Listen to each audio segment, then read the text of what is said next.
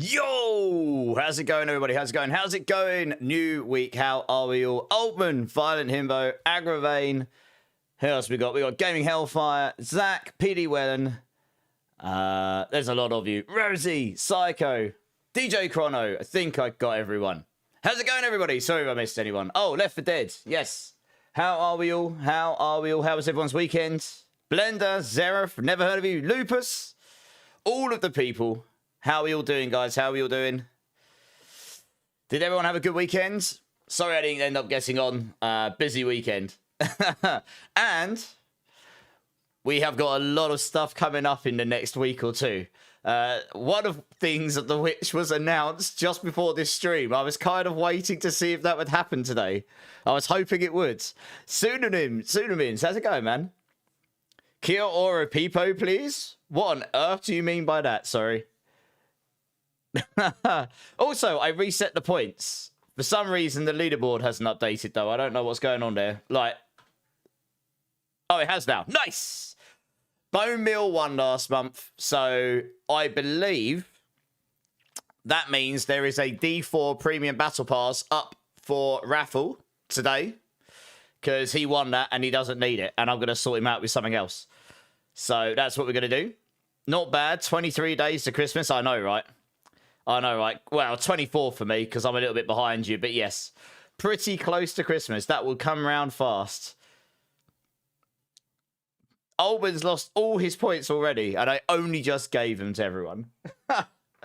Good times. So, in case you hadn't all noticed, Blizzard have announced when the live stream is going to be for Season 11, which I've actually known about for a few days, or maybe a few more than a few days, and I wasn't allowed to say, so I had to I had to deflect. You lost all yours as well, PD Wellen.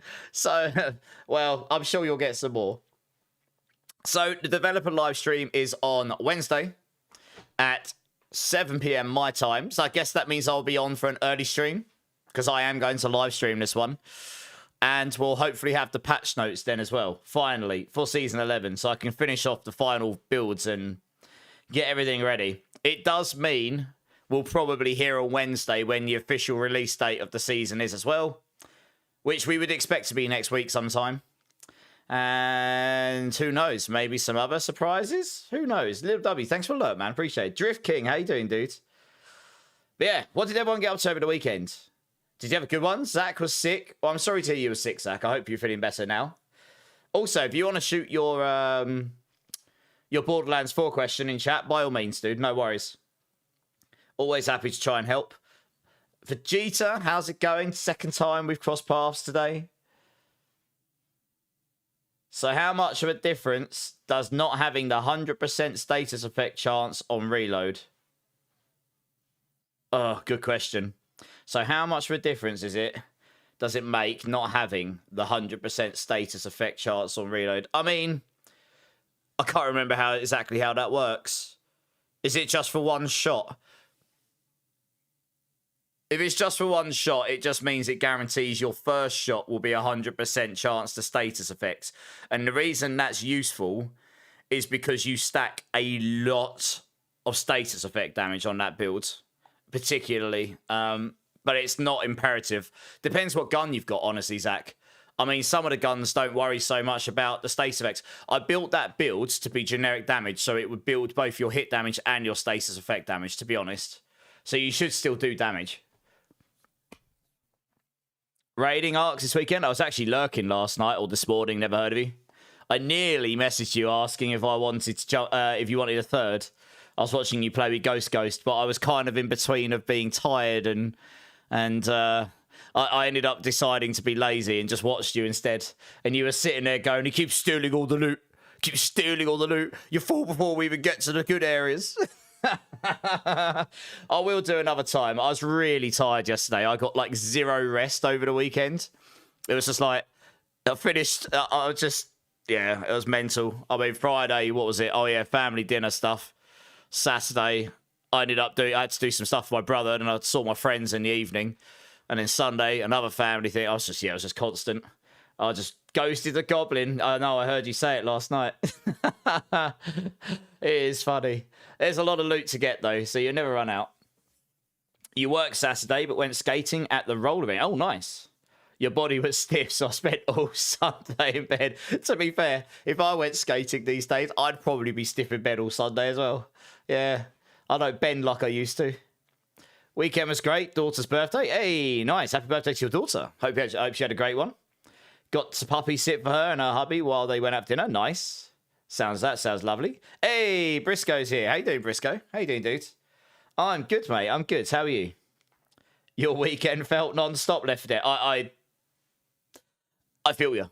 I feel like I say, it's just my family, all their birthdays land clumped together just before Christmas and after, so it always ends up just being crazy around this time. Like end of November is just completely chock-a-block with family birthday stuff, and then just after Christmas, and then obviously Christmas is Christmas, but you know, is what it is.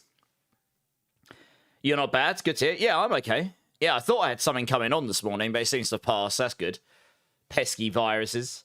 But yeah, we're good. We just had the season 11 announcement of when the live stream's going to be, which, to be honest, will probably largely recover, re-go over. It'll probably do what they did last time. They did like a 10-minute video or whatever it was of what they did before, what they showed before.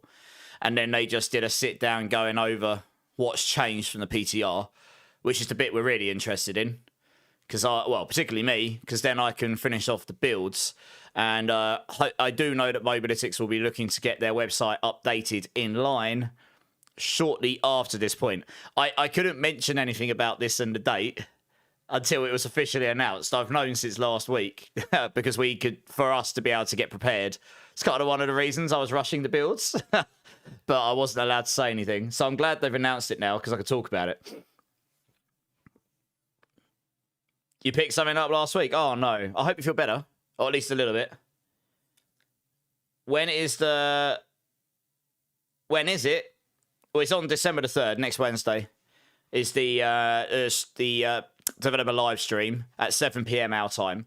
And I'll be live streaming it, I think, because, to be honest, I'll be wanting to dig into the patch notes and stuff and see what major changes we're getting, I guess. Yeah, it's probably going to be worth it. I mean, it'll be mainly interesting to those that are really keen on a season and build crafters like myself, because it'll be going into what's different from the PTR. Like, I really hammered the PTR. Like, I had a pretty good handle on the PTR this time around.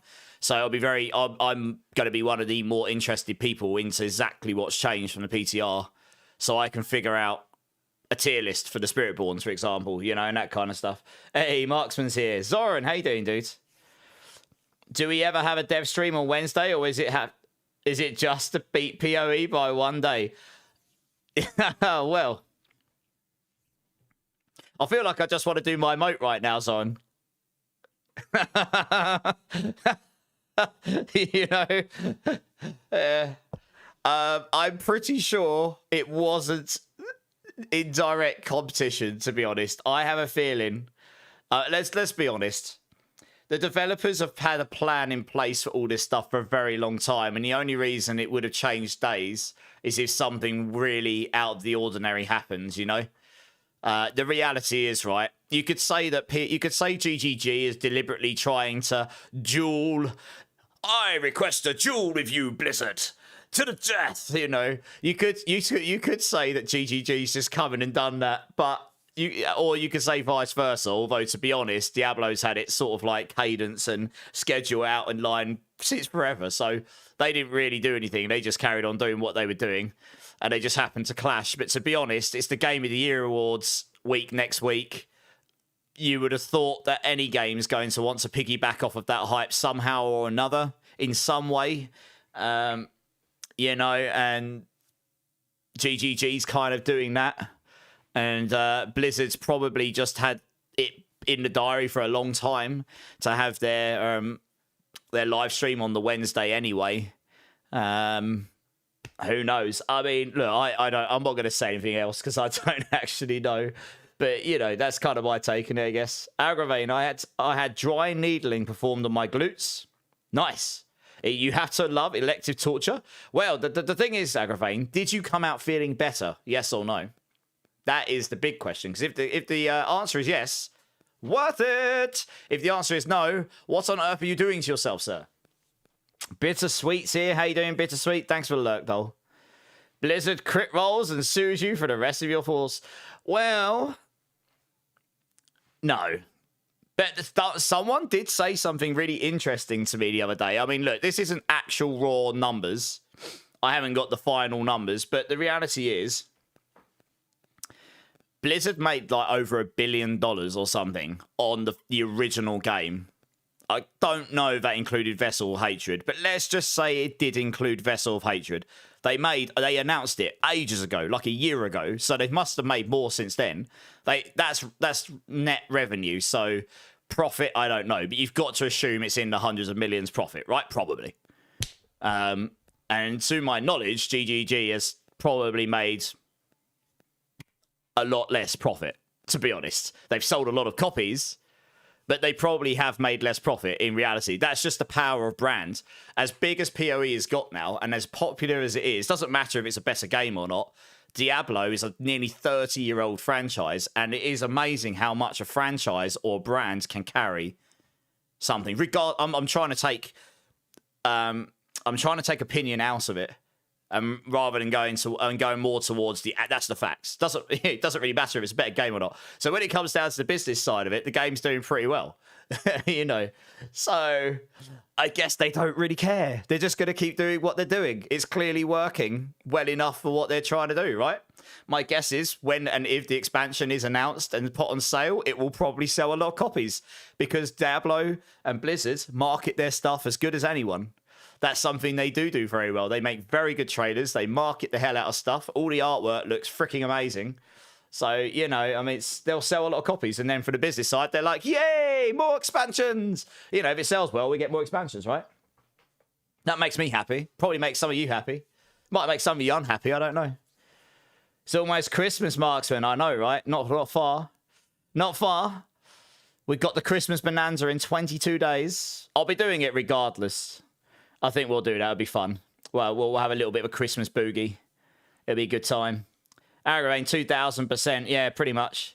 So, speaking of Game Awards, did you see all the hype about the statue? I did.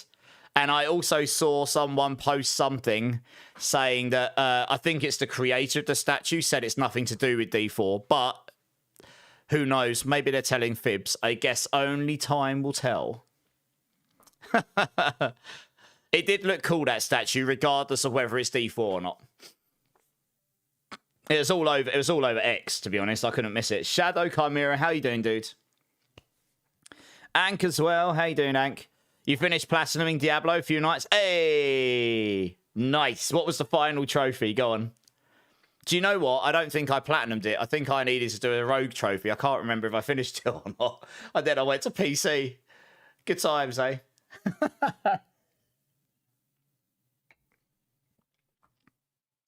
So anyway, Wednesday will be good. I need to change my I'll need to change my schedule time. I'll come on about 6:30 or something, or 6 o'clock. I need to find out the patch notes are dropping early. They might do. Last time the patch notes dropped an hour early. Maybe they'll drop straight afterwards. Hardcore 50. Oh, I did that one. That was easy. Yeah, that wasn't my last one. I think it was the Rogue one, because I never played Rogue, to be honest. Ark Expedition is complete. Nice. I am nowhere near that at all. But I did beat a Bastion the other day for the first time. Me and my brother. Friday night. That's what I did. I came home. We went to family dinner and we got home about 10 p.m. and me and my brother-in-law were like, screw it, let's go shoot some stuff. And then we ended up. We had a pretty good night actually. We died a couple of times, but we were looking for leapers. We just couldn't find any, so we ended up just killing Bastions instead. Mainly Bastions and people. We killed a lot of people, so that's good. It's normally really sweaty on Fridays. There was lots of noobs on Fridays, so we were able to kill some people. It was good times. But yeah, it's good. I'm looking forward to the patch notes. So my plan today, I do still have a handful of builds to do, as boring as that may be. I now that we know that's on Wednesday, I really need to get those in place before then. If I can be quick today with them, I can get them all done today, which means I can do some gameplay tomorrow and we can just wait till Wednesday. And if not, I'll probably have to try and fit them in tomorrow at some point, whether it's on stream or off. I've got 5 to do. We've got 1 leveling build for Spiritborn, 3 leveling builds for non-Spiritborn. I will do those first, and then I wanted to do a support-born build, which won't take me as long as some of the others, because that will only have an ultra-mythic endgame version, because that's deliberately designed, going to be deliberately designed for team play tower pushing only. So that one won't be as elaborate, because it won't need to be. Yeah, it'll be Z DPS completely. I don't think I'm going to support the endgame version of Hydra, Pulverize, or Blood Lance this season, unless I could suddenly find some more time, because I've already got, even without those, like 18 or 19 guys to update after Wednesday. Well, it'll be whenever Mobalytics updates their website, so anytime from Wednesday onwards, I suppose. Hopefully as soon as possible, because I've got a lot to do and not much time. You got to imagine the season will drop next week at some point, and it would typically be the Tuesday, but we'll see. I'm assuming they'll announce the dates on Wednesday. Have you noticed how many more people are aggressive in solos? Yeah, I just kill them, Briscoe, or die. Just kill or be killed. Every time I try to be nice to people, they backstab you. I can't be bothered with it. You soloed Leapers. Nerves were shot after that. Depends what weapon and stuff you use and where you go. Like, if you attack them from a massive building and you can hide away from them, you could probably just throw wolf packs at them and they'll die. But if you're in the open, yeah, that would be interesting. Absolutely the opposite. But yeah, never heard of you. It depends how much you play. I find because it does matchmake you after, like, I think based on your number of games played and stuff and your level, and I'm sure they've got some level of matchmaking in there to some degree to make sure that brand new players don't just get slapped in a lobby with like players at level 90. So there probably is some scaling matchmaking, even if it's not that. It's probably not super strict. You know, it's probably not just putting all the sweaty players with all the sweaty players, but it probably is trying to make the experience better for newer players rather than the uber sweaty players. And I think as you go higher up, people are just deliberately playing to kill people because they do not need resources anymore. They've got all the guns, they've got all the stuff, they've killed everything, they're just there to kill people. That's all they'll do, one way or another. You prefer being a nicer raider? It's the rats that are ruining it. When you say rats, do you mean people hiding or people that are saying they're friendly and then killing you? I've had that happen to me a couple of times. Hey, Psychosis here. How you doing? How you doing? Luna, returning chatter. How you doing, man? You've had a very good time with D4. Probably a bit too much. Oh, you probably put a bit too much on your Necro and defense in okay, but quite nice to fierce low. Yeah, well, Luna, if you're having a good time, that's all matters, right? You can always look. We got a new season coming up in the very near future. It's a chance to go again, and you learn. What you do is you learn each time you do a new season, so you know what you did before, and you know what you'd probably do next time, and you just do that, right? You hate shooting on sight. Oh no, I do that. Screw it. That's what I'm playing the game for. Kill, be killed, right? I am a friendly person if someone's actually going to be that way inclined, though. To be fair. You haven't tried Ark Raiders, but Hello Kitty Island Adventure just dropped a good update. Oh, really, Vegeta? That's tickling your pickle today, is it? The old Hello Kitty Island Adventure. Very nice. Breakpoint's here. How you doing, Breakpoint? You trying to do some skins to end the season? Hey, nice. Bittersweet with the 5-watch streak. The people that are camping extractions, the ones saying friendly and then shoot. Oh, yeah. Anyone that says, I'm friendly, don't shoot, I tend to just shoot them in the head. Because 9 times out of 10, they are going to shoot you when they can. But yeah, I've seen the extract campers. Yeah. Me and my brother-in-law killed a few the other day. It was hilarious. One of them, we just threw a wolf pack on and then watched him cry on the floor going, you're such noobs. So then we killed him and took all his stuff. I actually had to. My brother-in-law had the voice chat thing on. I had it off so I couldn't hear him. He said I had to turn it on because it was too funny. They were both on the floor just hurling abuse at us because we threw a wolf pack in and blew them both up when they were hiding under this vehicle. So we hit them with that. It was really funny. And I just sat there and just went, well, shouldn't be such a bunch of noobs then, should you? And they just turned it back off again. We killed them, took the stuff and left. Good times. I'm not really about the toxicity, but, you know, I did find it quite funny. We knew they were there because we could see them killing people. We were up in a building up here somewhere, and they were down here on Spaceport. We saw where they were killing people. So, and we knew we had to go to the extract, so we just went, screw it, well, we got to go there. So we just, we went in and knew exactly where they were camping. Bunch of noobs. They should have at least moved somewhere else on the camp, you know? You maxed your Chaos Orbs again, Breakpoint. You rich man, you. Started a hype train, Herky Derp. 5 months. Thank you, Herky Derp. Thank you so much. Give me a bean number, Herky Derp. And Taters with the 7 months. Sorry, 2 of you. Hype train on December the 1st. First day of the month coming out to Christmas.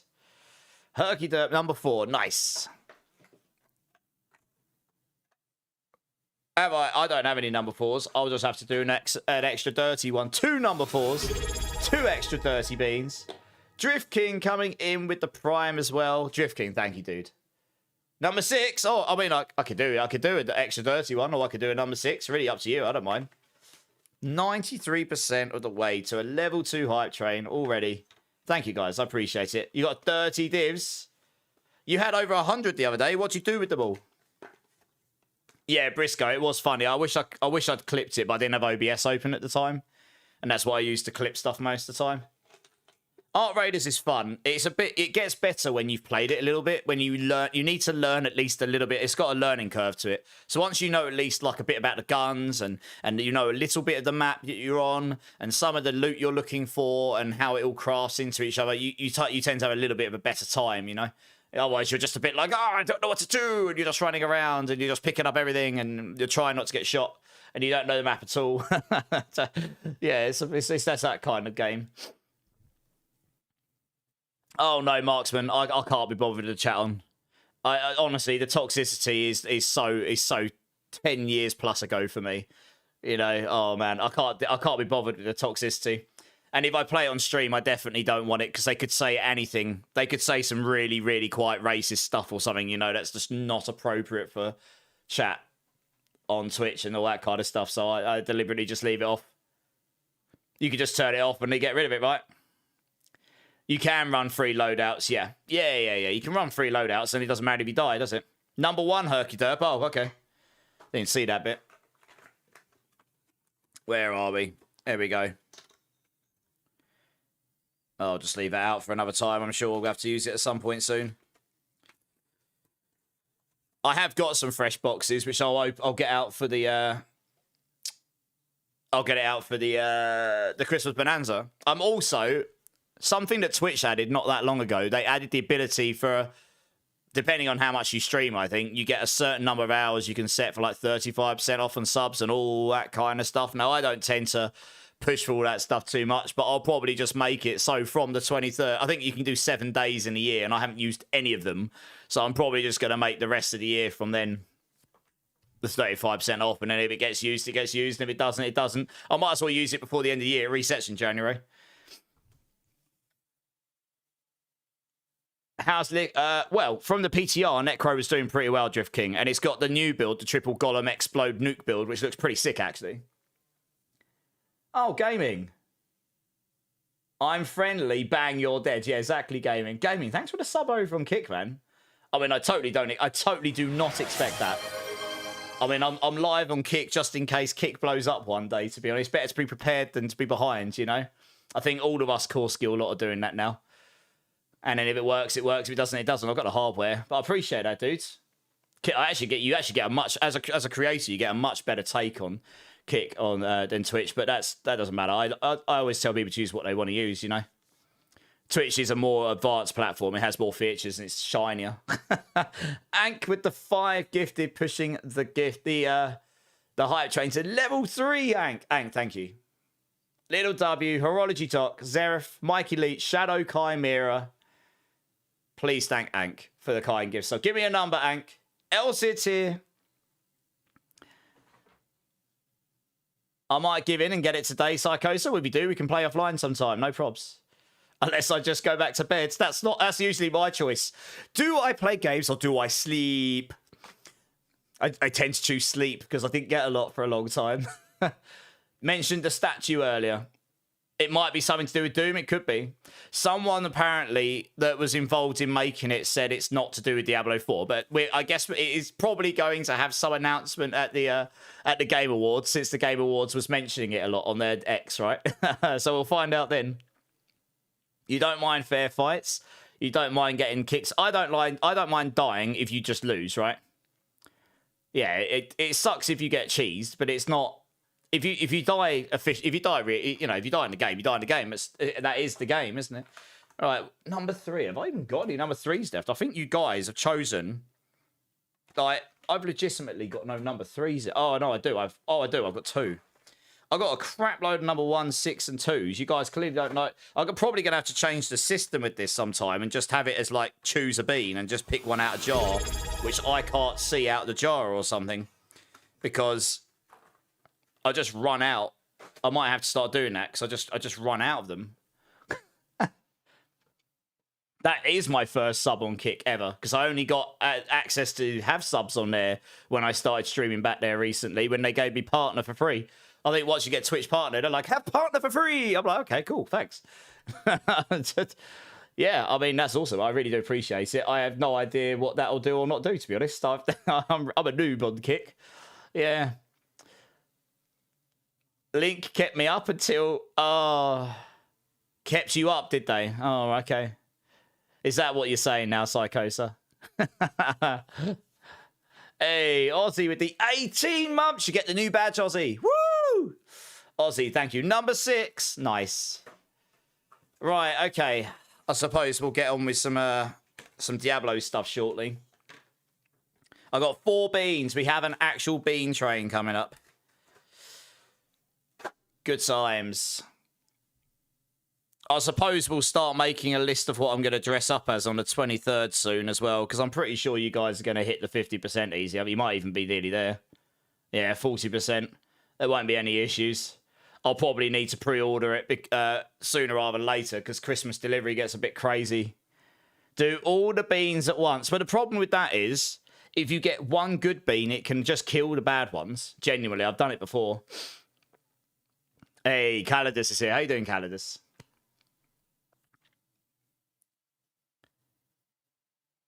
Oh, did they have a lot of confirmations to make sure you were doing the right thing, gaming? Do you know what? That's not a bad thing, because that means you can't accidentally do it. You know what I mean?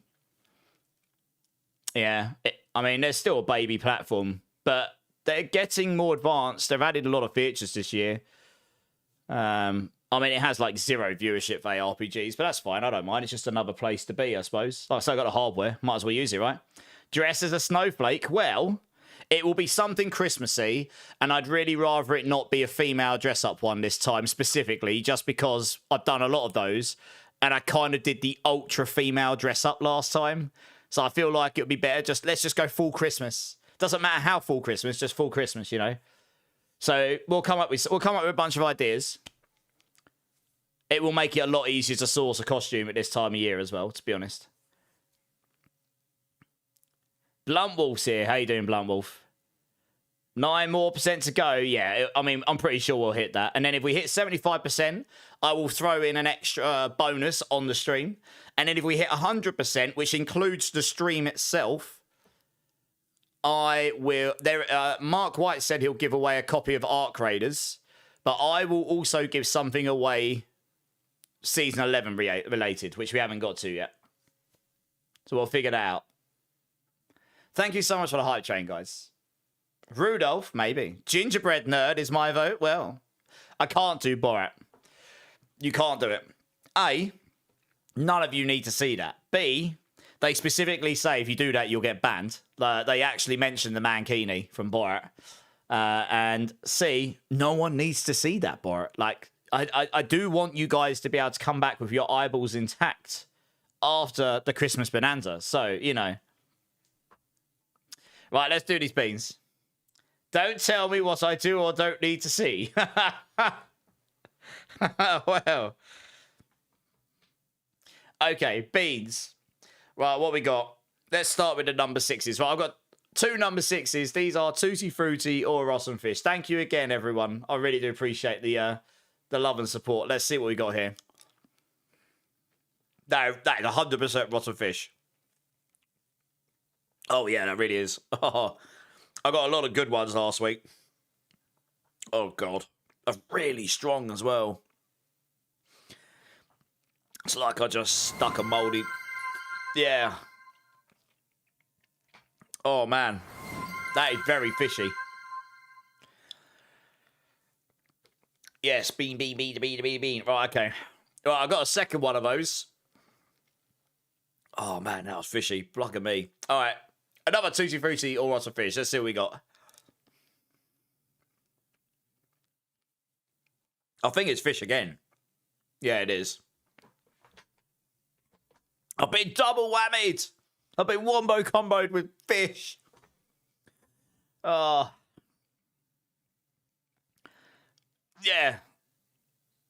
I'm trying to think how I explain it to you. It's like, you know when you go to a fishmonger's and it just stinks of fish? That's like what my mouth tastes like right now.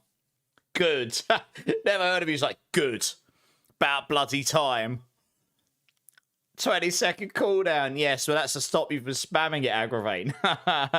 You're welcome. Yeah. Okay, what else we got? We got a number 1. Cola or garbage. Let's see if we can get the triple. Yeah, finally. Let's see if we can get the triple wombo combo.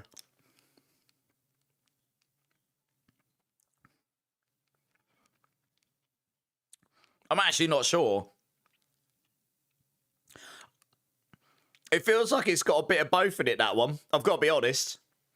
It's got a bit of sweet in it, but it doesn't taste very good. Maybe that's because I've just had so much fish, I can't taste the cola anymore. Cola garbage. Yeah. All right, last one. I've got so much fish taste in my mouth right now, I don't think it matters what I get next, honestly. I haven't got any chewing gum today either. Poor life decisions have been made. Right, here's bubble gum and blue cheese. Thank you again, everybody. Cleansing the fishy palate. Well, maybe. That is bubble gum. I could taste the bubble gum in this one. Thank you.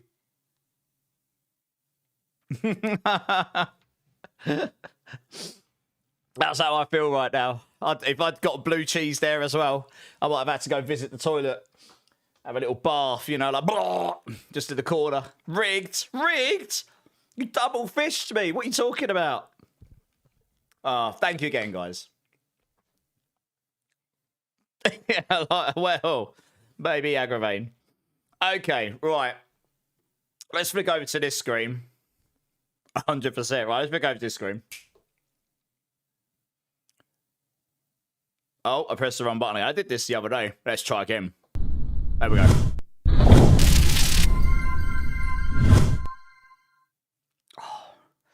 Yeah, that bubblegums helps a little bit. That was very fishy. Cheers, everybody. The yummiest part of the garbage. All of the bees have been rigged. Oh, no, Bargashi has decided it is not enough. Bargashi, 4 months already. Thank you so much, Bargashi. How you doing, man? Give me a number between 1 and 7. I just did 4 beans. Why not throw another one in? Yeah, I'm good, mate. I'm good. I'm good. Number 3. That may well be my last number 3. It is. So I'm probably going to have to buy a big jar, which I can't see in, and then just put them in now, I think. Because I'm literally, you can see here, like, this is basically what all my boxes look like. And then I end up with, like, you could just about, oh, you can't really see properly. Let me come back here again, so you can see. You can basically see I've got, like, loads of brown and yellow ones, and none of the others. I have 3 boxes. They're all relatively the same. They just get neglected. Beat the clock already. It really is. All right, Bogashi, you're awesome. It's nice not being the one eating these for once. Left 4 Dead. I know, right? How are you doing anyway? I was chilling in your stream the other day, but you weren't playing D4, I believe. I lurk a lot and I don't say much most of the time. But I'm there sometimes. Yeah, I like your transition. It's pretty sick. With your little hell-like fire goat. It's cool. I like the quality of that. It's good. Bubblegum or blue cheese. Once again, let's see.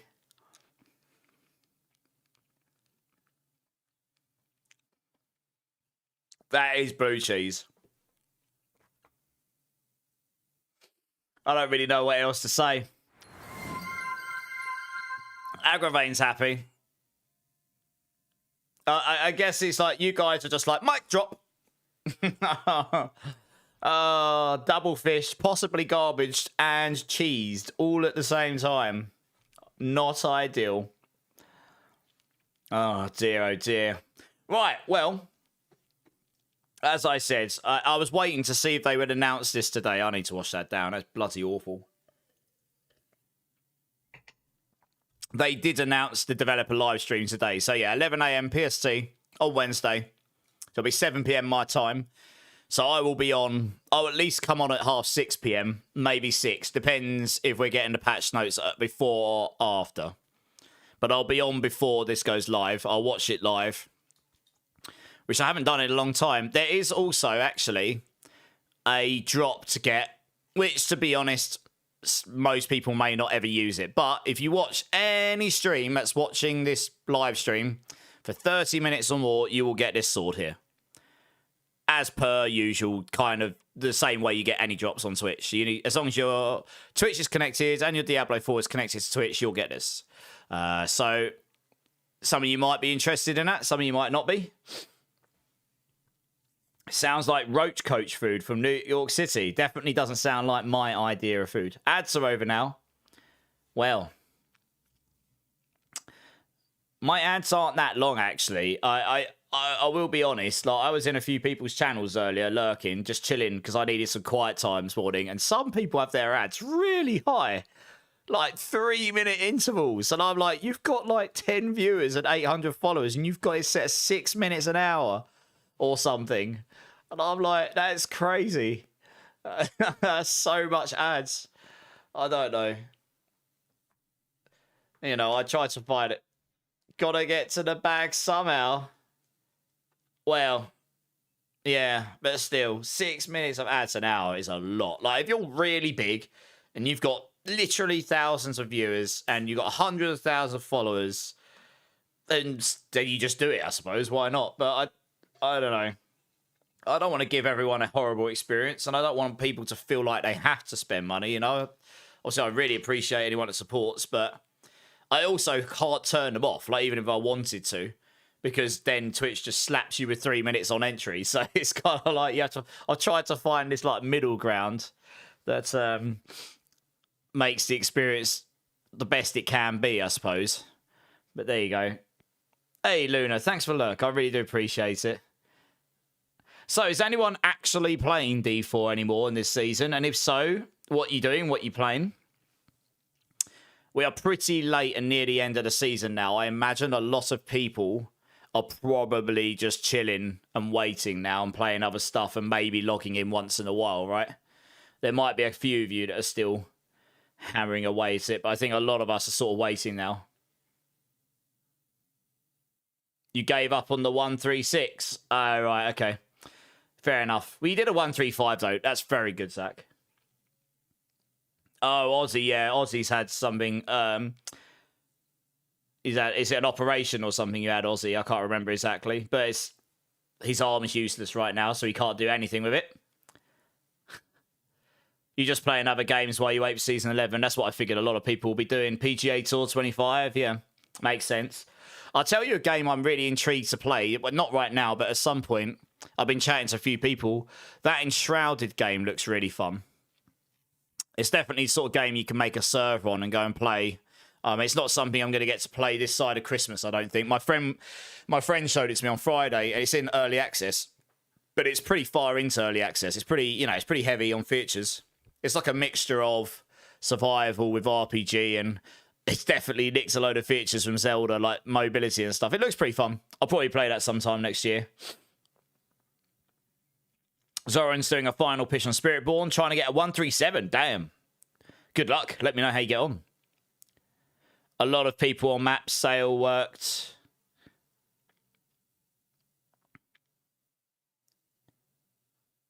A lot of people on maps. When you say a lot of people on maps, what do you mean on maps? Sorry. Left side. Oh, yeah. Left shoulder surgery. That's it. Yeah. You're glad for everyone else that they aren't feeling it. Oh, leveling. Oh, right, I see. Yeah, there probably are, Luna. Yeah. Obviously, the sale would have brought yeah, this Black Friday sale. That is a good point, actually.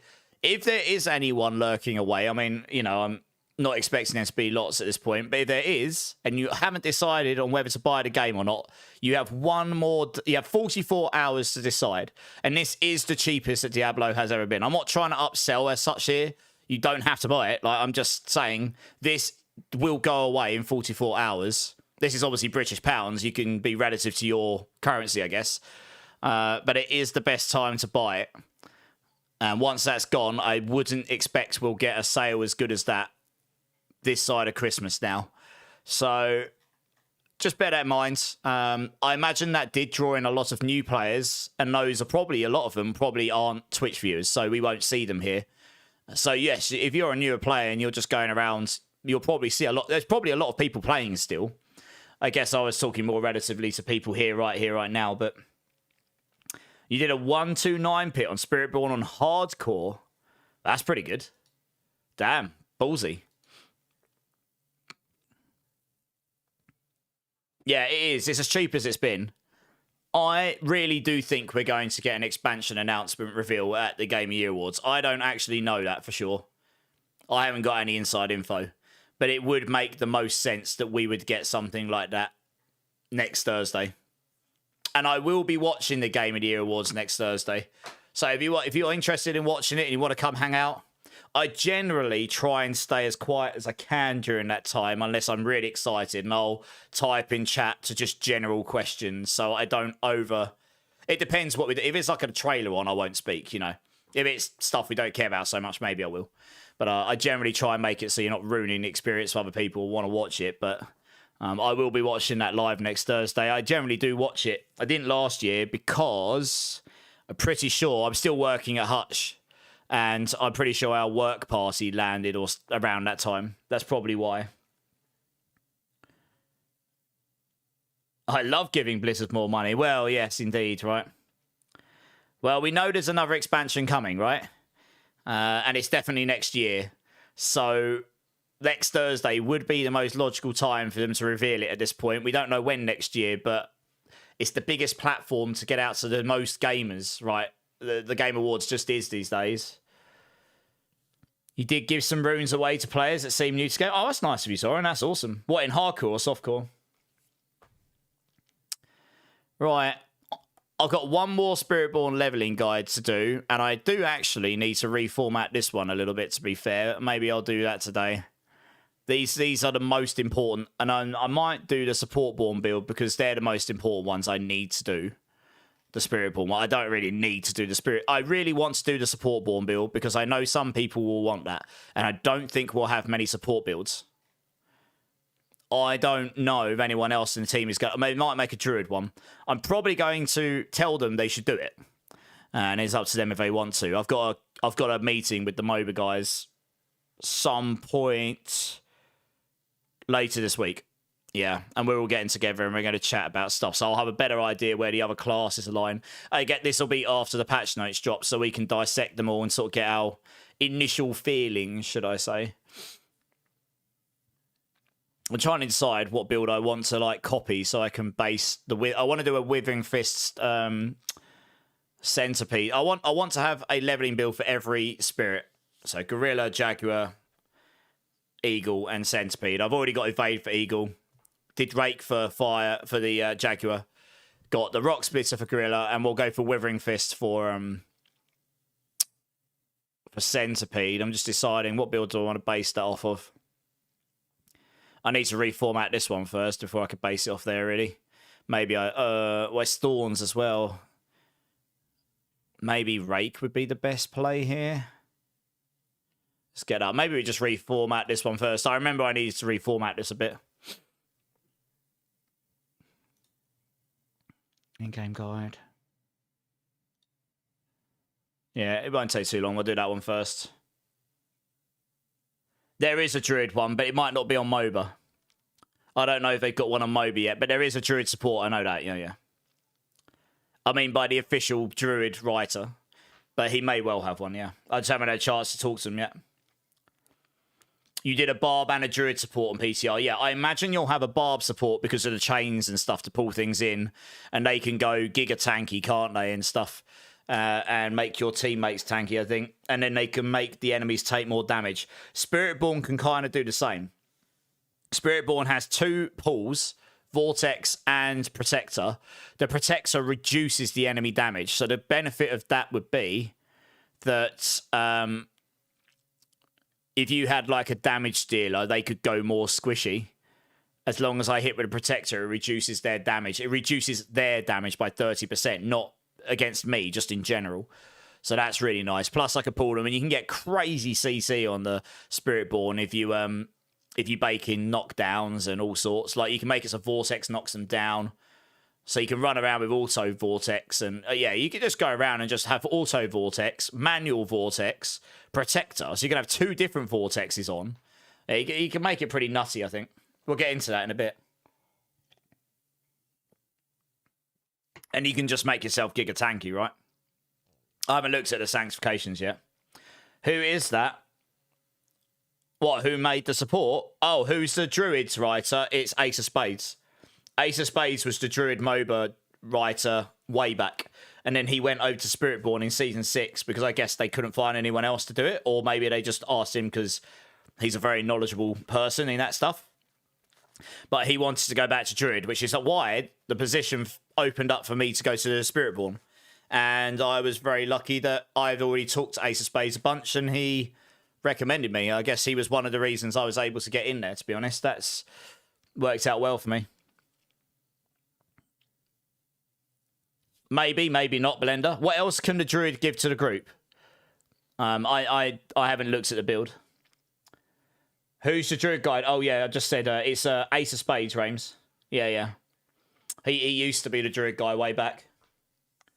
You're playing Druid in the new season. Nice. Yeah, we'll get an idea how good Druid and everything will be after Wednesday. They finally announced the campfire, which is on Wednesday, yeah. Yeah, I mean, I'm not saying people will need it, Blender. I'm just going to have one there in case people want to do it, you know? To be honest. Yeah,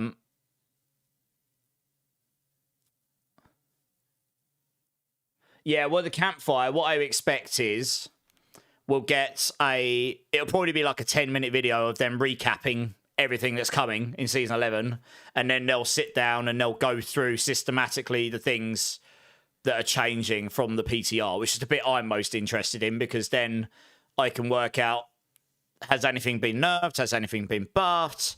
What affects the Spiritborn specifically? What affects the game? What affects every class? And then I'll pay attention to the other classes so I get like a general lowdown on what's happening there as well. Okay, what's it? There was something I needed to reformat in this, and I really can't remember what it was. What was it? There was something. It might be this. One of the bits. Aspects drops only. Aspects drops only. No, that's fine. Did I do it the other day? Maybe I did. Buried halls. Seems fine. I'm sure there was something I needed to reformat in here. Maybe it was the endgame guide. No, I'm sure it was the leveling guide, because I was doing leveling guides the other day.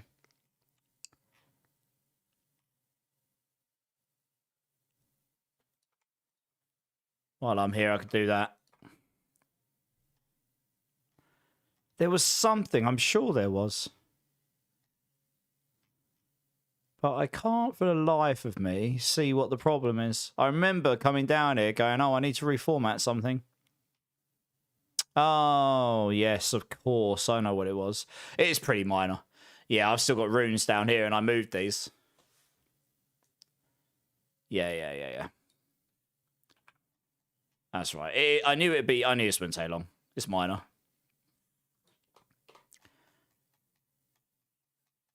I mean, if that's all it is, that's really minor, to be honest. Really, really minor. Yeah, I moved them in here. It makes sense to have them in here in the equipment section, to be honest. And then notes to myself. I think they've made all the bug fixes I reported. I think they've made all those fixes as well. So I'll actually be able to do half of these notes to myself, but partly because of season 11 things and bugs. So I couldn't actually put everything in I wanted to. But I think they fixed them all now. Well, we'll find out, I suppose. Offensive buff times 100% damage. Aspect of shattered defenses. Okay, that makes enemies just take 100% more damage from every source of damage, does it? Well, the ohm's irrelevant because that can be on any class. And that only makes you do more damage. It doesn't make your team do more damage, I think. Actually, no, I suppose it's a shout. Yeah, we can use... Okay, so the ohm's just negligible because you can use that on any build. If you give other people crit chance, that's useful if they're not at 100% already, but they may well be. If you're giving them attack speed, it's only useful if they're under 100% attack speed anyway. Depends if that's attack speed 1 or 2. Plus 15% damage. If that makes other people do more damage, then yeah, sure. So the only thing I can see there that's actually truly maybe a lot better than the Spiritborn would be your offensive buff if that actually makes other people do more damage. All the rest of it is subjective to... is either something you can do on all classes or it's subjective to how the other people were built. The damage on the Cyclone, you would just straight up replace with the fact the Protector reduces the enemy's damage. And the reason for that is, if you're reducing the enemy's damage, that means your offensive people can go more glass cannon. Because the incoming damage gets really high in those top pits. So you obviously don't want anyone in your team to die. But if they can go a little bit more glass cannon and get another 20% damage, they would be able to counter it. You know, they're going to be the damage, not you. So if they can get another 15% damage because you can reduce their damage, then you kind of counter it. It depends, right? It may be that 15% damage would still be better. But there is a world where you might be able to counter it by reducing their damage and allowing your damage dealer to do more damage. But that 100% is obviously huge, yeah. Debilitating Roar is nice, yeah. 20% less enemy damage, Hurricane, 35% damage reduction, Cyclone Armor. Cyclone Armor won't... Does that affect other people? What we're interested in is not stuff that affects you only. Only stuff that affects other people or their damage. Everything else is negligible as a support as far as I'm concerned.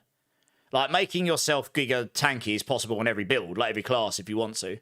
Probably even do it on a Sork if you're, you know, you just go tank, right? Obviously, some classes will be tankier than others. What we're interested in is what's the difference on the things that you can apply that makes your damage dealer do, or damage dealers, depending if you're going 2, 3, or 4 man. Like, that allows that, you know what I mean? Yeah, the pull with Eridas is awesome, yeah. Yeah, I mean, the Eridas pull and slow, I can counter with Spiritborn. Both of them. Like, easy peasy. You fear and slow with Scourge, and I'll have 3 pulls.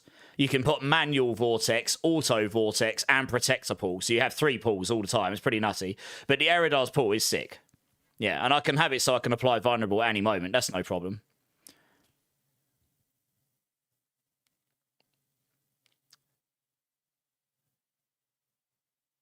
Yeah, so to me, all of that last stuff there is not something you can't do on other classes, in a way.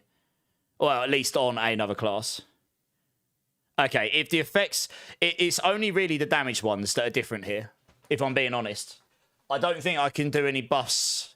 I don't think I can do any buffs that actually make enemies do more damage. Everything else I can do on the Spiritborn, probably. Will it actually work as well? I don't know. I haven't tried it. I didn't try it in the PTR. But the point I was making more is there is a world where you can have... Yeah, so all enemies deal reduced damage. Yes, Blood Farts. How you doing, Blood Farts? Coming in loud and wet. You can also... Oh, you are unstoppable and deal... Yeah, so this doesn't make other people deal... Maybe this will change at some point, and maybe it'll make anyone in the area deal more damage. That'd be nice. But yeah, I mean, this slows enemies. I can slow enemies and missiles by 80% with Protector. So that's my point, right? The Protector straight up gives me another pull, reduces their damage by 30%, makes me unstoppable, etc., etc. Grants barrier, and it also slows all enemies and missiles. So, I mean, that does a lot of what you just said. And also, we can throw Scourge in. But yeah, this doesn't make other people deal more damage. It only makes me deal more damage. But I can fear them and slow them easily. Like that's easy on Spiritborn. So I don't think I can apply any extra damage buffs. I have to look through the aspects again. I don't think I can. But I can certainly I can be a pull machine, right? You can just pull and knock down enemies for days. And yeah, I'd have to have a look. I mean, I can apply vulnerable easily enough, etc., etc. So I mean, there's a lot of stuff you can do on this.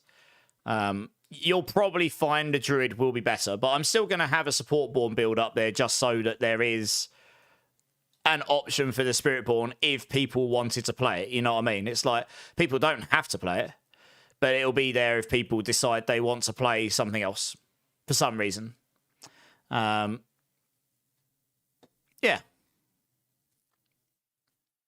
Yeah, I do know the druid was very good on the PCR because I saw a video of it. It did look pretty sweet. Yeah, it's been a hot minute since I played Druid, so to be honest, I've never played a support Druid. I knew it had stuff like Debilitating Roar and all that. Yeah, it'll be very interesting. I mean, no matter how you play it, you're going to need a support builds in those team plays to push the highest. One or two of them, right? Depends how good your support is.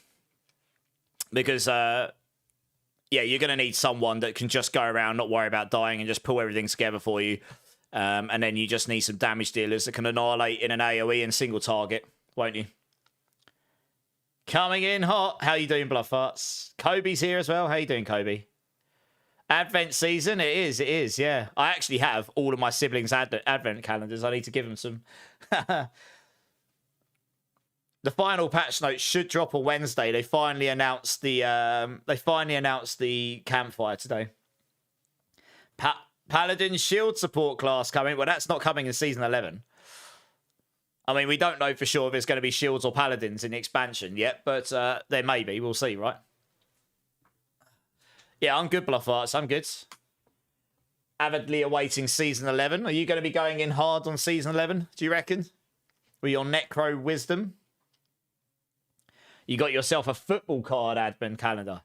Pack of 3 cards every day. Damn, that sounds awesome. That sounds fun. Oh, what did I do down here for these? Oh, yeah. FAQ. To do. I'll do these on Wednesday when I've got the final notes. I'll finish off all the FAQs and everything. Yeah, sit down there. Whoops. I'm pretty sure I left all that stuff there, yeah. Divine, we're getting a section in MOBA for this. I know what's coming in the update, and I know when it's coming.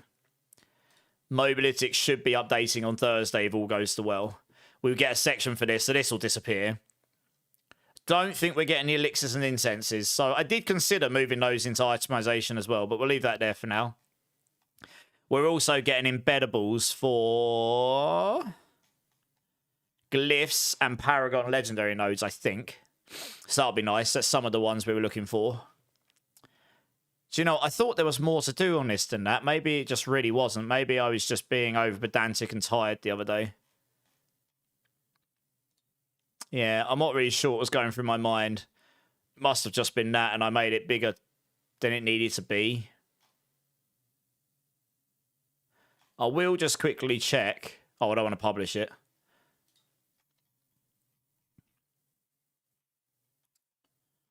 Yeah, I'm not really sure what I was thinking. I just remember thinking to myself, like, oh, there's loads to do. And I need to back... Maybe I did some of it as we went. Probably. All right, let me just check the endgame guide just in case it happened to be that one I was looking at. I remember it being the Thorn stuff. Where are you? Too many builds. Rocksmith, so here we go. You could pull a kaboom out of it, go for thousands. Well, that would be a very nice advent calendar win, wouldn't it? Will the Obels cap achieved by Season Journey that wasn't part of PTR leveling? What do you mean by Obels cap achieved? Sorry. You mean that there was an objective in the seasonal journey about getting Obels and stuff? I know that some of the objectives were bugged on the PTR, and I ended up having to cheat myself the skill points because I couldn't finish them all. They legit just were bugged. So that was fun. Duelists. Hexic. Oh, yeah.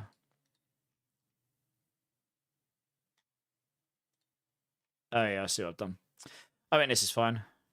Yeah, so I'll be able to embed these. I might even add legendary nodes in here afterwards and just spell them out. But I won't do that today. This is fine. It must have just been... I was tired. Okay, let's duplicate. Oh, it doesn't really matter which one. Let's duplicate this one. But at least it's got the format then, and then we just modify accordingly. I've never actually played Withering Fist as a leveling build, to be fair. What do I call this build? Fistborn! Nah. Is it actually going to run on poison? That's the thing. I actually need to know that first. Where's skill tree? Dealing 5% damage and applying 65% poison damage, yeah. Your third attack bursts on your target, damaging surrounding enemies and slowing them. You gain vigor per second for nearby enemy poisoned by a Withering Fist, up to 10.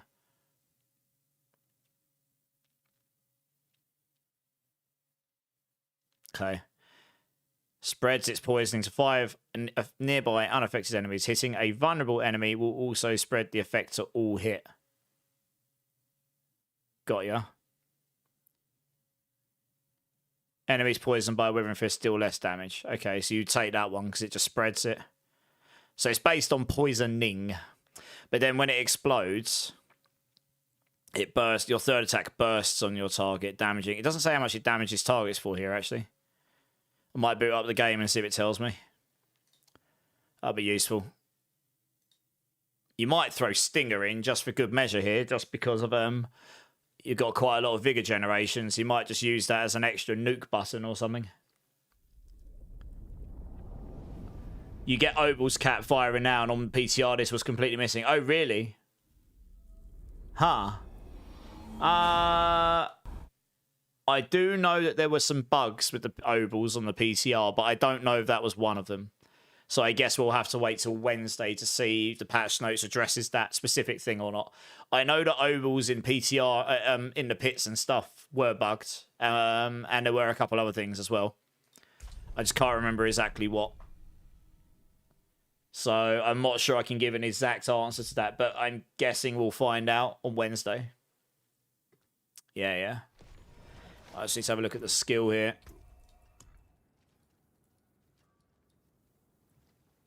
Oh, do you know what? I never noticed that before. Why have they done that for just M1s? They look sick. These ones have got the icons above them. Look. Jaguar, Eagle, Gorilla Fists, and little centipede spines. I've never noticed that until now. These don't know. Why not? That's prejudiced against every other skill, that is. They do look cool, though. Oh, dear. Does it say how much damage it does? Oh, it does. Here we go. Oh, it doesn't. Oh, wow. It does a lot of poison damage. So it's all... Your third attack bursts on your target, damaging surrounding enemies and slowing them.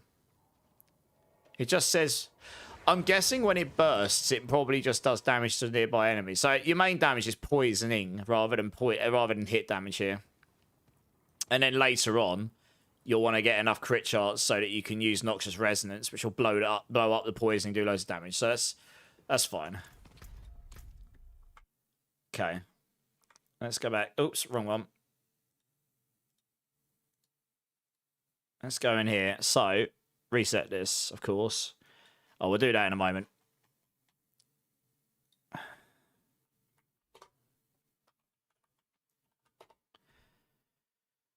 Damage from Withering Fist and Stinger. I'm actually, yeah, Withering Fist and Stinger.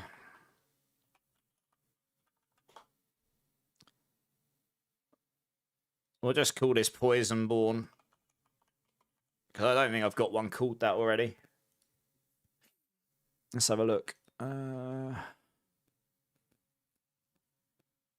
would make sense.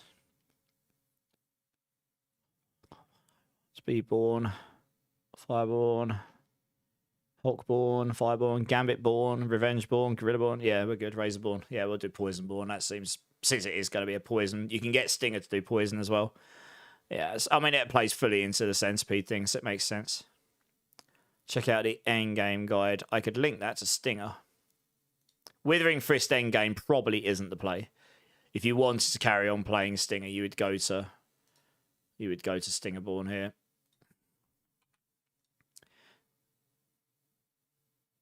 And then it links to the tier list for all other endgame builds anyway, in case you want to play something else. So that makes sense. And that's all fine. We'll be able to tag these as Season 11 soon as well, which will be nice. Not sure if I'd recommend that for hardcore. Speed farm, probably off meta. Oh, this is a leveling build, right? I mean, it doesn't matter if it's off meta or not. It's a leveling build. You'll be able to do it, no problem. I guess you... No, I don't really use that on leveling builds. That's it, right? It's just a leveling build. Speed. Not sure how fast it'll be, really. Kind of just need level. Well, you got leveling here, haven't you?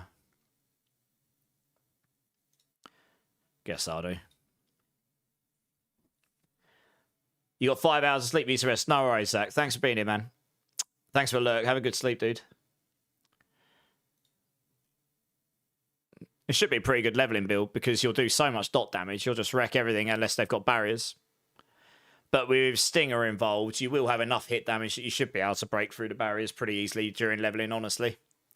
Dot damage works very well early on. That's why Burn Hydra was always so good.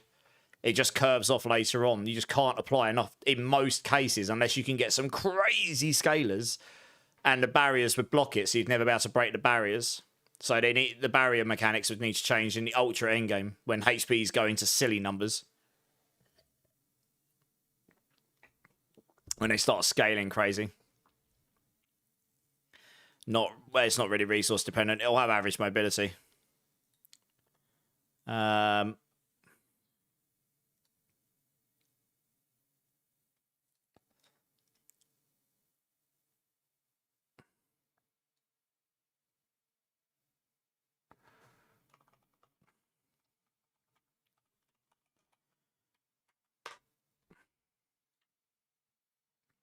I should probably try and come up with one more negative in there. What do I use on Rogue for leveling? I mean, I barely play Rogue, but if I ever do, I always used Dance of Knives because, frankly, it's fast and it's easy, right? Or at least historically has been. Yeah.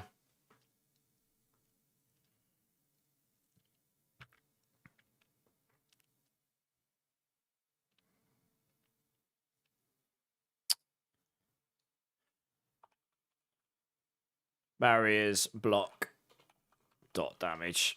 It's probably worth mentioning that. This is literally the same regardless of build, so that's easy. Oh, dance with your knives. Oh, will you, baby? I don't have a rogue leveling build. It's the one, to be honest, it's one of the classes I've never really supported with any builds because it's not what I typically play. Dance of Knives is fantastic for leveling and even farming T4, just not at Pishing Pits, yeah. Yeah, it was good at T4 in this season. I don't know what it'll be like in the PCR. Obviously, there's a big change upcoming, isn't there? I believed it was very good in the PCR, and even so much, it was so broken on the PCR, they had to turn an aspect off. If I remember rightly, there's a new thing on there that was allowing you to scale the damage into infinite numbers. Because I remember Bone Mill saying about it. He's pretty... He's a pretty hardcore rogue player. If you want to break your wrist, yeah, that's the thing. I don't mind high actions per second stuff, but all the time, I do value my wrists and fingers. Yeah, the new unique. Yeah, I believe it should be quite good next season with that unique, to be honest. Right, Spirit Halls. We're just going to go full Centipede. Well, actually, hitting an enemy with a Centipede skill reduces their damage by 2%, slows them by 10%, and deals 70% poisoning damage over 6 seconds. I mean, the only thing is, it is a different form of poisoning to what comes on Withering Fists.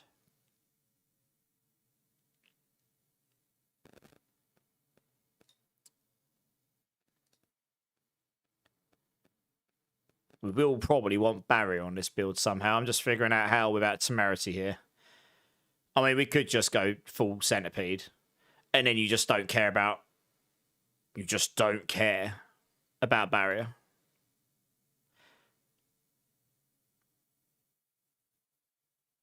You want attack speed, though. The faster you attack, the faster you get to your third attack.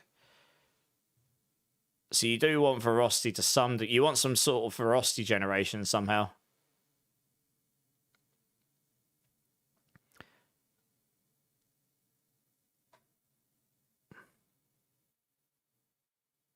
Could just use Hunter.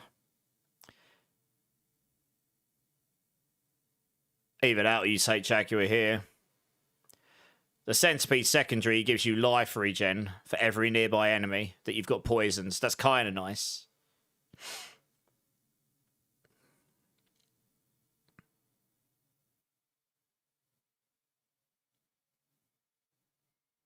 I'm just thinking. Gorilla Jaguar would give you barrier and velocity generation. Which, frankly... I mean, the poison here would be very strong. And the healing... I mean... If you've only got one enemy nearby, so you're only going to have 1% of your max life per second healing.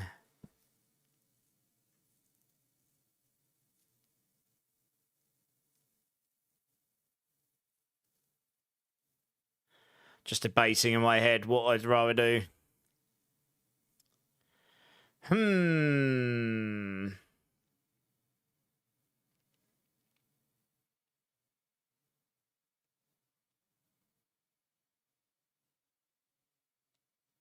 You probably don't need counter-attack. You'd want Ravager for the extra hits. And it gives you minimum ferocity. So at least some attack speed. You'd probably still take Armored Hide, honestly. I don't know what ultimate. We probably want Scourge. Although you want... Yeah, we probably want Protector here. I mean, honestly, that's the play. We can get healing using Scourge and other stuff. You can get life on hit. So this is just... we have recommended that the Centipede stuff needs some love, to be honest. But I feel like at least this gives you ferocity generation.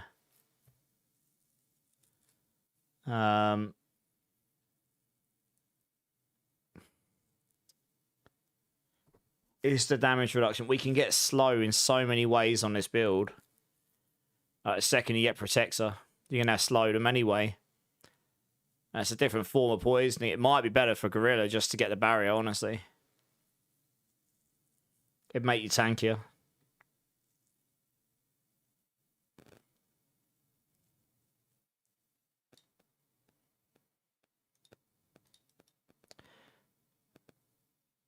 I feel like if you had a Lord... I'm trying to make... This is a build without uniques. If you had a Loyalty's Mantle... If you dropped a Loyalty's Mantle, you'd absolutely go double Centipede. And you would just get insane damage reduction here. And then you would just poison them to death or die really quick. But I feel like you actually kind of want this early on to stop yourself from getting gig clapped.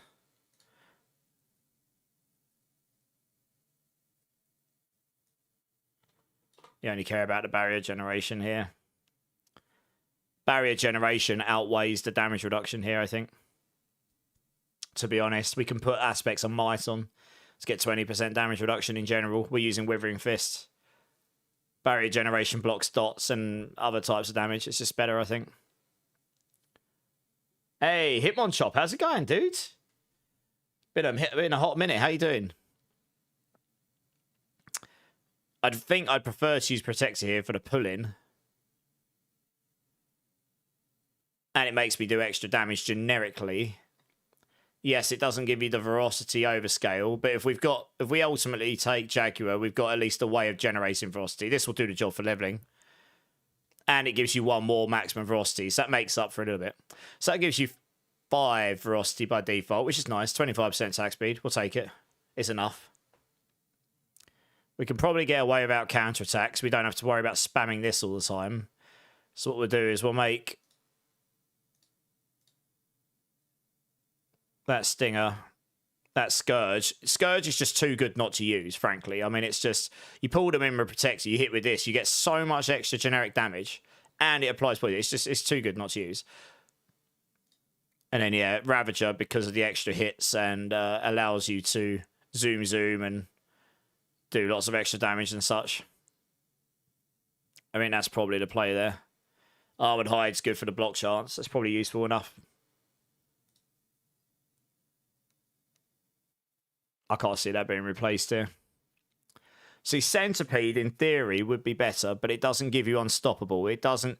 You can only cast it once every 15 seconds, which sucks. That actually does need a buff, but I don't think that's going to happen for Season 11. The Centipede Ultimate does need some love to make it feel better to play. It gives you 100% poisoning damage if the enemies have been hit by their globes. But that there is where the problem lies. Like, that ultimate will do a lot of damage. But you can... And it will keep... When you spawn it, it will respawn up near you, like, sort of thing. But you can't cast it more than 15 seconds, which means you can't benefit from initiative and get Unstoppable all the time. So getting Unstoppable all the time with Devourer is near impossible. It launches 10 toxic globes when it emerges. You can't control that. And it applies a lot of poison damage, but those globes don't guarantee hit all the enemies. And if they don't, your 100x extra poison damage you deal from it, it doesn't show it here for some reason. I have to log in again. Show it in here. Visually, it looks amazing, but it works the worst, annoyingly. What will be the meta Hitmonchan? We'll find out after Wednesday when they give us the final patch notes. I think me and the rest of the MOBA internal team are going to have a chat about this stuff on Thursday, so well, I'll see where their thoughts are when we get there. Yeah, you get this 100% increased poison damage, but it's only for enemies affected by toxic globes. So if he emerges and doesn't hit with those globes, then you don't get that 100x anyway. It's a big damage increase, and the Devourer does a lot of damage. But the lack of Unstoppable, the lack of barrier generation, this gives you 30 extra generic damage increase, slows enemies, reduces their damage, has the pull-in. Oh no, the pull-in's only with Hesher, isn't it? Huh. Okay, we don't have the pull-in. I forgot about this. You need the Hesher Ekasungi, don't you? Okay, well, even so, you can also cast Protector way more often. I suppose for leveling, you're not likely to be casting that fast enough for initiative anyway, but that doesn't matter. This just makes you unstoppable when you're nearby to it. And this does crazy damage. Yeah, I don't know. I'm torn. I forgot we don't get the pull-in with this when you don't have the Hesher Ekasungi on.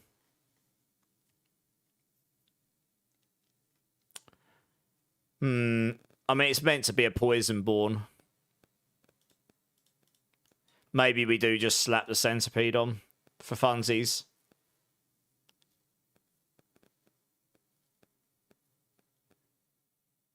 Yeah, it's like this as well. It's meant to... The problem is, right, the Pestilent Swarm that spawns here, you can't scale it, so it's useless. Like, this whole node here is just dead. Filling a non-boss's remaining life with poison in the high end is nigh on impossible, and that Pestilent Swarm has its own base damage compared to everything else, so it just doesn't... We've also recommended this. Pestilent Swarm, in general, needs a massive overhaul. Like, all of the Pestilent Swarms need to have one base damage that you scale, so they all scale really nicely and all work together. At the moment, every source of Pestilent Swarm has its own different base damage, and they all scale by different things. So it's like impossible to make a really coherent build with it.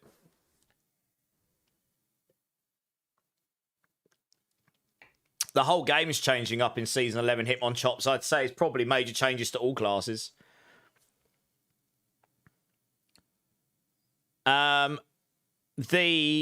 Hitmonchan, so the campfire is on Wednesday, the 3rd. And then I imagine they might reveal when we're going to get the final season release. I would expect it to be next week sometime. But I'm sure they might confirm on Wednesday. We'll find out, right? But yeah, 3rd at 11 a.m. Western time. Pacific time. It'll be 7 p.m. for me. I think we'll just go Centipede for funsies. Why not? Why not?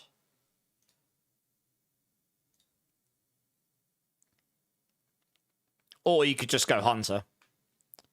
Because that can give you 50% generic damage. The thing about Hunter is that gives you the attack speed. And it has the auto reset in it. So although that doesn't do the most damage, ferocity will be very good on this build early on, because that will allow us to smash Withering Fist quicker. An extra 2 stacks of ferocity overstacked compared to what we could get normally.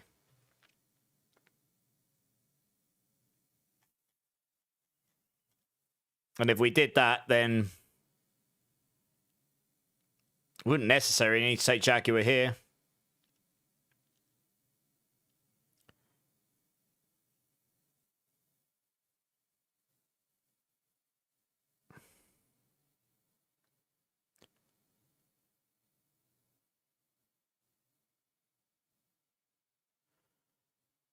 Yeah, decisions.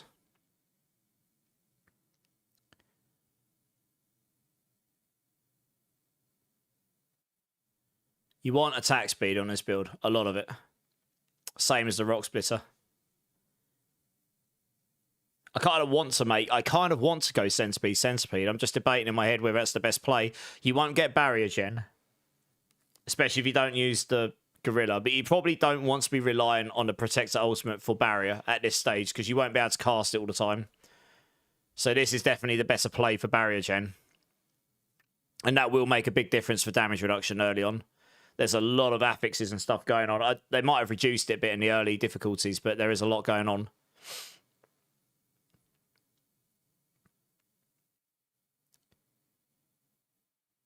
I think we'll take the Devourer. The one nice thing about Devourer while you're leveling is it does last for 15 seconds, which does make it easy to get it easier than any other ultimate to get it to a point where you can cast it on its cooldown and then it will just spawn up near you. So it's kind of a way up thing, isn't it? Like, what's better than the others? You won't get permanent unstoppable from this.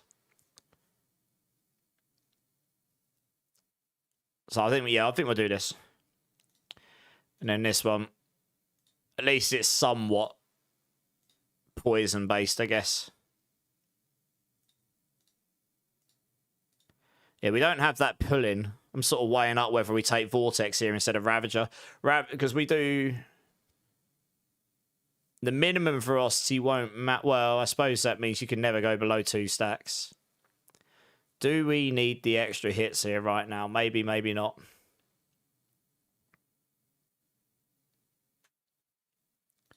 Would it be better to go for Vortex at this point so you can pull the enemies in? Maybe.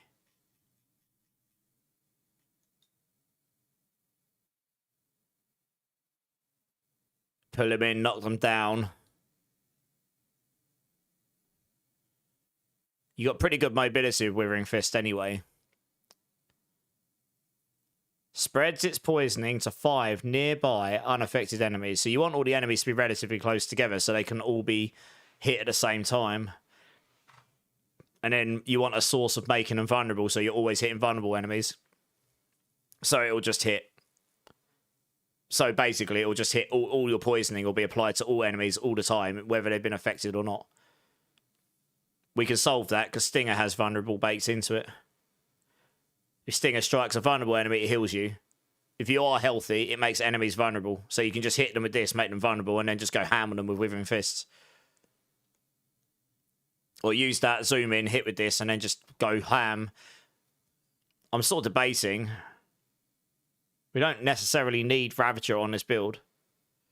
You've got mobility anyway. You don't need the zoom on core skills. I mean, this is nice. Might be better just take this, honestly.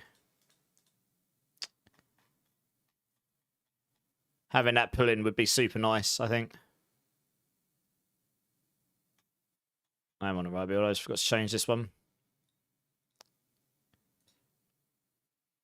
Oh, it'd be something a bit different. I've not actually tried leveling on this, so I don't know how effective this will be. Maybe if I get enough done today, maybe I'll try leveling this tomorrow. And just don't use any of the seasonal mechanics, see how it feels. But the first time I've not used a Jaguar skill in a long time. On a build.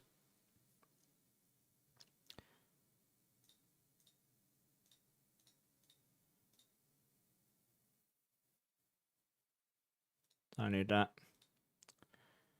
All right, do I have a build that's got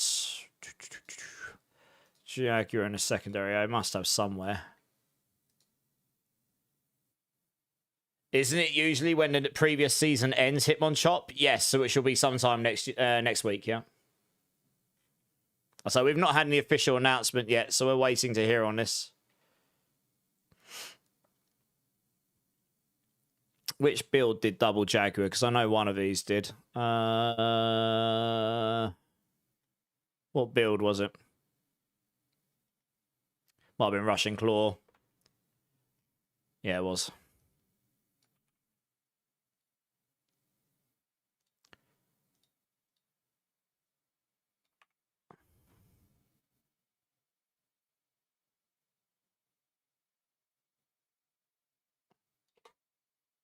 That's the main reason you take a nose. Hey, Bleed, how's it going, dude? How you doing, man?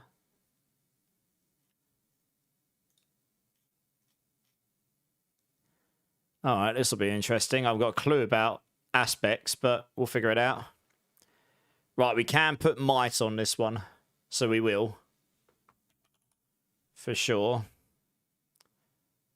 Oh yeah, start down here.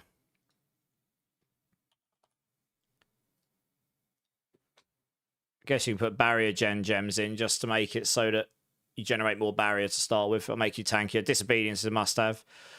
Withering Fist is basic skill. Damage reduction is a premium at this point. We solve vulnerable. Well, we don't actually need a Curse Touch. Your Stinger will do it, but you could just put gloves. You could put this here as well. You put a Curse Touch on. There you go. There's your. I think you got a base of like 30% lucky hit on Withering Fist anyway. Duelist will be Giga. Because we got the Velocity gens. That just means you can have more Velocity, more attack speed, all that good stuff. Yeah, Haste for movement speed. We don't need Wild Claws there, so we'll look to replace that one. Unyielding hits. Don't know if that scales the dot damage. I guess it might do. Think it does. So it's probably worth putting that in there. Conceited will work. Starlight, gain primary resource. You probably don't need that. I'm going to sneeze. 1 second. Oh, blimey. Okay. I guess we want something big damage here, so let's have a look down these. Barbs were looking pretty good on the PTR Hitmonchop, although some of the stuff that was looking really giga... Actually, I'll just wait 15 seconds because there's an ad break going on, just in case some people are interested and they miss it.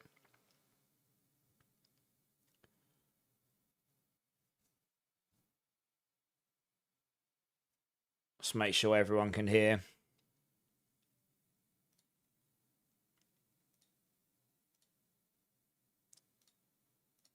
All right, I think everyone's back. No, I was just about to say,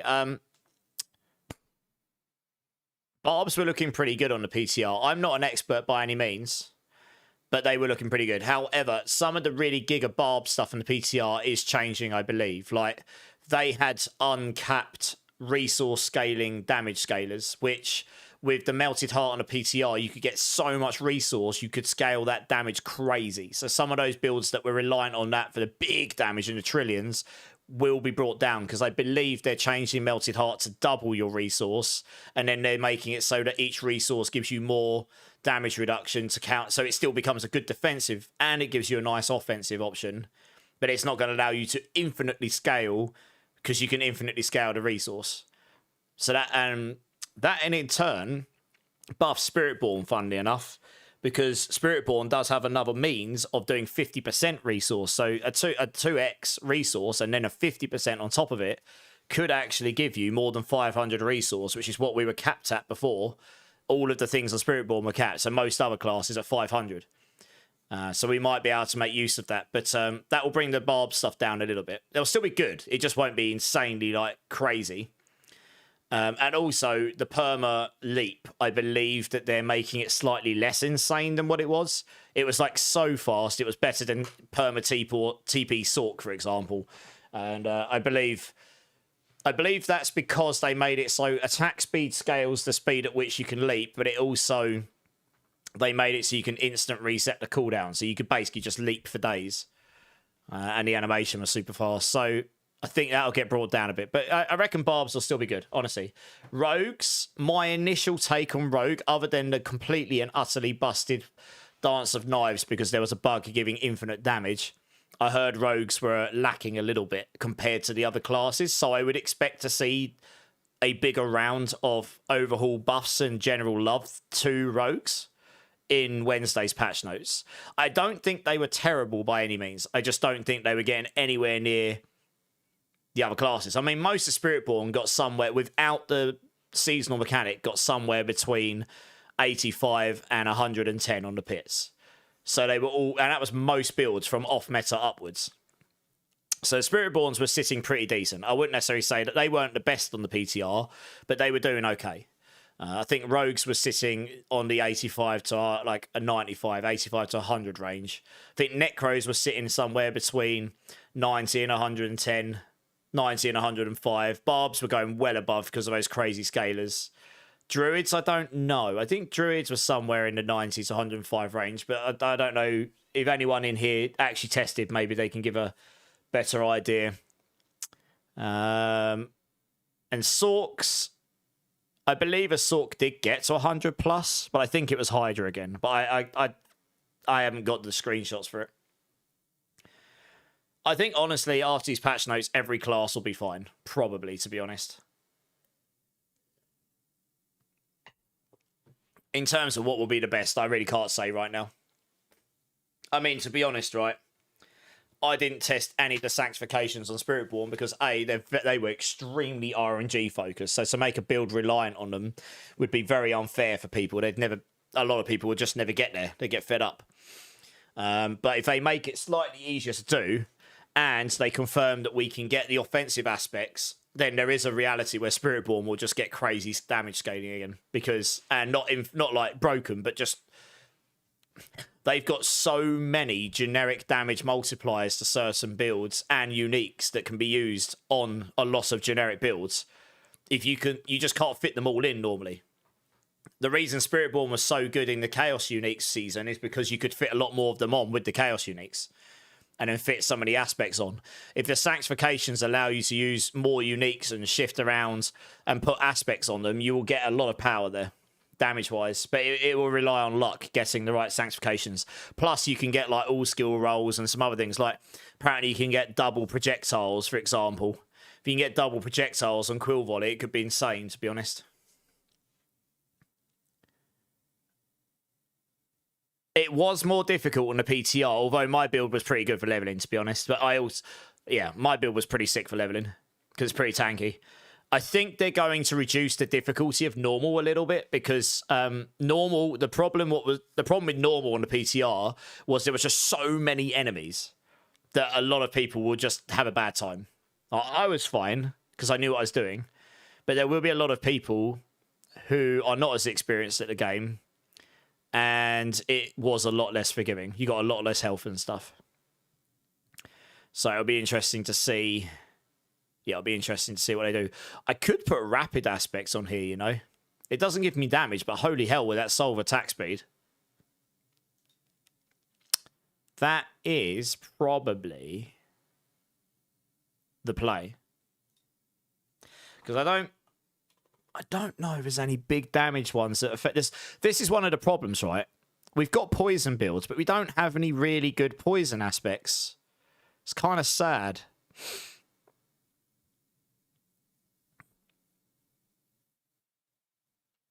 I mean, you could slap Tormentor's aspects on this. That means you're always going to poison them. So if they move, they'll just take 250% of your thorns and they'll just die. Oh, well, up to about level 30 or so, and then that will stop working. But yeah, there's no, like...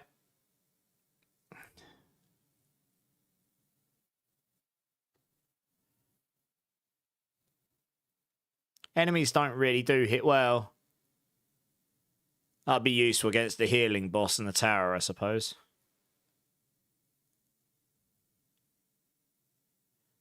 Yeah, there's only really one aspect that goes with damage over time, but it's kind of a bit meh now. They made it worse against bosses. which is kind of sad. Oh, I lie. We do have Moonrise, basic skill. This will scale a little. That would be sick. Yeah. I mean, if you got aspects of Moonrise, you get 100 up to 120. You get up to 100x early on, 20% attack speed, and extra movement speed. I mean, yeah, that'd be godly. And then instead of Starlight, because you don't really need primary resource here, you could put Rapid in here just for a nice boost of up to 35% attack speed here. Just to help you solve your attack speed early on. Now you can roll attack speed on your weapon as well. You'll be able to get to 100% attack speed a lot easier. You got the vulnerable here. Yeah, this is looking pretty good. I mean, this you'll absolutely wreck everything with this if you were lucky enough to drop all that stuff early on. Do I have any sheets/guides on where to level? Not yet. Just because, honestly, leveling was kind of busted in PTR. Like, this was my initial experience of the PTR Hitmonchan. I logged in. I went to about level 6 or 7 in the first 5 to 10 minutes. I went, oh, we could go do Asmodan, the new world boss, which you can choose to do whenever you like. Went down there in normal, whole load of people waiting. We spawn him. I didn't see him. He died, and that was that. And basically, what happened was there was a burn Hydra that had somehow broken the game. One-shot him, and we went up 37. I went to level 37 or 38 or something. Instantly, and I literally in 15 minutes of the PTR going live, I was like level 40, and I was like, yeah, I had to delete my character and restart it and go, well, I won't be doing Asmodan until then because that's broken, and they're definitely going to nerf that. And there was also these altars with maggots in Helltide, which were really OP. With the new divine gifts, they gave you so many XP globes, you leveled crazy fast. I think that's getting sorted as well. So those were the two fastest leveling strats in the PTR, and I would expect both of those to be nerfed significantly. They may still be really good, I don't know, but I wouldn't expect them to be quite as crazy as they were, because they were insane. Like, I couldn't base my leveling on that. I had to restart a character and not use it. Yeah, Helltides and Strongholds is likely to be the usual strat's probably likely to be the one to use, yeah.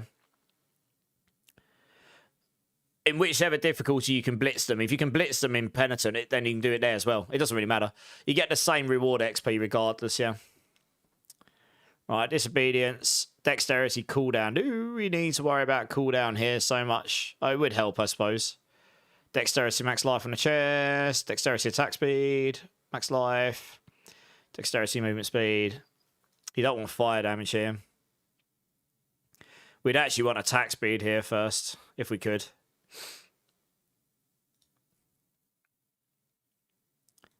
Semtom makes sense.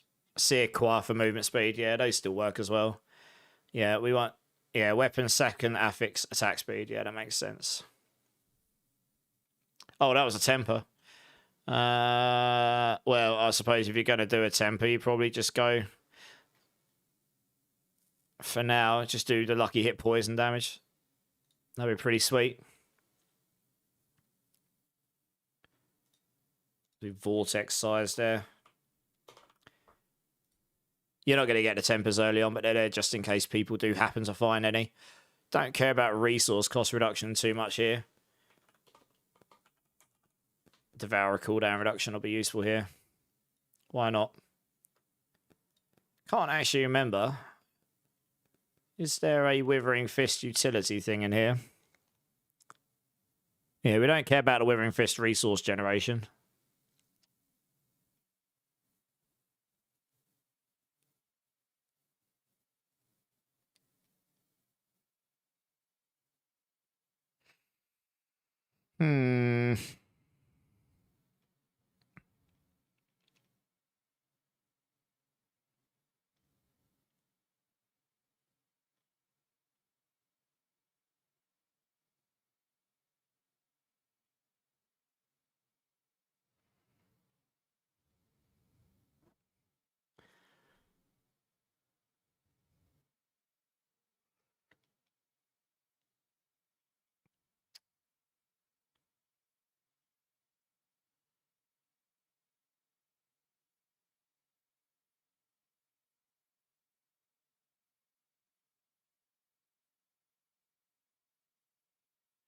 Yeah. We'll just do that, I think. We should just devour a resource cooldown reduction just to make it so you can spam it every 15 seconds. So you can have it up as often as you can, I suppose. That would do the trick. Makes sense. I'll probably do all right. You remember logging into the PTR and getting to level 30 instantly? Yeah, it'll be because of the Asmodan, right? It was mad. I reported it instantly. I took a clip because I was laughing my head. I was literally laughing my tits off. So I took a clip and sent it over to the Blizzard team. Is there going to be a seasonal theme power next to all these changes? Yes, hit one shot. It's called Sanctification. I didn't use it a lot in the PTR, but apparently they're making it better for the postseason. And it might end up being a feature that stays in the game going forward, just that with slightly reduced power. But as it's a seasonal mechanic this time coming up, they will make it better for this one, apparently. We'll find out on Wednesday. It has different outcomes. It's like the final step in the item's journey. It's a one and done. Once you've done it, you can't modify your item. Can give you extra affixes, replace an affix, add an extra aspect, etc. Right? Yes, Soren. Yeah. You're definitely going to want to get the Divine Gift perk that gives you the XP globes early on, which I believe I've got in this guide down here. All of them. Yeah, here we go. Essence of Squalor. Globes from Maggots and Helltides. So I believe you'll get this from beating Duriel early on, right? I think. I believe that's a Duriel power. Which you beat in a Helltide. So once you've got that power, you'll start getting more XP globes from Maggots. So Helltides probably is going to be the play to start with, honestly. It's probably just not going to be quite as absolutely insane as it was. As it was at the PTR, because it was mental. You got like 7 levels of an altar or something. It was completely nutty. Right, where is I need on it. Let's take that. Do I not have? Yeah, I'm surprised I didn't put the aspects of might in here. Might consider that. Interesting that I put rapid there and that moonrise up here, actually.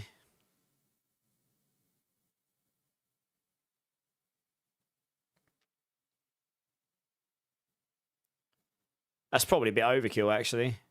I might adjust that. Because you can get attack speed in so many places. You'll get 20 from moonrise. I suppose if you can get rapid early on and then you put it in you put it there to start with. But you'd actually probably want those the other way around because you'll get so much more damage and you'll easily get to 100% attack speed here. Yeah, I'll flick those around later on, I think. I put bruisers on because of the thorns for missing maximum life, but it might actually be better to put might in there and have the damage reduction. You'll be giga tanky.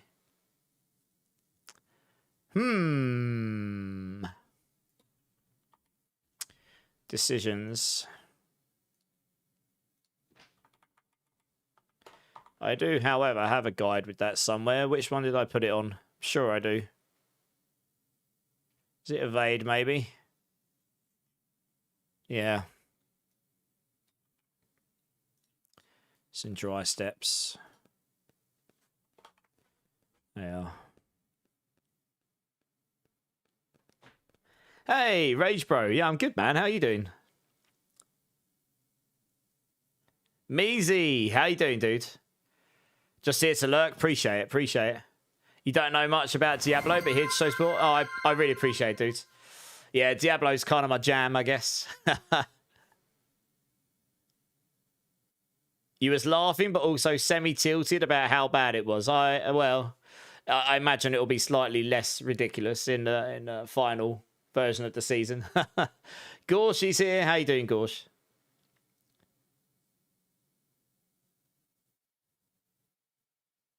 Yeah, so the perks here are not really powers, right?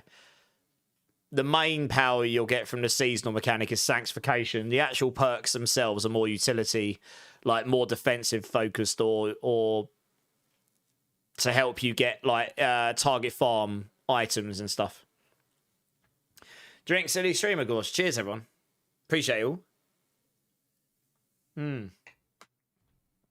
Nice. Right, which ones of these did I keep? I didn't keep Juggernauts here. Oops. We kept the Cursed. Yeah, interesting. I put Fellsayers. I probably could put a Cursed in there. That'd probably be better than Fellsayers as well, wouldn't it? I might swap that build around a little bit.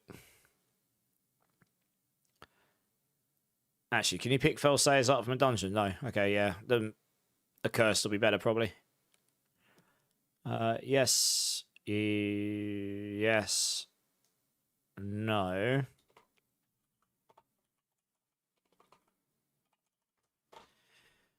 Seated. And we've got Rapid up here. 1, 2, 3, 9. That's right. Unique items. If you're lucky enough to come again across one, we will steal the Zepazontic.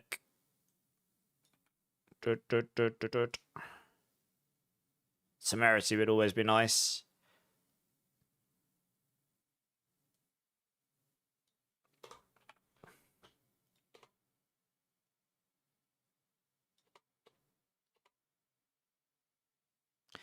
I mean, you could also use the Laws' Mantle, but it breaks.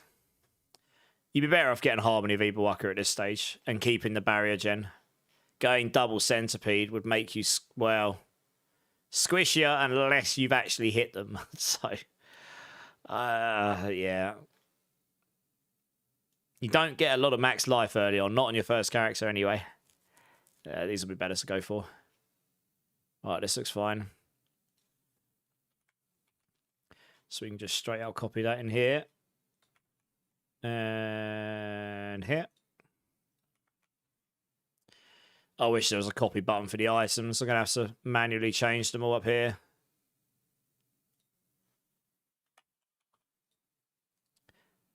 You were thinking about skipping Season 11, but after not playing for a month, you're itching to jump back in Rage. Well, I mean, the game's going to feel pretty different, right? And unless you're a hardcore PoE 2 lover, then I guess you're not going to be torn between the two. Some people will definitely be torn between the two, and yeah, I mean, that will obviously affect what they decide to play. Did I not update those on rate build? I think there's going to be some hype around D4 after the Game of the Year Awards as well. I guess we'll see, but I think there might be. Yeah, I didn't for some reason. Interesting. Why did I not do that? Oh, I know why. No, I did. They're down here. Yes, I did. Yeah, I put max resource on that, didn't I? Oh, balls. I just closed the build again. Yeah, I probably put max resource. I don't need max resource on this one. Yeah, I did. Okay. That makes sense. We can change that to armor hit.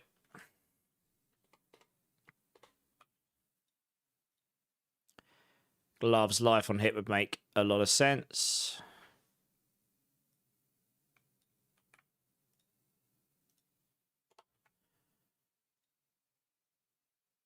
In fact, we can probably just take all of those.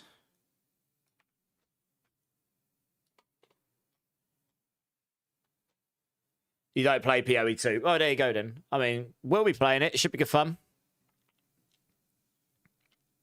I didn't abuse any boss kills and such. No, same Zoran. I literally deleted my character within the first 15 minutes, went and restarted, got back to level 7 pretty quickly, and then I went and just leveled up without going anywhere near Asmodan. Or I think I did one maggot altar and then realised this is crazy and didn't do another one.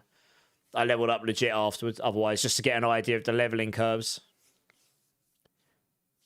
And yeah, exactly. If you, but yeah, obviously the PTR XP globes will get brought down. But yes, you should be able to level pretty quick.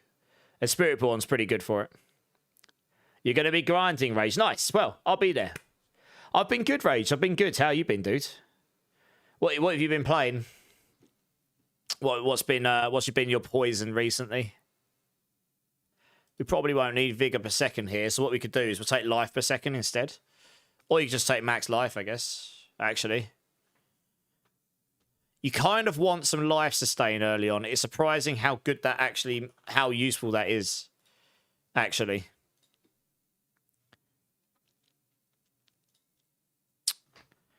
Moonrise. Max life, attack speed, poison. Go here for now. We don't need max resource. We can just put movement speed in here or something. What did I have? Did I have cooldown reduction over here? No, dex and attack speed. Okay, that's fine. Yeah, movement speed's useful. That plus the boots plus the runes would solve your movement early on.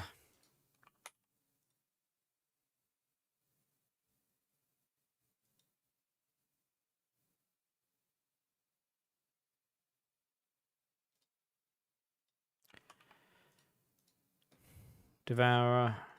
Devourer.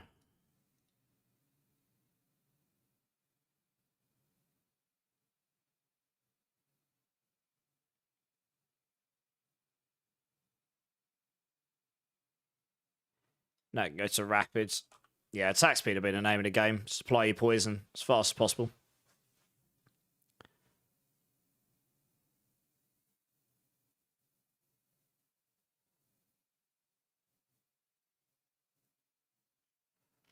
And that's pretty much all the same. You found a barrier from Crushing Hands was really helping you and Zor. Yeah, Zoran, yeah. Yeah, Crushing Hands was pretty good in the PTR, actually. That was one of the better builds for sure in the endgame that I found, honestly.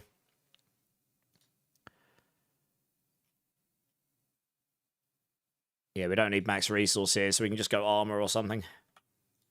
They added some new affixes you can put in new slots, so you can put cooldown reduction on the gloves, on the rings, attack speed on two-handed weapons, max resource on the chest. Depends which...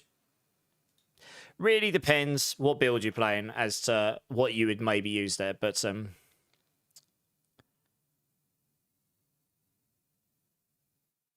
Yeah, you can just stack defenses here. Change that for life per second as well. That's going to be Moonrise. There is actually one aspect I haven't put on, which would be very useful. I might actually change that in a second.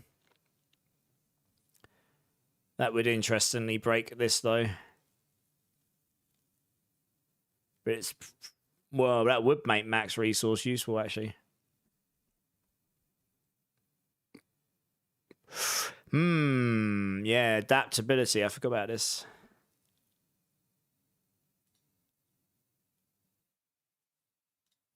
Okay, now we will change this. Go adaptability up here. Unyielded down here. Take conceited out. Rapid we want for the attack speed early on. We can suffer that extra damage from conceited. I mean, you don't actually need a curse. You can use Stinger to make enemies vulnerable. But having a curse would be nice, I think. I suppose you could just spam Stinger, though. That will make enemies vulnerable if they're not already. Yeah, if Stinger strikes a vulnerable enemy, it heals you. Otherwise, if you are healthy, it makes enemies vulnerable. So as long as you're at 85% or above life, which with barrier will be easier, that'll make things vulnerable for you. Okay. So actually, what I think we'll do, we will put conceited up here.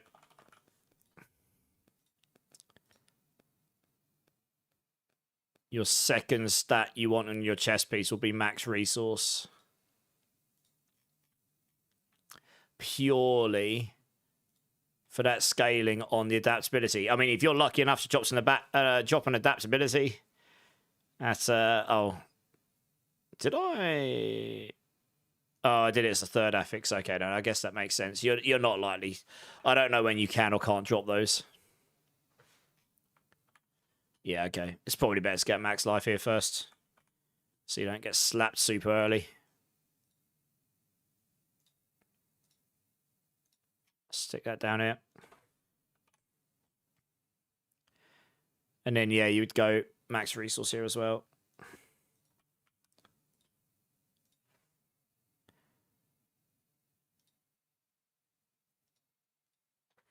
Conceited. Adaptability. Unyielding.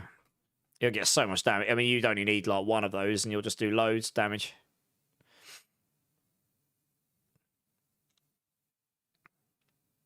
This looks fine. And then obviously you just gotta hope you're lucky enough to drop at least some of this stuff. Some of them are more key than others, I guess. Like Moonrise would be giga nice early on because it just gives you movement speed, attack speed, damage. That's yeah, you slap that on a two-handed weapon, that'll give you enough damage to get all the way through just about.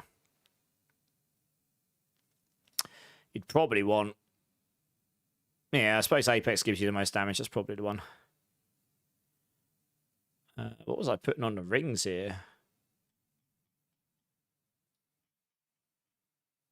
Ah, it's putting cooldown on them, yes. It's actually, funnily enough, quite similar to this build in this regards.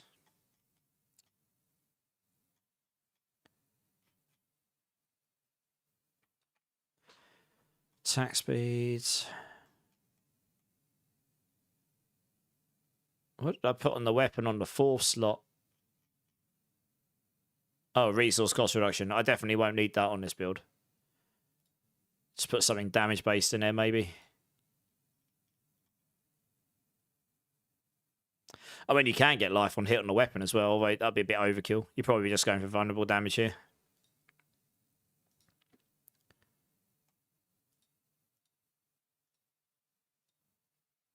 Experience. Oh yeah, we want rapid as well. That attack speed will be super nice. You might not need rapid later on, but this just guarantees, like, with all the attack speed rolls on all your different various weapons and items and stuff, you should get to 100% attack speed, like, easily peasy. And that will make a difference because of the explosion from the Withering. You put them in with Vortex, you knock them down with the barrier, you blow them up with Withering and Noxious Resonance. It'll be easy peasy. And that's actually, to be fair, Zoran, that's the main reason I haven't gone poison here. Having the Gorilla Barrier here, they've changed it in the PTR in Season 11. It only gives you half the amount every time you cast and hit an enemy, but it now no longer has a cap on it. So if you can attack fast enough and hit enough enemies, you can... And the 3 seconds resets every time you generate another stack. It's not you generate a stack and each stack has its own individual timer and they run out, so you can never actually get it high enough. So obviously you take damage and it will knock your barrier down. But if you can attack fast enough and hit enough enemies, you could generate so much barrier with this. It made you really tanky, actually, in the PTR. So yeah, where you're stacking attack speed here, this would actually be very strong. All right, we don't have...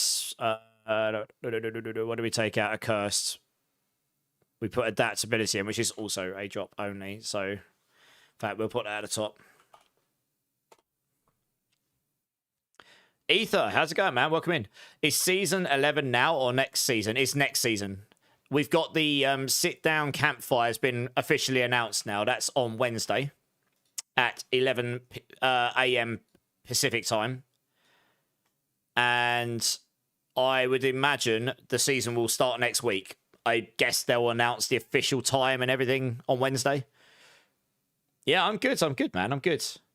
Now that I know when that campfire is and we're getting the final, like, post-PTR patch notes, I'm trying to get all the rest of my build guides in a draft state, or at least as many as possible. So I've got less work to do afterwards, because I've got a lot of guides I support, to be honest. This is my last leveling guide for Spiritborn. Then I'm going to just throw together a Supportborn build. And then I've got 3 leveling builds for other classes to do, which I'll try and get done today. We'll see how time goes. Hey, easy. How's it going, man? Will I do any rogue guides? Probably not. I have to admit, like, it's not that I think rogue or barbarian are bad. They're obviously great classes. I have played them both, but they're not really my typical like play style. I don't generally cover those two. For barbarian, I'd always recommend my teammate Calypsus all day long. He's the barbarian writer. And this season coming up, the rogue writer, it's normally Stanctum and a bit of Mippy, both of them together. But due to unforeseen circumstances, it will be largely Mippy, I think, but TBD. Yeah, I would recommend those two as the class writers. They will have very good builds for those classes up in time for before the season. And I can by all means link you to those builds when we get there. Those are just not classes I play a lot, so I wouldn't be comfortable putting up guides. It would take me a lot longer to throw together a good guide for those classes. Like, I really don't want to put something up just for clickbait, you know? I want it to actually be useful to people, to be honest. Just double checking. I did just change some things around. I'm just making sure I actually left this, here we go, in a state that's somewhat sensible. There we go. We don't need core skills here. So this can be something else. Damage over time, maybe. Vulnerable damage will probably be better. Because it will just work on all types of damage then. Although damage over... It is dot damage. That's our main damage, I suppose.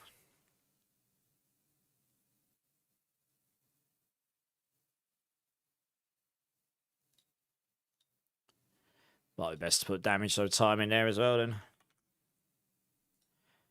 I mean, that is the main of the damage coming off of Withering Fist. Only does 5% damage as non-poisoning damage, does 65% as poisoning damage, so you're better off scaling that. I think.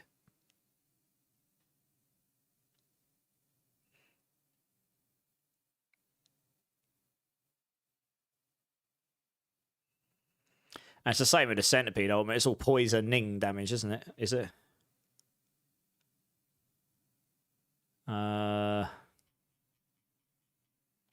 It's been a hot minute since I used Centipede, honestly. Yeah, the globes are okay. That's just generally poison damage. Okay.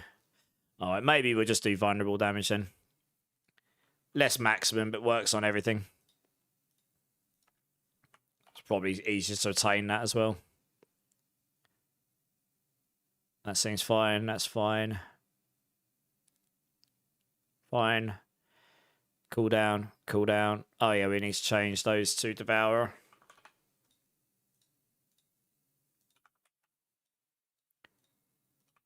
You're just spamming that so you can get all your Devourer cooldown to like as near to 15 seconds as possible. And then you'll just be laughing, to be honest. In fact, actually, this temper would change to Withering deals double damage, which I'm pretty certain you can get. Oh, I could check in game. Let's do that. No, there'll be nothing posted for Season 11 yet because Mobalytics hasn't been updated for Season 11 yet. I believe that's happening on Thursday at some point. So you might start to see some of our builds going up on Thursday/Friday. Depends how fast we update them. I will likely be on stream updating guides on Thursday and pushing them live on Thursday. As many as possible. You made your own patch notes for Season 11, did you? Never heard of you. Is your patch notes by any chance a header saying patch notes and then one bullet point underneath going, never heard of you is awesome, and then that's it? And that's your patch notes. You're still at work, Easy. Well, I hope work isn't too bad for you, dude. I hope it's not too bad for you. Well, I mean, I used the term amazing. Fair enough. I was close. 9 out of 10 would do again. Maybe, yeah. Patch notes, underscore, bullet point. Make Bob great again. It's a drawing of him as a barb farting, and it says "Rip Whirlwind." I can believe it, to be honest. How's it going, Fania? No. It'll be next week some point, Easy. The patch notes will come out on Wednesday, I think. But yeah, hopefully they'll announce the official date next week. Right, what was I going to do? I was going to check. I forgot what I was going to check now. It's good, isn't it? What was I going to check? Oh, yes, tempers. I believe there's a Withering deals double damage temper, which frankly would probably be investing here. Yeah, chance for Withering to deal double damage. That would be pretty giga. I can't actually put it in the guide right now because I believe those are bugs. I've reported that and that's been fixed for I believe MOBA's going to be updated on Thursday, but we'll get it when we get it. I wouldn't put that on at the start. You're better off just sticking on Lucky Hit Poison because you can get that from the get-go. You're actually better off just using those early on. Or poison damage, actually. You could use either or. You could do Lucky Hit Poison damage, or you could just use straight poison damage. Either of those would be fine, I think. And then for this one, yeah, you would change that to Lucky Hit, to Withering deals double damage. If you happen to have... By that point, you should have the blue one, at least. I would have thought. I'd be surprised if you didn't. Depends what activities you do, really. If you hand in Whisper Caches, you'll get them pretty fast. It won't give you, like, a particularly high percentage of getting it. But if the double damage will be nice here. For sure. That is wrong.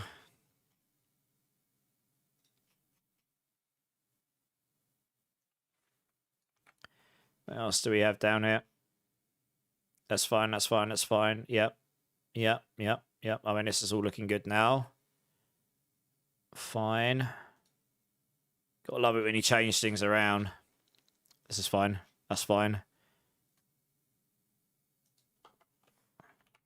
Oh. Yeah, we don't need the fourth affix. We've got that in there. I think this is fine. I don't know why I've put that as the fourth affix. It'll probably be the third. Oh, resistance will probably end up being the fourth affix, but hey. Let's just do that. Yeah, it looks fine. Right, that's the items done. That should be good enough. No official date, but probably the 9th. It'll be sometime next week, I would have thought. But obviously, we've got the Game of the Year awards next week, so I imagine we may get some D4 announcements there then, to be honest.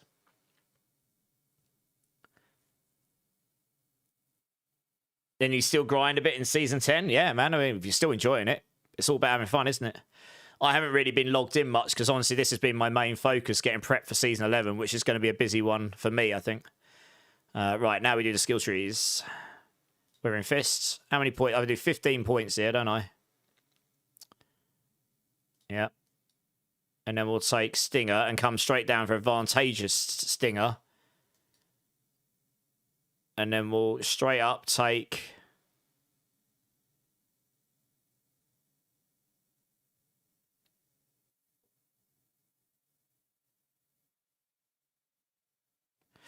Ooh, that is interesting, actually. You might want to take Toxic Skin purely because while Toxic Skin is active, you deal an additional 36% poison damage as critical strikes to nearby vulnerable poison enemies every second. Now, the thing that's great and important about that is later on, your Noxious Resonance will get auto procs every second. Guaranteed. And you won't need to stack crit chance. That will just apply a crit strike, which will blow your Noxious Resonance up every second.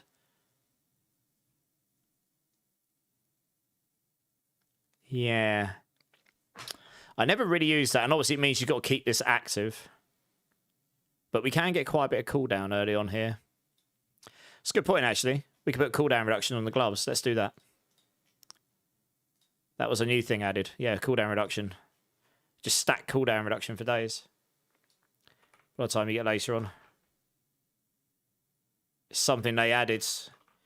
It wasn't in the PTR, but they've added it apparently. But if I put Toxic Skin on, I would have to remove... You kind of want Scourge. You'd have to probably take Armored Hide off, which makes... Well, you'd be a lot squishier, I guess. You wouldn't have the block chance.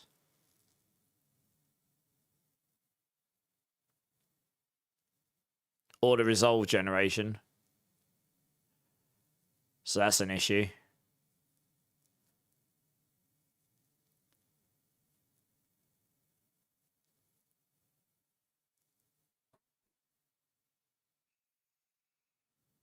I kind of feel like you really do want the pull-in.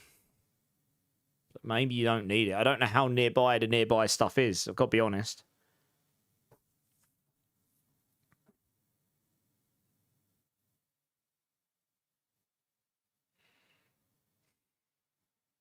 Hey, Blaze, how's it going? How's it going?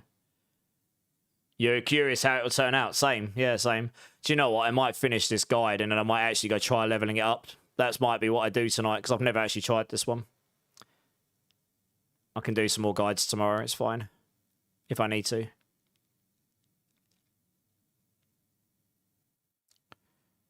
Not entirely sure how I want to go about that.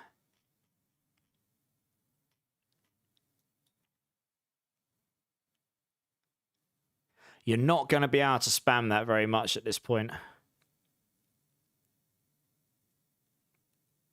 Maybe you just don't bother. Maybe you do just do this.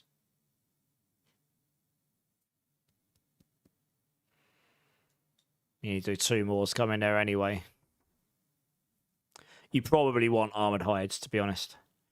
If for nothing else, to reset on the Resolve, which is damage reduction later on when you take Perseverance. Or the block damage. Just, yeah, well, it's only 100% block chance when it's active, which is not for much at the time.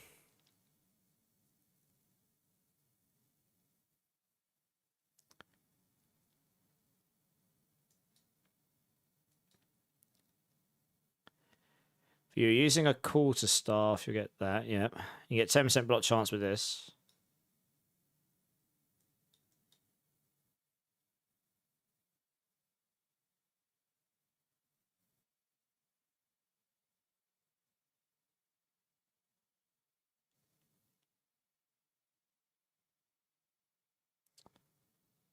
Does give it a knockdown. That's pretty nice. And with enough cooldown later on, you will be reducing that pretty fast.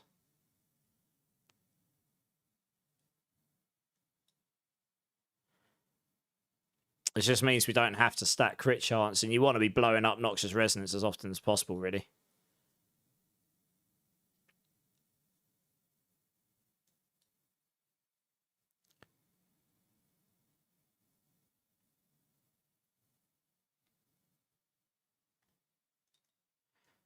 Probably do that.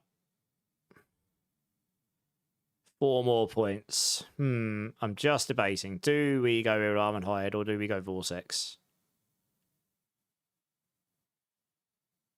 How useful will... If you don't take this, you won't have any Resolve generation. So Resolve just goes out the window.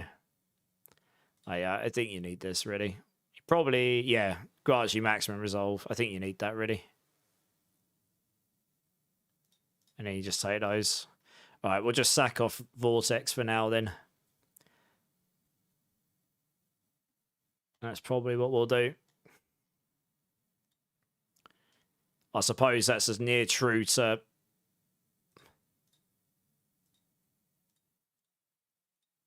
a poison build as it would be, right?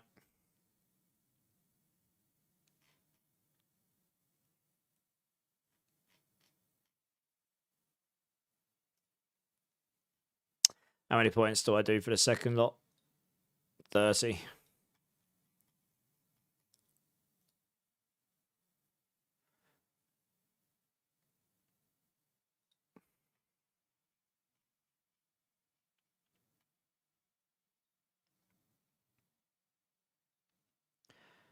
All right. 30 points. 2, 3. 1, 2, 3. 2, 3. 2 more in there.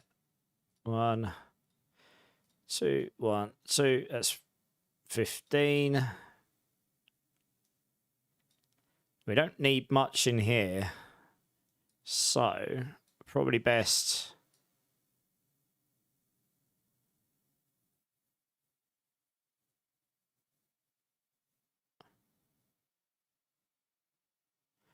Yeah, that'd give you sustain. That'd be quite nice early on. Probably don't need to care about the maximum figure over 6 seconds too much at this point.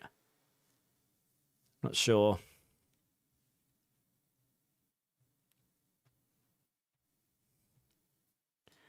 Yeah, you're probably best taking that and that for now.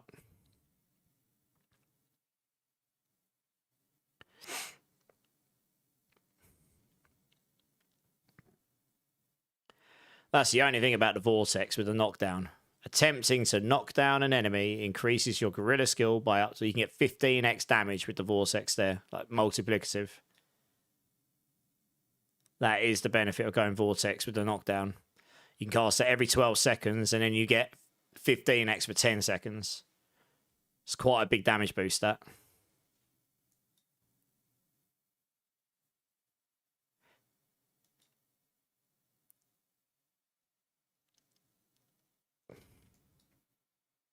Since we're using Gorilla Primary, we could benefit from that.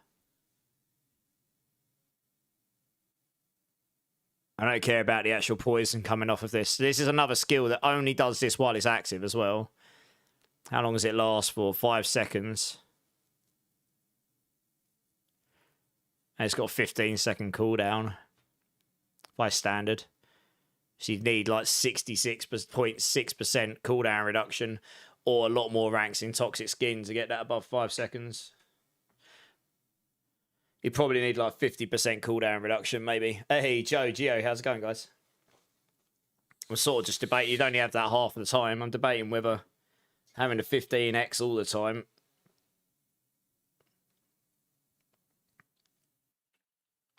Just working out in my head, how would we do? Noxious Resonance is only good if you're critting often enough to make it worthwhile.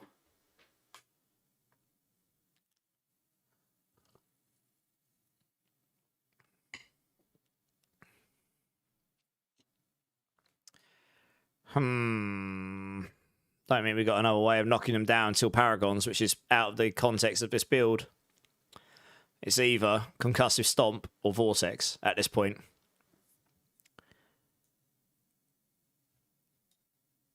For knockdown specifically.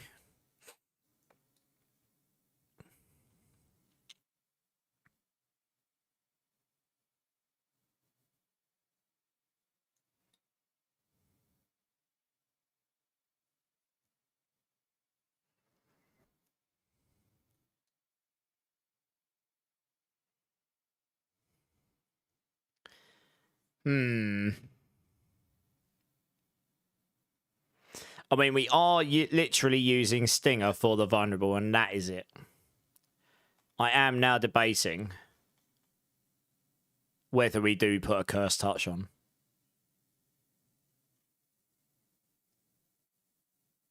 And just sack Stinger off.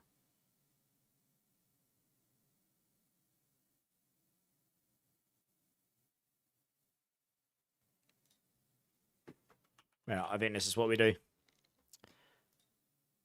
Yes, there's a 30x. But it's also gives us a pull-in, which will be quite nice.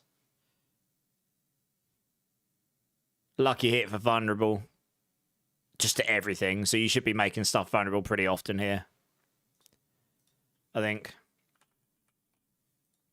I mean, maybe you could get away without rapid as well at the end. But by the time you get to this point...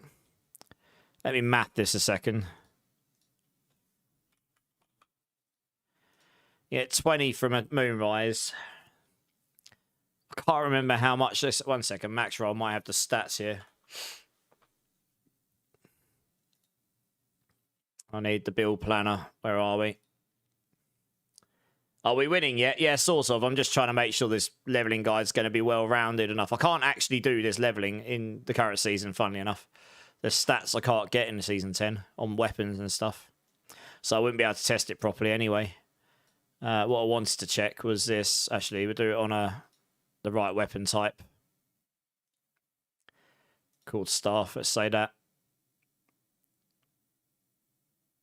Yeah, you can get attack speed here. How much attack? Oh, right, yeah, you can get up to 20%. Oh, no, that's a 750 plus. Okay, 13% early. All right, so you can get up to 13% pretty early on. That's pretty decent. Then later on, you get 17%. 20, let's say you get another 13, that's 33. Gloves you can get.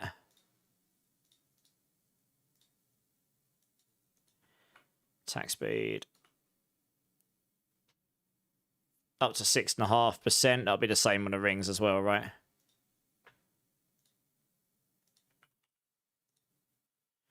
Yep, probably the same on the amulet as well. Actually, it might be a bit higher on the amulet.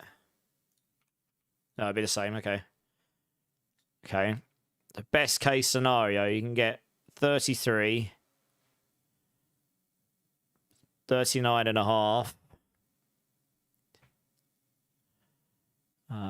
40, 59. best case scenario before level, well, item power 590, so a lot later on. Yeah, so you do want rapid. Rapid would put you up to 94, you'd be pretty close. Then don't think there's any other sources of attack speed we can gain here. Yeah, this is what I mean. That's if you had a maximum rapid as well.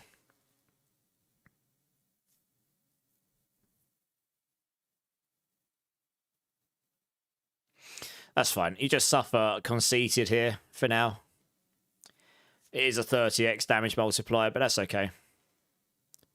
I mean, I suppose there's the attack potion as well, the advantage potion, which you use, and that would help you get to 100 in the end later on. Once you get to level 30 plus, you probably are in a point where you can get without rapid, to be honest.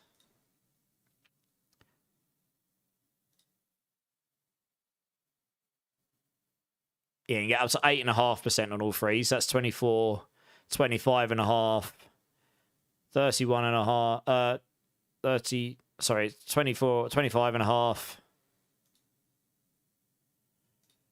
26, 34, 51, plus the 20 for Moonrise, 71. No, you'd still need rapid on to get to 100. But I suppose if you had the 15 attack speed potion on, that's 86. You'd be a lot closer without needing rapid, so you probably could suffer it, but yeah, until you get to 750 items, you're not going to be able to get 100% without rapids, I don't think, very easily. Unless if you roll attack speed literally in every slot maximum. Yeah. And attack speed will be important here. It'll be better than the extra damage, probably, I would have thought. Maybe your softcore leaderboard push next season will be one of my builds. Well, we'll have to see. I mean, I'm not entirely sure what's going to end up being the best class yet. We need the final patch notes before we really know this. Yeah. Yeah, I think we'll go with Cursed Touch here, because what that will allow me to do... Rapid over here. We just lose Conceited for now, which is... It is a bump. That is a damage loss, but I think while you're leveling, the attack speed will make a bigger difference. You get a lot of synergy with attack speed on these basic skill builds. The faster you do that, the faster you get to your third attack, the faster you blow things up, etc. But what that allows us to do is not... This will make the build easier to play. You won't have to worry about Stinger. And the only reason I was really using that there, honestly, was to apply Vulnerable, to be honest. I guess it has the heal in it as well, but it was mainly to apply Vulnerable. And it would mean you'd have to zoom in, apply Vulnerable, and then you get to attacking. This will just allow you to just hold down right-click with Withering and just blast, right? And what we can do here is we can go... we can gain 15x of the damage back from Vortex and Conceited. The benefit is we now get the pull-in as well, which I think I prefer. Slightly less damage, but the pull-in means that they're going to be closer together, and they get knocked down, so they're CC'd. So that's going to help you on bosses. And then you're going to be able to hit more enemies with the Withering Fist explosions and stuff when it procs the third attack. And it's going to spread all the poison to more enemies because they'll be closer to you. So I think that's probably better all around, honestly. You know, while you're leveling, you're not looking for the absolute most damage you can do. You're looking for good damage. You're looking for the easiest route to level. Yeah, this should give you nice damage, I think. Yeah.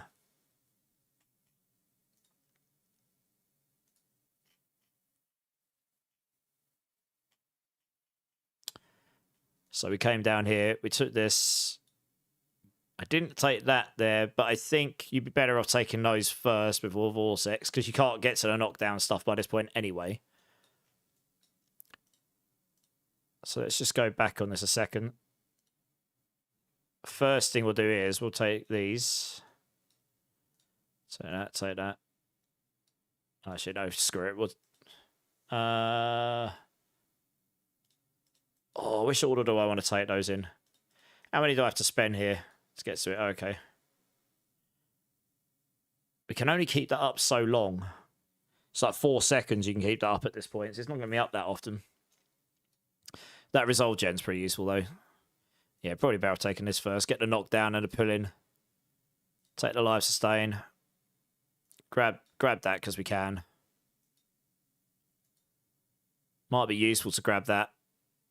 But first, we'll grab this because we get because Vortex has got the knockdown. It's only about attempting to knock them down. It doesn't. They changed this, so it doesn't matter if you knock an enemy down or not.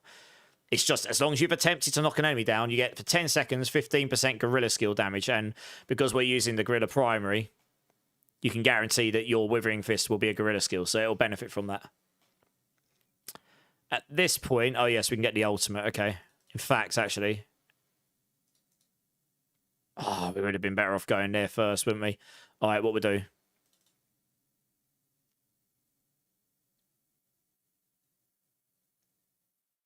We'll come back to that. Grab Centipede. 7 points here.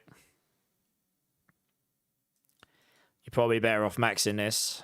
You're not going to have this up that often, so taking that there is only going to benefit you a little bit. It's only while it's active, so it's not that useful to us at this point.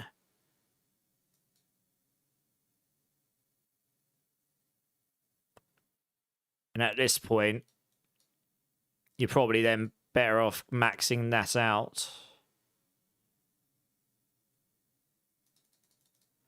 We got 1 point. I guess we could take that there.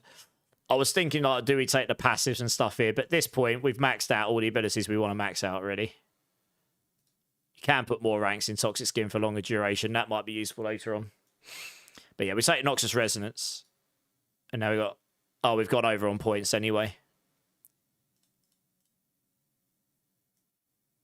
Okay, I'll tell you what then. That's...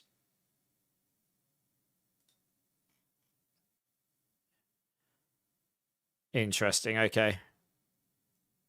Got 1 more point I can spin. Yeah, we'll just stick it in there then. For that variant, I'll do there.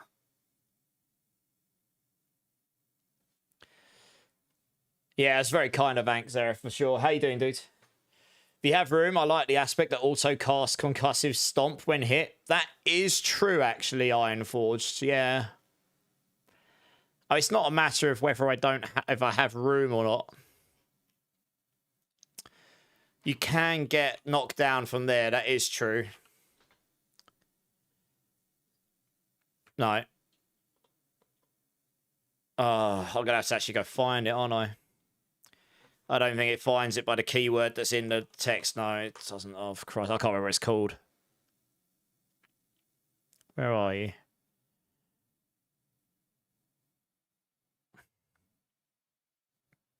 There it is. Reactive armor. Yeah, it gives you more block chance. Now, this is really, really useful if you can get really high block chance early on. I suppose if you've got this and a passive and you've got a quarterstaff on, that's 65% block chance. So you will be blocking relatively often. And if you get a high roll of this, it would give you a 70% chance to cast a free concussive stomp. But to be honest, the only reason I would have that would be for the knockdown. And I would have to suffer either the armor from disobedience, the aspects of might, which is Giga, because that's 20% damage reduction. That's a premium next season. Damage reduction is being removed from a lot of places. There are a lot less options for damage reduction going forward. They're much more intentional. So sources of damage reduction will be at a premium, same as max life, at least what it was in the PTR. And honestly, if you dropped duelists, that gives you 5 stacks of ferocity, which is another 25% attack speed, which currently goes to attack speed bucket 2. So that allows you to overstack over 100. And yeah, on these basic skill builds, attack speed normally is the name of the game, to be honest. So with Vortex and the knockdown there, all I really care about with the knockdown is that it happens relatively often every 10 seconds or so, which with any... I'd only need like 24% cooldown reduction, I think. Oh, sorry, it might be the other way around.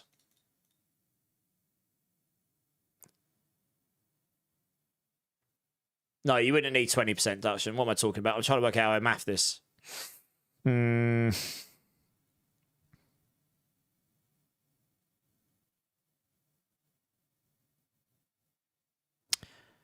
am I doing wrong here? Brain not working. Oh, no, of course. Yeah, no, this is fine. Yeah, you multiply. I can't do it on this calculator. It messes up. Yeah, you need 16.7% cooldown reduction.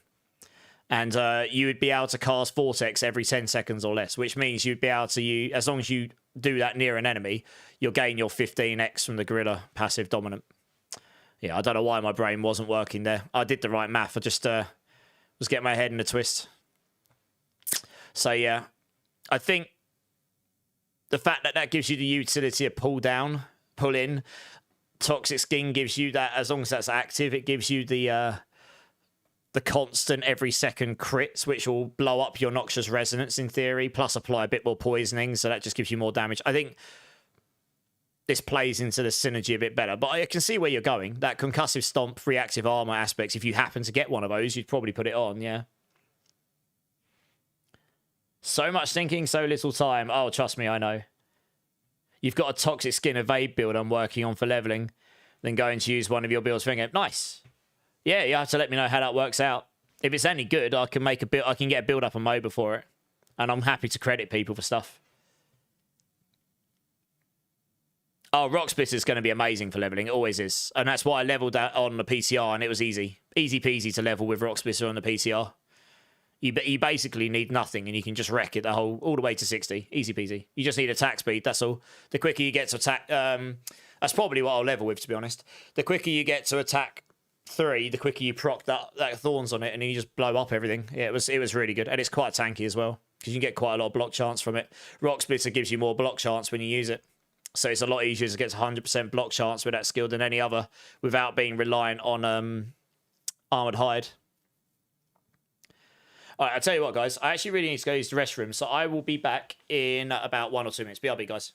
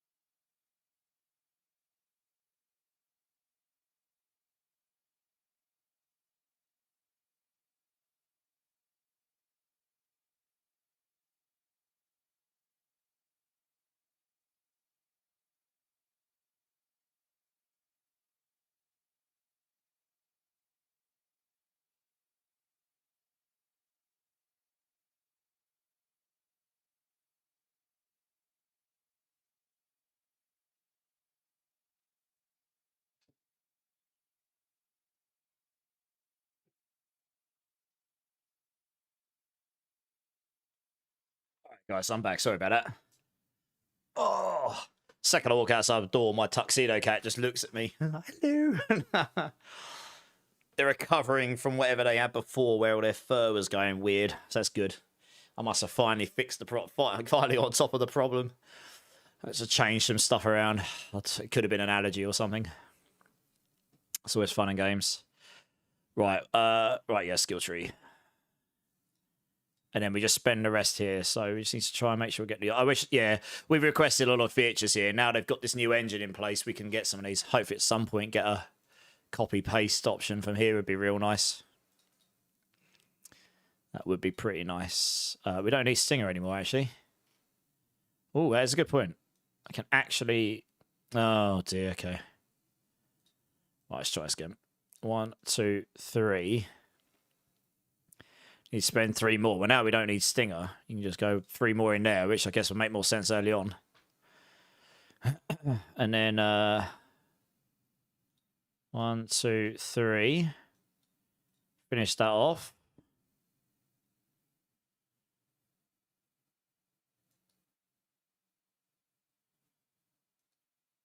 Or follow through would be quite nice early on here. Yeah, you put your best max in that. I guess just put 1 in there for now. And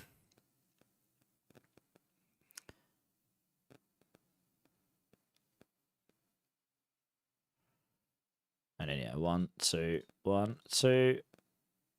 We've got 1 more point to spend. Go for that. Oh, no, there you go. 15, right? Oh, no, 30. Yeah, there we go. Probably means we change it for this as well, right? 1, 2, 3, 1, 2, 3, 4. 1, 2, 3, 4, 5. 1, 2, 1, 2. That's your 15. That's your 15.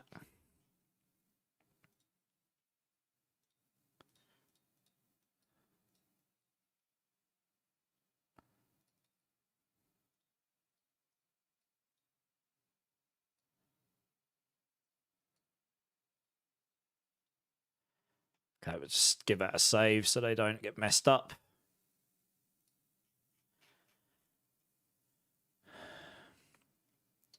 We don't know the full impacts of the armor changes to make that decision. I mean, armor scales differently. Wait, what specifically do you mean, Kobe? Because armor was fine. You can stack loads of armor. Like, you could get to like 9,000, 10,000 armor or more on the PCR. It'll be the same. And that gets you up to somewhere above 70% damage reduction there. Your resistance is the same. There was a lot of mechanics that were just broken on the PCR. Like right here's resistance scaling. This poison anti-venom here. Anything that had it increases resistance by a percentage, they were just broken on the PCR because I think what they've done is they've added another... they've added new database values for the new resistances, and the old ones are the old ones. The new ones are different values. They're like hard values rather than percentages.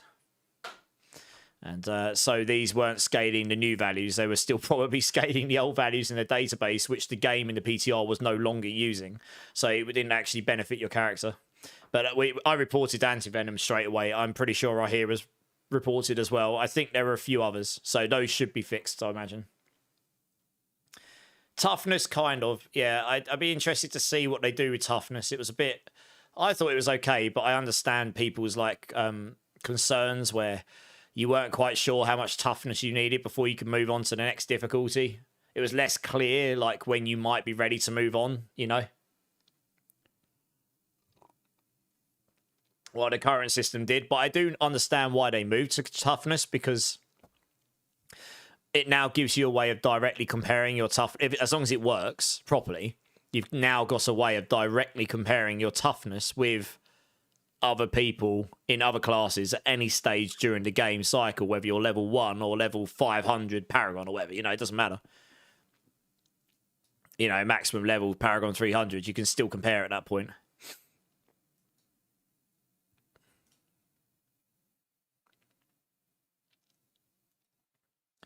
Right, yeah, we do that. 1, 2, 3. How many until we get this unlocked? 5. Okay. So that. Max those out. 1, 2, 3. 4 more points. You know what? At this stage, you'd be better off maxing out Sense Devourer so you can cast. That brings it down to a 37-second cooldown without anything else. At least means that does do a lot of damage when you're leveling. I remember using this while leveling to test it out before. Do you know what? That might have been on Season 10 PTR. I can't remember. It wasn't that long ago. That does a lot of damage early on if you're playing into poison. It does. It's just... it doesn't bring some of the benefits like Protector. It ends up being better, or Hunter if you want the attack speed later on. But for leveling, this will be fine. So that's quite a straightforward leveling process there. I think we went, what, 1 there? No, we didn't. We went 1, 2, 3, 4, 5, 6, 7, 8. And then we just max this out. Let's give that a save. Yeah, it doesn't specify what you need, so I don't know what they're going to do or how they would get around that to make it slightly nicer for your less... I mean, look, eventually, when you've played the game enough with that system, you'll just know when you'll know, because you'll play your character and you'll know what you need.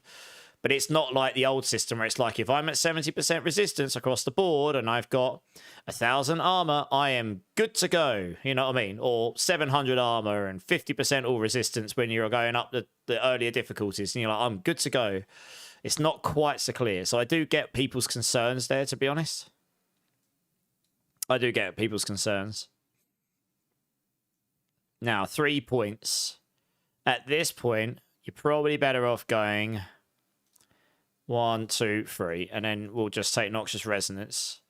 Right, now we're into the min-maxing of the passives and stuff. So, at this point, I think I would prefer to get some more damage reduction in the build.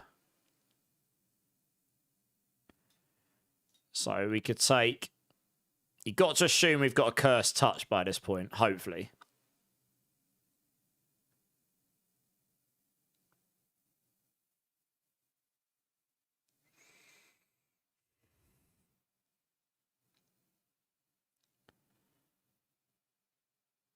That just doesn't care about the vulnerable. That's the thing that's useful about it.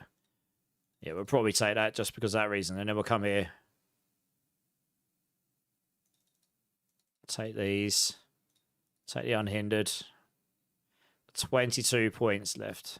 We're definitely going to want to max Nourishment out. So that's 4. You probably want these. So that's 10. 13, 16.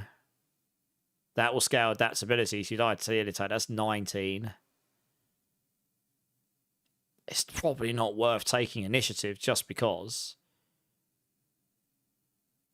Although that gives you some unstoppable, it'll last for 6 seconds. So you can only cast it every 15, so it's kind of useless to us.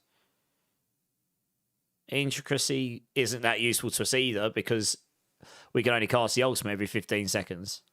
And that only lasts for 7.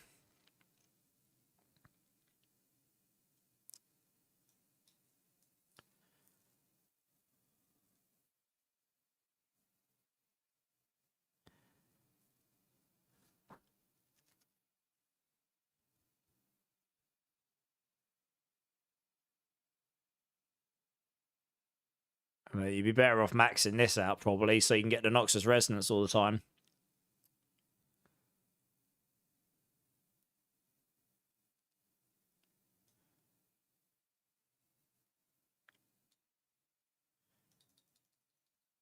It brings you up, so I don't care about the damage, it's the fact it lasts 2 seconds longer, which means you'll need a lot less cooldown reduction.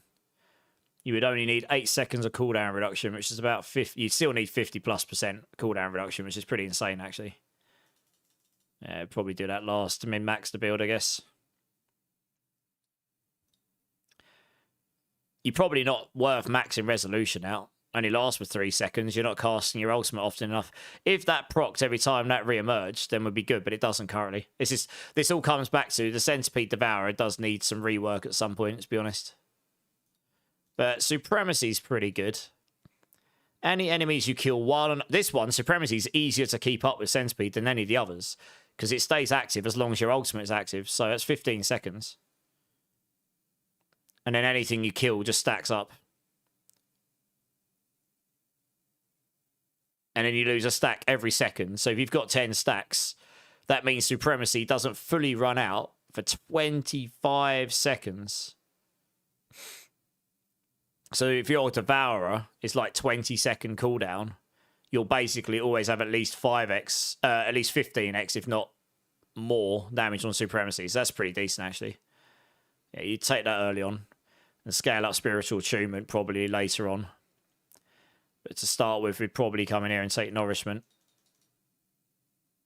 I mean, actually, we should probably take that one first, to be honest. Because that's just straight up healing and poison damage. And then, yeah, you're probably best just maxing these out. And then we just take these, I guess. Hitting enemies with ultimate skills heals you. I mean, that could be nice for sustain. We've got 5 points left.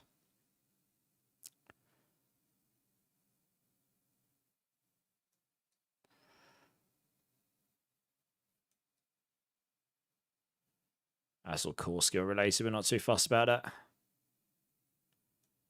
Yeah, I think we're best just maxing Toxic Skin out here. And stick 1 point in there with some sustain, I suppose. That'll do.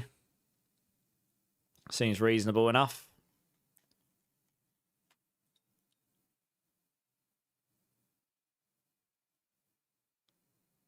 Yeah, effective. Yeah, EHP. So EHP will be a lot more important in this coming season, season 11. So stuff like life sustain, max life per second. Max life was a premium in the PTR compared to what it is now. Like I was capping out my absolute giga tanky Spiritborn that I put in like 14,000 health rather than like 30,000. Do you know what I mean? That might be slightly different when we come to the final season. We'll see. But it's but yeah, stuff like life regen, Fortifier now gives you life regen. Things like life on hit, they all actually were quite useful for sustain on the builds. Particularly useful while leveling, actually. Particularly useful while leveling. Right, we'll need to address this. So that'll be Withering Fist. I'll do the things for that in a second. Arm and Hide, we don't need Ravager. I think I have got Toxic Skin somewhere already, so let's go find that one. Well, it must be on here somewhere. Yeah, there we go.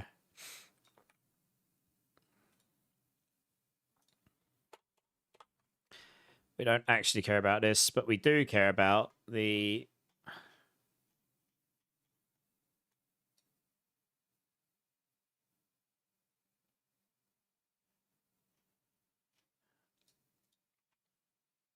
Applies critical hits every second.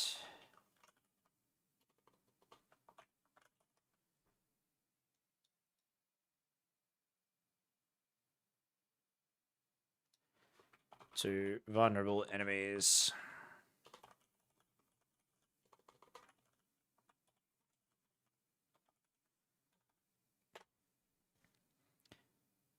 Yep. Seems reasonable. Don't have counterattack. We do have Vortex, which I will have on one of these builds somewhere. I do have it in one of the builds. I just cannot for the life of me remember which one. I had to go looking for this the other day.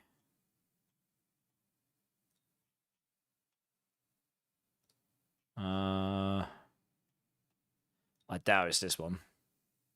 Yeah, doing so. What one was it?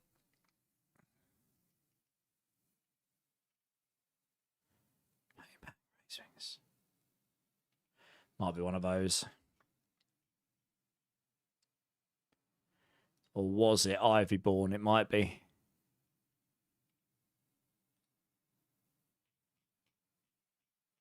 Yeah, it was.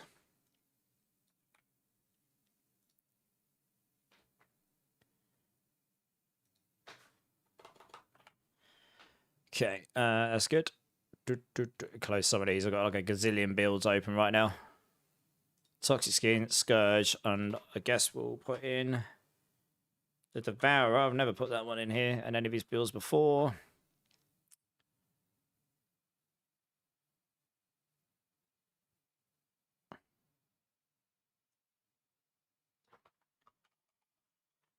Poison, Ning on hits.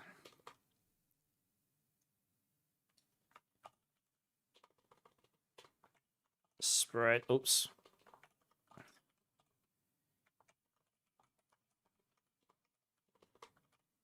Enemies.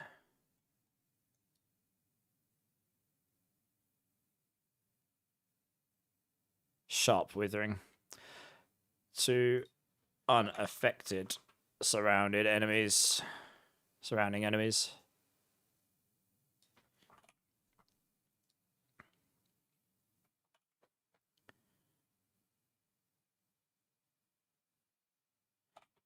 Or all enemies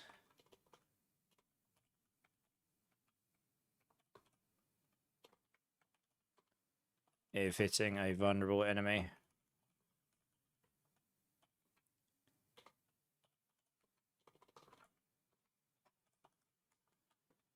There you go. Devourer. Big poison damage. Applies poisoning damage when emerging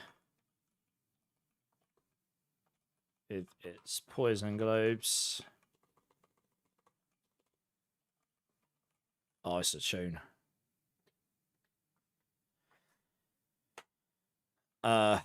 Enemies affected.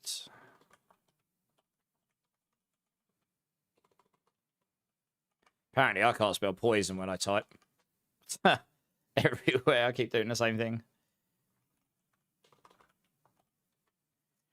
Sake 100x.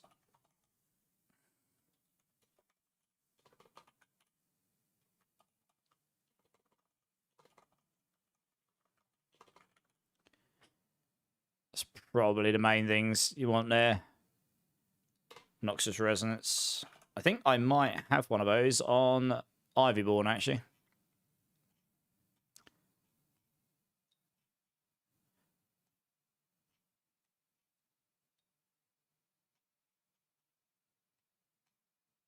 Oh, wrong guide. I was going to say Ivyborn must be using that, I think. Yeah, it is. Easy peasy. There we go.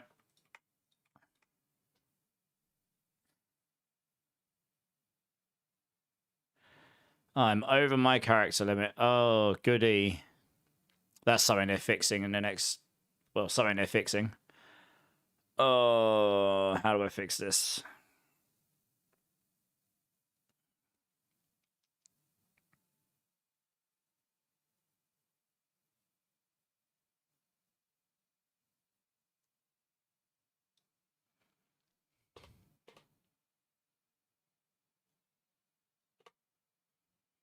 Let's just do that for now.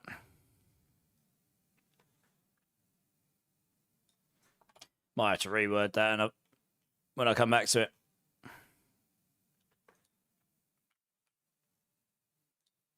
I don't think we've got the key passer in there, have we? Nope.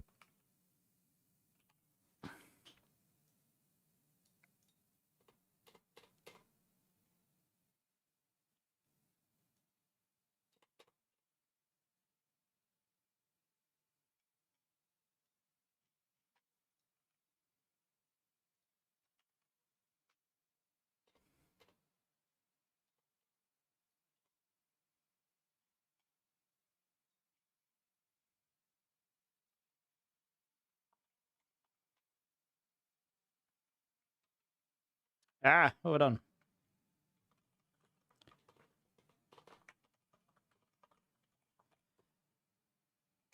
Unlucky hit.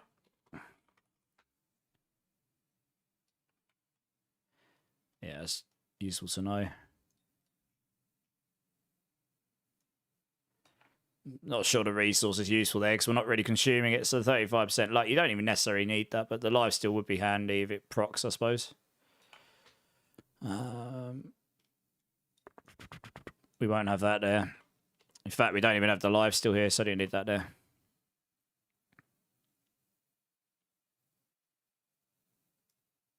We didn't even have Vortex here at this point. Not sure I'm happy with how that's worded.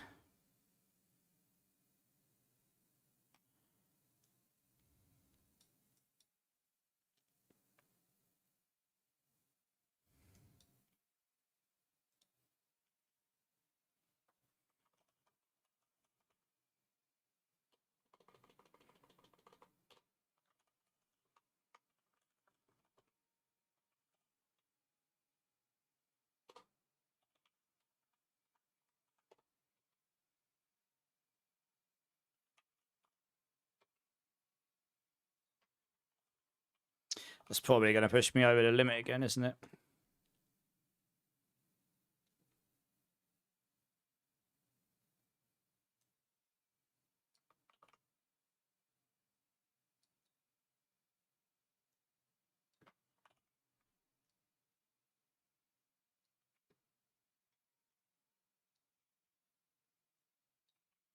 It did. Oh.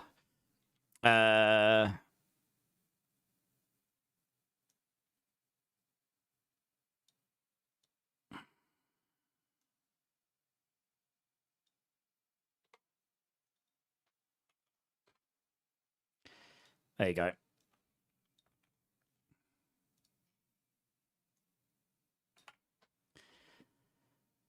All right. That's skill tree done. Hey, big boy. How's it going, man? How am I feeling about season 11? Yeah, it should be good. We're getting the... they announced earlier, officially, that the campfire's on Wednesday. So we should get the final PTR notes then. Post-PTR notes, sorry. So that'll be good. See what's changed since we tested then.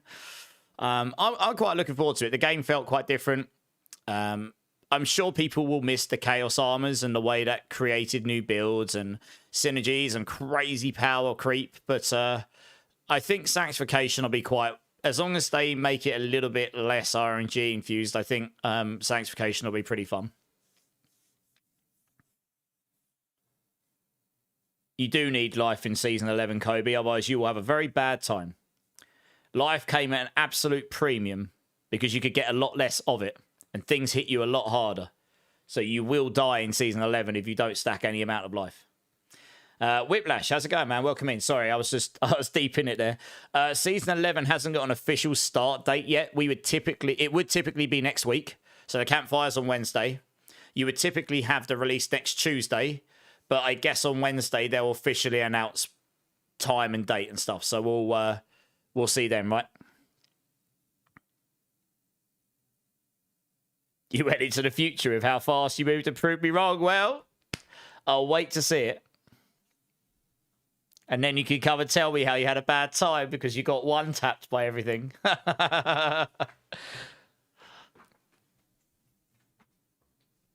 Like when you're running around with 17 HP and everything hits you for 20 life or more, it starts to get a bit hairy.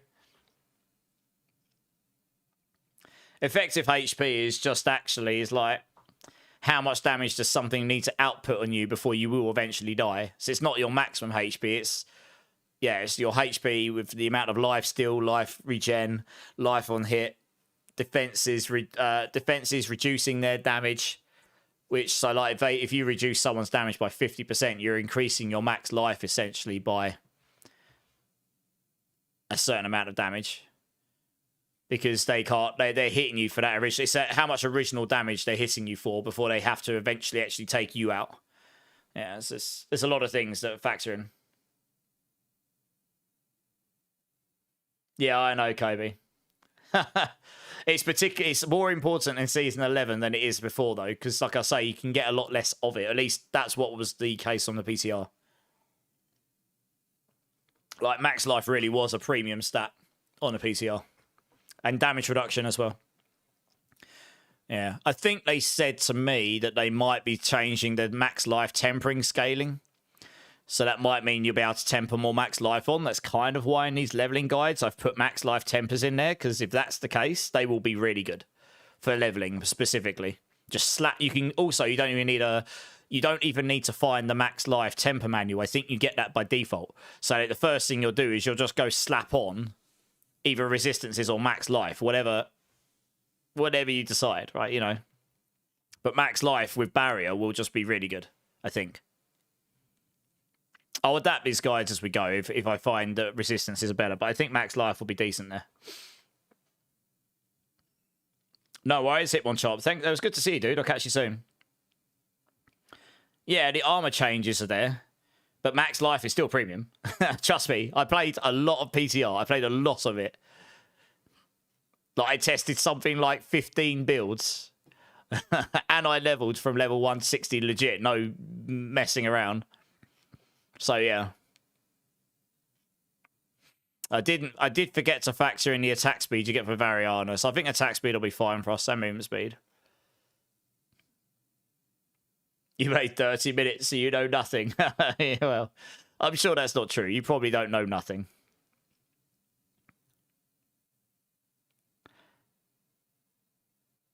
I might actually be able to copy-paste something from this build here.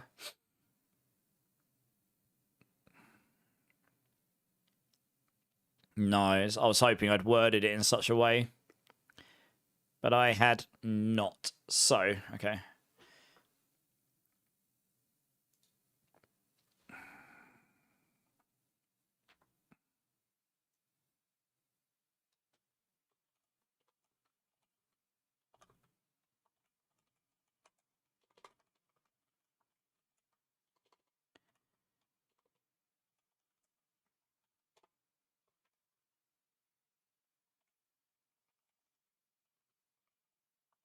Using the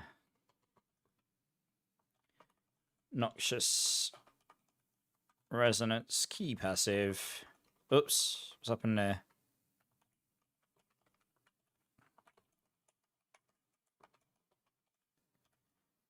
Skin.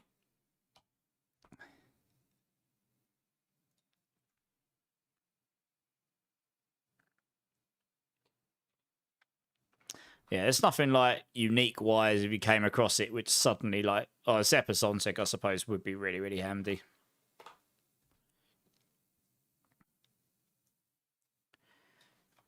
This, yeah, I mean, if you find a Zepasonic while leveling with this build, you will just annihilate everything, always level 60. This will basically allow you to annihilate the game all the way until level 60. Makes all attacks third attacks, and on your third attack you hit 3 times instead.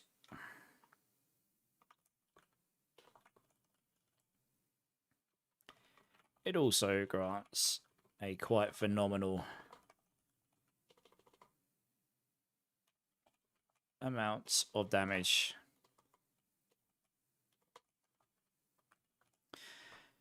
Okay, cast. So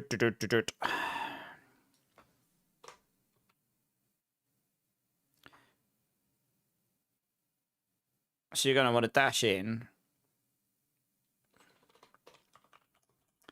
Dash in with Withering Fist. Engage with is probably a better word, right? Engage with Withering Fist. Hello, Kamari. Where are you at, mate? Hello, do you want to come on my lap? Oh my goodness, you're wet. Oh no. He's just looking at me like, I'm wet. Look at me. Oh dear. What are you after? Towel dry?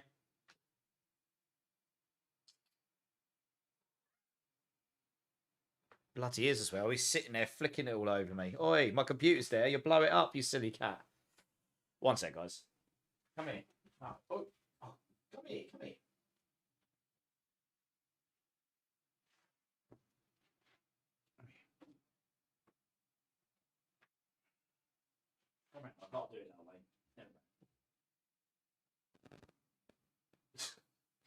you cheeky sod. I can see. Go on then. Yeah, seriously.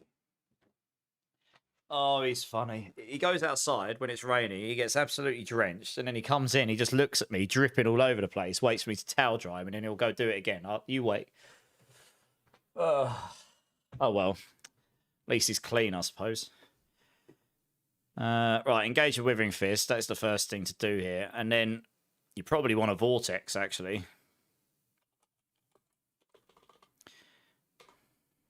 I don't need to bold that. All enemies.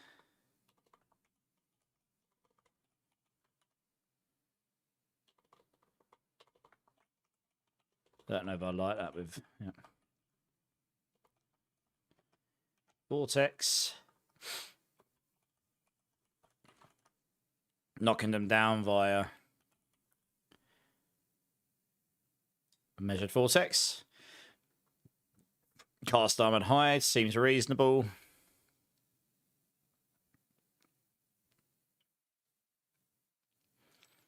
Cast Scourge. Cast Devourer. For big poison damage.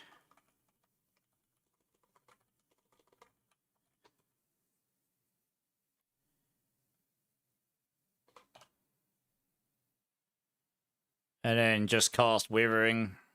Oh, we're missing one thing here. It's pretty important.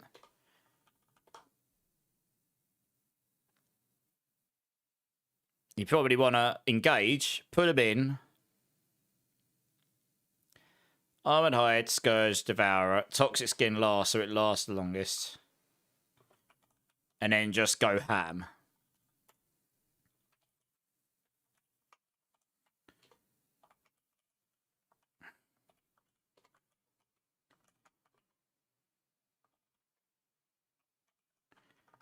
Just Resonance, and there you go. And that's it. Seems reasonable. You got to run. No worries, Kobe. Thanks for jumping in, dudes. Appreciate it, man. Appreciate it.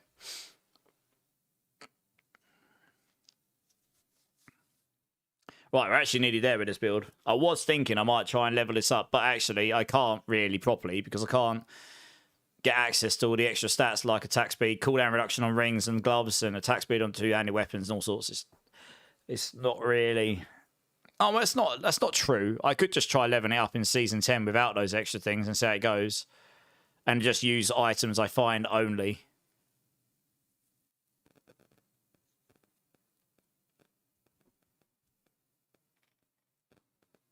I could do that. I might throw a Spiritborn build together first, and maybe go do that and give it a little go. See how that goes.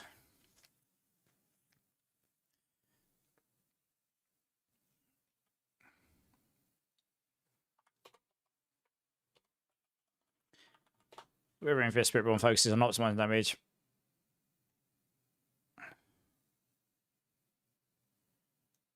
The poisoning.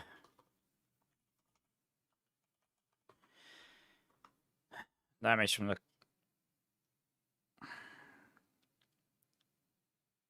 skill itself.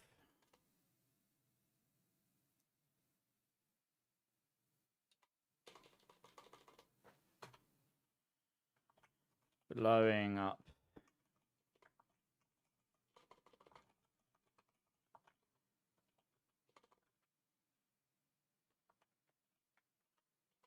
Damage over time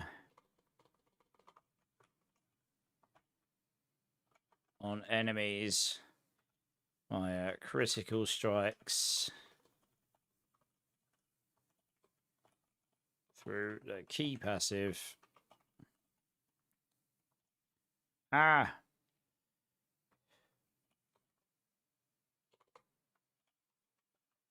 Noxious Resonance.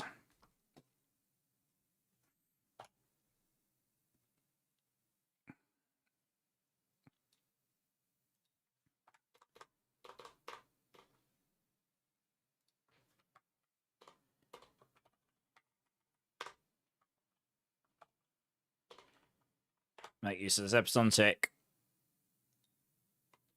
Or Harmony, Reaper if you drop any. Don't need that bit.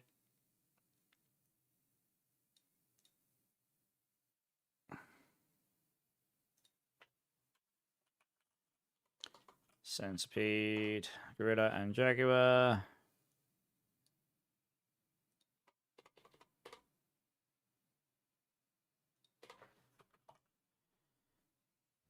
We don't have counter attack. We do have this. We have Scourge. We don't have Protector. We've got the Devourer.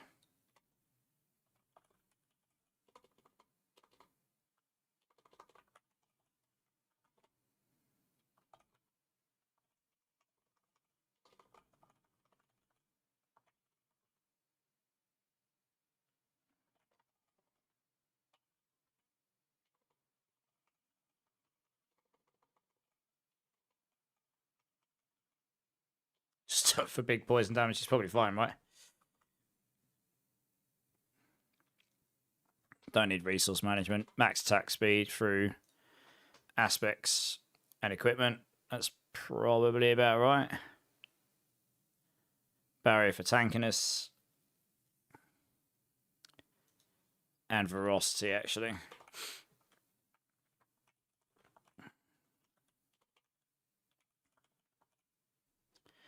Right, do I have a toxic skin thing here somewhere? Maybe not.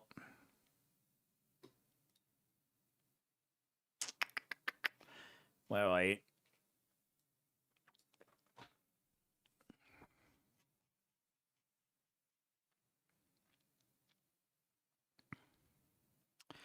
No, I never did add that. Interesting.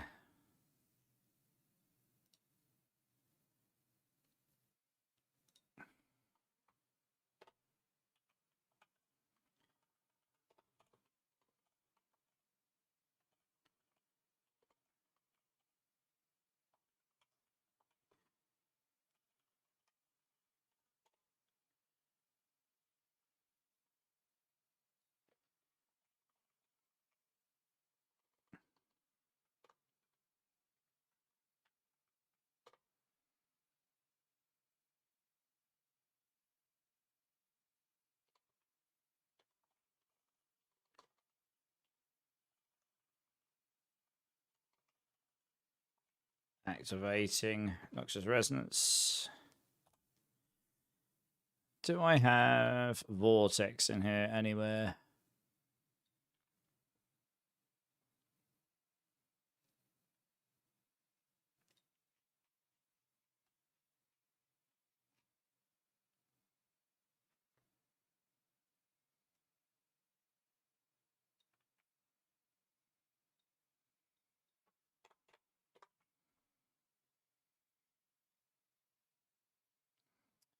It's probably fine.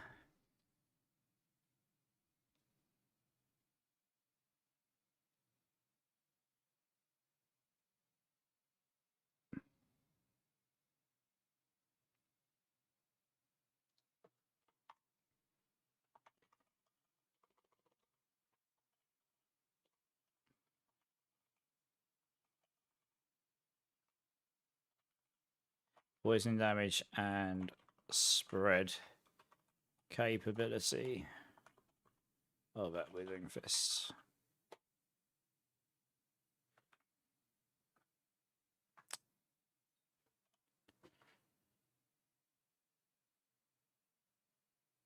Yeah.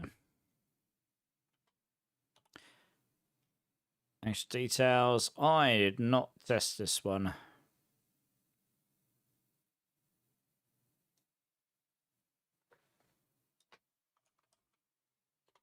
Get rounds to testing this on the PTR. But it should allow you to get to level 60 without too much trouble.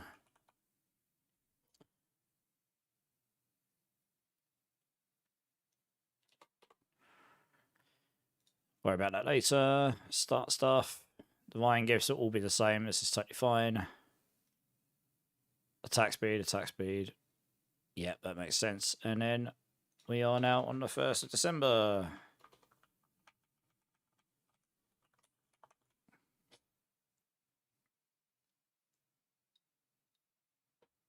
Hey, Charm Chaos, how's it going, man? Psycho, welcome back, dude.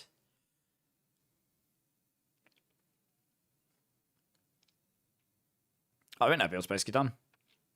Let's get a quick one over.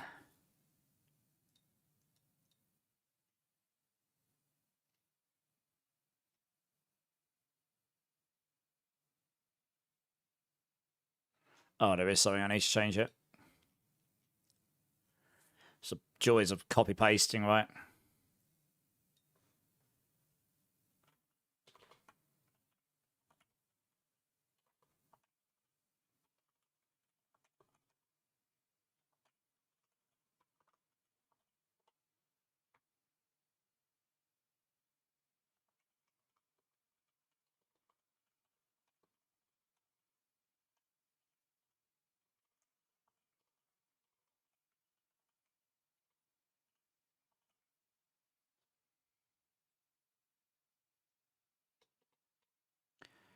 Yep. I must have put that in here, surely. Or did I not? No, I did. Oh, do you know what? Let's just do that. That makes a lot more sense, doesn't it?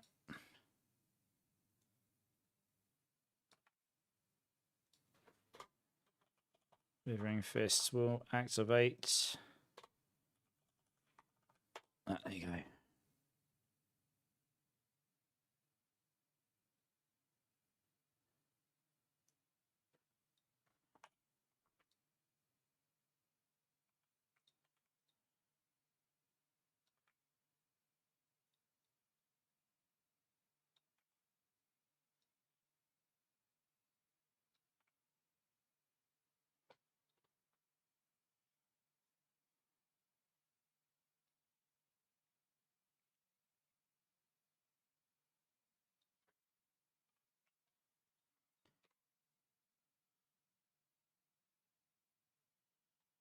Yep.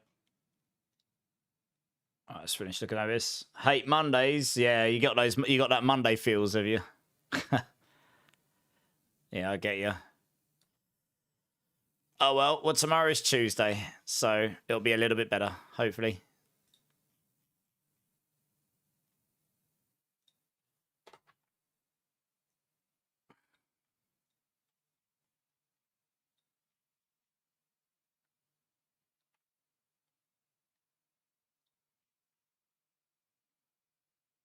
Interesting that I did that. Oh, I did, yeah. Yeah, okay. Trying to keep consistency across the builds, but as I try and change something with the formatting, it's hard to remember to backdate it all to previous guides that may have done it or not.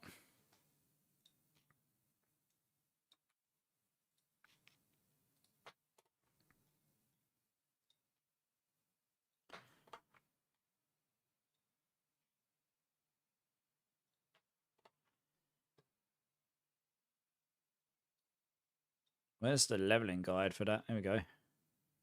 Yes, I didn't do it there, actually, funnily enough.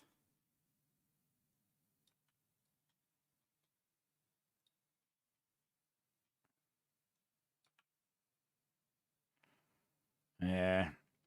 I started doing this later on. That's one of the things I might change here later on.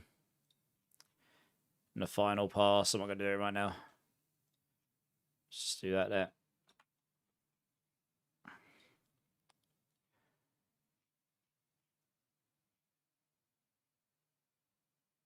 Yeah. Okay. You can see I copy paste this from an evade build. We do not want Semton. We want Moniton. Because Withering Fist is a mobility skill, which will work with Moni. Yes, I'm glad I caught that. That's a pretty big difference. This is why I give them proofread where I can. I will nab that from this build here. Here we go. That needs to be the leveling guide. There you go.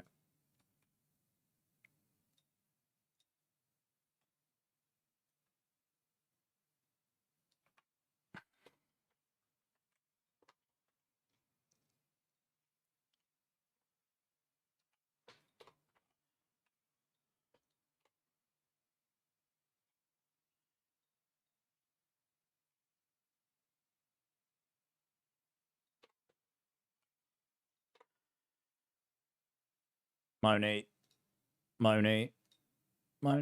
C'est quoi? Okay. Hey, Katana, how's it going?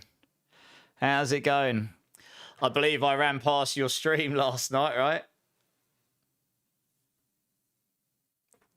I probably won't right now, Katana, just because I'm not actually playing the game. I'm doing build guides for next season. But yeah, maybe at some point, though.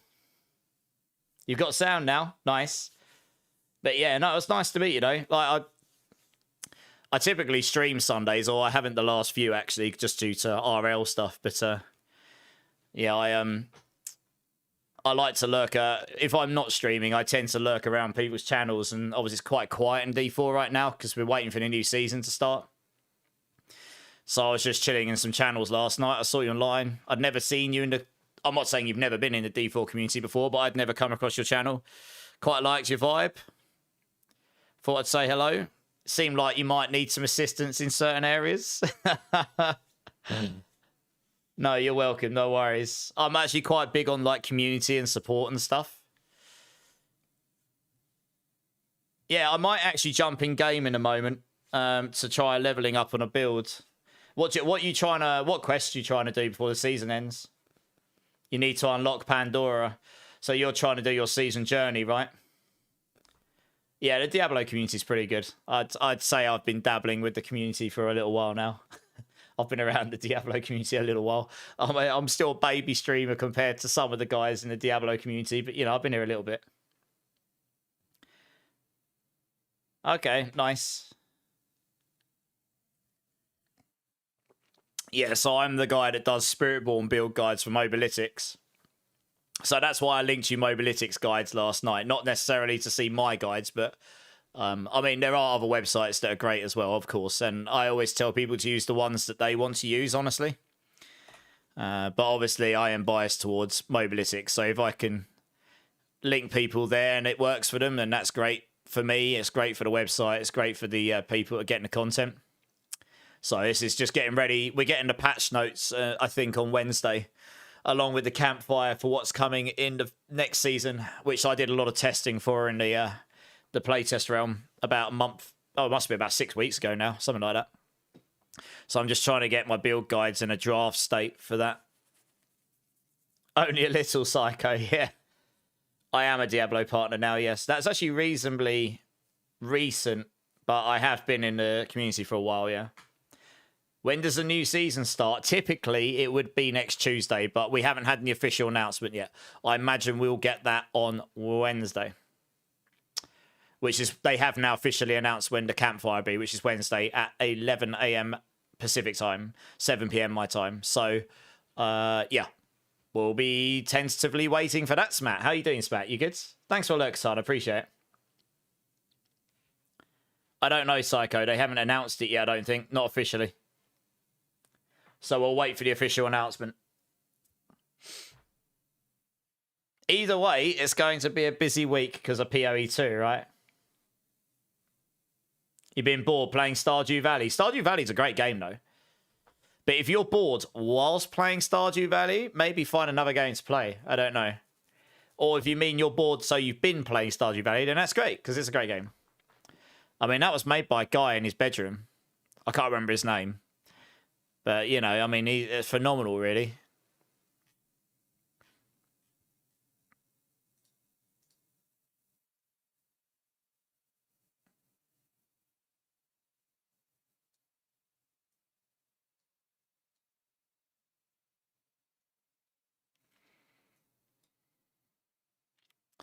This should work okay. I have no idea how well, to be fair. I've not tried it, but it should be fine. Theoretically, this should be fine. You've got all the things you need. You're going to be stacking some life. You're going to get your resistances. You're going to have the damage. As long as you get the aspects, you're going to be defensive enough. You should have more than enough damage to get to level 60. And then you just go on to another build. I know this worked quite well in Season 10. I didn't bother making a build for it, but I know it worked quite well in Season 10 because of the Chaos Armors in the endgame. I don't think this will work well in the endgame here. Actually, there is one extra thing I'd put in here.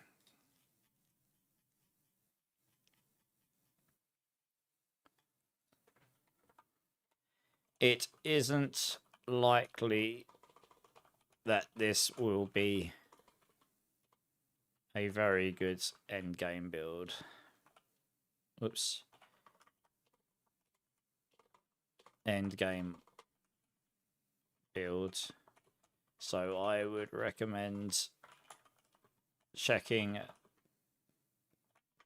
the links at the top of the guide,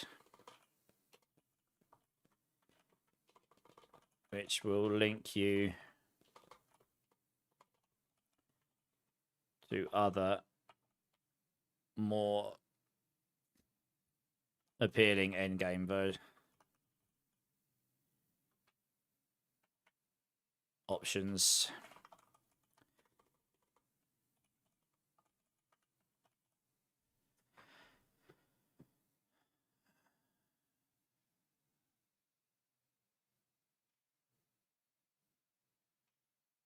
Okay, I think this is good. I think this looks fine.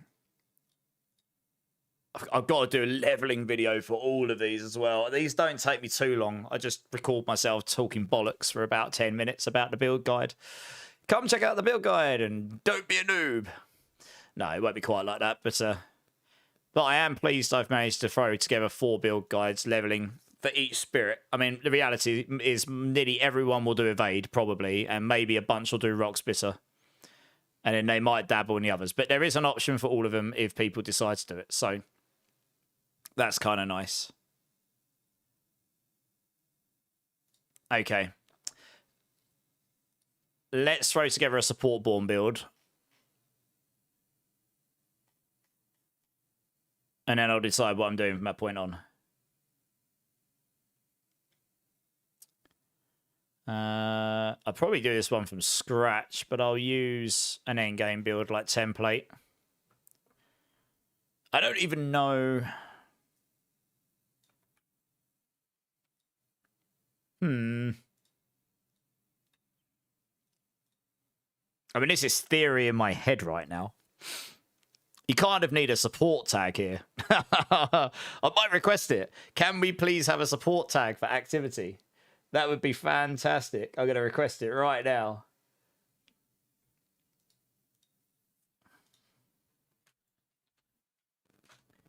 Any chance of a support tag?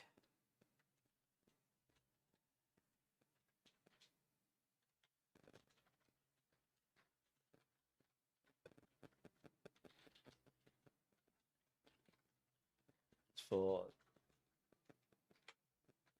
oops, team tower pushing.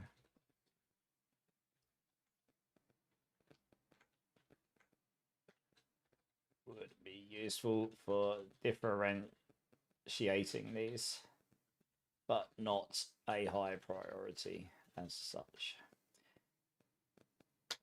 Maybe we'll get it, maybe we won't. If you don't ask, you don't get. And if you ask nicely and politely, then you'll have a slightly more than 50% chance of getting said things, probably, if it's reasonable.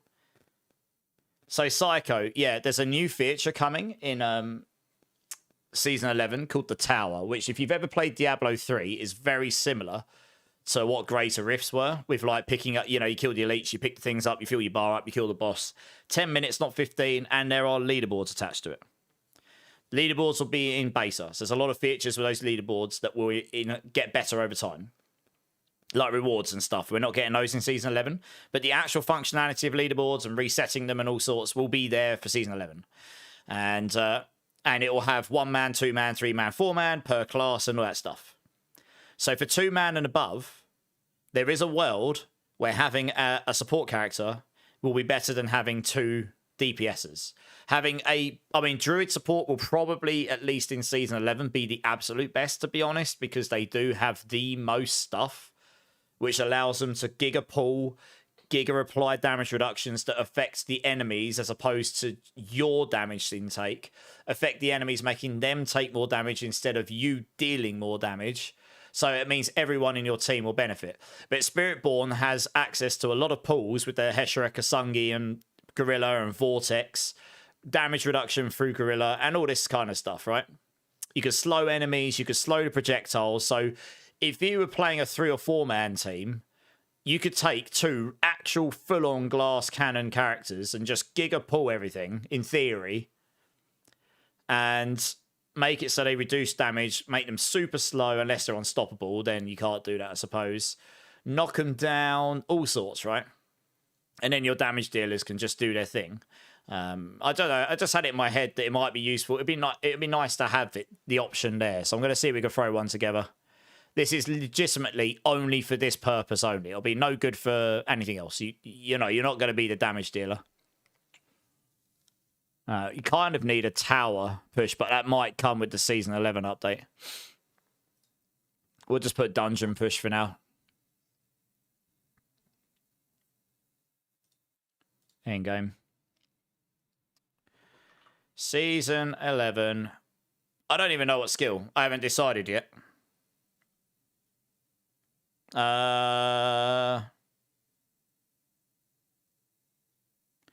Honestly, Rock Split is a pretty solid option. Mobility. Maybe just do evade.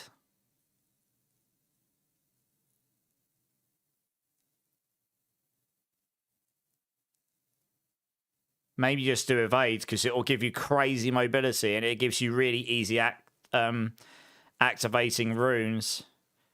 And Thunderspike, is that a mobility skill? No, Thunderspike isn't, is it? Moni is a really nice activator. But if you're doing evade, I suppose you're just going to have... Yeah, okay. TBD. I don't actually know what the skill's going to be yet. So we'll just put TBD, but we'll put Spiritborn. I don't know what that's going to be called. I'll figure that out. I need to work out what skill I want to use. You want to be fast. You want to be able to move around. You want to be able to constant vortex. You want to be able to constant use your Hesher Kasungi. And that's kind of about it, really. Your damage doesn't overly matter too much. You want to apply vulnerable all the time. You just want to do everything for your teammates, so they don't even have to worry. They just sit there and do their thing. They just nuke the enemies. Yeah. Yeah, Z DPS, basically. Yeah, I don't think it's going to be that prominent, but I think it will be a thing for the 2, 3, 4 man tower pushing.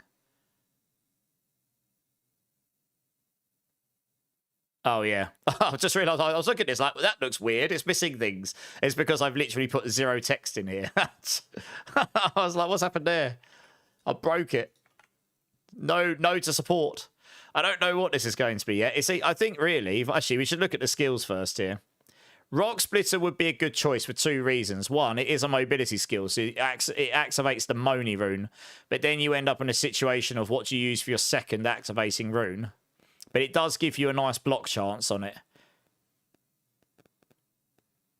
But ultimately, evade probably is the best option. Because you can use the Sem and back runes really easily. Thunderspike's third attack strikes back again, pulling in and knocking down distant enemies. That's another pull-in. I forgot you had that. You got 4 pull-ins on this build. It's disgusting. That is utterly disgusting. It's got to be an evade build, I think. That is actually disgusting. I think I know how I'm going to build this. I'm just double checking. We've got 2 versions of knockdown in here already. And to be honest, evade was one of the strongest builds on Spiritborn as well. So unless they giga nuke it.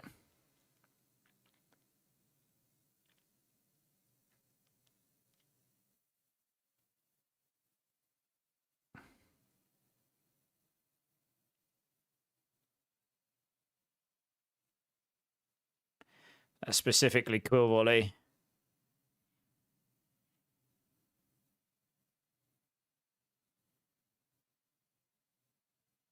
Yeah, we don't overly...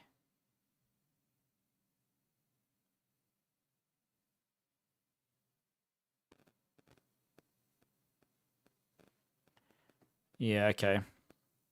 That's all poison related. So that's no use to us. Yeah, you can use a knockback on that.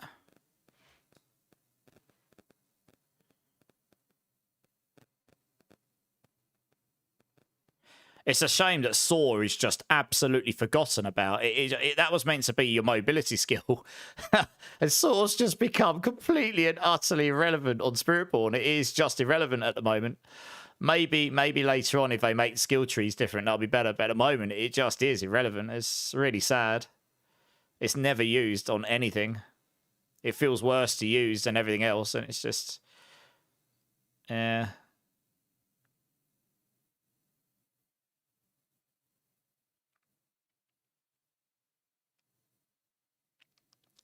It doesn't matter too much how much damage you do.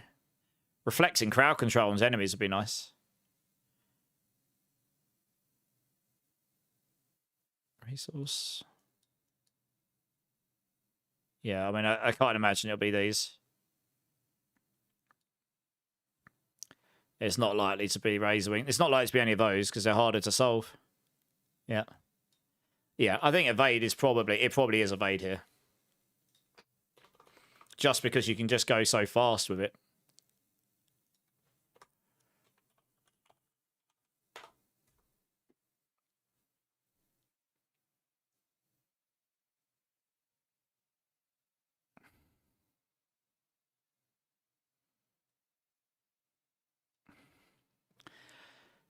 Focuses on optimizing the support capability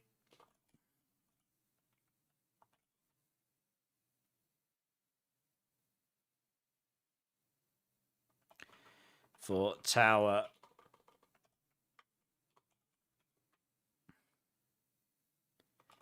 pushing in teams.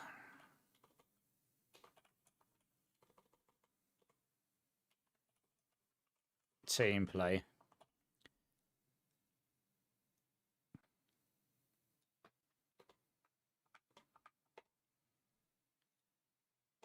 Note. This is designed to be used in team play only for tower pushing.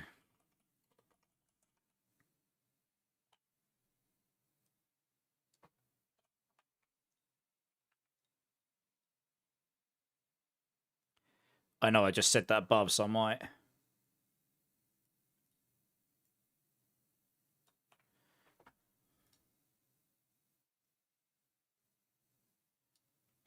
At the cost of being a solo play build.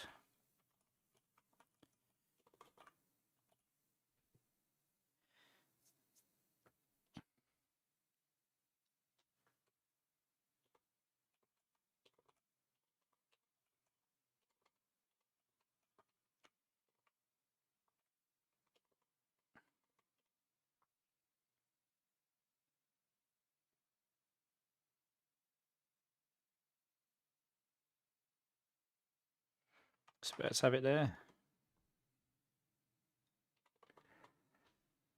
Oh, yeah.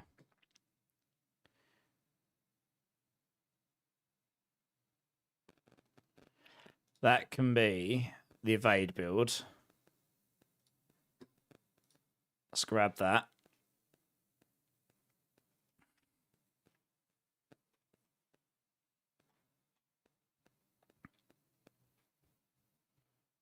There you go, that's the one. And that'll probably need reformatting. For some reason that decides to lose its bold and italic. Oops. There you are.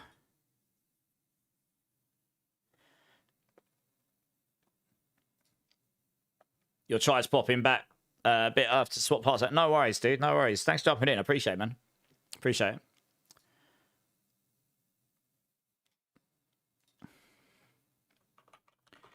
Great support build. Not designed for solo play. High mobility. Lacks down. I mean, you'll probably have okay damage, but it isn't designed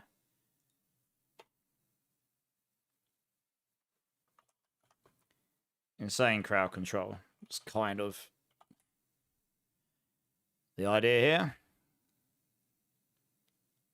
And you are literally only going to have a mythic variant because you're not going to use it for anything other than team play situations. So it's literally designed to just be used for that.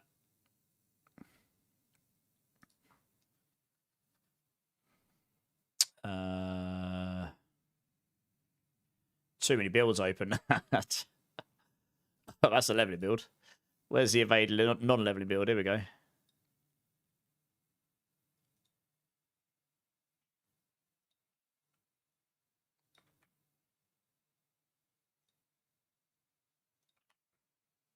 Yeah, you'll use a Shroud of False Death here still, I think. Can't imagine why you wouldn't.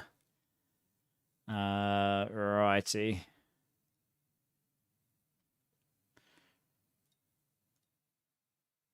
Funny enough, we won't use the Seeker on this. We'll use the Protector, probably. And you could still take Rock Splitter here. Just for the block, to be honest. And then we've got to have Thunder Spike on there somewhere. And we'll probably still take Armored Hide. And then the other two are really just whatever's useful to you. So you just take, yeah, you just take Scourge for the fear and the slow, I suppose. And I guess just counterattack to make you tankier. Oh, no, you got to take Manual Vortex here, haven't you? Yeah.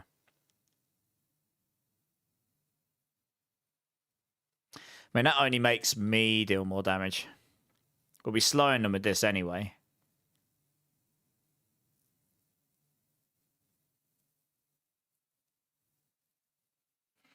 Without a counterattack, you won't have your dodge chance, so you will potentially take hits, but then you're just going to stack life everywhere. So you might just, and generating barriers, you might just be tanky enough anyway. It just does not matter. I'd have to try this.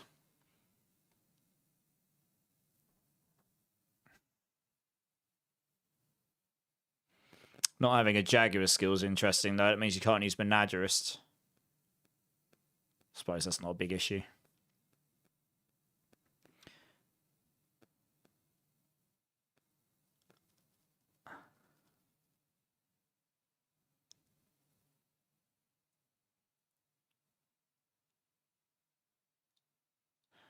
You'd probably just go double eagle as well, why not? Or hitting an enemy with a centipede skill reduces their damage. Huh.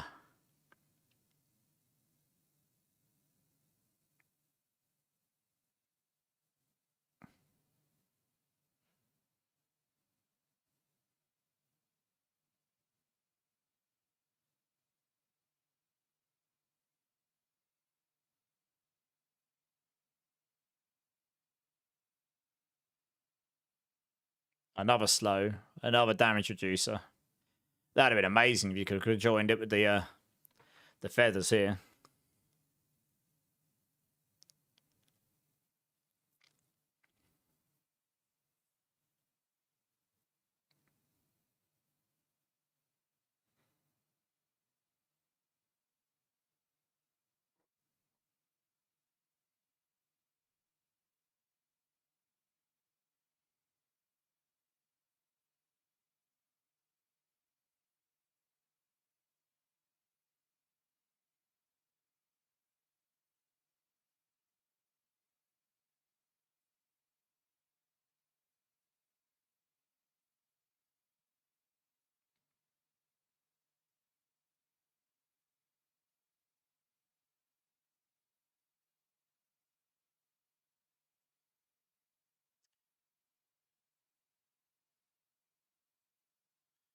Typically, in Evade, your main damage would be this, but you don't care about your damage here.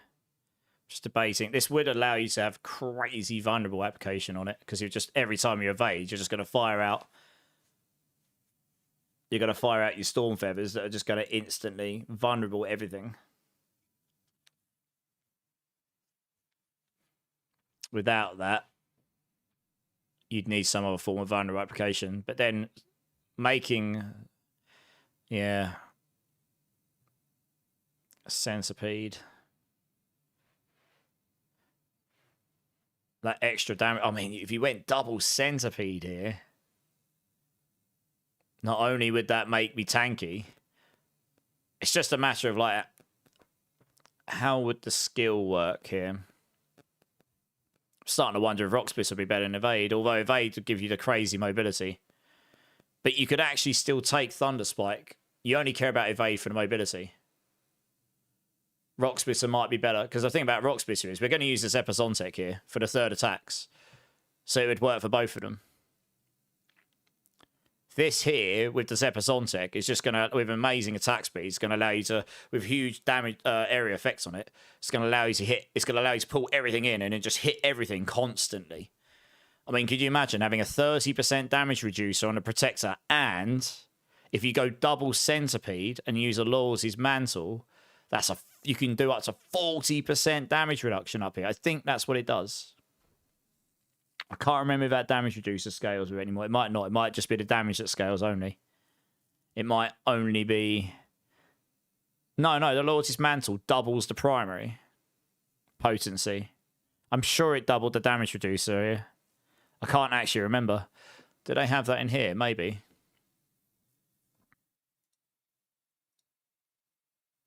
No, okay. Oh, no, that's right. No. Hitting an enemy with a Centipede skill reduces their damage by 4%.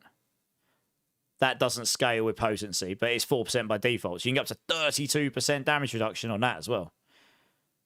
And you can slow them by 80%. Ridiculous.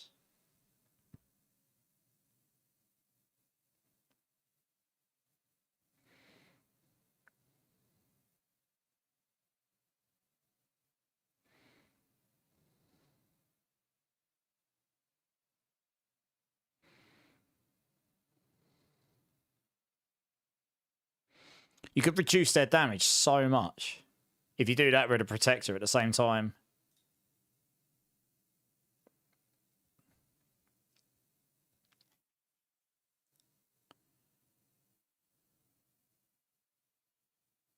Just figuring out. I mean, you'd have to have Lucky Vulnerable somewhere in the build, but that's fine. You can fit that on anywhere. You can fit it on the rings. Just put a... Well... I mean, you could put a Fist of Fate on, to be honest. That would solve your problem.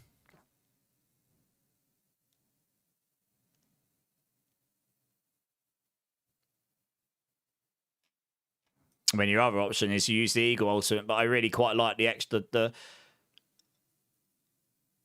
The concept of another pull-in that also reduces their damage, and this also slows missiles as well, rather than just slowing the enemies.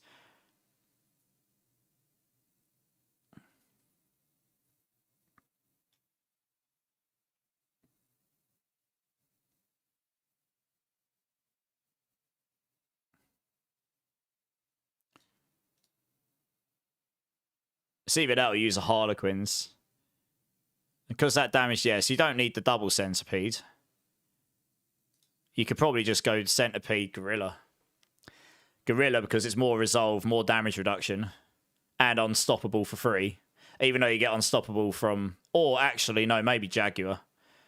Because that would allow us to just get that attack speed on here easier.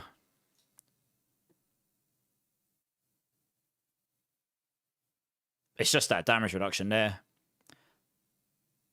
That's all you're trying to do. You're not going to be able to boost your allies' damage, so you're literally just going to go full damage reducer.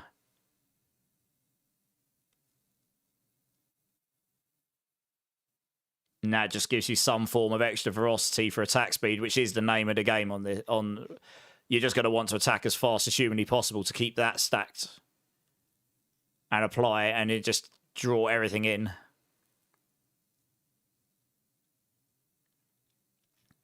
And on Rock Splitter, you don't have to take the Thorns node. You can take Sharp. Every third attack knocks enemies back and grants resolve per enemy hit. So you're just going to be constant. You're going to be at maximum resolve all the time.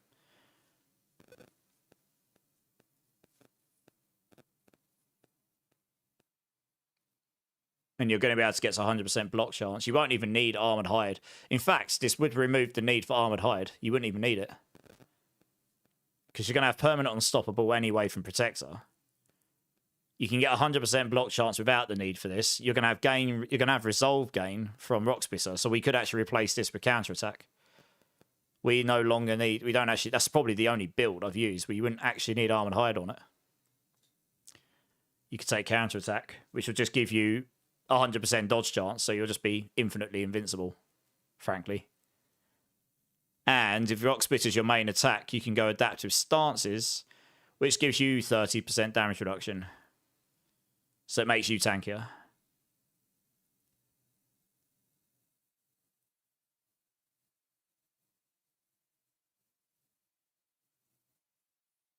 Okay. I think this is the way we go.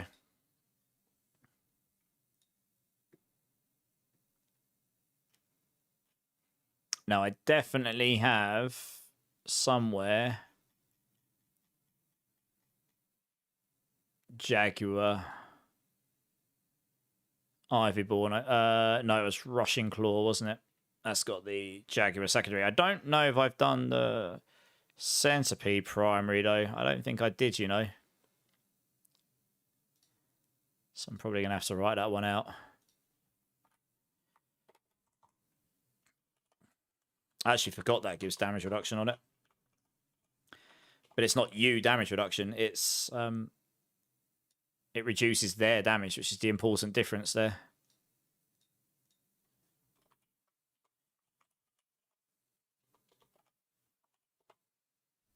Hey, King Ez, how's it going, man? How you doing, dude?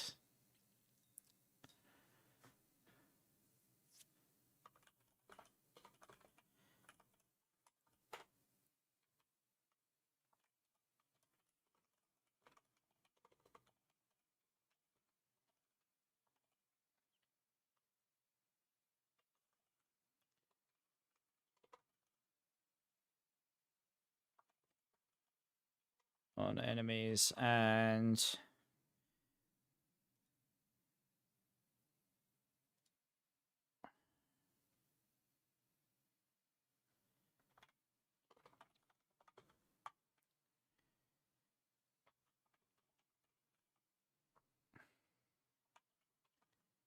and 80% reduced speed max on enemies. Incredibly useful as it affects the enemies and benefits our teammates.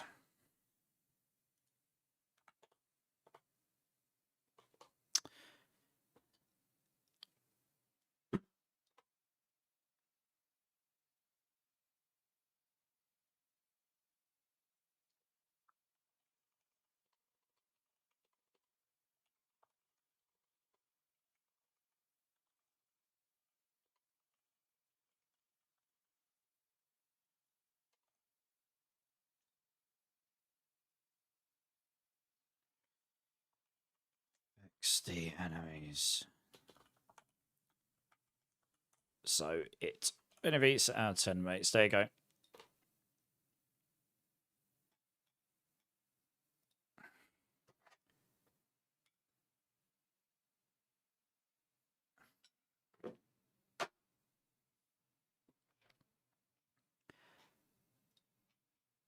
Okay. We'll come back to items in a second. So I think for this, yeah, you're going to take Sharp Rocksplitter, Thunder Spike with Sharp Thunder Spike. Because with the Zepazontic, they're both going to third attack all the time. So they're always going to knock enemies back and grant resolve per enemy hit with Rocksplitter. And in your Thunder Spike, when you evade, it's always going to strike back again and pull enemies in and knock down distant enemies. So you're just giving yourself like... everything you do is just going to knock them back. It's going to knock them in. It's going to do all sorts of crazy stuff to them. I don't know how that's going to feel. I'd have to go try... not used that in a long time, to be fair.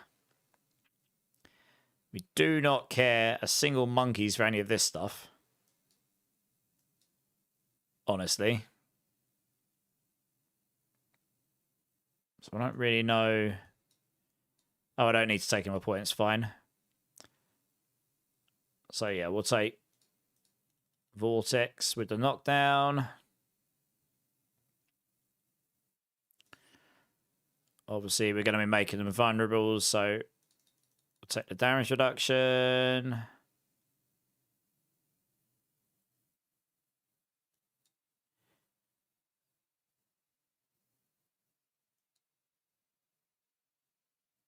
When you dodge a crowd-controlling impairing attack with counterattack, it will reflect the crowd control to all close enemies. So you're just going to be able to crowd control them even more. Fantastic. That sounds good.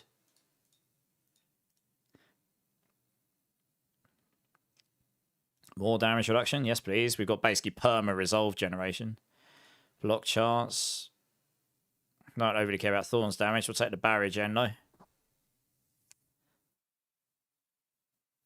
We get the 3 points there, so we don't need to put a point there. Scourge. Honestly, we'll just take the lifesteal stuff, because we can.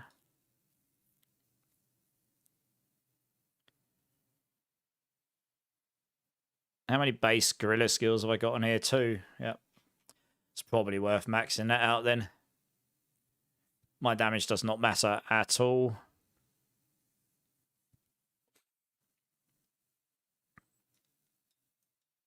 Max out protector. Take all of the bells and whistles. Adaptive stances. Right, and that leaves me with 38 points. Oh, goody.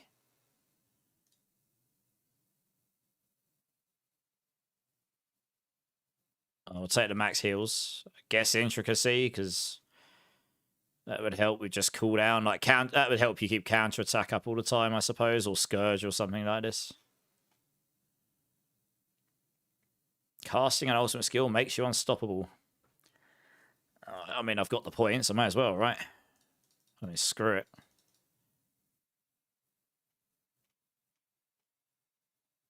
I'm gonna hit like a wet noodle, so I don't even know why I bother putting those in. But I suppose that's it. You don't really need the rest of your points. There's nowhere to put them, I don't think.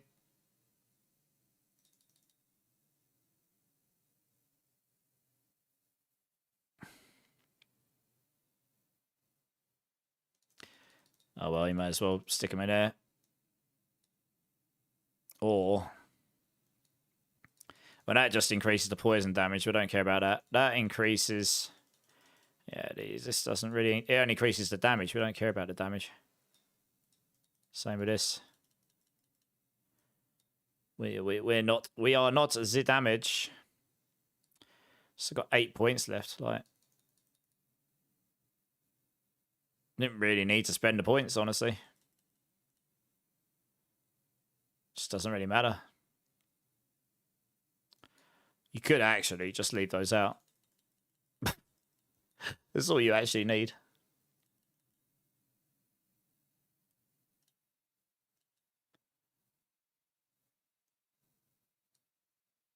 Just spend 48 points and off you go. I think if you do that, you get more passive dodge or something. So you could max that out, I suppose, but you don't need to.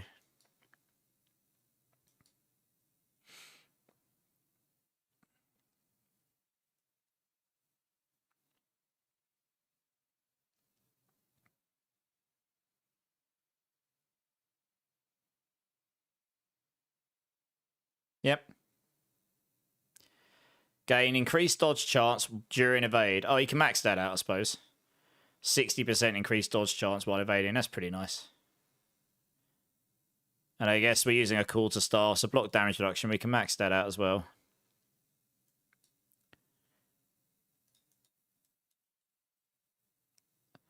After standing still for half a second, you gain block damage reduction until your next move. I suppose you can do that when you're attacking with Rock Spit, so as long as you don't move, it'll max that out. Why not? Just everything defensive. That's it, I think. I mean, he should be pretty tanky here as long as we stack enough. Oh, I suppose, actually, we could just stack for days anti-venom as well. Yeah, we'll just be giga ridiculous to poison damage. Like, you'll be... I mean, there is a way to... If it gives you enough poison res, there's a way where you'll make yourself just invincible using the Touch of Death gloves. They would make you quite silly, actually. and you just stack loads and loads of life sustain. I mean, if they make that life on hit, which is what I requested, rather than life on kill, then Fueled would be really good on this build as well. Yeah.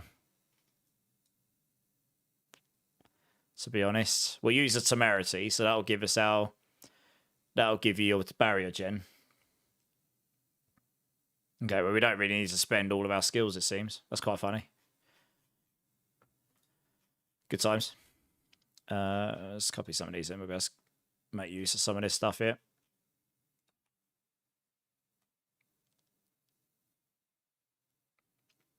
Don't care about this bit.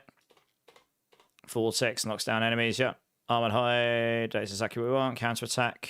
We don't actually care. Reflect. Crowd control. I should just probably put that effects bit in there as well. Back onto enemies. Fast active. I actually just put that in there. Where did I put that one? Withering Fists.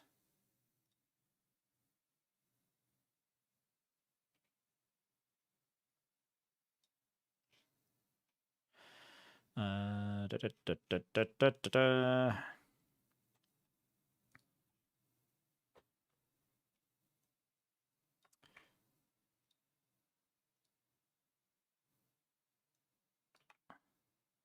Needs to grab the Protector, which is probably on this build. Yep.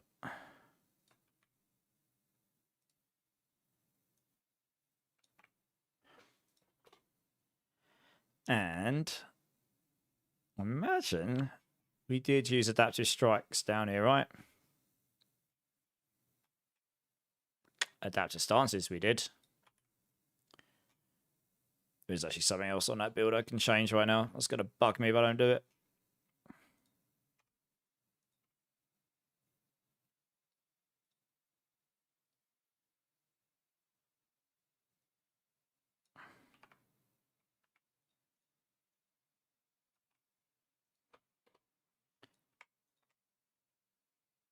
We don't actually overly care about the 100% core stats, but it does technically give you more like resistances and armor and stuff. So I suppose it's kind of nice. We mainly just want the damage reduction to ourselves so that we're like nigh on invincible. Hey, Mark, how's it going, dude? How's it going, man?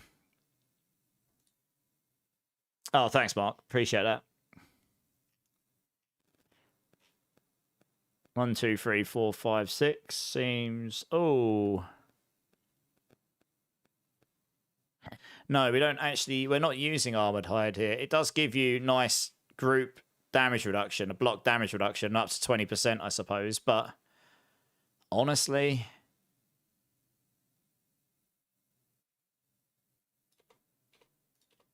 We'll be fine. We can get that on an aspect, maybe. We'll come to that in a moment. I do have actually one other skill I need to put in here, which we can nab from this guide. There we go. Although we will take that and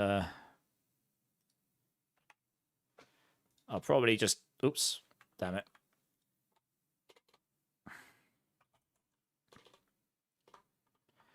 Don't know why that's come out so big. That's weird.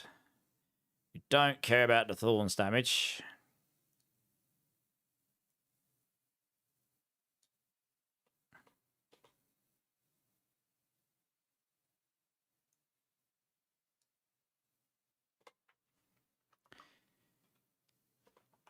Three attacks.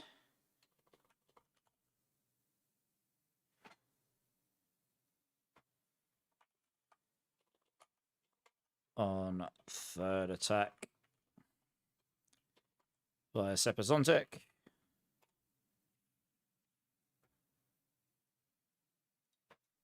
Triple attack.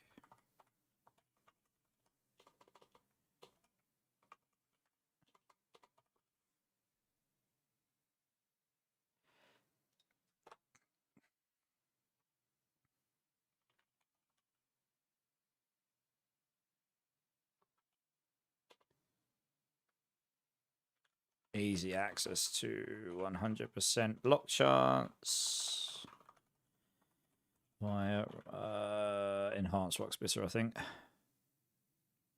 Yep. And resolve generation. Sharp rock splitter.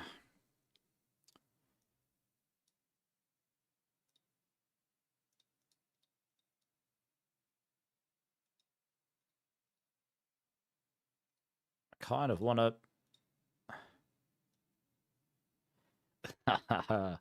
Oh no, it won't let me do it.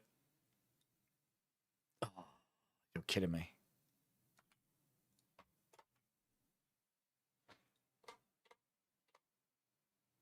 All right, that's somewhat sorted out. Let's do that.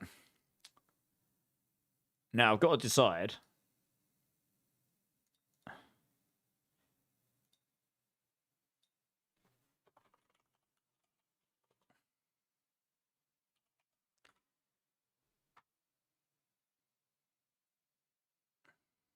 Evade rock splitter.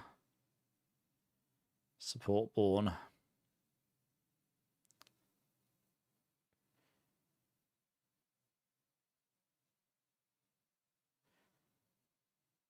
I'm not sure on the name there, but this eagle plus gorilla.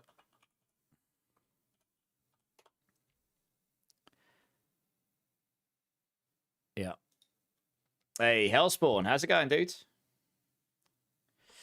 How's it going, man?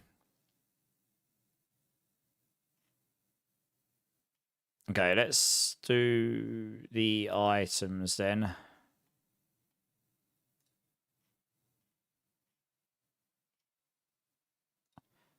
So I think,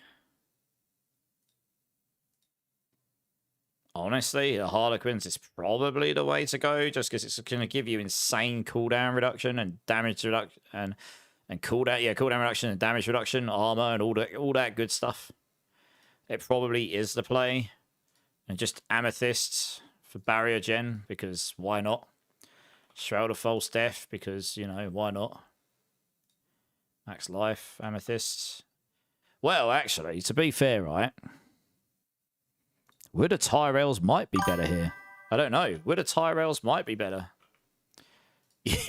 You would be pretty hard to die if you've got that on.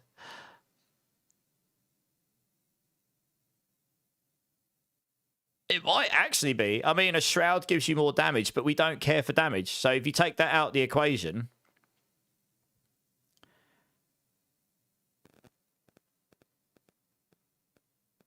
then the Tyrells is probably better, to be honest. It doesn't give us max life, I suppose. But it gives it... I mean, we've got so much damage reduction and damage reduced here. I would be surprised if we can die on this build. It would be quite stupid. And you got the max resistance to all elements. And you're going to cap your resistance like no tomorrow, assuming they fix this for the PTR. I mean, I didn't actually use this. I don't think many people will use this, but I mean, there's a world where this would be useful, right? Yeah, I don't... Okay, so... Right, I see. So it gives you flat resistance and it gives you total resistance. I mean, that's actually ridiculous. Especially if they make changes from this, so the resistances and armor are more impactful than they were on the PTR. I mean, the movement speed would be nice as well, actually. It'll help you cap that easier. Damage reduction. I mean, this is pretty... Yeah, okay. I might just stick that in there, honestly. It's like one and only build I've put in. Hey, Panda. How's it going? How's it going? Welcome in. Thanks for the follow. Appreciate it. How am I doing, Panda? Yeah, I'm good. I'm good. Yeah, you too. I don't typically sit and scream on other people's channels that I do my own thing, I do like to check out other people, though, and see what people are up to and such. So that's what I was kind of doing there. Showing the love. But yeah, it was good. So you had a good vibe, and you had a few people in there I knew as well. So yeah. Do you have a good rest of your stream? I was actually lurking after I went off, but I was doing some other stuff, so I didn't want to impede on what you were up to.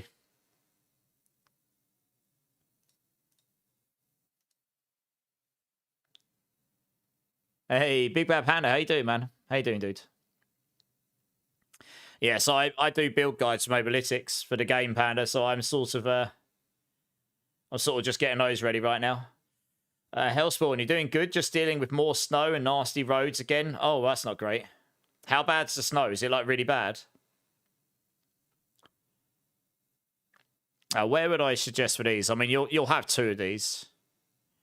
So you probably want the maximum... Oh, no, that's going to be different. That's going to be total resistance. Yeah, you're probably going to want that. And then the damage reduction, I suppose. And then the rest is just a bonus. Come back to runes and... Oh, no, amethyst. Yeah, for barrier gen. And then temerity here, probably. Max life, armor. Yeah, stacking max life, probably. Come back to runes in a minute. We'll figure out gloves. I mean, there is a world where... Yeah, the Craze of the Dead God's an interesting one. This would make you insanely tanky.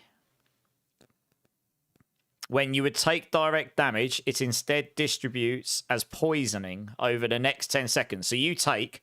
It changes itself into poison damage on you, like damage over time. And if you get a perfect roll, it won't make it do any more. It will just convert it to damage that happens over 10 seconds. The benefit here is, with the Tyrell's Might and the number of ranks of anti-venom you've got here, you should be able to stack so much poison resistance that you will essentially reduce the damage on yourself to, like, very, very low. As long as anti-venom's fixed, because it was buggered on the PCR. That's the only reason you'd use these. I mean, you could use the Endurant Faith as well.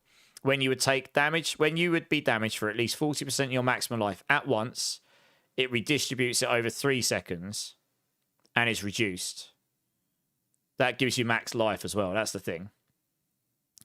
So either of those would work. They would give you they would stop you from being one shot, and they would just make you tankier.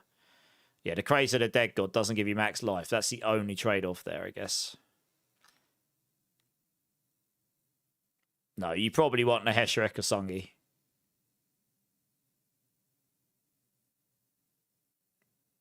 For the pull-in. Otherwise, why use the Protector? Yeah, you want the Protector pull-in. The thing about the Protector pull-in is it's got one pull-in, and then it keeps pulling them in.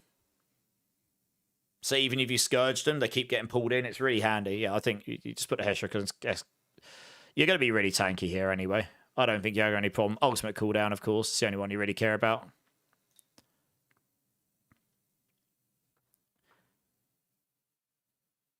Caught you mid-transition of build. No, you're good. You all got to start somewhere, right? No, you're fine. Don't worry. Honestly, I think it's all right. I jumped in and I said, I saw your resistances on the panel, and I was like, it's not going to solve your problems, but you were like minus 5% lightning damage, and the lightning element is by far the highest damaging element. So yeah, if you got hit by lightning, you were definitely going to get violated. So I was like, you'd be better off losing 10% resistance on the others and getting your lightning up to the same sort of level, so you don't just get absolutely smashed by lightning compared to the other elements, and then you can work. It'll make it easier to cap them all, which is one of the things you try and do, I guess, while you're leveling up, yeah.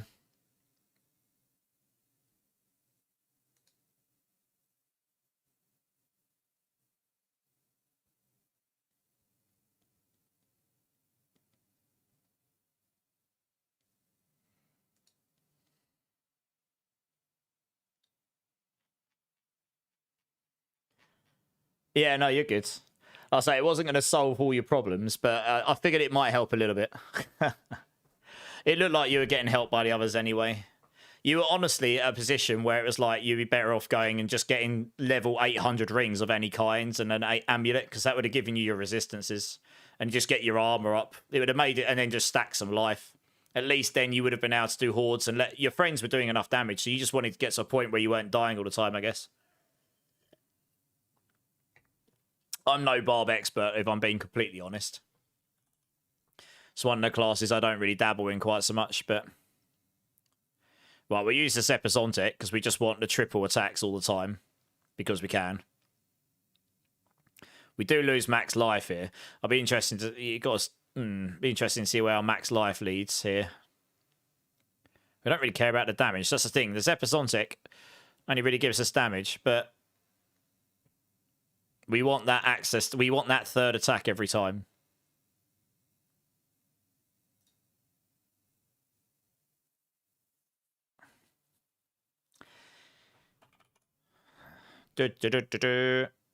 Cast 2 mobility or macabre skills.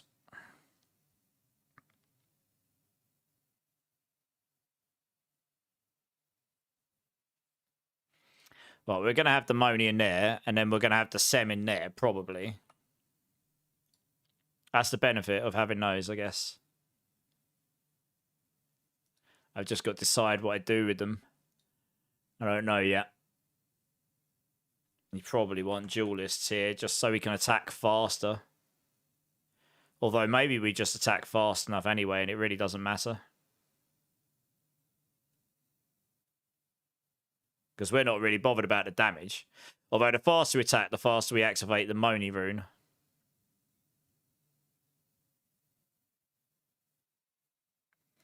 What else can we put on the boots again?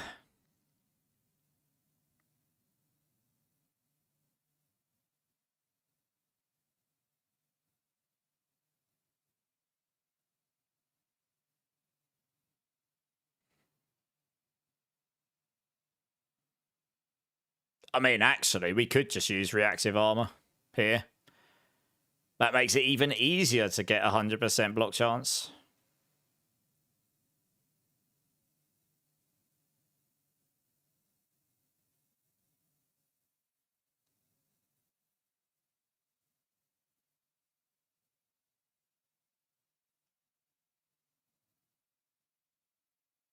Or hectic. Reduce the cooldowns. That could be useful. Menacing.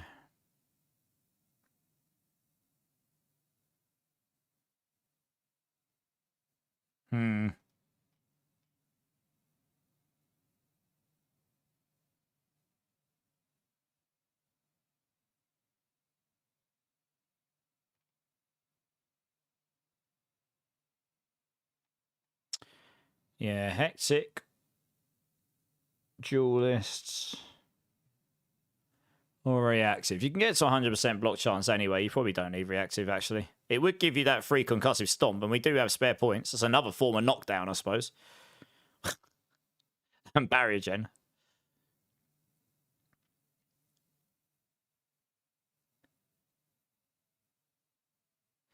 Is anyone playing PoE 2 right now before the new season? Mark White's got 163 Divine Orbs on PoE 2 in the current season. If anyone needs that for a final build, let him know. I got some sweet tunes, Panda. Yeah, I stuck on my, like, pop punk / emo, I guess, music genre era stuff today.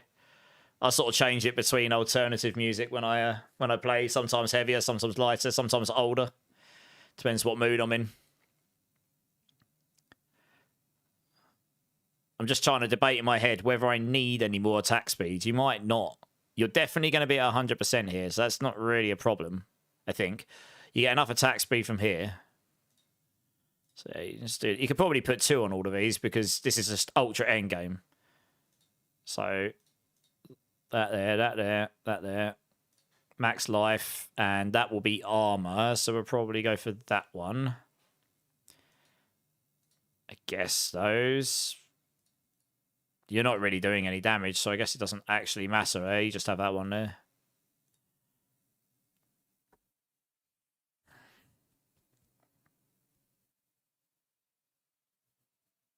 You need vortex size. The only place that will go on the boots, I guess. No, you need rock splitter size as well, though. Okay. That does create an interesting conundrum. Without sanctifications. This could change with sanctification.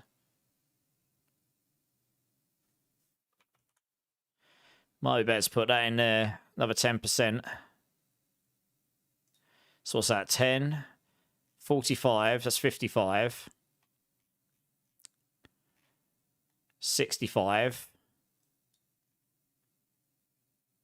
80. We're 20 short. Now, we can temper that on, but we really want rock splitter size and vortex size, really. And actually, with this itemization right now, I can't do both those. Yeah. Interesting.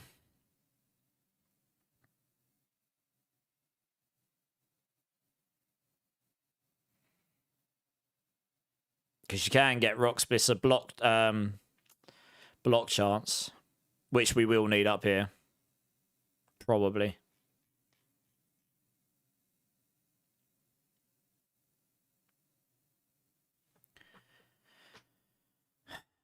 Just like that.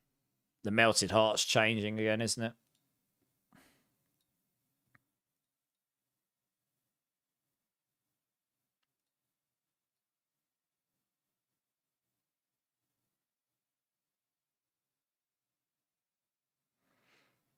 Yeah, so this bit's changing, I think, but the actual... I think there's going to be like some more damage reduction baked into it or something.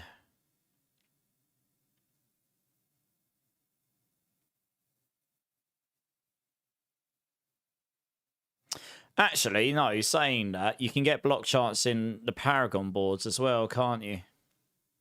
Maybe we'd be okay, just about. You might be able to do it.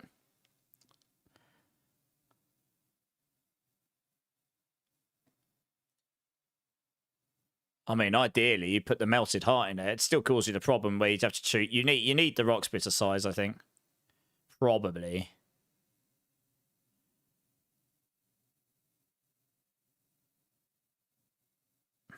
Or would you? Maybe not.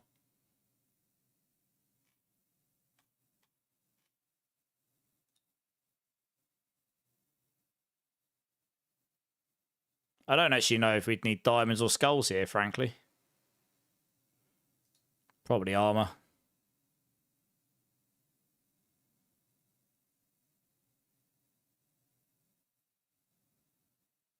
This will double your primary resource. That's what they said it's going to do. But it's going to act a lot more. It's going to act a lot more as damage reduction. I don't know if the melted heart's the way to go here.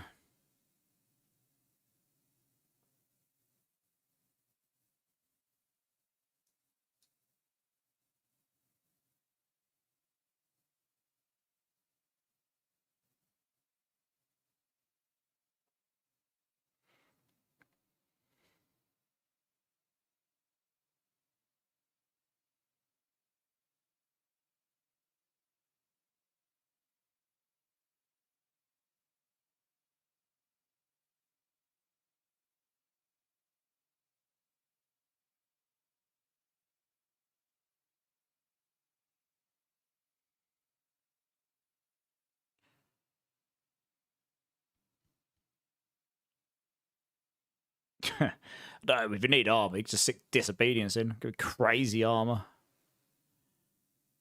Absolutely madness. There's got to be something better than that, surely.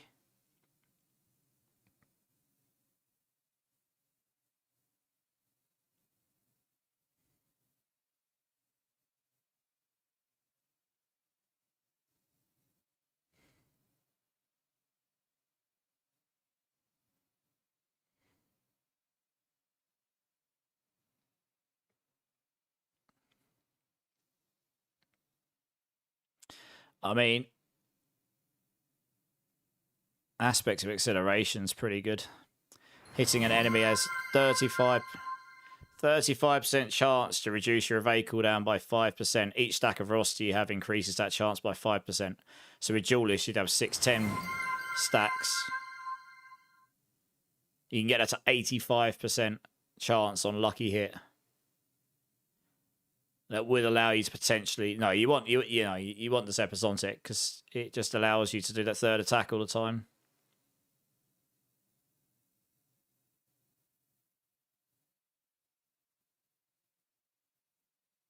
I think.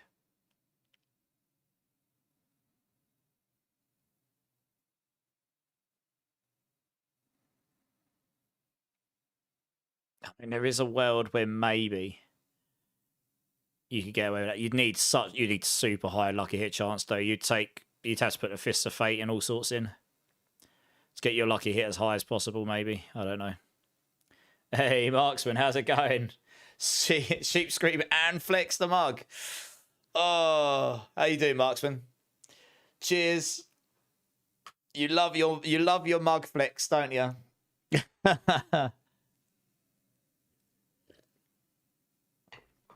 Yeah. How funny. Losing a stack of resolve has a 10% chance to heal you. I don't really like stuff like that, though. Oh, of course. You can just put interdiction on. Gain block chance per resolve stack. I mean, that would solve the problem. Especially if you could, yeah, I mean, if you could sanctify that, that's your block chance solved right there. Easy peasy.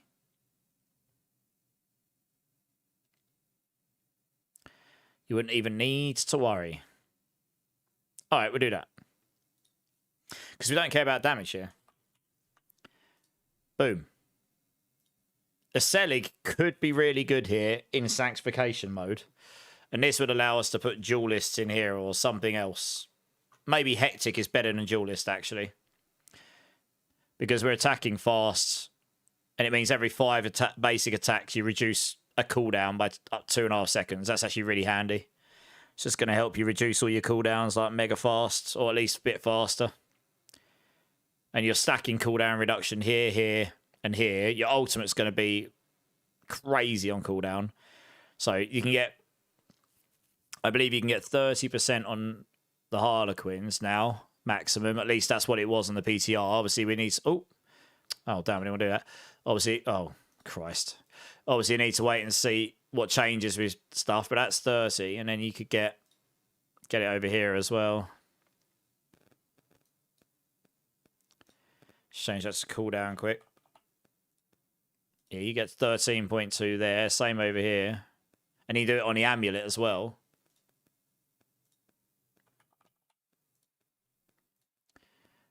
Oops. And then cooldown here as well. Does it give me a cooldown value here? Yeah, 54.2%. That's not bad.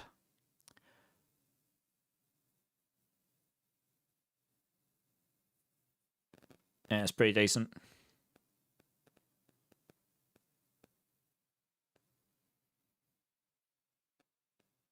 It just means all your skills are going to have a much lower cooldown, which that means like Vortex, you're always going to be able to like smash Vortex like no tomorrow. That's pretty handy.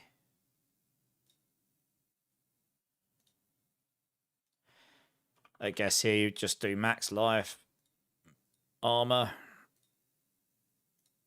movement speed maybe.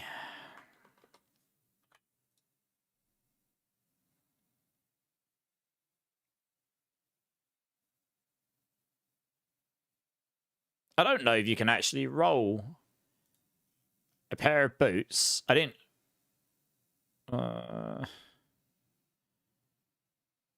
Yeah, I don't actually know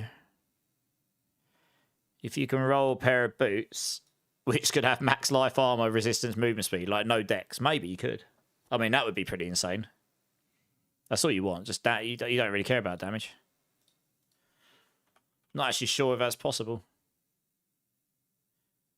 I don't know if these would have that locking in there or not. Let's have a look.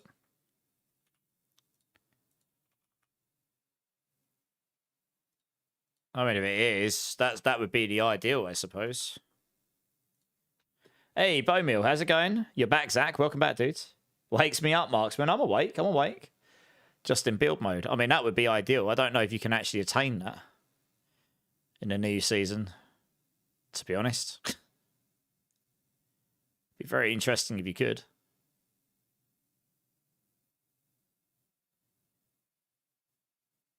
Just full defense.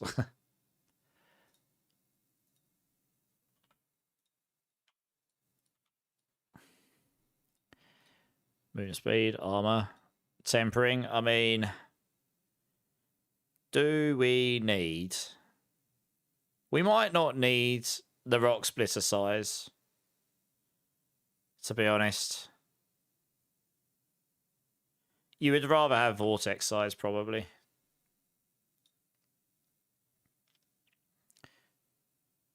Rings. Good question.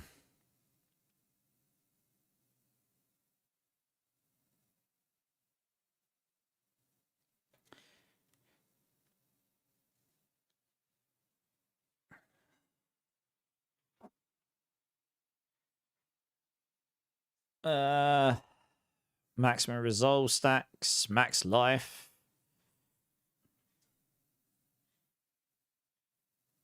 Game armor hides passive effect. Oh, that's just to stack resolve though. We don't overly need that, I don't think. Although it would mean you could take off the knockback on the rock splitter, which might actually be quite annoying. I don't know.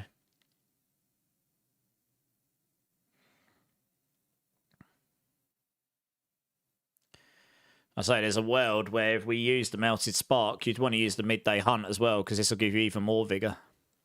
There is a world where you'd want to do that. So I put a temper on that. No, I didn't. I didn't even do this one. You'll want attack speed here, probably. Attack speed. Cooldown. What else can we get in here?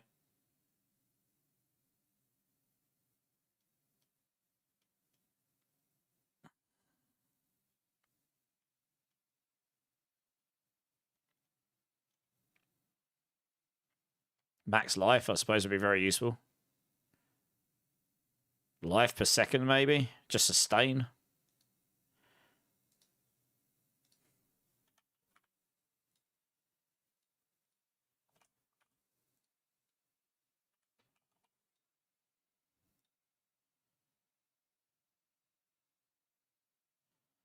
I suppose by doing that, we can go rock splitter size.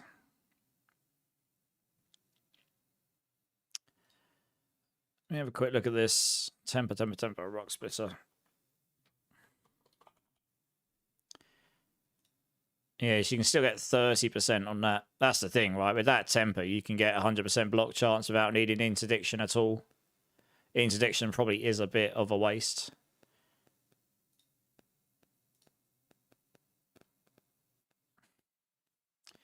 My thoughts here was actually we go for disobedience, to be honest. Or actually aspects of might. Get 30% damage reduction there as well. I mean, that's crazy. You've got so much I mean, do we even need that? Maybe not. The armor would be better, maybe. To be honest. Just because we got Tyrell's might, that's 30%. We've got 30% in adaptive stances. And you got the perseverance damage reduction. You're going to get such a diminished return from might, it's probably not worth it. But the only thing I'm thinking about Tyrell's might here is... would it be better...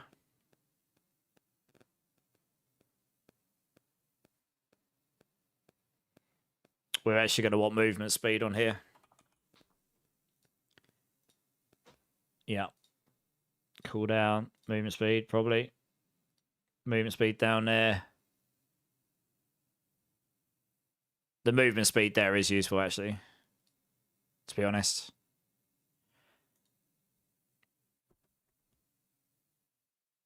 Between those, you should be able to get to 100%, I think.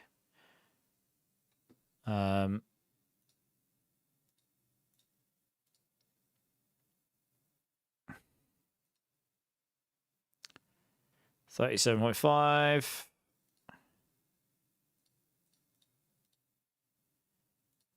Amulet.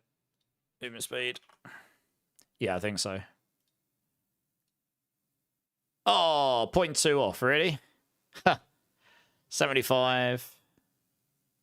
That's because that only goes to 24.8. Oh, it's close enough, right? You could get to 0.2% movement speed off of max. That's fine. Yeah, okay. In which case, yeah, that's fine. We'll do this. Because you're going to want movement speed. Yeah, you've got the evade, though, but when you're right, you're going to want to be able to... I suppose you could just evade around. It doesn't matter, does it?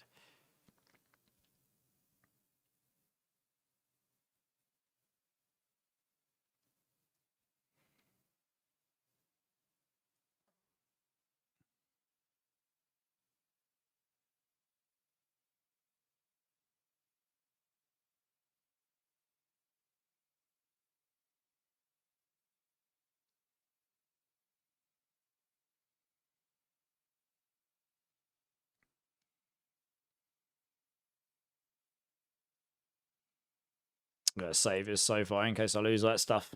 Hey, Luna, how's it going? Yeah, how you doing? Oh, by the way, Bo Mill, yeah, you won the you won last year, last month's leaderboard. Just to confirm. So I will give away that season 10 battle pass later, probably. But what I'll also do is I will sort you out with a season 11 one when the season starts. So just hit me up at some point after the start and I'll sort you out. I was thinking about it because it's like we're so close to it. Obviously, I can't do that right here, right now. But yeah, we'll sort it out.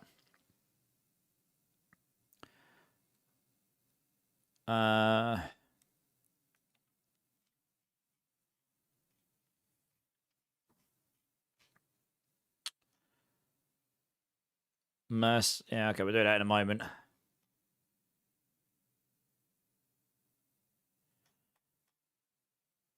You do want the cooldown reduction on the rings, so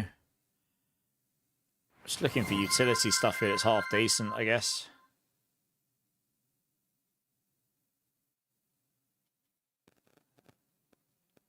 Drink City Streamer Luna. Cheers. Cheers, everyone. Appreciate you.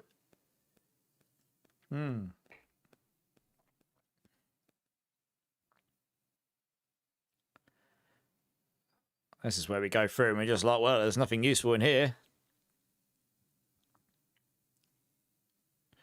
So it's all damage focused stuff. I mean, you could go for the attack speed here. This would just ease off the requirement for attack speed. You may or may not need that. Let's start with that.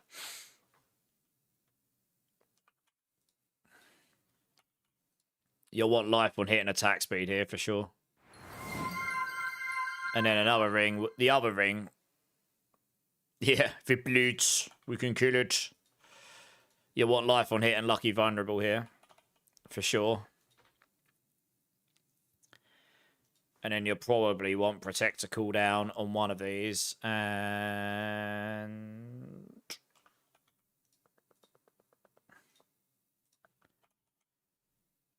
counter attack charges on the other. You got protector there, protector here. This should be more than enough with all the extra cooldown we've got going on the build. Counter attack charges will help keep that up. So you got 100% dodge chance. You'll just be Giga all the time. Hey Nix, how's it going? How's it going? Gotta love the Arnold quotes. Yeah, if it bleeds, we can kill it. That will be our motto next season. If it bleeds, we can kill it.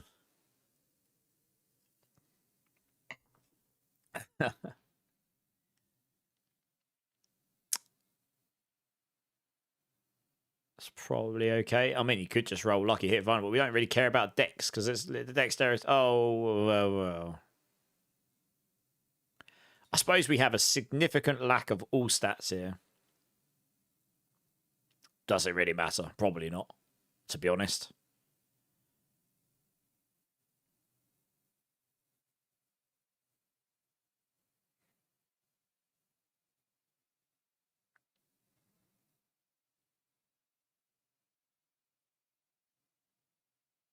We really don't have a lot of dexterity. It's hilarious. Although saying that, the Zep will make up for some of it.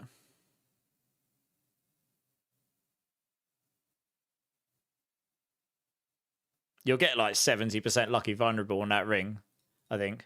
You won't need 2 rolls of that. Yeah, 70.9.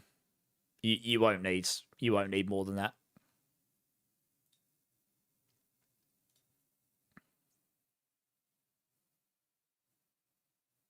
Just need to find a better aspect for this. I mean, you could just have aspects of a cursed touch, actually. That would do it. Although that's only up to 40%, so it's not necessarily as good.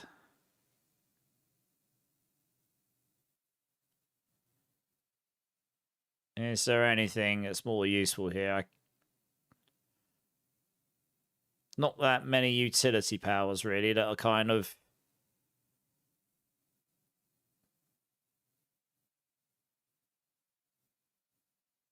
Hitting an enemy has up to 15 to 35% chance to reduce your evade cooldown by 5 seconds. Each stack of velocity you have increases this chance by 5%.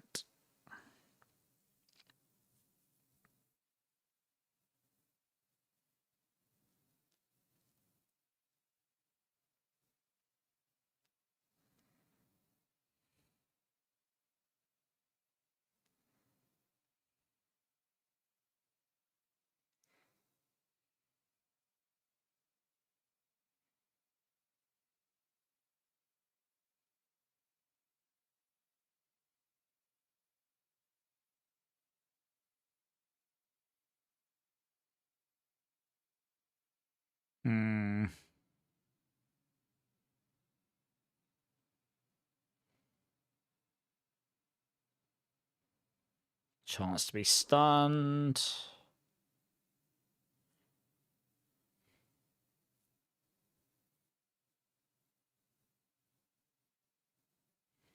Well, this gives you movement speed and attack speed, I suppose. Don't care about the damage so much.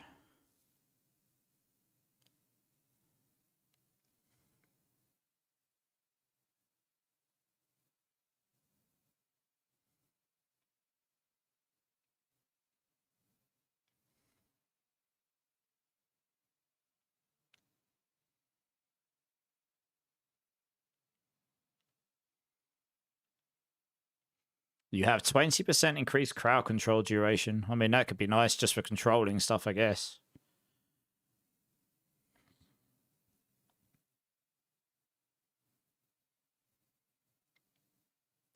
When you cast an incarnate skill, you make enemies vulnerable. I mean, that solves the vulnerable problem, doesn't it? As well.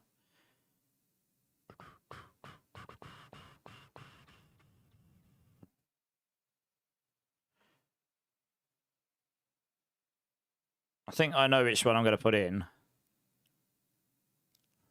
Just double checking I'm not forgetting stuff here. I think... I forget its name. Your defensive skills cool down faster while moving.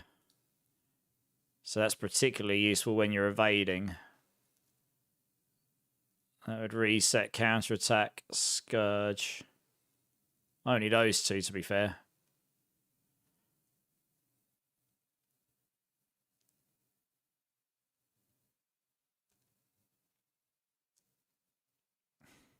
It's either that.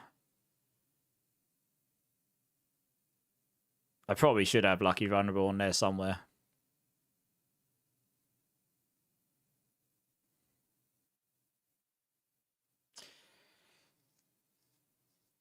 You get what, 15%, 30%, 45% attack speed.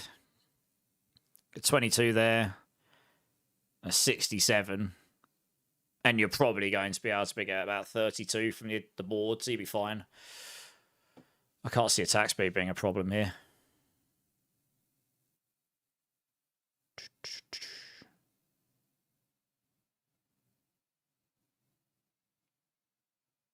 Oh, no, we got the rapid aspects on as well. I mean, you might not even need the rapid aspects here. That's a bit overkill, probably. I mean, that'd make it easy to get to 100%, but you can do that in the board. So, yeah, we just put, I'll tell you what, we just put Incarnate and Sage, Fell Soothsayers here as well. Focus skill. Every time we cast... Yeah, every time we cast Vortex, you're just going to make them vulnerable. Oh, incarnate skill. Counter attack. Oh, every time we cast counter attack, it will make enemies vulnerable. Why not? Seems reasonable.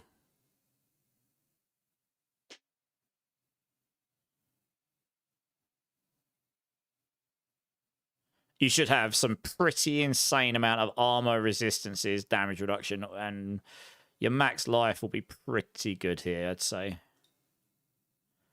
You got lucky here. You'll probably want to do that. Actually, you want the attack speed here. You'd probably be okay with that like that.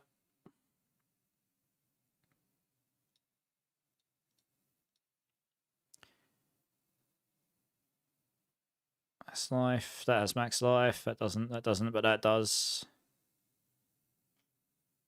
Okay.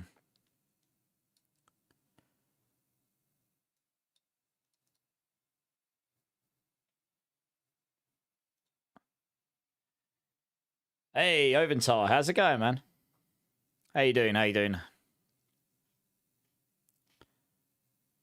Okay, let's nick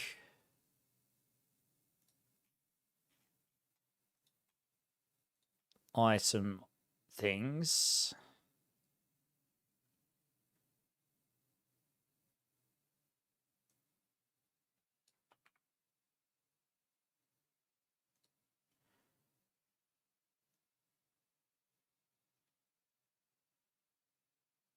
I need to work out the runes as well.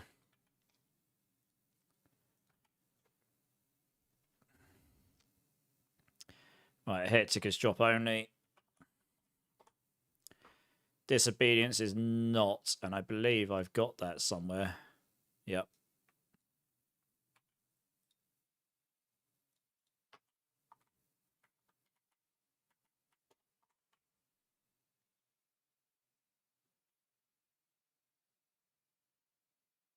Ah. Wrong build.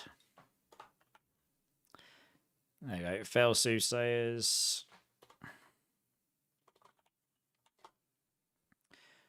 Alacrity. Yep. That's it.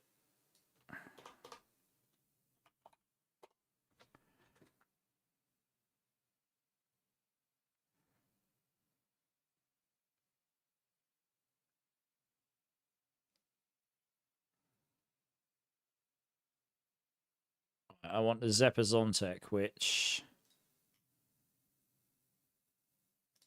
probably have written up in here.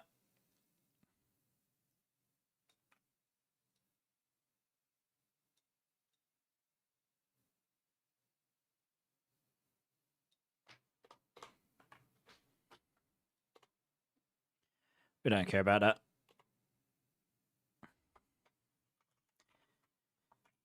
Every evade will activate. Thunder Spike.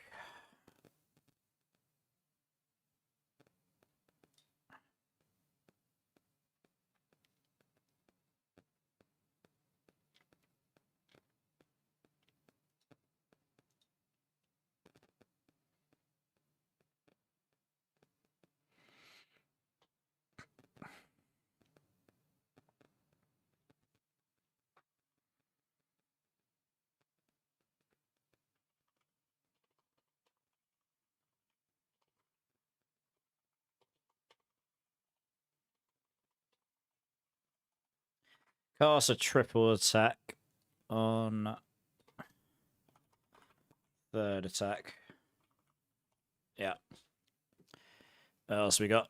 We'll write up in a minute. Hesher, that will be on here somewhere.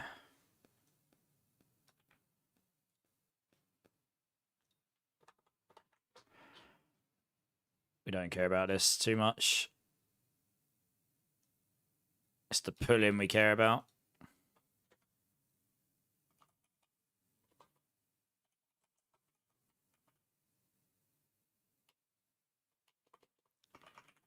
Once.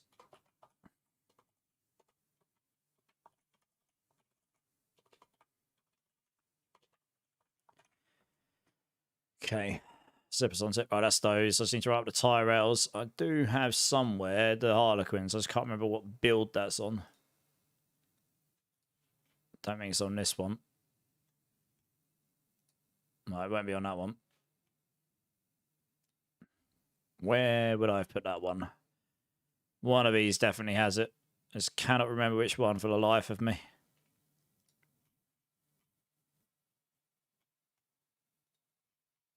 There you go. Hello, cat. Meow. Meow, meow.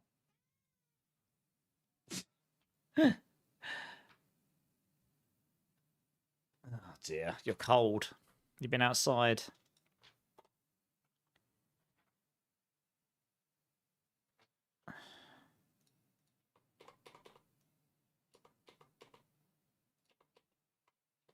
Some life.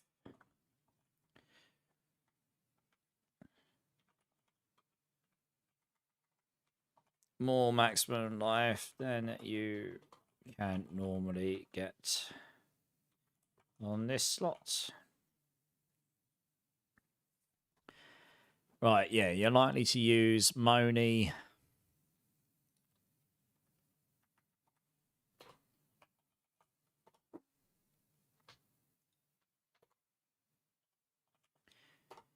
What's that? Moni Cry 300, and that gives you 100 every 6 attacks. You're going to do that. 6 attacks in 3 seconds. That's an attack every half second. You probably just about do that. That's probably the play. Although saying that, you've got manual Vortex and manual. You probably actually want Semcry, so that when you're evading around, you're pulling enemies with you. So every 4 evades, you're going to cast Cry. So Moni will be for something else. Now I actually need to log in the game so I can have a look at all the runes. So it'll be easier for me to do it this way. There are a couple of areas. Actually, funnily enough, I need to see the way it works, but there's maybe the option to make it so we can create it so enemies will be executed. And if that's for just the enemies will be executed when they reduce to life rather than us executing them, that in itself, that's a way of granting damage to enemies in a way. It won't work on bosses, of course, but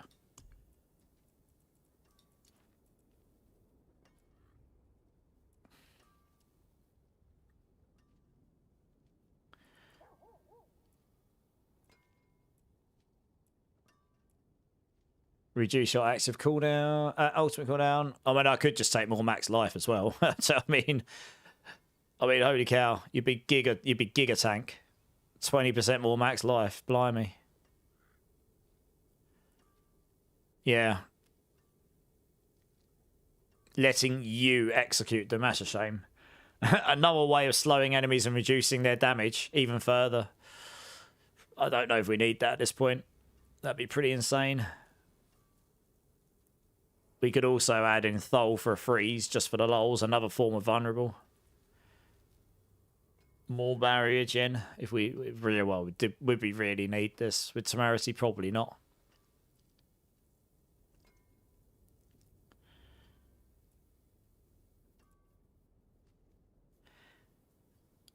Although, actually, that grants damage, doesn't it? Invoke the Barbarian's Warcry skill, increasing your damage. I don't know if that will increase your teammates' damage. It might do.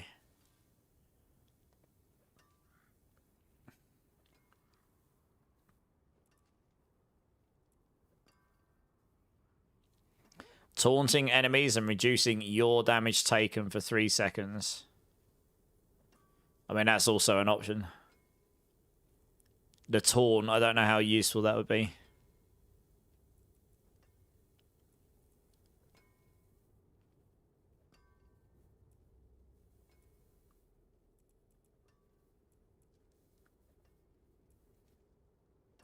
Yeah, I mean, Ohm's probably the play, right? Assuming that would actually grant, yeah, Moni Ohm.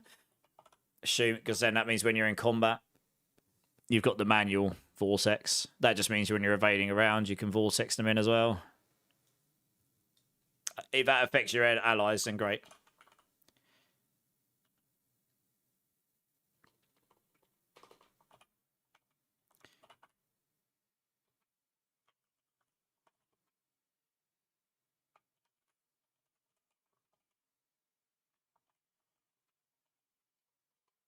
And your allies. Yeah, we'll go with that. That's probably a good shout. Because we don't have the ability to give damage to anyone else.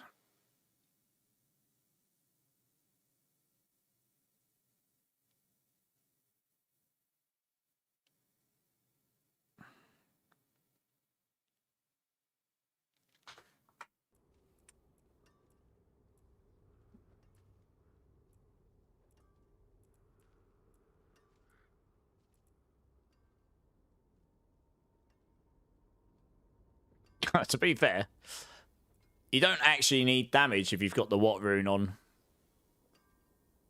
Like, if the Ohm rune doesn't affect your allies and it only affects you, you'd swap it for the What rune just because when you're in a way, it still reduces the enemy's HP, allowing you to do more damage to them in a roundabout way. Because even though you'd only have to hit for 1 damage, as long as they're below the threshold, you'd execute them. So your teammates would only have to get them down to, like, I don't know, 85% life or whatever it is, the threshold. And then you could just execute them while your teammate then moves on. And you can do this to elites. You just can't do it to bosses. So the Ohm would be better in that roundabout way. But if it didn't work, you'd swap it for the What rune, probably, for that reason. It's also another way of slowing enemies and reducing their damage. So it's... you get a triple effect in that one. And it's a really easy activator, actually. If you use this, you wouldn't need to use SEM anymore. Although it does mean when you're evading around, you wouldn't get the auto vortex when you're evading. But yeah, if you use Moni Watt, every 2 attacks you activate it. And then you can use Zol. When you invoke a skill from another class, Necro, it's a Necro skill, the Crepify, and then you could use Zol Ohm. And then you would just get rid of the auto cry, the auto vortex. But I feel like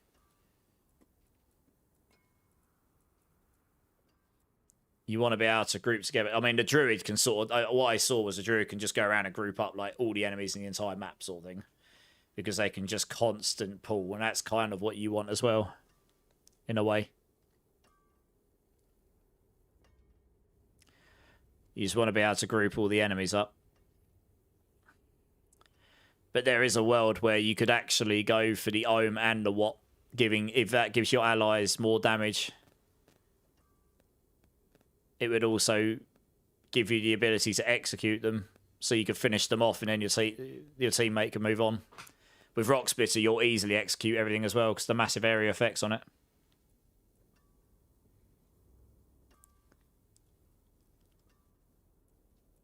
We'll start with the Ohm, though. I think that makes more sense. I'd have to try this to see how this actually plays and feels next season. The Sem Cry, I don't actually know how that's going to play. We'll try it out. I'll definitely build one of these myself when we get into the season. My cat's crying at me. What do you want, mate? Hey? You're cold. Oh, no. Oh, dear.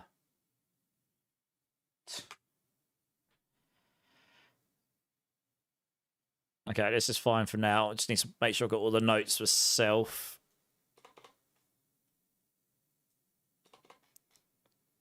Boots are good. Yeah, I just need life on hit on the rings. Ooh, actually, no.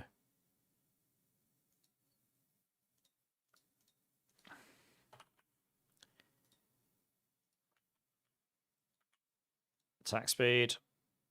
Max life, attack speed, cooldown, life on hit, cooldown reduction. Yep. And then this one would be max life, attack speed, cooldown reduction, lucky vulnerable.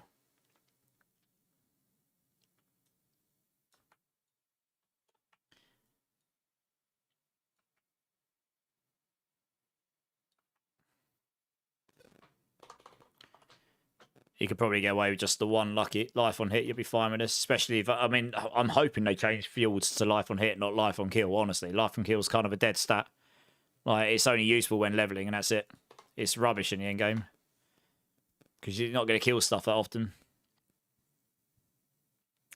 Life on hit would be far more useful.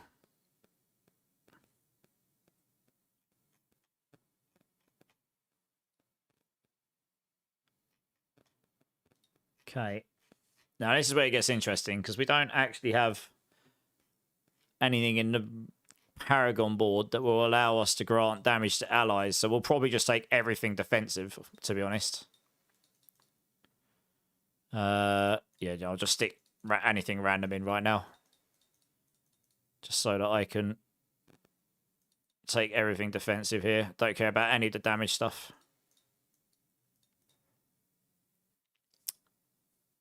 Now,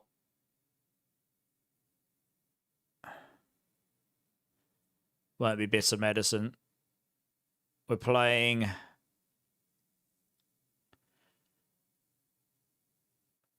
So the thing about... Well, I guess we don't overly care about the damage too much here. I'm hoping Infighter gets buffed. That's one of the things we requested. They buffed this from 15 to 30%, but it really just needs to be 60%, to be honest. The attack speed here is really useful, actually, so we'll take Infighter. Revealing will be good, because it's another form of knocking enemies down on lucky hit.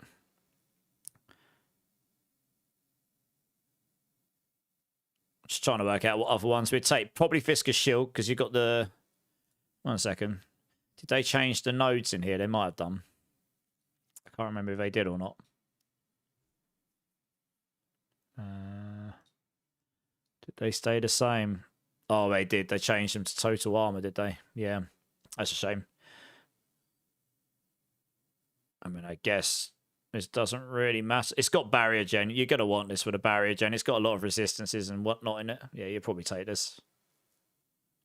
I guess. Start with that one. Why not?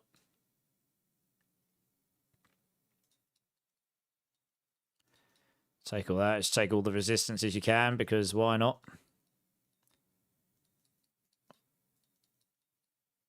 You don't overly need to take that, but I suppose you will, since you can. All we need to do is activate glyphs as well. We'll come back to those in a moment. Don't care about the crit damage here.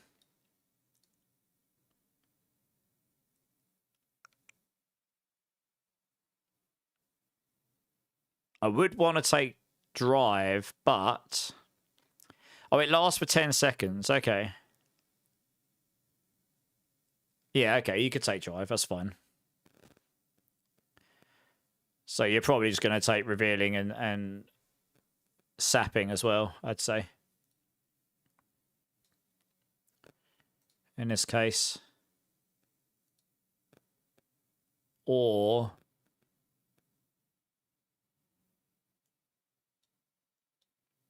to be honest, you don't really care about the legendary node here. This does have cooldown reduction in the board, though. It's the only one.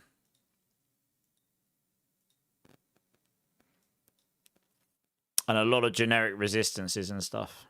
And life, a lot of life. So I think we'll probably take that just because it's a tankiest board, frankly. And then we just don't care about the legendary node. We really don't. Because we're not doing any thorns damage. Yeah, I mean, it's, hopefully in future we'll get some like support boards and stuff. That'd be nice, wouldn't it? You can just gigger out all of your resistances and everything. Just ignore the just ignore the legendary node. It's just so much life in this board. 8, 10, 12, 14...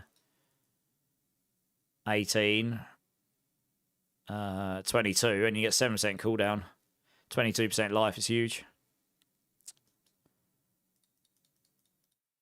And then, the thing about sapping is you don't care about the damage or the vigor. And it's just, I don't think that's got as much life and stuff in it, is it? No, it does have attack speed. I suppose that's one thing you lose. You don't get attack speed. But then again, we're not too bothered about that, I don't think. Because we can make up that attack speed. I'll do the math in a minute. But we don't care about the max resource here at all. If we did a Melted Heart version, maybe you would care about this stuff.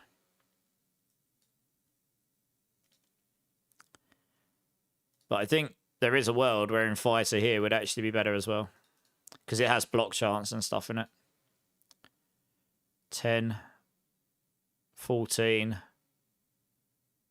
You can get 16% block chance. That would actually push you very close to being able to get to 100% without the need for that temper. Very close. It's a shame that that's dodge chance and not block chance as well, actually, to be honest.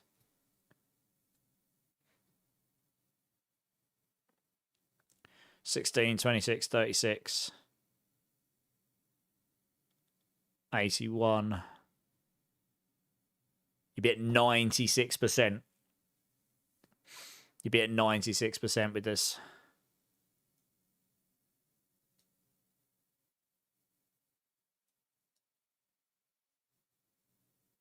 That would allow us to change this temper.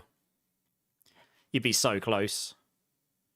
You wouldn't need Rock Splitter block chance here anymore. You could change that to Rock Splitter size or something instead.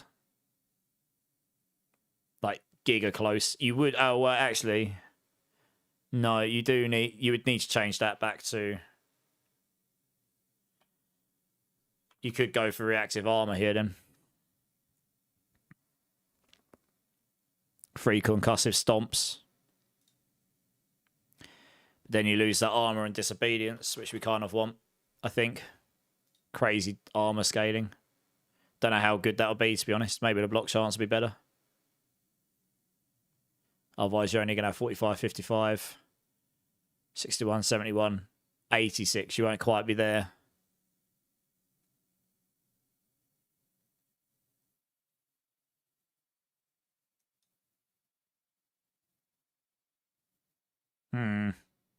It's close, but no cigar. You probably want that all the time, because then you won't be able to... Let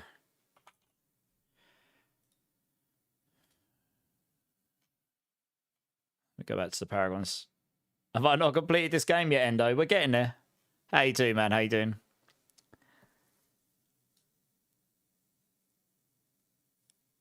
That gives 20%. It's actually the thing is they made this so it's 30% attack damage because it's got a 20% attack speed buff on it. The problem is you haven't got attack speed cluster in here.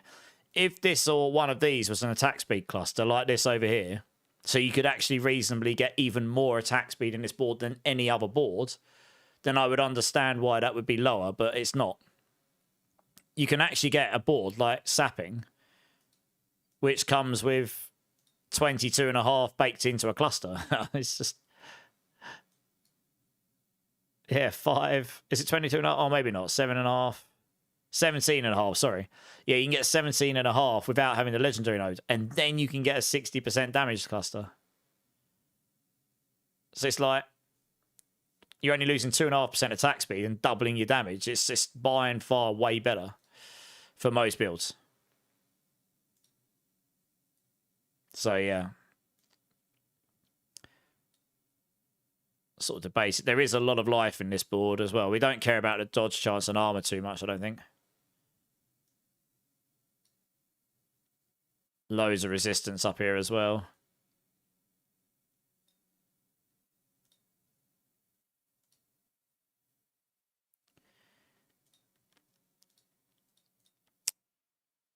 Convergence has a lot of... Convergence has less attack speed in it, so we don't want that one. Drive doesn't have attack speed in it. I think we need 2 boards with big attack speed in it to get the max attack speed, actually. 15.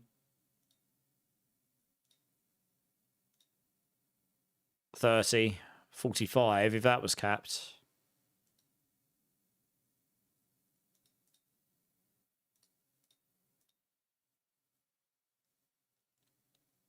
$67.5. So we need 32.5. We either do that through the potion. Ideally, we go for max life potion, though, I think. So you need 2 boards with attack speed on it.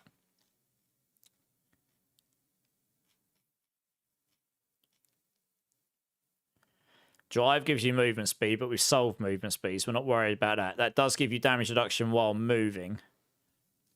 It's the only board that does that.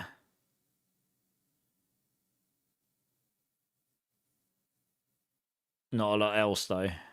Doesn't give you any attack speed. we're going to be really tanky anyway. Although a lot of our tankiness comes from... I mean, we should be fine. I think.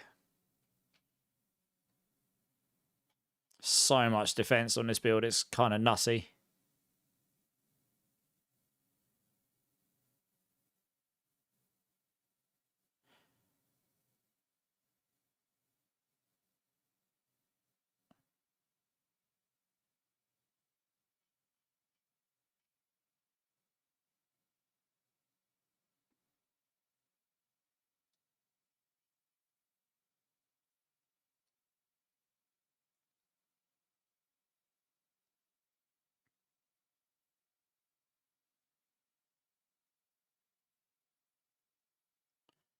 Max life, attack speed, cooldown.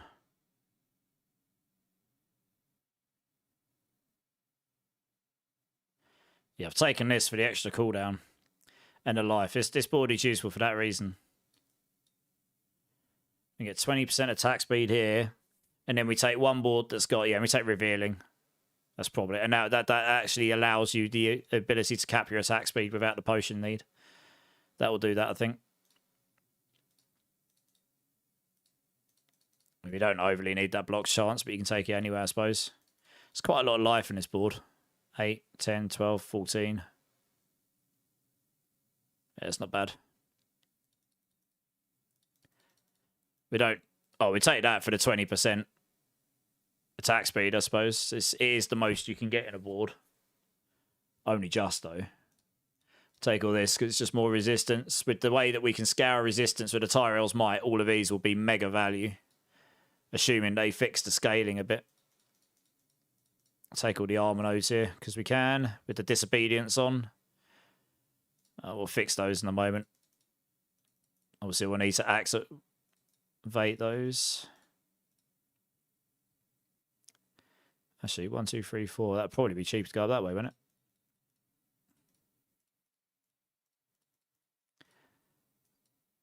And then, yeah, revealing.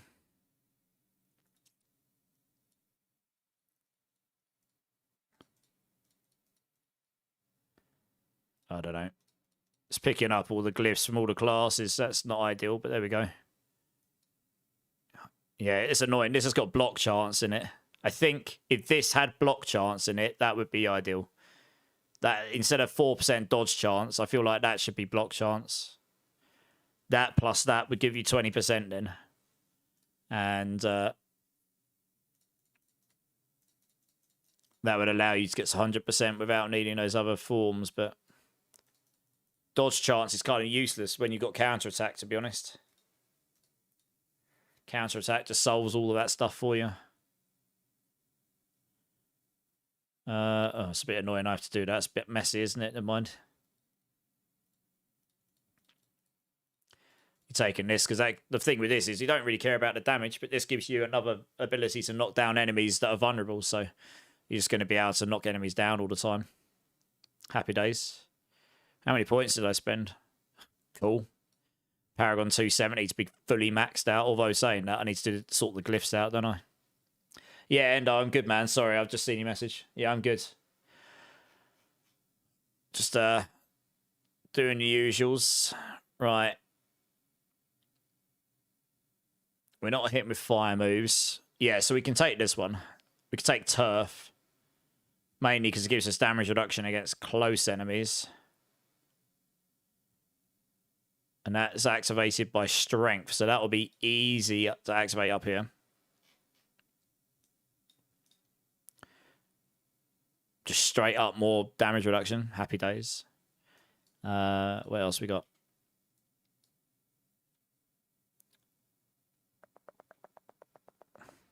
I mean, Mystic Circle would have given me more damage reduction, but I'm not a big fan of that gameplay style, to be honest. It's not really ideal. Casting an Incarnate skill grants you damage reduction.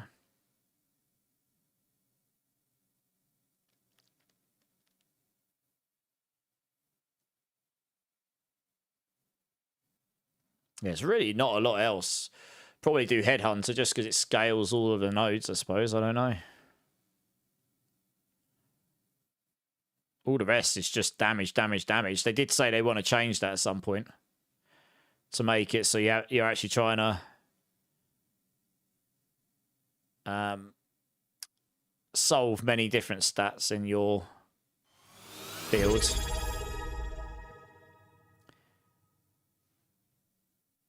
But yeah, it's not really a lot else. That is a problem, sadly. Yeah, there's nothing really else that actually is like good for supporting. It's just me for damage, isn't it? Hey, Bittersweet with the 5 months. Thank you, Bittersweet. Give me a bean number between 1 and 7. Appreciate you, doll. Well, I guess we just slap some damage ones in, right? Because we can, question mark.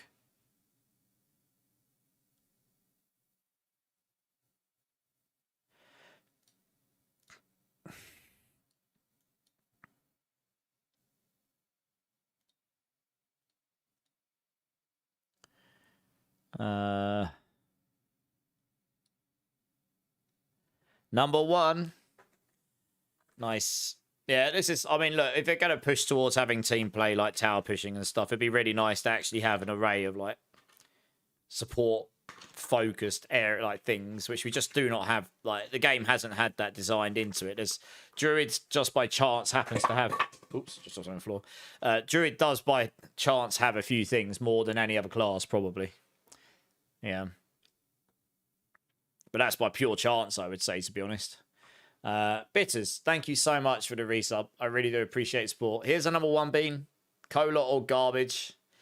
I've already had a whole load of bad ones today. Let's see what we got.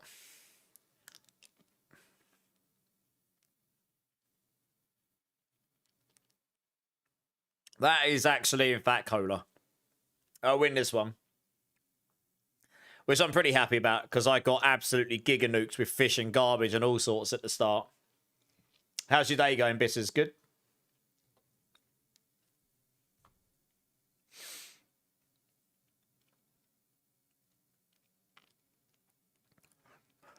Well, I guess we'll take Outmatch. Why not? I'm going to hit like a wet noodle in this build, so it's kind of irrelevant. You don't really need... You literally just level 1 glyph up on this build, probably. And just slap them in. Just so you can path. You don't really need anything else. There's not many utility ones.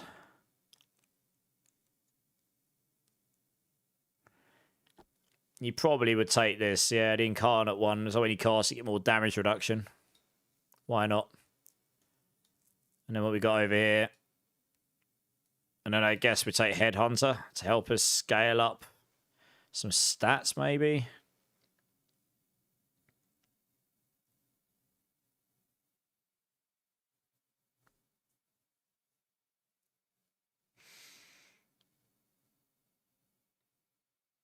Day off, just hanging out. Hey, nice. Yeah, I'm not bad. Just wrapping my head around this at the moment. But yeah, not bad.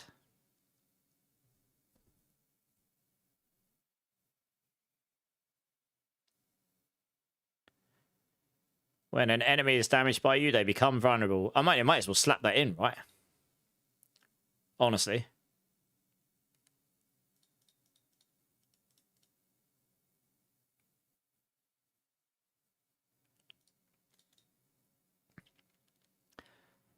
Just another way of making enemies vulnerable for free.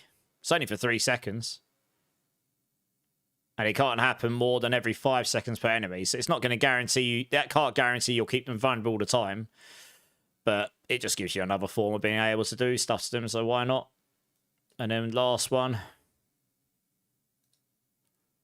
I don't think there's anything else utility-based. It's all just damage. Just stick Headhunter in maybe, because it scales up some of the stats.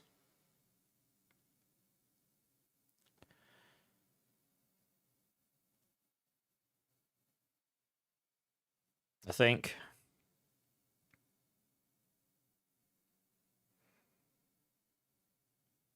Yeah, just stick Headhunter in because it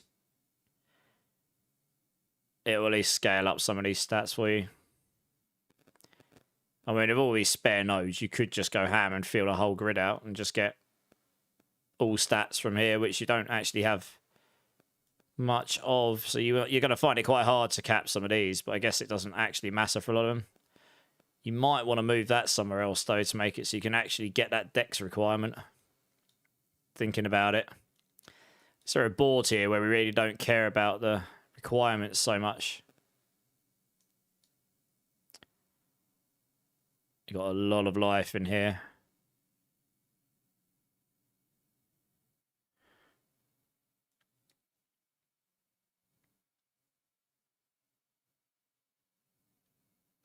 Not really.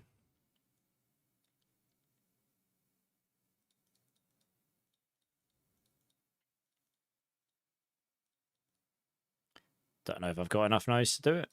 Probably not. Don't think I've ever done this before. Oh, just. Literally the perfect number. I mean, I don't know how many all stats that would actually truly give you, but it's... You probably could save a couple and level those up as well. He'll give you a bit of all stats at least. Would help you activate a few of the glyphs. Some of these clusters.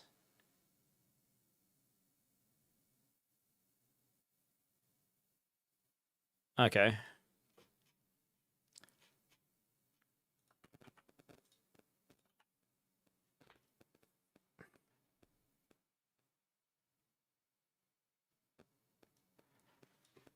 So we're getting embeddables for that later in the week, I believe. In 8.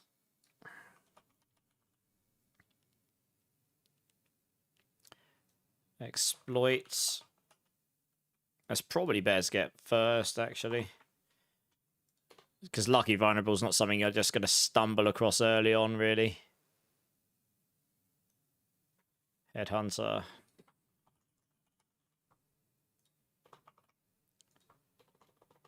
And I guess Outmatch. Probably the same for level 46 here. No, actually.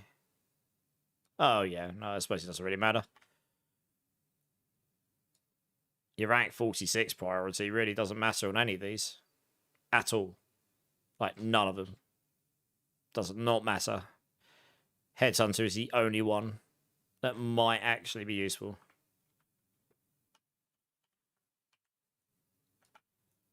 Beyond 46, this is. So, yeah, we'll just do that. Alright, it's a bit messy. This is the sort of build I could see maybe getting more useful in the future, especially if they like overhaul skill trees and add in a lot more support-based mechanics. So at least this will be a build guide I can use as like a bare bones in the future.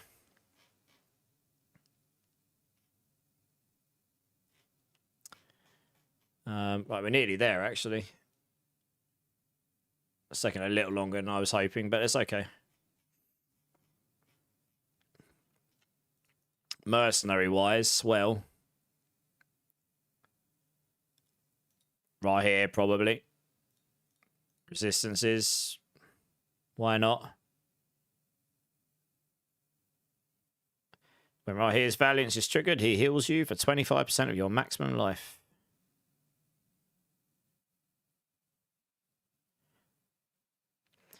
Shield throw consecrates enemies for 6 seconds. Directly damaging a consecrated enemy heals you for 6% of your maximum life once per target. Okay.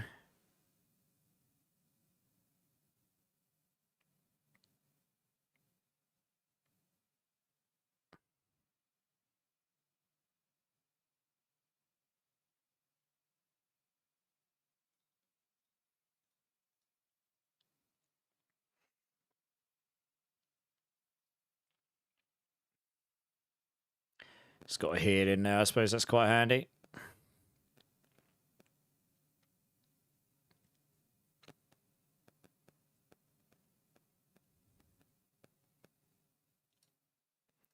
So a quick look at these.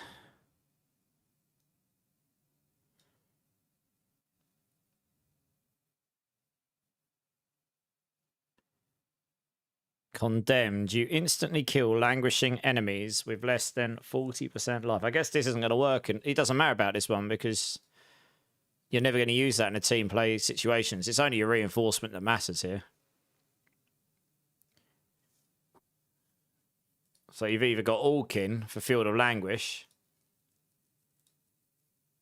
or Ra here with Bastion. Probably Field of Language is more useful. It just reduces their damage more, doesn't it?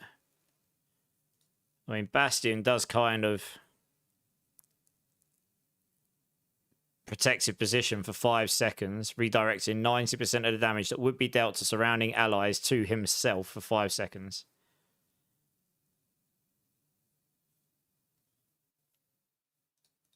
Okay, no, I'll probably do that. I've actually got another idea here as well.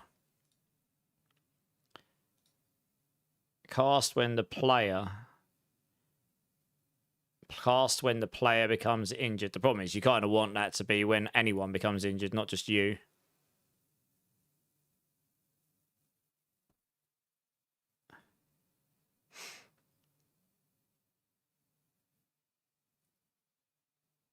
Okay, we're just... So it's not really going to benefit you most of the time. But what you can... Yeah, Fields of Languish is probably better. Fields of Languish, where are you? Slowing enemies and reducing their damage. Yeah, we'll just do that. Because it works for everyone all the time. And I can control it better. Yeah, you only need Aldkin. Probably should make a note that there's no primary.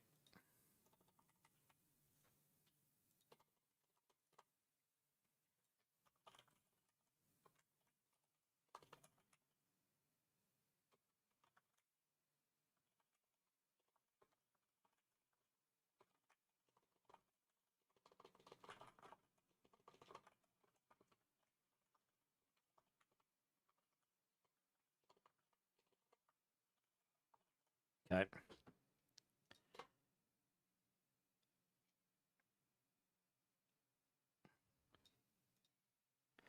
So I'm actually wondering if actually it might be better to put in... I've never used it before, but there is actually an aspect for mercenaries. Where is it? Yeah, okay. Okay, actually, your reinforcement cooldown is reduced by 22 to 33%. And if you put that on the amulet, that'll go up to what, like 44, like 50% maybe. What's it called? Aspects of assistance. Okay, this might actually be the play then.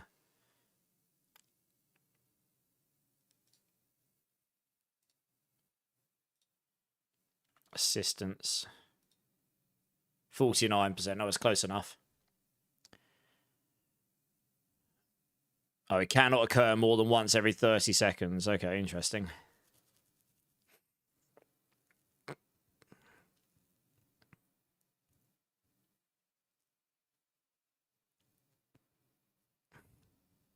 Yeah, I think you still put that on. I think we're going to be gigas.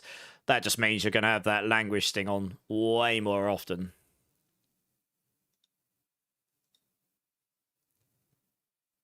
I think that's the only one. I don't think there's any more. I don't believe there's any more mercenary ones. No, I don't think there is.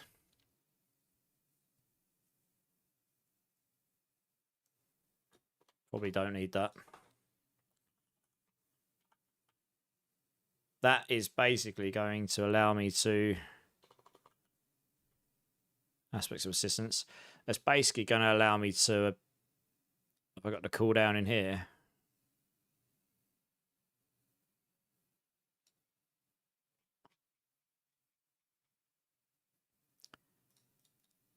What's the cooldown on... So Fields of Language is on 20-second cooldown. It lasts for 6. So that brings it down to just over 10-second cooldown. So you're not going to have 100% uptime on this, but it's going to be pretty close.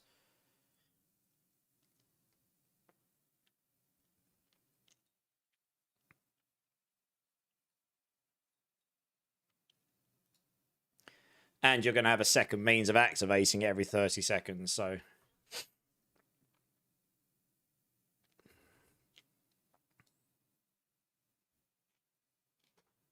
I suppose, actually, in a sanctification version, if you could roll that...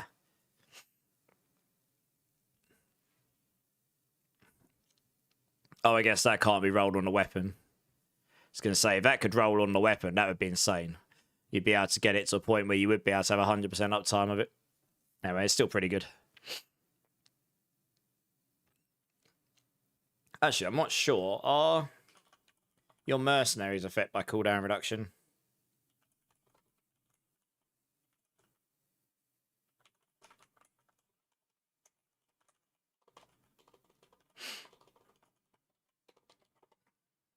Hey, Spike, how's it going, dudes? Yeah, I'm good, man. I'm good. How are you? It's been a minute.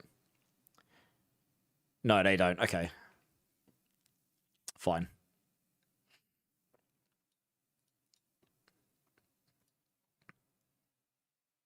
Okay, we just need to write this out. Yeah, how you been, Spike? What you been playing, dude? We're just getting ready for season 11. We're getting the... Well, I assume we're getting the patch notes on Wednesday. We're getting the campfire on Wednesday.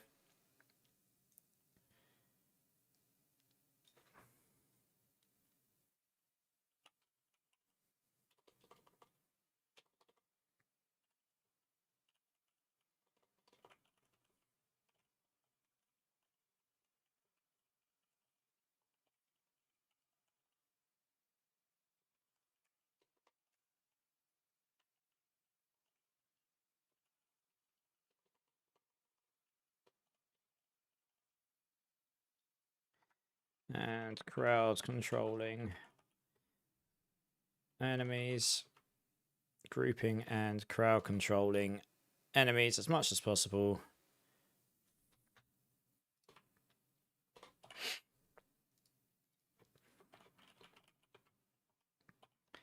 Damage dealers can focus on killing the enemies.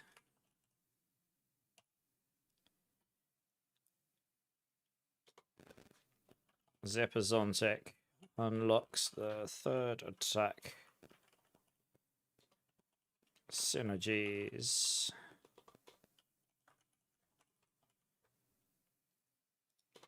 for Rock Splitter and Thunder Spike.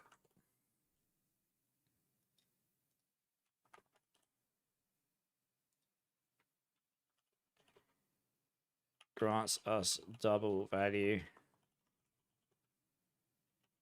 in this regards. Respect. I will... No, obviously I'll put a note here.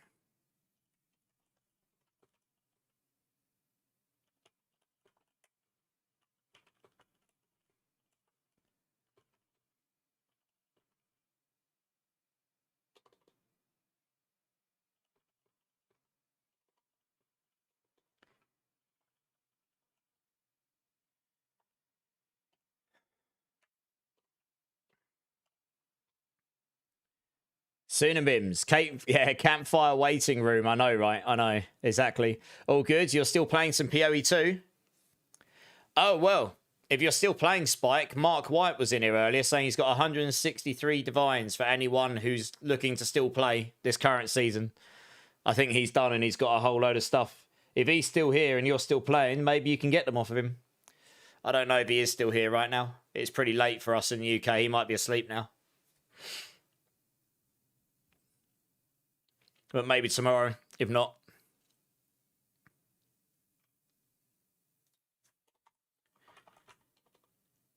Move around with evade.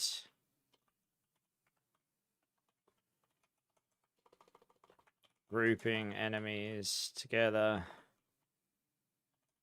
with the Sem plus Cry Vortex. Also Vortex.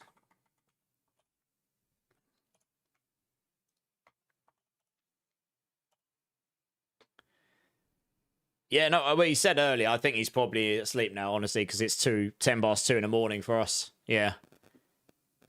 But like I say, I'll let him know that you might be interested when I get a chance to talk to him next. Yeah.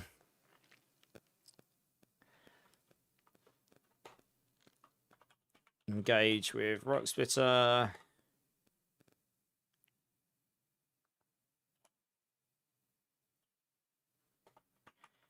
Cast Vortex.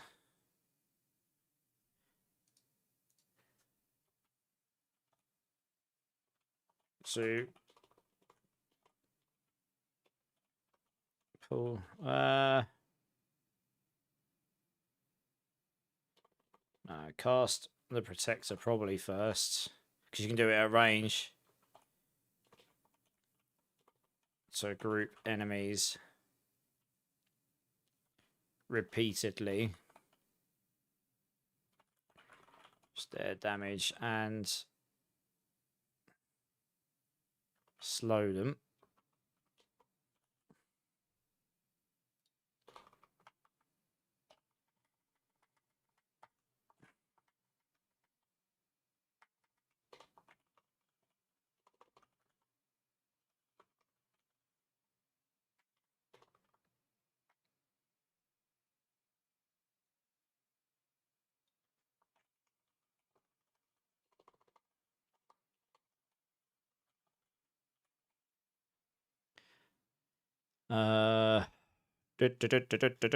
What else we got? Got to try and remember what skills we put on here. We have got Scourge, yeah. Okay. Scourge for that. Counterattack for that. Vortex.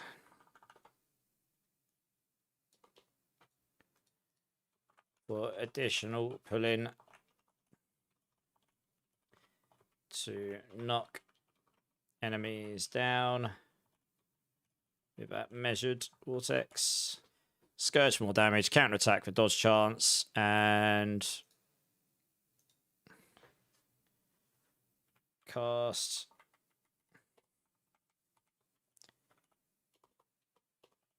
Rock Splitter liberally around the other skills.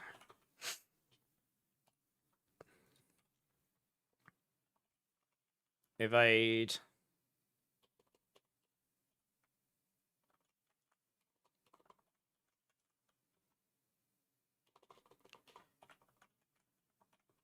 If necessary. Let's move around.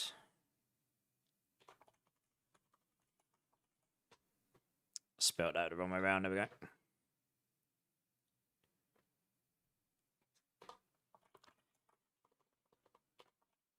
During combat.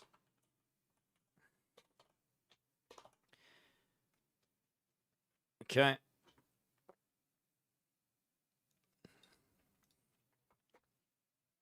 Oh, I appreciate that, Spike. I really do, dude. It's been a bit quieter this month, but November was always going to be that way for me, I think. Looking to be a very busy December, January. And then, look, well, I'm expecting, I don't know anything, but I'm expecting we'll hear about the expansion at the Game Awards next week. Even if it's just a reveal. And maybe even get a release time frame. We'll see. And who knows? I mean, that could be earlier next year than we think. That'd be nice. Made it back before I got off Psycho. Yeah, I'm going to be on for about another couple of hours or so. Give or take. Give or take. I'm nearly done with this guide, and then I think I'm done with guides for the day. I'll probably boot up and just start leveling a Spiritborn or something. Just test something out for a bit. How it works. Let's just grab this here.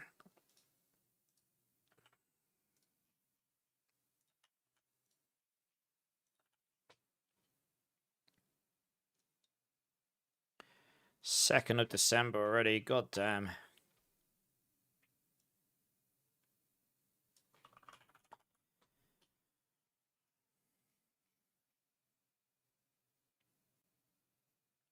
What time and where to watch it? What, the Game Awards? Game Awards is next Thursday.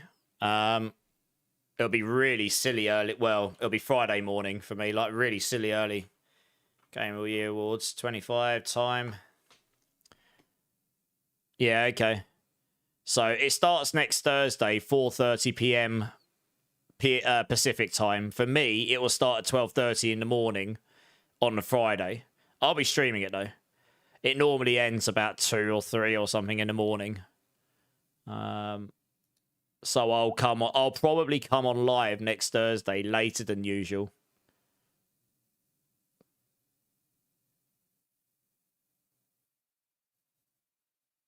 And we'll see how that goes. Yeah, so it depends where you are in the world. For Europeans, we get screwed over a little bit with it, but, you know, it's what it is.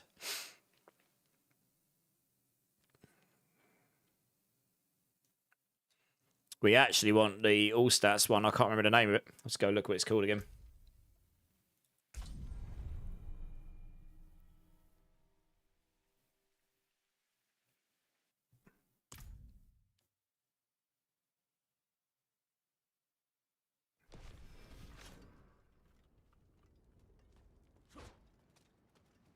All right, traveler.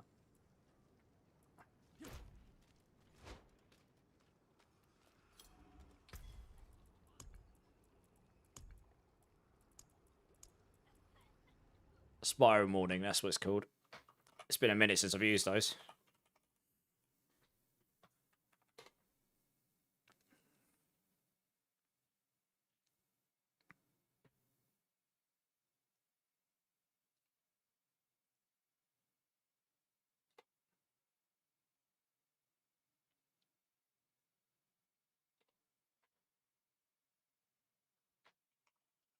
I'll do all these later. Actually, to be honest, how do I get perma evade? This is a tone. Oh, actually, to be fair.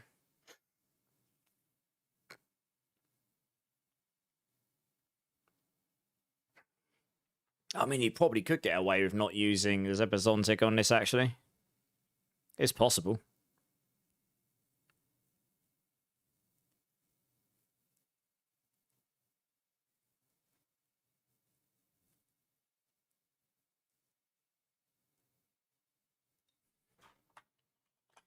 Without the use of the Zepazontic.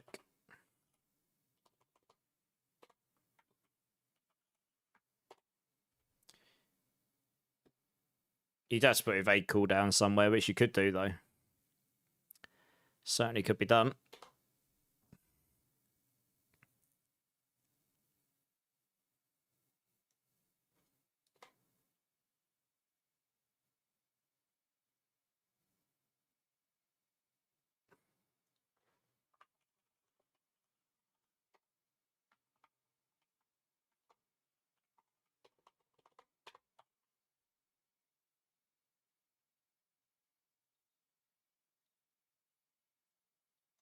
Yeah, that might be the way to go. I'll wait and see what the sanctification deal is.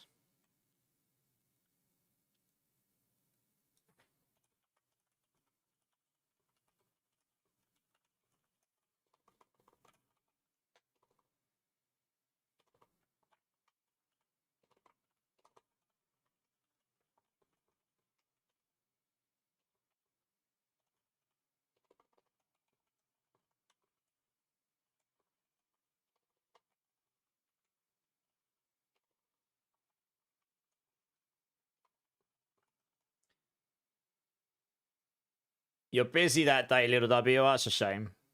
Appreciate the alert, though, dudes. But yeah, it's always that day. It's been that day for the last few years. It's always on that Thursday, and going is Friday for me. GD Cotton, how you doing, dude? Drink City Streamer. Cheers, everybody. How you doing, man?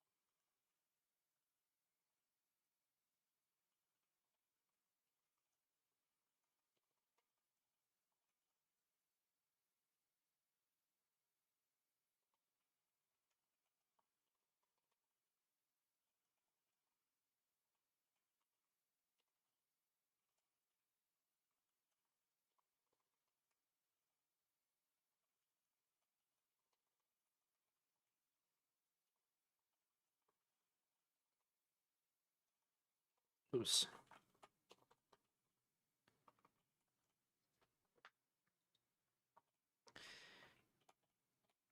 Okay, let's see to this last bit here.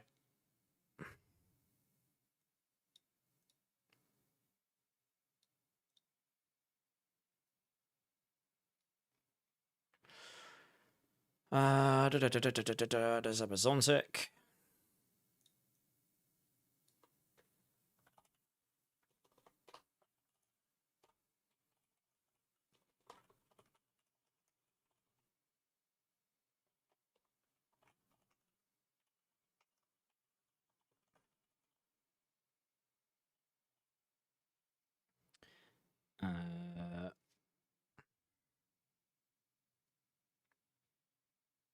Equipment, Paragon, Tempers, and Sanctifications. Yes, I mean, we'll be pretty close as it is. You'd be very close. You might not even need the evade cooldown temper. If you can get cooldown, on the Sanctifications, you could probably get 66.6%. 67 there. Enemies.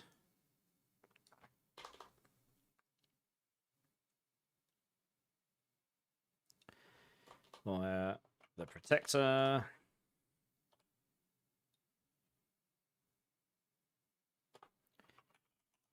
Group enemies.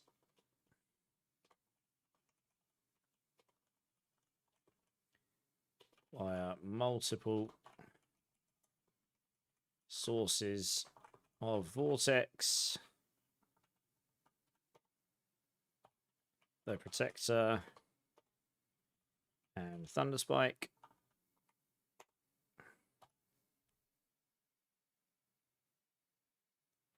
Don't go about that. Counterattack. With that, Scourge. Let's grab the Protector thing from down here.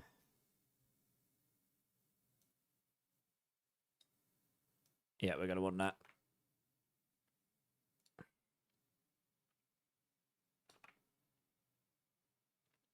Aspects. Paragon and equipment.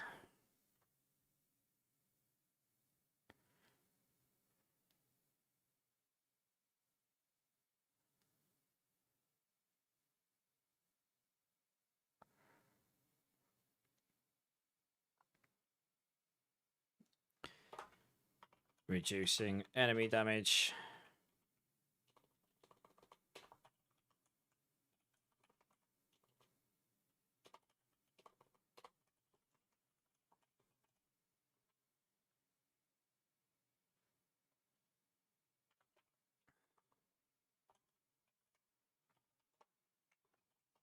Primary Hall.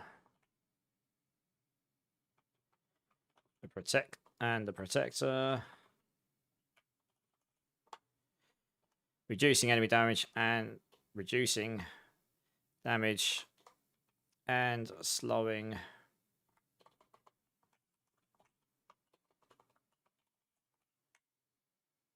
enemies. And the Protector. That's probably this support Spiritborn is intended used in a team play scenario only.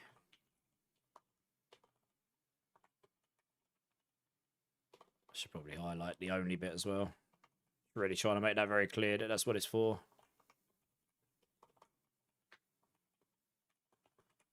With the sole intention to be used. So move fast. And group enemies. Move fast. Group enemies and debuff them.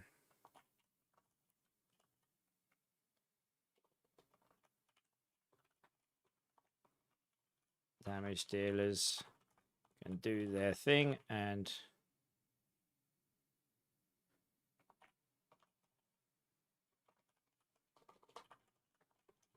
in a safer environment. It's the theory.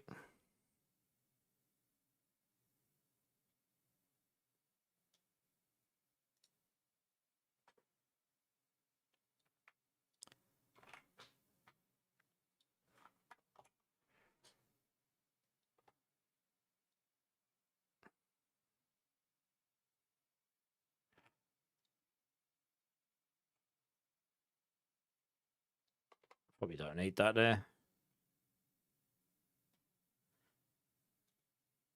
All right, that's probably good enough for now. Whoa.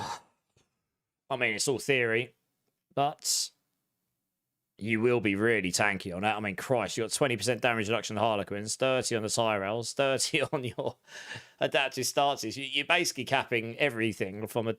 You just want more max life everywhere, right?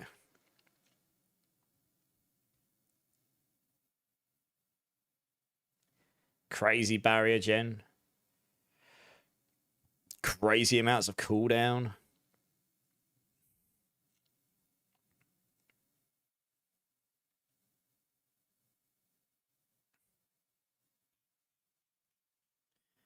All right, nice. Spiritborn.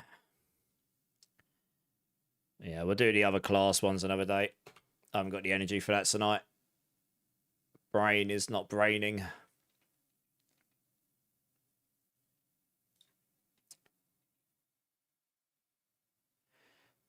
Okay.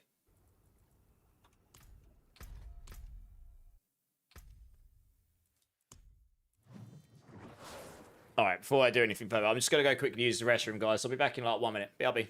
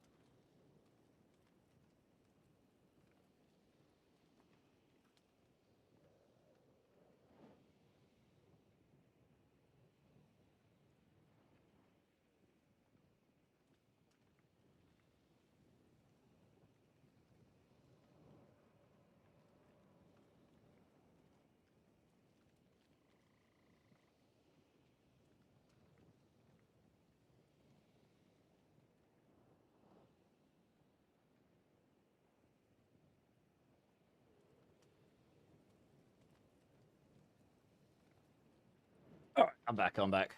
Cool. All right, I think what I'm going to do for the rest of the stream today is I'm actually just going to start leveling a Withering Fist Spiritborn and just get a feel for it. And I'll do the best I can, considering I'll just have to use basically just only stuff I find. And I will have to do the best I can, given I can't get everything that you can next season. It's just not possible, since the stats don't exist yet, but... I actually do some gameplay. I haven't really played the game a lot recently. I've just been doing that stuff. Do you know, it doesn't even matter what I look like, honestly. Seasonal.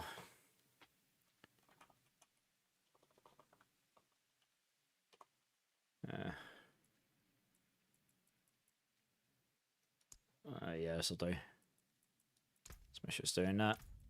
Okay, we'll do that in a second.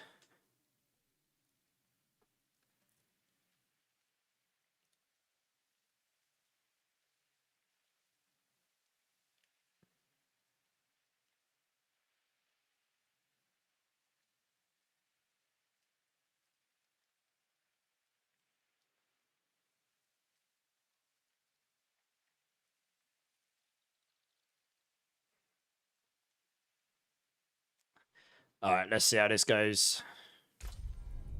Oh, we'll just start normal. So yeah, obviously no chaos powers, no chaos uniques, just using the skills they are. Obviously, it's going to be very different next season with all the rebalancing, but... Alright, first thing we do.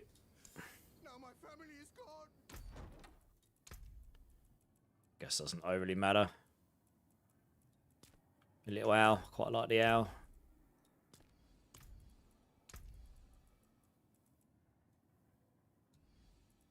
Cool.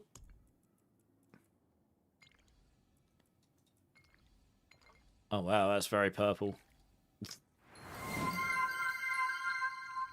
Yeah. Oh, that looks pretty cool. We'll do that. Why not? This is Sparta! Indeed. I haven't used half the portals I've got, honestly. I'll just use some random stuff. Here we go. I quite like that one. Let's use a different pair for once. Never used that one.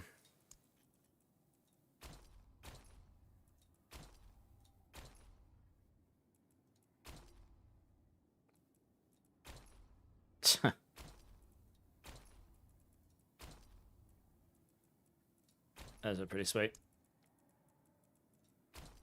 Let's change the music over a bit as well. Hey, Wiggy, how's it going, man? It's for some reason gone like ridiculously heavy. I need something a bit more lighter mood than that, I think. What we got? What we got? Oh, this will do. That's a bit better. Some leveling music right there. Let's go. Yeah, I'm good, Wiggy. I'm good. So I've just finished off the Spiritborn draft, so I'm just going to have a little play around and see what the leveling's like on this skill, which I've never really leveled on before. Going to do a Withering Fist leveling. I mean, I'm starting with 11 points here. I'm actually not. You would normally start with 2 points at level 1, so that is what we're going to do. I'm going to try my best to mimic what it would be like next season. So I won't use any skill points until I level up. So level 2, I'll put 1 more in, and so on and so on. And then when I'm level 60, I'll be like, cool, I can put them all in now. I guess that's the best I could probably do.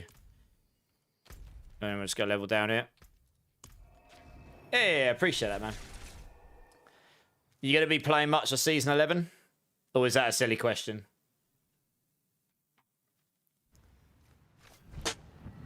Probably a silly question, right? You think so? Nice. Well, Wednesday we'll be getting the campfire, which is, well, it's only just tomorrow for me now. 36 hours or so. Well, no, it's probably more like 41 hours, actually, but... So that'll be good. I don't know how much build stuff I'll be able to do on that day. We'll be able to go through the build patch notes. I might be able to make some slight adjustments, but I would then have to wait for the Mobalytics updates, which I believe they're aiming for Thursday, but we'll see. Hopefully we'll get the season launch date as well. Right, I need that level 3. Boom, I want to see how that works. I've never really played this as a leveling build. Alright, I see, yeah. So you want attack speed. This is exactly what I thought. You want attack speed. Look how much poison you do. Holy cow. Crazy. Level 3. Yeah, we'll just do that. Yeah, it's got that nice AoE. If you can attack, you'll be able to get more attack speed earlier because of the attack speed on two-handed weapons. That's got quite a big range on it, actually. Look how far that attacks. It says nearby. It doesn't specify how like much the range is. It's pretty far, actually. It's not like they have to be right on top of each other. Yeah, if you do that really, really quick, and you can make enemies vulnerable, you'll be able to apply poison. Yeah, look how far that is. Yeah, blimey. Obviously, I've just got like no attack speed right now, but as I get that, will be good times.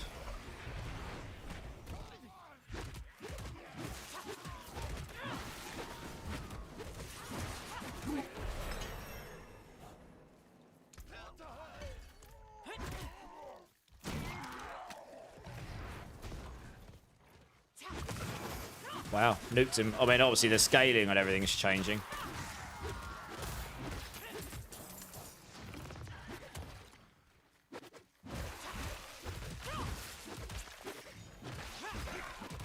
Yeah, you'd want to get life on hit or life per second somewhere or something like this, probably.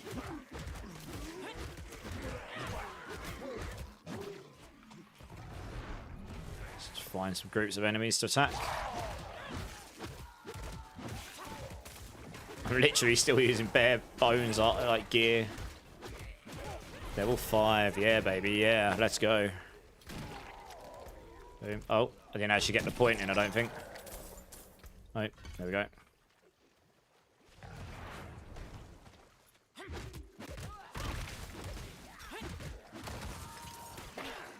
I mean, if the poison scaling's even remotely like this on the next season, then yeah, good times. You just, look at that. You just, I know I'm only on normal, but that's fine. Look how fast you fill their HP bars up with poison, though. That's cracked. Crazy. New item, yes, please. Oh, attack speed. Nice. First gloves that has attack speed only on it. Good. That's all I need. Attack speed and win. Right, level 5 we go.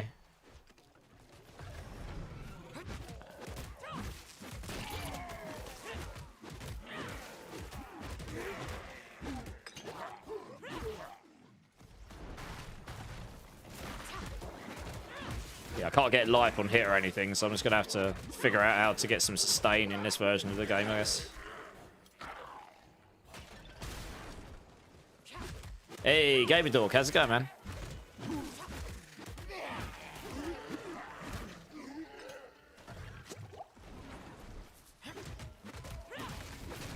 Actually, once I get the gorilla in there, so I get some barrier gen, that'll help a bit. Yeah, and obviously getting some better items. I'm pretty much using stock items right now, apart from those pair of gloves. I've got a lot going on the equipment range right now.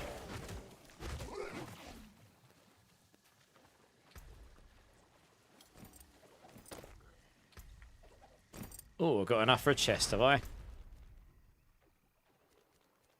I guess we'll head up there.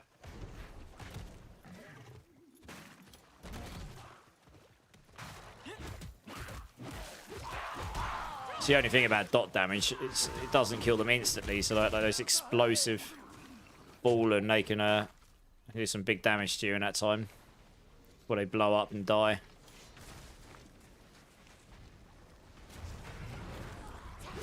It's like instant filled in with poison. Yeah. Just wait for him to burn down and die. Nice. Level 7.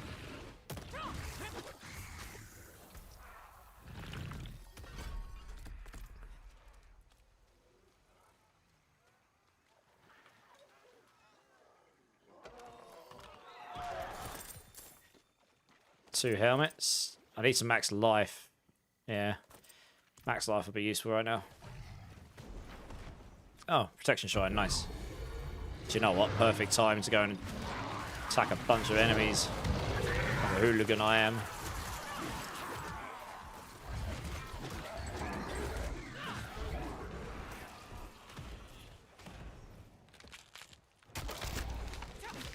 These are typically pretty... I probably wouldn't do this normally this early. While I got that shrine, I might actually be able to get it down just before I get nuked by his abilities. I have like 0 defense to this stuff, so oh dear. Ooh, that wasn't quite fast enough. Yep, oh dear. Oh dear, that is bad. No! Oh god, you might actually get me. I probably... Oh, there we go. I don't have the defense for it. I wouldn't typically do that because I don't have the defense. Unique item Chaos Rift. It's baiting me. Look at this. At level 7. YOLO. I'm probably going to die trying... Oh, God, it's got a Hellborn on it. Are you kidding me? Yeah, I've got no chance. I am so buggered. I wouldn't typically attempt these this early. It's not efficient. Not until I've got a little bit more damage or defense. Because I've got, like, no items. No defense at all. I would have liked that unique item, but never mind. That would have been pretty giga.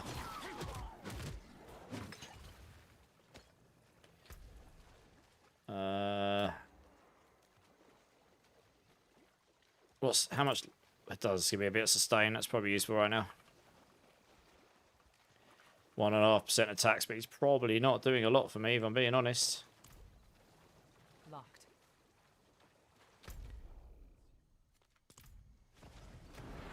Gave up on the pulverized build for the season. What? Because of the bug?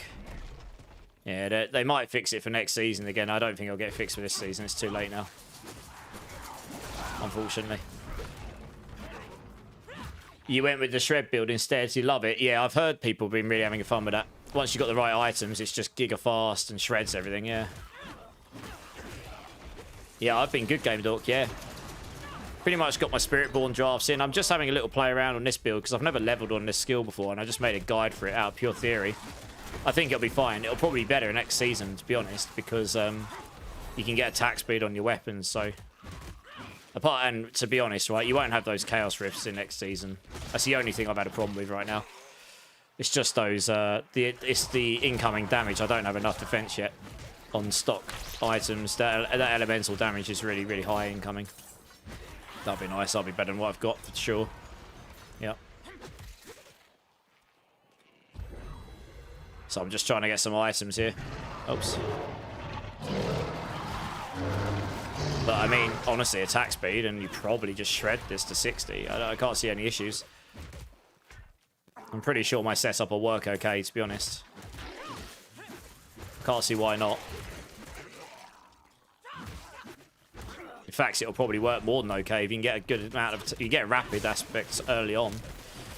I'm going to use stuff I find only because I've got maxed out aspects and stuff. It's not really a fair representation of what a new season would be like if you chose to level, and this is your first character, you know. To be fair, most people will probably choose to level and evade, but just in case some people choose to do something different,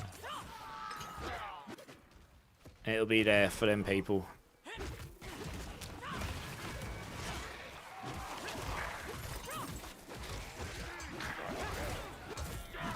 I mean, this is easy to clear out enemies with right now. It's pretty nutty. What we got? Oh yeah, max life, let's go. I don't really need any of that stuff, so I don't know why I'm holding on to it. I've probably not spent the points where I needed to as well. I don't have the vulnerable thing right now, so it's kind of pointless putting that there, but I suppose...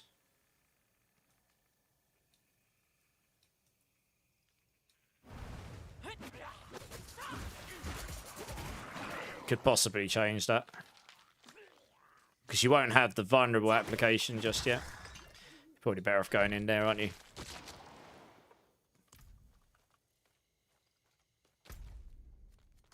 Wonder if I can get enough of that. Druid will probably be really good next season. I imagine the support Druid will be the best support build unless someone comes up with something cracks. Maybe Barbs will have a good one as well. Or maybe a Death Trap Rogue with some crazy Death Trap pools and stuff. I don't know. Spiritborn's pretty fun. I'm going to be very intrigued to see what the patch notes come with. I'm hoping it's not thin for Spiritborn, because I'm not kidding when I say I gave a phenomenal amount of feedback across the whole class, not just on like the main builds that people play. Like there was I gave even on off-meta stuff. I'd like to see some changes that would benefit some of the off-meta builds to make them less off-meta, to be honest, to make them more attractive to play. Hopefully we get some stuff to play in Season 11 that we haven't really considered playing much before. Like, they were clearly trying to make an effort to make Rushing Claw more attractive to play, so... I'd love to play a Rushing Claw build and make that my primary speed farm build. That'd be super dope.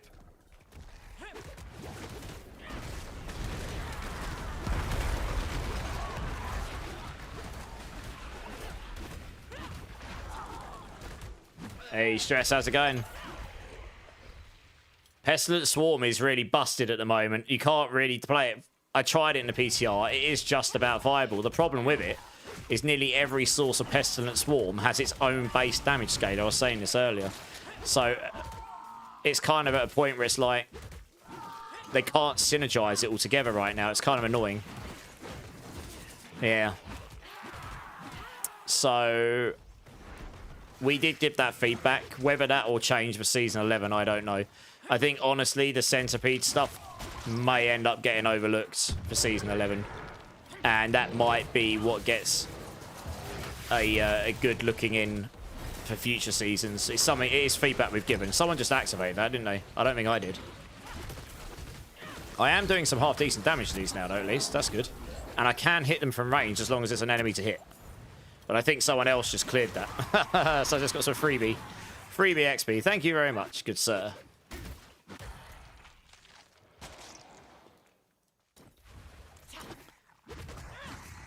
I didn't get Giga Nukes there, so I suppose that's always a bonus.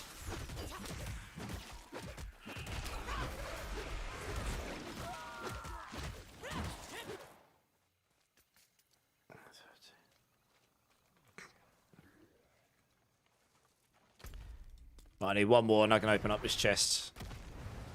Oh. Yeah, once I've got a bit more defense, which I probably have at level 15, I can attempt the Chaos Rifts. Probably.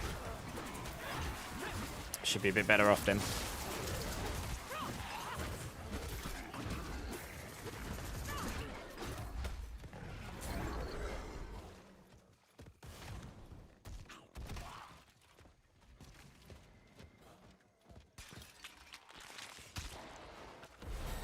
Yeah, the patch notes will hopefully drop on Wednesday along with the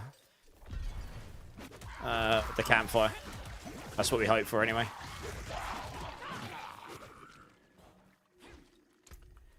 Let's do that, and that will unlock these down here. So then next we can go into...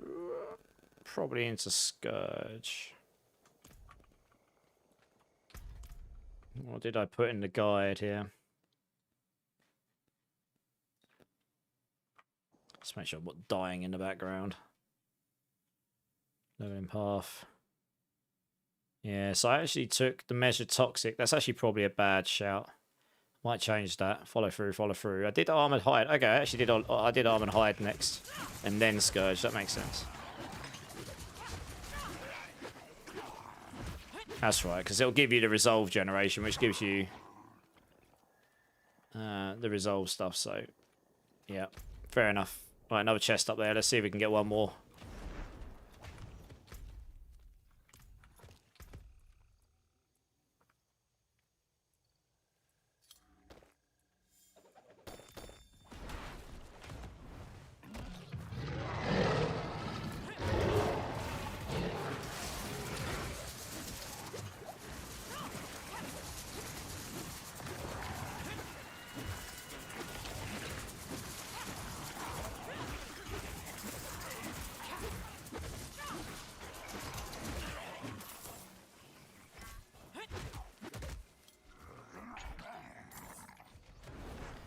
Sure, I'm going to get all of the cinders in time. We'll try though.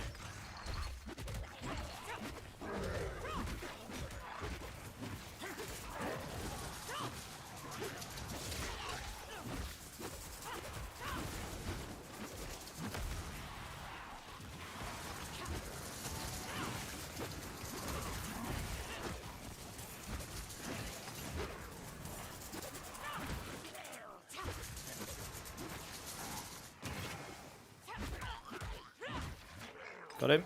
He drops a butt. Actually, we can. I got loads from him. Sweet. Might be possible. Let's group up all these enemies.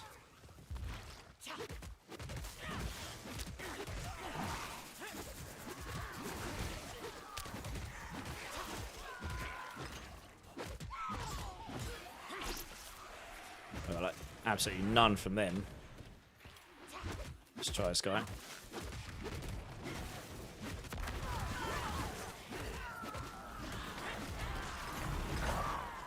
New weapon, more damage. Oh yeah, nice. Oh yeah, it gave me less life, mine. I might be a bit squishy with that other one. I'll have to try. See what it does.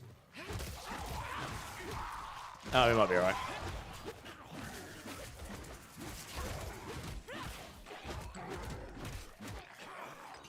I need 8 more.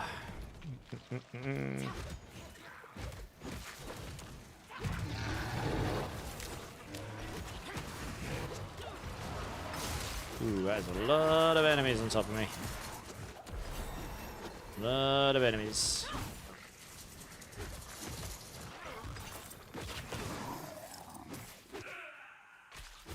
Right. Dexterity, max life. That's got block chance in it. I want to keep the life per second ready.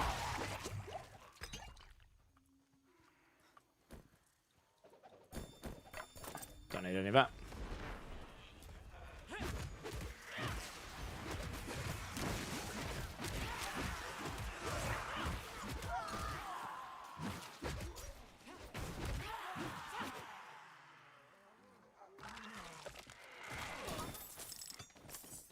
What we got in the chest pieces? Max life, armor. That's got a socket, we'll keep that one. Right, it's highly unlikely that I will get another chest in time, so I might as well just see this out.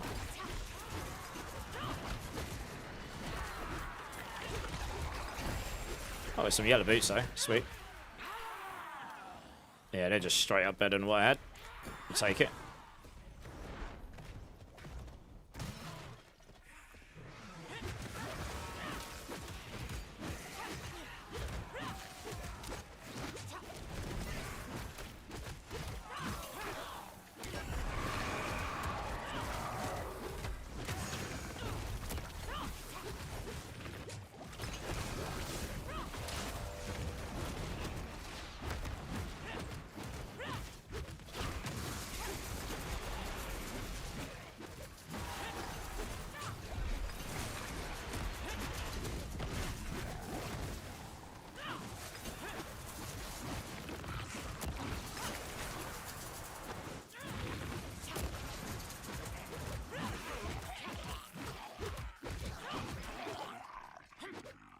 Quite leveled up there. 44 seconds left. I was actually pretty close to getting the next chest, but I don't think I'll get there in time. I don't think I'll get it. Pretty close, but I think I'm too far away from one. Yeah, never mind. If there was one really close by, I might have been able to. Hellborn. Oosh. Don't know if I can do this guy. Oh, actually, I might be able to because I've got that shrine on. As long as I don't die. Where's he gone? Got to hit him with the shrine. Yeah, the shrine will do him for me. Probably. Got one more blast on it. Oh, yeah, winning. Take that, Hellborn. Nice. Give me your items, boy. I wouldn't normally take them on, it'd take too long, but that shrine actually sped him up quite a bit. Alright, let's just head to town quickly. In fact, actually, let's go to Seragar. It'll be a lot better. Got a couple of minutes till the next Helltide.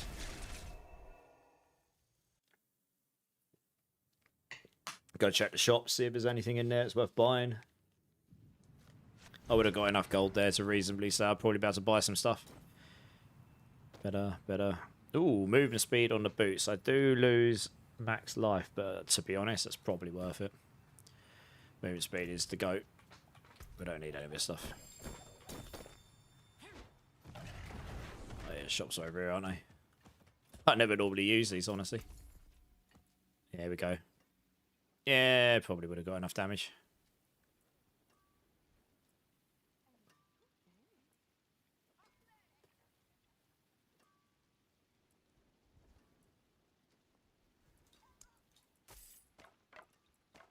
Keep them sharp, keep them ready.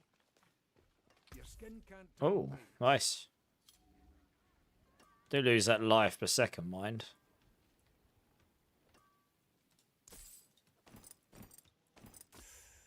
hard bargain. Thing is, 3 life every 5 seconds doesn't sound like a lot, but it's probably more than I think. Whereas it'd be better to get another amulet or ring, to be honest.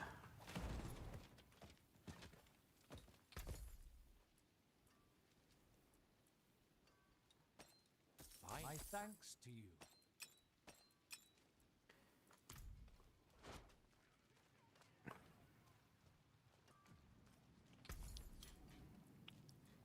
I can't even gamble amulets at this point. That's good, isn't it?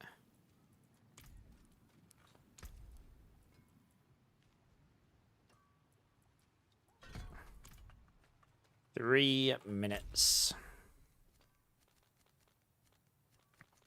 What level can you use potions? Oh yeah, here we go.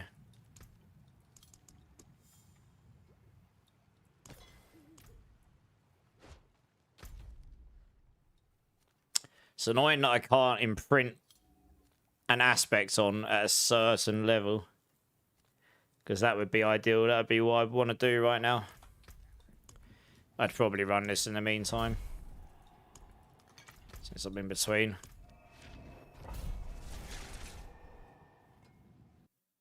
Hey, Deltov, how's it going, dudes? How you doing, man?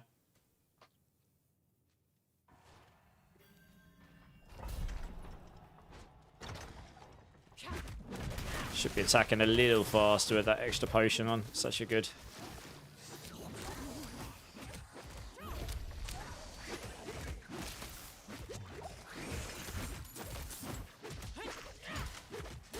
Yeah, I can notice it.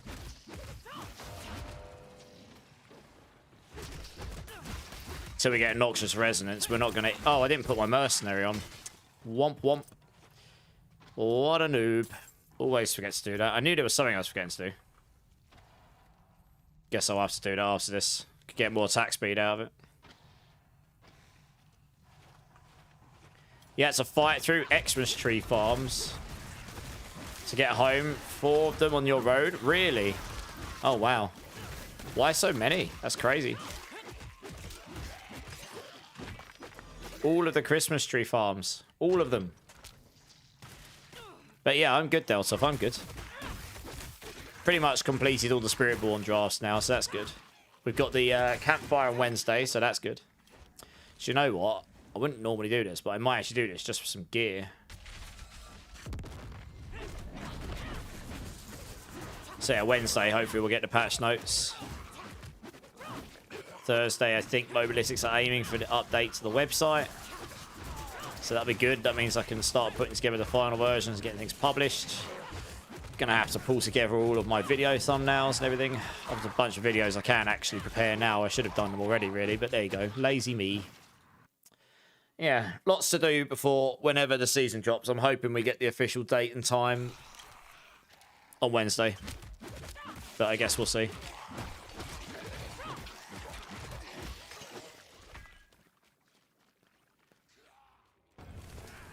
They cut down poor helpless trees when you can.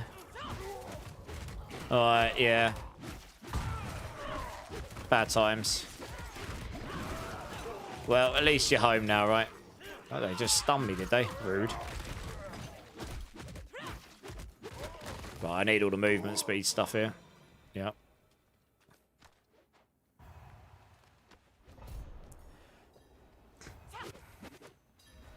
No idea how efficient I'll be in here. Probably not very, to be honest. But we'll do the best we can.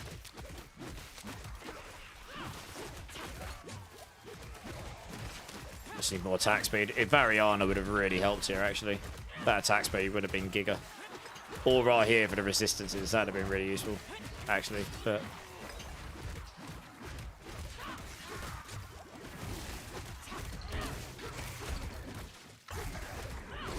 probably not going to get that many rewards here. I don't attack fast enough right now. Yeah. It's amazing what an extra 10% attack... Well, actually, she can give me another 20%. So, yeah, she would definitely push me into the next attack speed bracket. That'd make a big difference, to be honest. Never mind. Always... Hopefully, I won't forget when we actually start Season 11 like I normally do.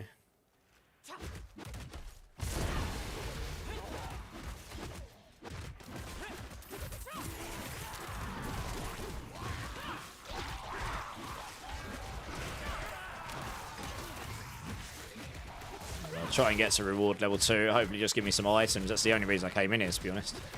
I'm literally running on bare minimum at the moment.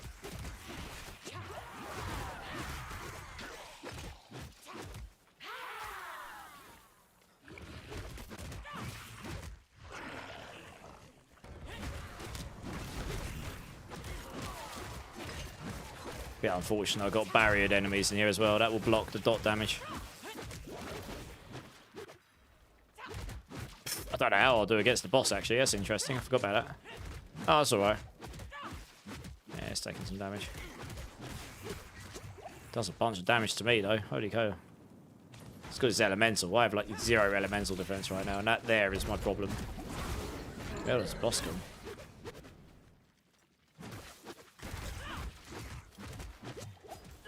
Yes, there's that elemental damage. Ow! Whoa, that almost did me. Yeah, that's my point, right? 0 elemental resistance equals bad times. Jesus, that is bad. That, yeah, that is that on the floor. Holy cow. Yeah, I was waiting for her to die. I had her fully dotted up. Alright, that might help a bit. I mean, it's not.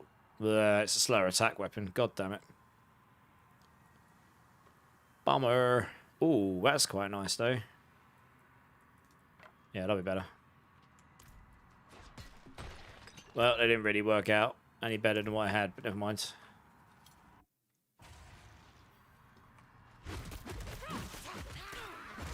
Yeah, getting a attack speed on your two-handed weapon early on is going to be pretty mega for a lot of Spiritborn leveling builds, apart from Evade. Evade won't benefit from that, but pretty much all the others will.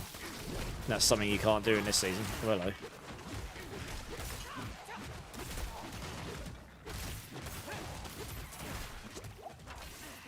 I feel like this is a bad idea. I probably should just go back to the Helltide. It's going to take so long to do all these Chaos Rifts and stuff. Oh, actually, I've got that Chaos power. That might help. That might just blast them all. I don't know. How much damage does it do? Could have probably got any of the others and it would have helped me more than that, to be honest. Don't think that one does that much damage.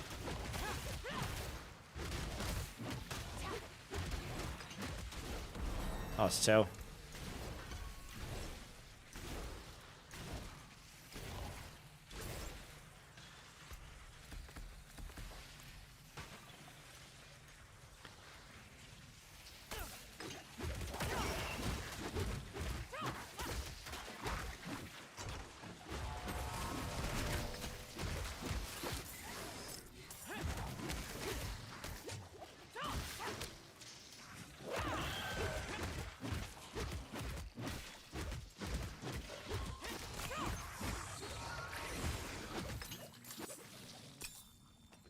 Just a ring like. Oh, attack speed. Nice. That's useful. Yes, please. Shrine. Oh, attack speed shrine. Yes. Oh, man. See, that's what I mean. If you're attacking this fast.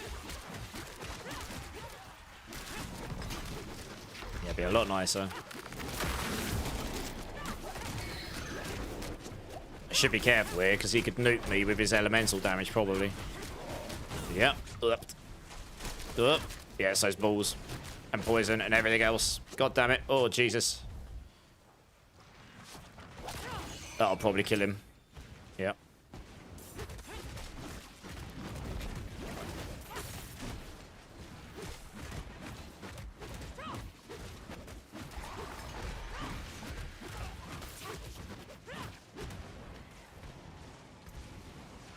I was hoping there'd be another attack speed ring. Alright, I'm actually going to quit this dungeon. Oh, I don't know. Don't have much time. It'd be better for me to quit this dungeon and just go to the Hellside, probably. I'd have been better off doing a dungeon without the Chaos Rifts, which is probably, to be honest, you wouldn't have these Chaos Rifts in next season anyway, to be fair. So those dungeons would be a bit easier. Because they got a lot more HP and they do a lot more damage, those Chaos things. They were deliberately designed that way.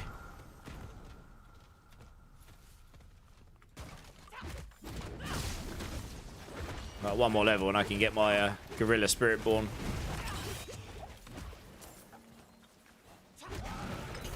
Spirit Hall on, which will be nice. Might try to send speed out just for the hell of it though. I mean, it would do a lot of damage, to be honest.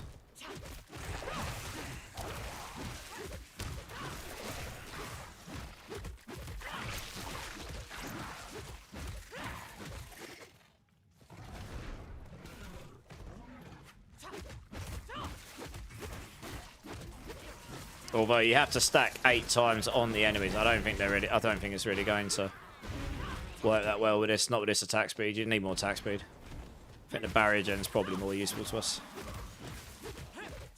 Let's be honest. or somewhat solved the squishy feeling I'm getting right now.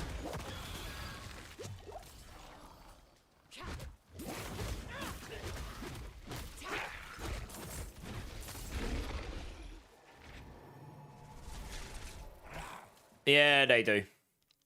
I don't typically do them when I start a character on this season because they're not really that efficient to do. I was just testing some stuff out.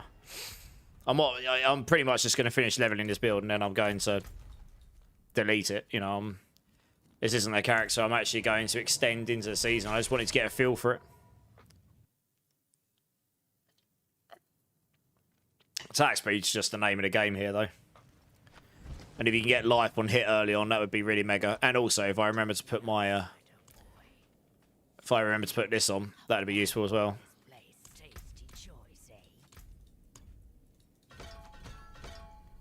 Just attack speed in general. You could either do that, or you could go for right here with his resistances. That would be pretty nice as well, I guess. That would make you a lot tankier, but I think I'd rather go for attack speed here.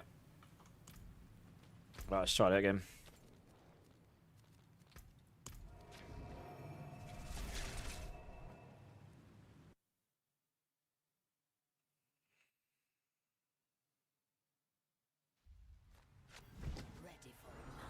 Right, chest down here.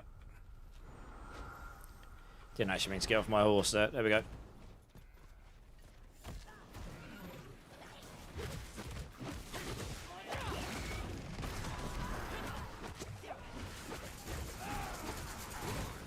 Yeah, so hopefully she'll use her thing and then bloodthirst, and then it will. I mean, I get 10% attack speed anyway, but she'll give me another 15 every now and then, which is pretty nice. Should help speed up the general farming. Nice yellow gloves. Ooh, I do lose max life. That's the problem. Max life is actually a premium. I only have 41 to start with. Losing 3 max life is pretty significant at this point. So I probably don't want to put those on just yet.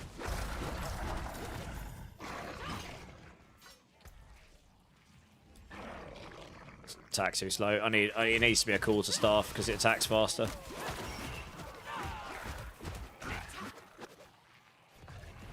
Almost level 15.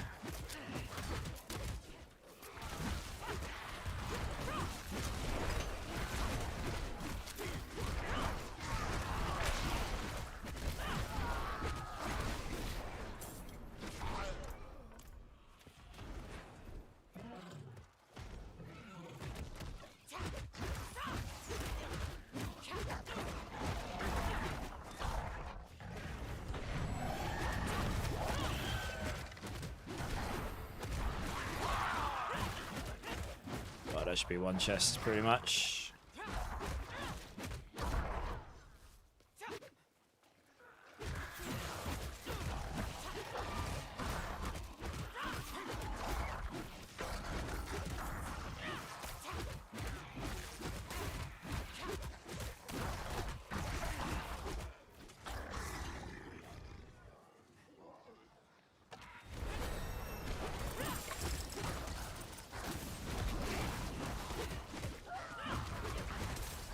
I'm debating whether it would be better to go for Stinger early on because you won't guarantee have the vulnerable application. Making them vulnerable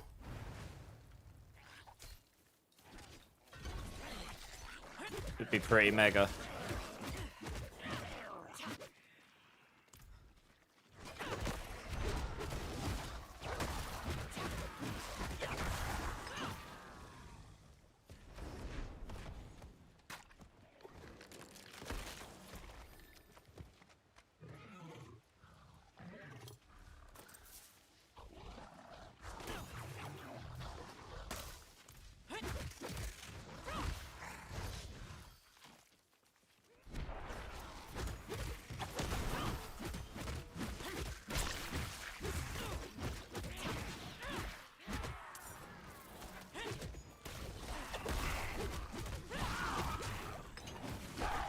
It does give you some life sustain as well, so it probably would be a good shout actually. Might need to change that about a bit. During the it's in a very early stage. Later on you can get around it. I need a couple more levels.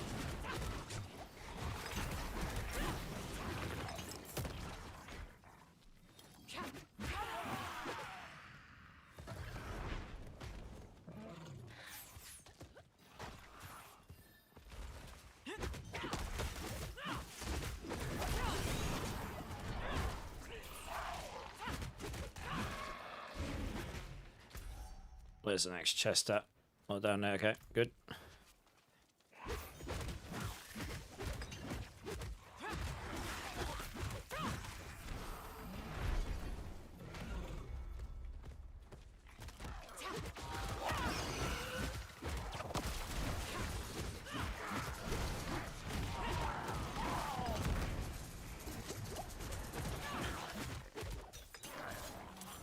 Drop me any loot. It's good.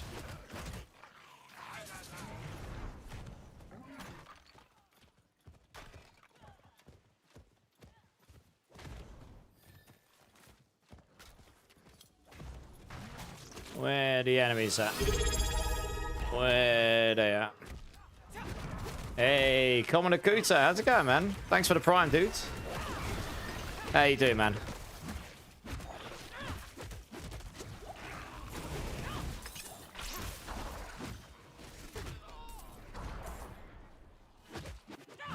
Oh, Wiggy lost all your points. Womp womp.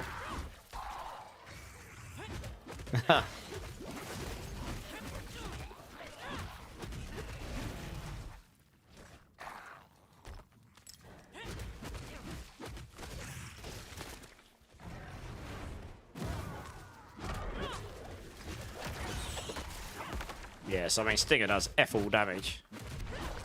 But it would be nice to have that vulnerable application.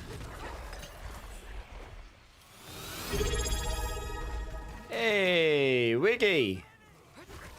19 months. And you kicked off a hype train. You absolute legend, you. How you doing, man? Give me 2 B numbers, you know the drill. You've done it enough times. I appreciate that. I appreciate that, Wiggy. 19 months.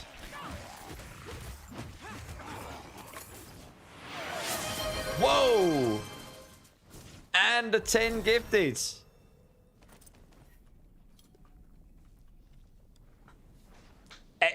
Awesome. Wisconsin for life. Rocking the river. Mr. Chuckles. Kingez. Riwang Ling. Decoy. Gabku. Esseltech. Da Vinci. I'm Bex. Please make sure you thank Wiggity here for the kind gift sub. That is incredibly generous. Thank you, Wiggity. Give me 4 numbers, I guess. 4 beans. Why not? And a level 4 hype train. All because of Wiggy and a little bit of commoner. Nice. Thank you so much. That's crazy. That's number 3 and 4.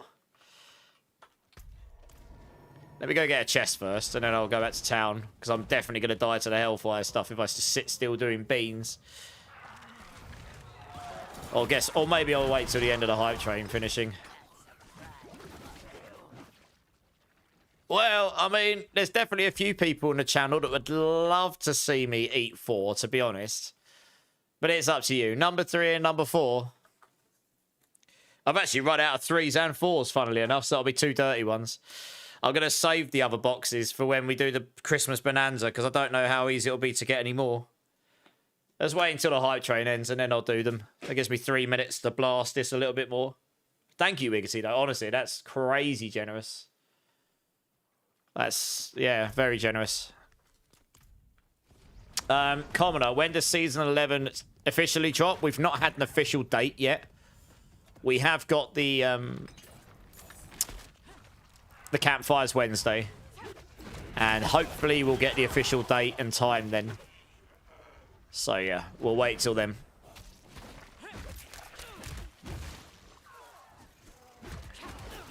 You would expect it to be sometime next week for the actual season launch. And, I mean, it's the Game of the Year awards next week, so I reckon there'll be some... I would be surprised if we don't get some Diablo 4 news there during that time. And I guess we'll see, right? I'm Bex, first time chatter. Welcome in, man. I know, you just got a gift sub. First time, well, I don't know how many times you've been here or not, but yeah, it's very kind of Wiggy. So yeah, that's very kind. I mean, I really try to make the ads as least intrusive as possible, but it's always better when you've not got any at all, I suppose, right? Right. Oh, I could put my Spirit Hall on. That would help, wouldn't it? Let's do that. How quick do I generate barrier with this? It'll be even better in next season because you'll generate more barrier with no limit. Yeah, you generate it pretty fast. This will make me a lot tankier, to be honest. I think. Alright, it's 1 minute 40 on there, or 1 minute 50 on the hype train. I'll go back to town and do the beans then. Would make sense. Ooh, Nazar. Frozen. A little bit rude. Oh, an amulet. Nice. Yeah, that'll do. Winning. Oh, wow. That's a much better chest piece. Sweet. Happy days.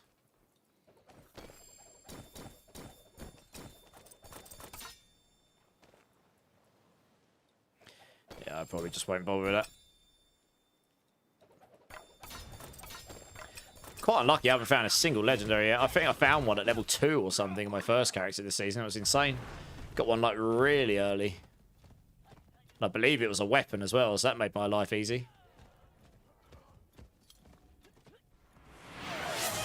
Hey, Deltov with the gift sub as well. Bootoglate. Thank you so much for the gift sub, Deltov. Appreciate it, dude.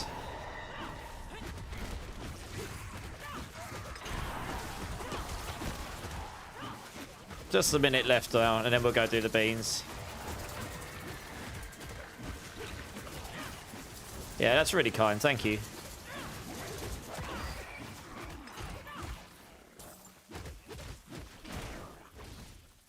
Dead? Yeah, nice.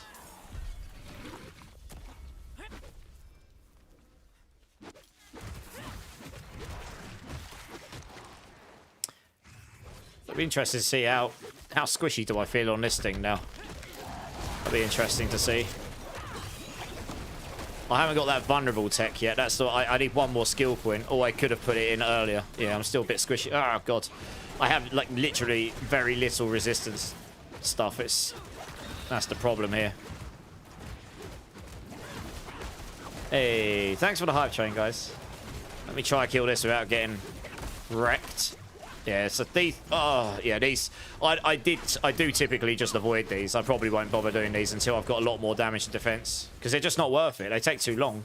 Unless you're playing a build that does actually one-shot them. They're really not worth doing at this stage. They take too long to do. You're better off just going around killing enemies. You don't get enough XP reward for the time it takes. It does allow me to get one more chest, though. I guess I'll go do that. You never know. I might get legendary out of it.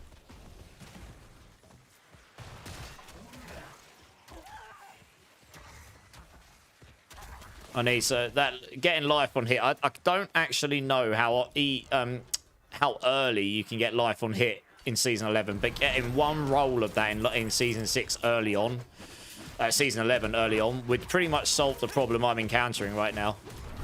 You would just pretty much out-sustain everything, because this thing hits 5 or 6 enemies every third attack if they're around you. So you'll just have, like, infinite sustain. Yeah. We'll see.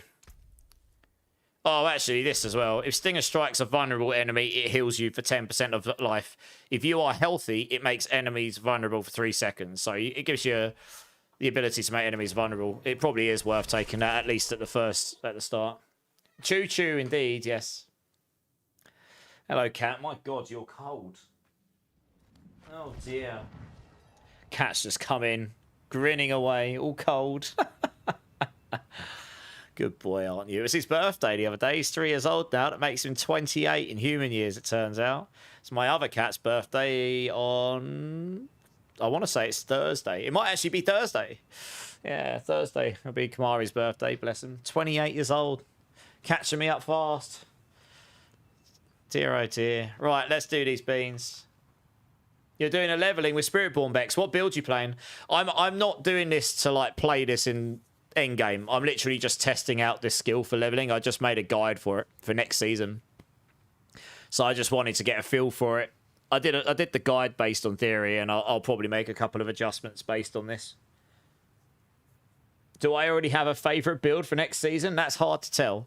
I will probably level on Rock Splitter or Evade, though, to be honest, because I know, well, Rock Splitter I know like the back of my hand. I'm just testing out some other builds I've put together right now as close as I can to next season as possible. It's not entirely possible because of like life on hit and such like this. You know, that doesn't exist until next version and so on. And you can't get attack speed on your two-handed weapons and such. But, well, you know, I'm just getting a feel for it. Right. Oh, you're doing Quill Volley. Okay. Oh, you got the expansion. Yeah, I've been telling people if they were going to buy it, buying the game at the expansion during the Black Friday, it's the cheapest it's been.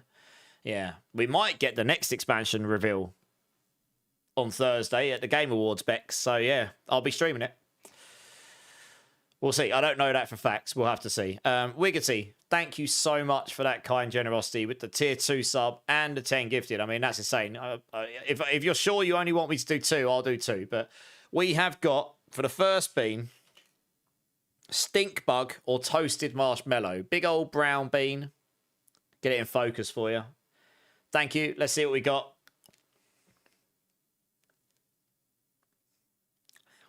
That's definitely not marshmallow. Oh, God. That's weird. Yeah, that's not marshmallow. To be fair, it's not as bad as dead fish or garbage or anything like that, but it tastes really strange. It's definitely not something I would choose to eat, to be honest. Okay. And for the second one, you pulled an old bandage or pomegranate. So, stink bugs do not taste good. No. Old bandage and pomegranate. Let's see what we got. I'm pretty certain that's old bandage. Yeah, it is. 100%. 100% old bandage. Big L for me. Big W for you. Yeah. My mouth just tastes of old bandage now. Wonderful. Agravain's having a great time. Look at him go. But cheers, I appreciate it. And DJ Chrono, look, he's loving it.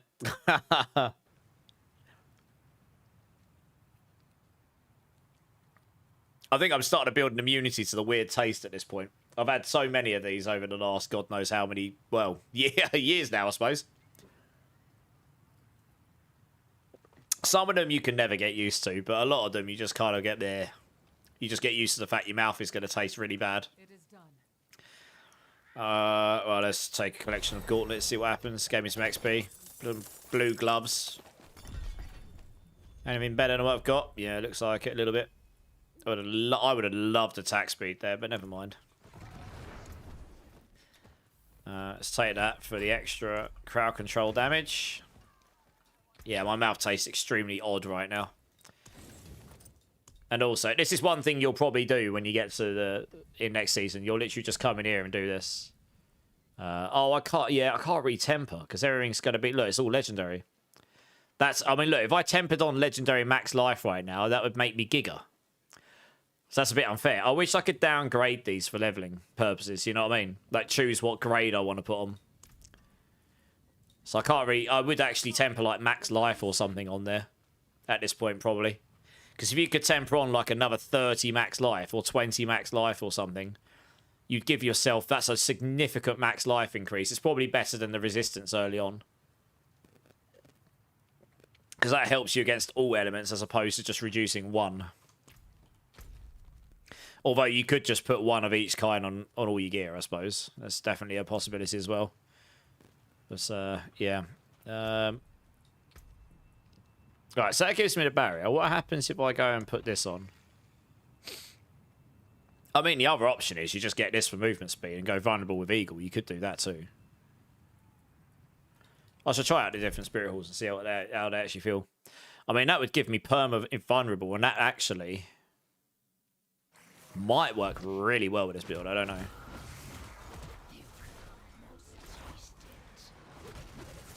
Oh, God. Oh, my God. Am I stuck on the wall? Great.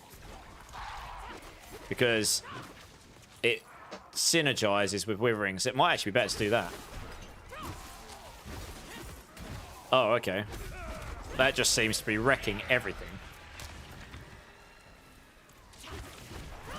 Yeah, okay. We should absolutely use the Eagle. Bloody hell. Alright.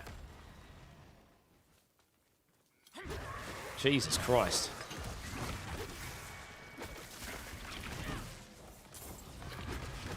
It's not the fact that the eagle thing is doing most of the damage. It's the fact that every time it hits the enemies, it makes them vulnerable. And then what that does is it makes your withering fists... hitting a vulnerable enemy will also spread that effect to all hit. So... I think all enemies that are applied with poison, every time you hit a vulnerable enemy, it hits all of them as well. So you just end up... Look at this. Look how quick I'm clearing everything. Madness. You obviously can't do this to level 15. It also gives you more movement speed. Although I think the movement speed doesn't scale next season, so you won't get as much movement speed, but you'll get more damage from it. So yeah, actually, to be fair, this probably is the play at this stage. Because that feels a lot smoother, honestly. So I'll probably change that in the guide. It also means I won't need the points in Stinger. I just straight up won't need that. Which is, I wanted to avoid that to start with, really. Hey, King Storp, how you doing, man? Welcome in, welcome in. Thanks for the follow, dudes. I hope you're well, my man. Oops. Right, so I took those.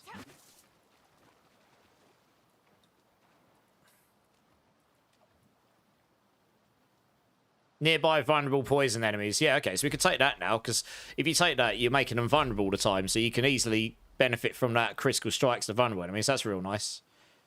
And, actually, that does mean we can get vulnerable enemies deal less damage to you. Which is great, because they're either dead or vulnerable. Or we can just get more damage to them. Okay. Yeah, okay. Potato brain didn't think about this when I was putting the guide together. This is why it's good that you come and actually play the thing, right? I mean, look at it. I'm annihilating the stuff, and I've got exactly the same gear on I had before. That's crazy. And honestly, your weapon damage doesn't even scale those feathers right now. I know that they're bugged on the PTR, but they're only bugged if you put on the Loyalty's Mantle. That might get fixed, but before that, they're not. That damage scales with weapon damage in Season 11, while it doesn't right now. So these feathers will do crazy damage. So Evade will probably still be better for leveling in general, but this will be pretty sweet for leveling, actually, I think. Once you get to level 15, that is. Yeah, it's a bit slow before. Although saying that, like I say, if you got life on hit, you'd be golden, probably. Be interested to see how much damage I can do to one of these now. I'll be pretty squish, I think. I'm not sure I should actually attempt this, to be honest. Yeah.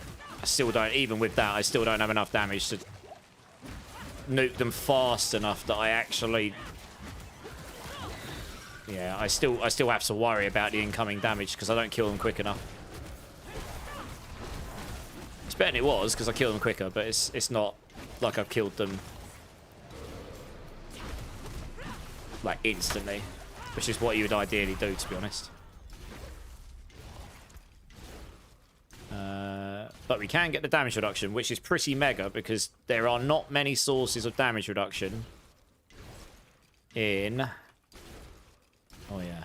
There's not many sources of damage reduction next season. Not like there is right now. Yeah, we'll take that. More max life is good. That's better. I want to keep that movement speed.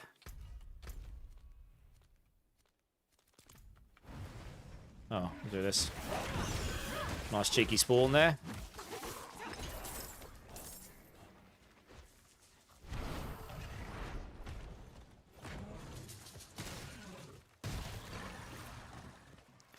"23 minutes left, okay.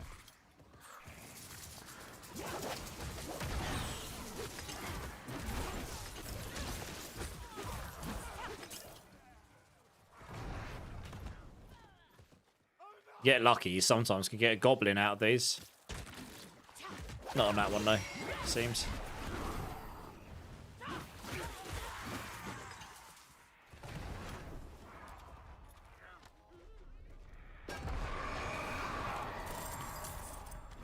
Still no legendaries. It's pretty unfortunate.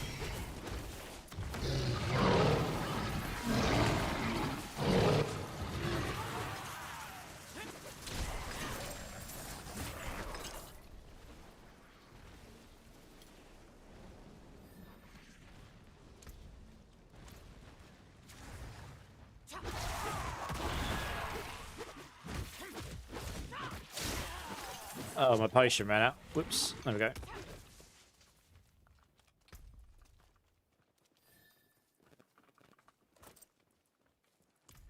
Don't know why I've kept those. Let's drop those on the floor. Oh, actually, there was a weapon there. Oops. Oh, it's a glaive. No. Oh, hello. How quick can I kill one of these things? Okay. I mean, honestly, I can't remember what I might have taken right here. I might have actually taken right here rather than Variana. I might have to swap all my guys to start with right here so you get that resistance early on. There you go. I probably did just drop an item there, but hey, helm. That's alright, screw it.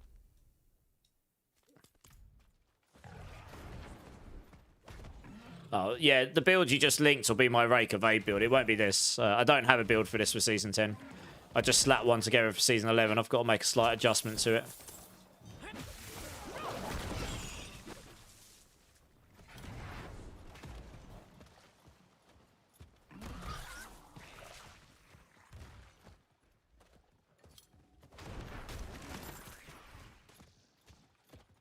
That'll come up like it.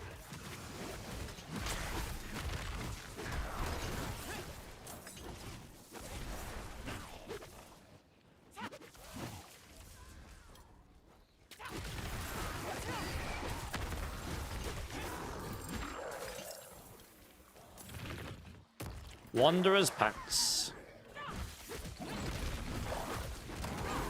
Yeah, Toxic Skin does a lot of damage here. Yeah, it does quite a lot.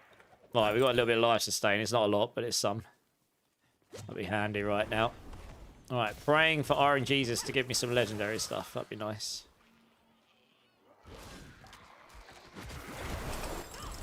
Level 20. Let's grab that, I suppose. Dex crit chance. Yeah, let's stick that on there.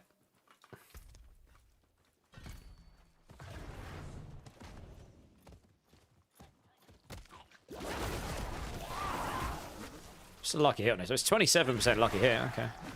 Fair enough. Is it worth me? Oh, I won't be able to use that all the time, will I? Yeah, so I really wish Fueled was life on hit. That would be mega for a lot of Spiritborn leveling builds. You'd just be able to... The life on kill is okay, but we don't have a means of stacking Ferocity right now, so I suppose that's not that useful.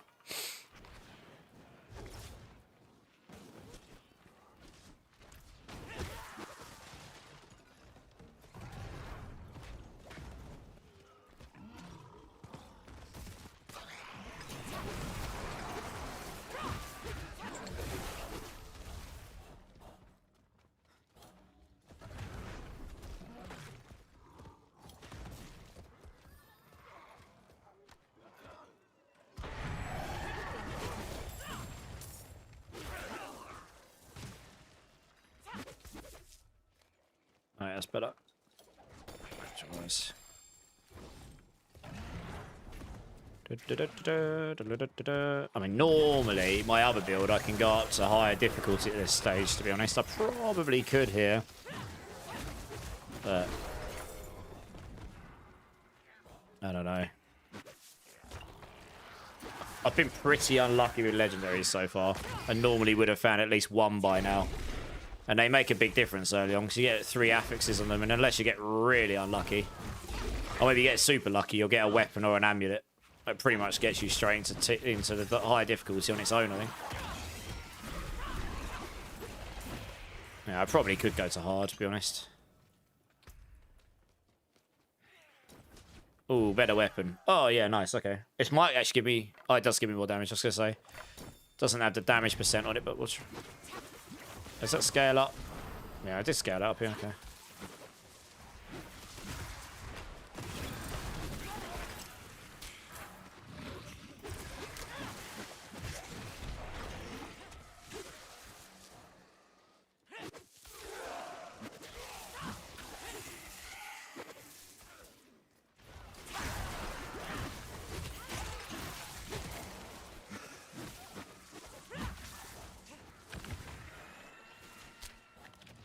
That is another thing, actually. Next season, you will drop gems rather than having to craft them again.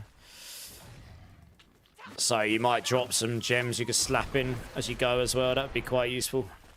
For like just helping on some of those resistances, particularly lightning and fire would be the two I'd probably focus on. Plug-in and poison, maybe. Oh, goblin, hello. Yeah, give me that legendary, boy. Let's go. What did they give me? Might? No. It is better than what I got on, though, so I'll take it. No, I probably should replace it, even though it's got attack speed on it.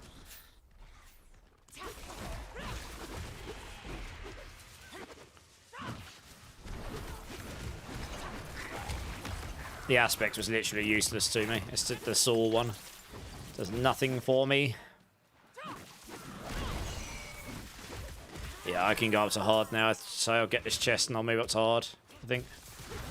So I'm just wrecking all this stuff.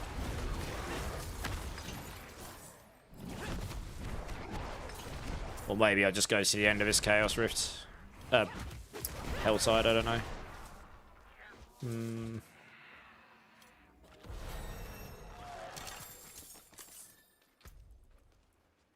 Life per second. That's probably better because it's got more resistance. No, we'll up the difficulty. We'll do it.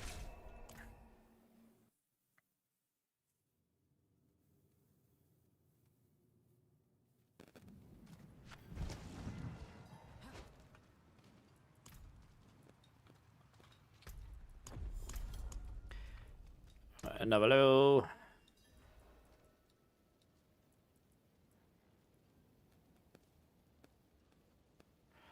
Let's try that maybe. Put a life sustain. Maybe it'll be useful.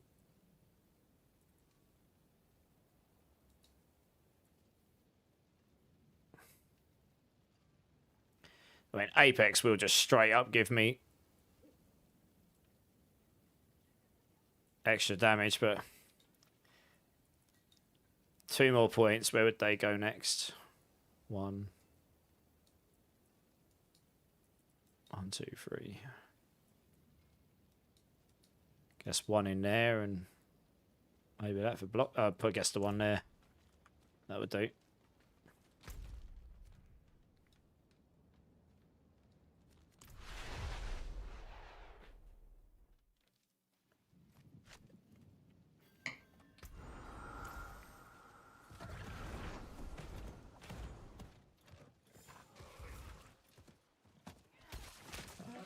That's just items I dropped earlier. Good. I need another chest. There's one over there, okay. Oh yeah, I'm in hard and I'm still just nuking all this stuff. I probably could go up even higher, but I won't just because of defenses, I think. Yeah, obviously the Chaos Rifts I won't nuke, but that's fine, you just avoid them. Not worth doing at this stage.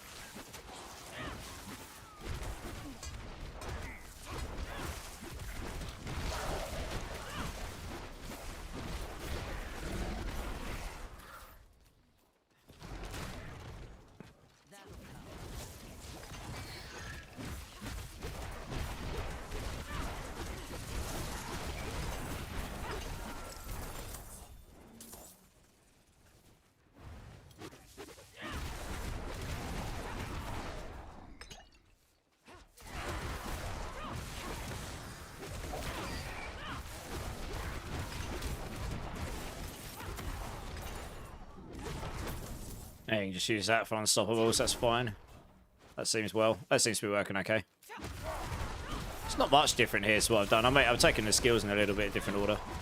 Main difference is I've taken the eagle primary just because the vulnerable actually synergizes pretty well early on here. So that probably is the play at this stage. As if you were choosing to start on this anyway. Oh, but I was about, if that was a unique one, I would have probably taken it. But it is not. I would have risked it for a biscuit. Weapon, question mark? Nope.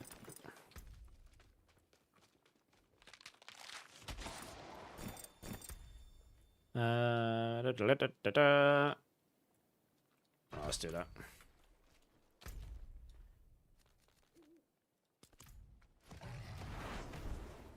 Oh, I'm stuck. Good.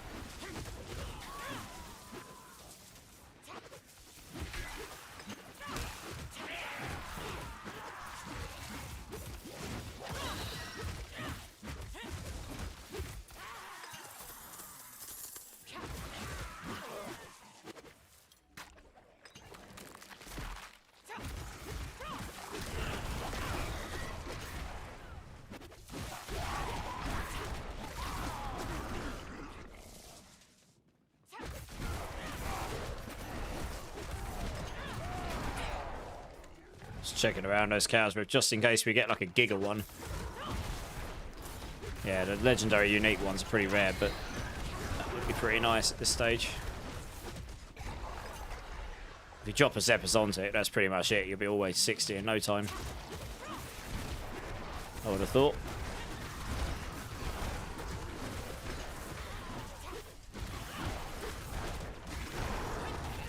Hello, cat. Oh, you're all cold. Oh, no. You're a bit wet again. You've been outside again, haven't you, you silly boy?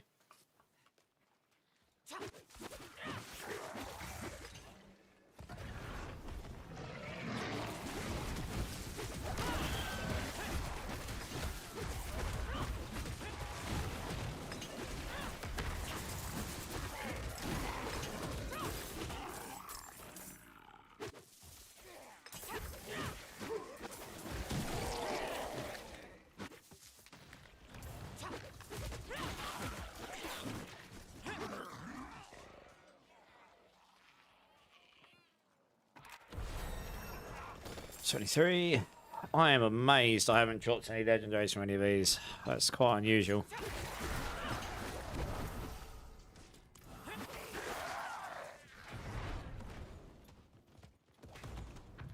Oh.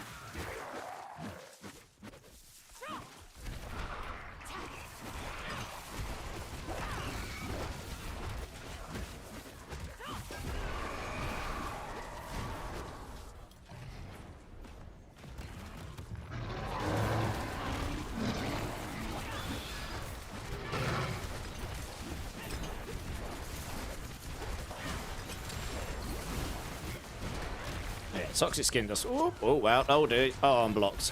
Oh, dear. I might actually die here because I'm stuck. What the hell am I stuck on? There's nothing there now. Oh, that was the flipping hell. I didn't see the Hellborns just suddenly came down upon me. Or whatever. And blocked me in with a wall and dropped like 4 of those lightning spire things on my feet. Yeah. Nearly got me.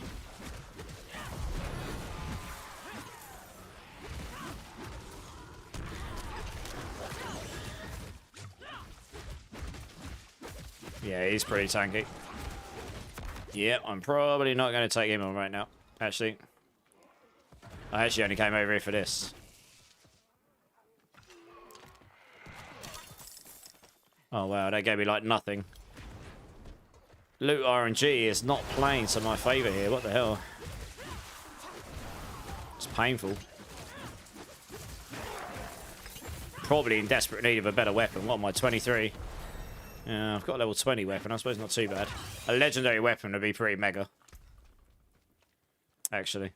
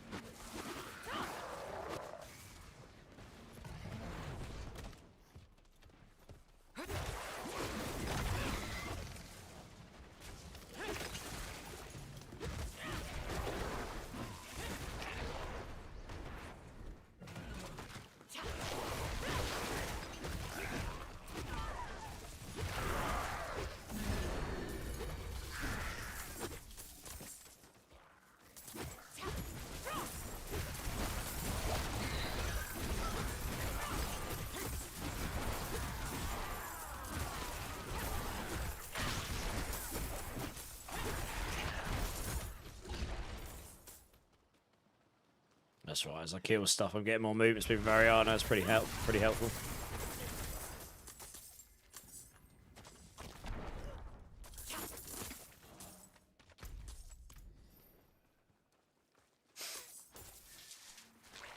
Goblin, question mark?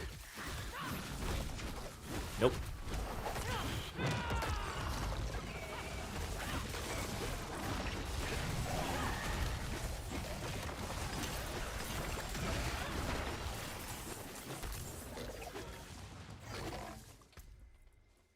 I can't not use that, even though it's attack slow. It just hits so much harder. Oh, that's got damage over time on it. Yeah, that's probably better as well.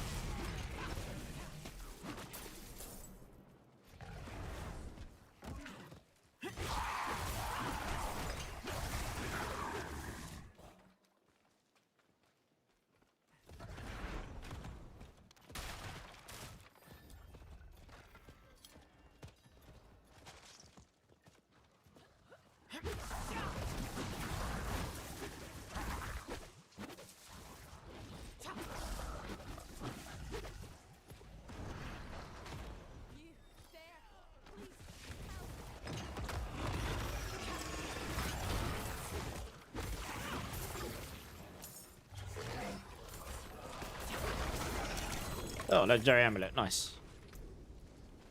Oh yeah, basic skills with attack speed, rapids, almost, yeah, nice, I'll take it. Movement speed as well, thank you. Finally gave me something good. Let's go, movement speed, attack speed, nice. That's a big upgrade. That's the sort of thing you'd want to find in a leveling run. 32% attack speed. Movement speed, damage, life. Yeah, it's good. That was a good roll, that.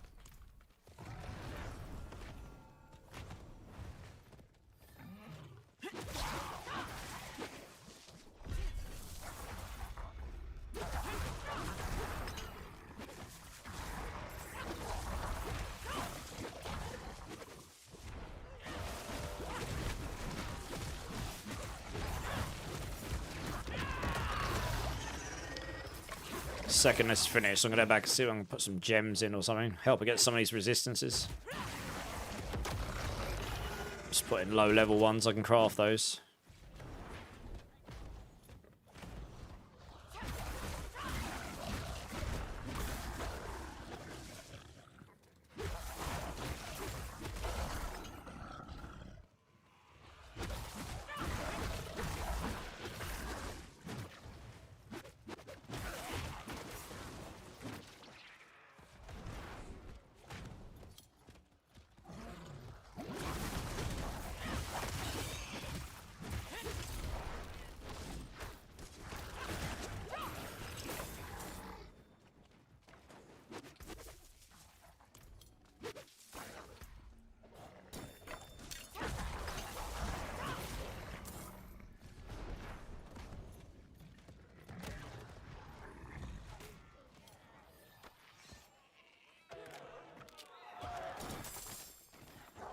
Better? It's not got max life on it. So, nope. Alright, that's probably that one. Let's go see if we can make some low-level gems that will help the resistance situation.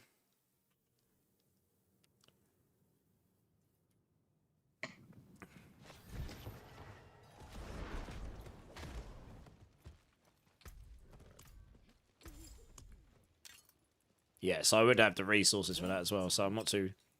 So it's not completely unrealistic. And then, yeah, I can only make these anyway. So you want a lightning one, a fire one. There's no point with diamonds, they're too low at this point, only 4%. You're better off going lightning, fire, poison, I think. Those will be your three biggest issues. Although you can somewhat solve poison resistance on here, actually. Slap that in there. So no, you could do that actually.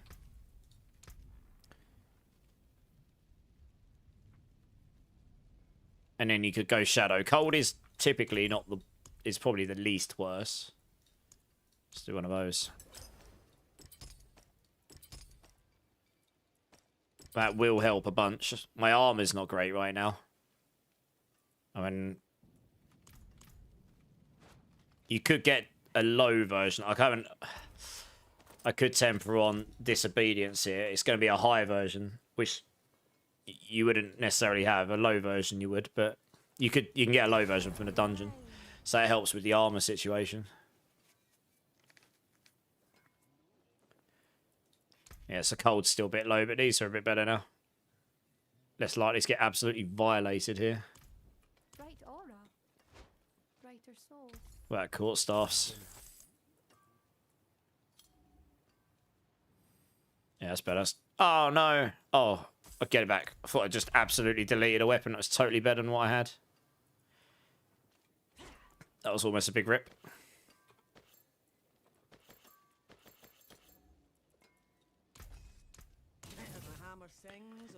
I picked up a dungeon, didn't I? What have I got? Chaos Rifts, Chaos Rifts, Chaos Rifts. I don't know if I want to do the Chaos Rifts, to be honest.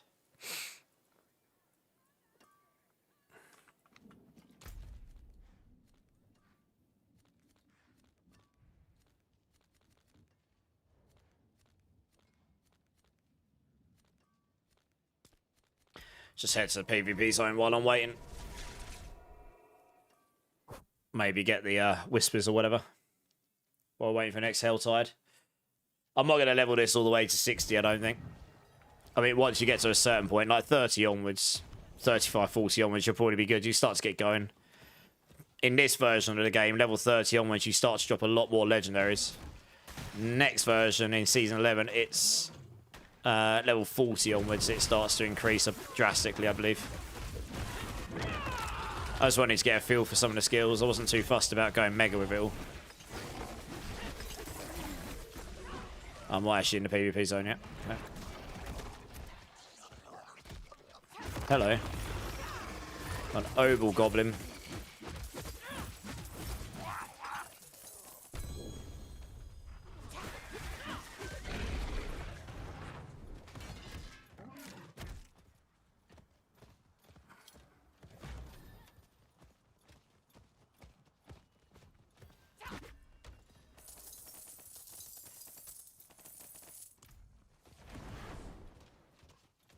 That'll come up back.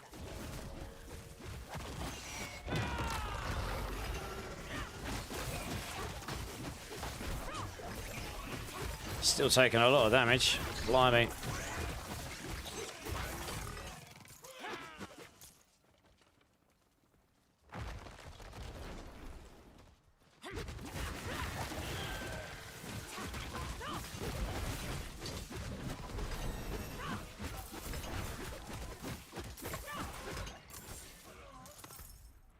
I've only got 89 max life, so I'm hardly surprised I'm taking a lot of damage, actually, to be honest.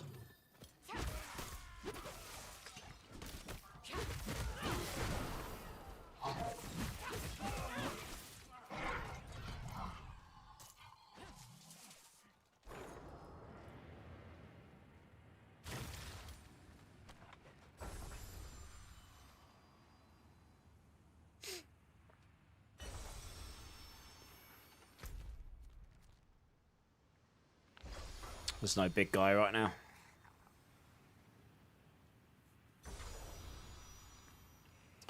Just wait for this a second.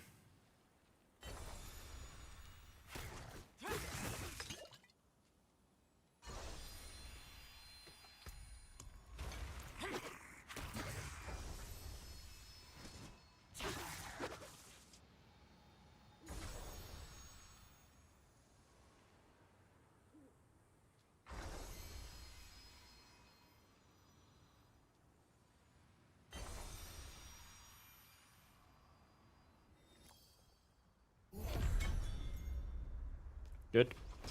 Easy whispers.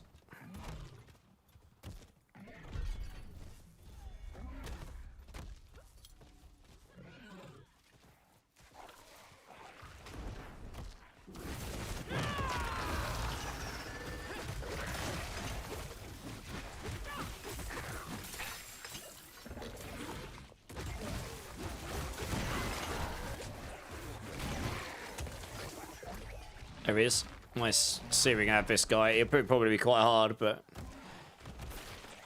pretty decent if we can take him down. I probably should have waited for my ulti, but hey. He is going to be pretty tough, I think. I'm not sure if I'm going to have enough.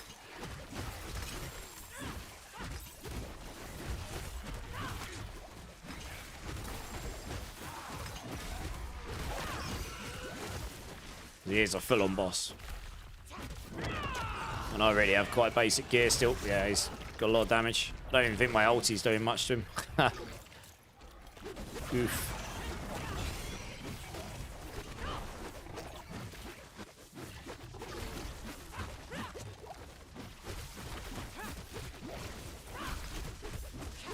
I have actually got the damage, but I survivability is the issue here.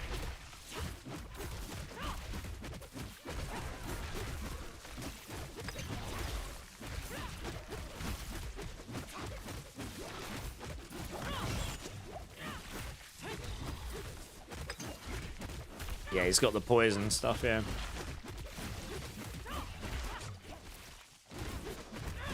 Yeah, we got him. Nice. He gives a reasonable chunk of XP. He drops a lot of stuff, so... Yeah, nice, not too bad.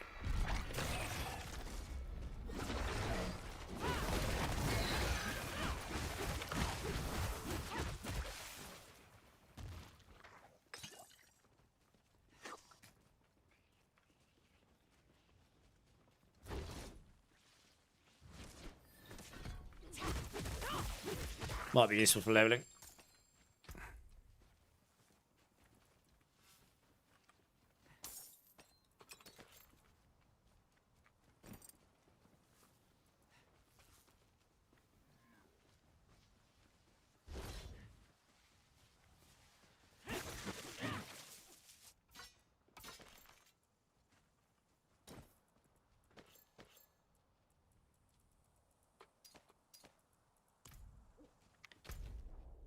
I was doing that mainly just for the whispers, to be honest. Give me another chunk of XP.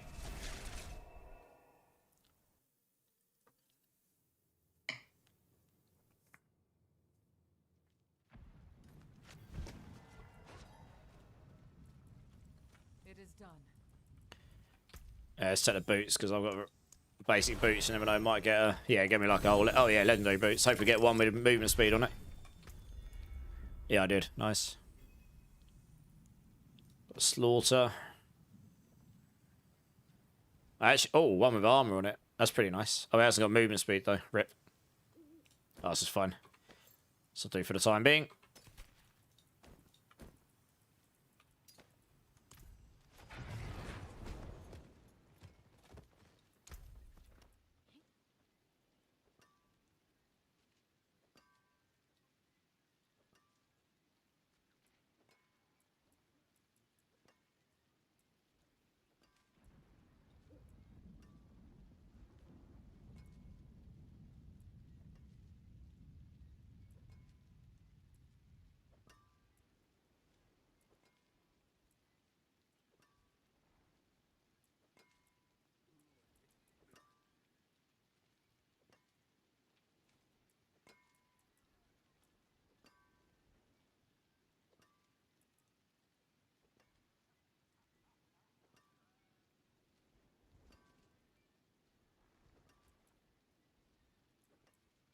Let's take that so we've got all the skills, I suppose.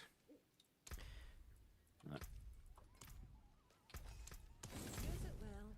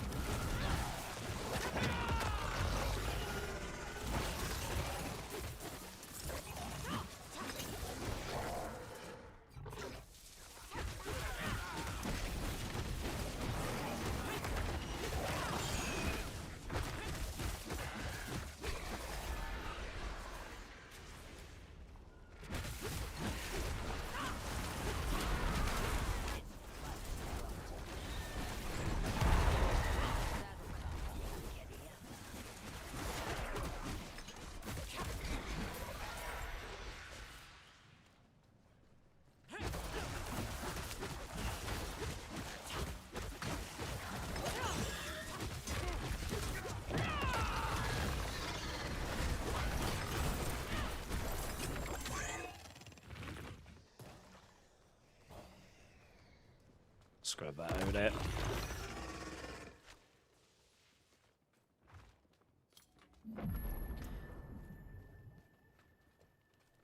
Yeah, right. Let's get that down there.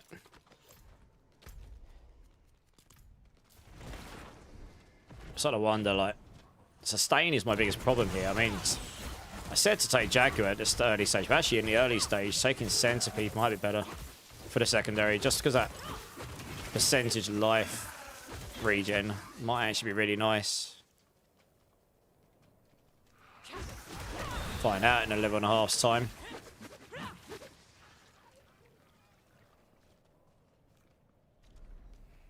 Oh, it's not your night tonight, is it, Wiggy? It is not your night tonight. Oh dear.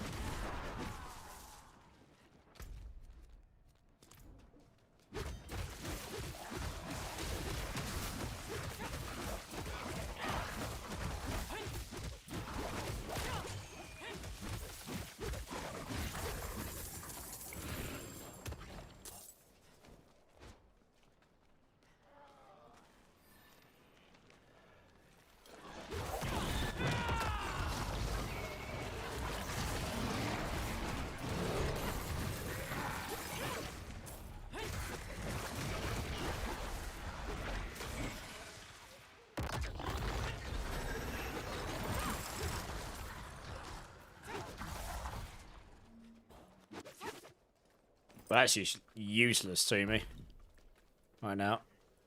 So just take that to help with defenses. Put that there, I suppose.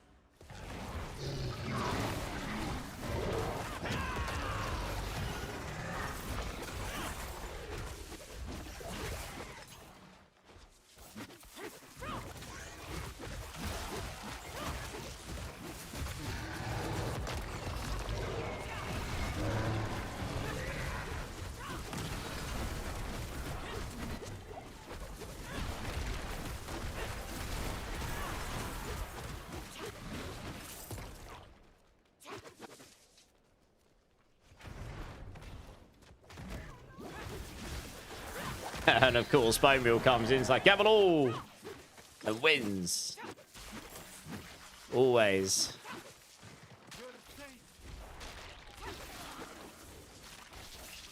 Right, show me mercy.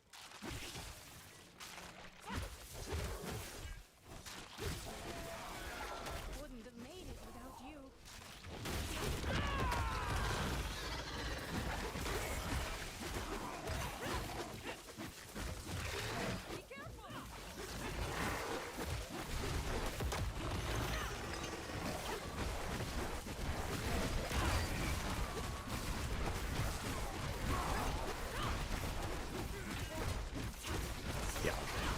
If you had a Zepazonte, this would be mental.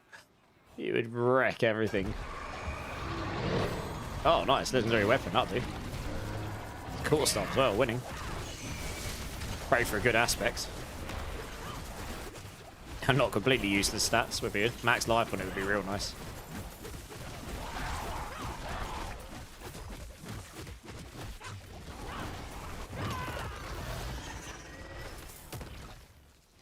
Each different basic skill you cast increase your damage. Yes, please. And it's a ridiculous amount of extra damage. Let's go. Nice. That'll help, because I'm about to have a Hellspawn drop on me. Hellborn, sorry, not Hellspawn. Yeah, that's a big damage increase. Holy cow. Absolutely nuking this stuff now. Let's go. Oh, decent drop, that. Just got to wait for that Hellborn to come in. He will be dropping down on me. There he is. Should be able to take him now, to be honest. I reckon.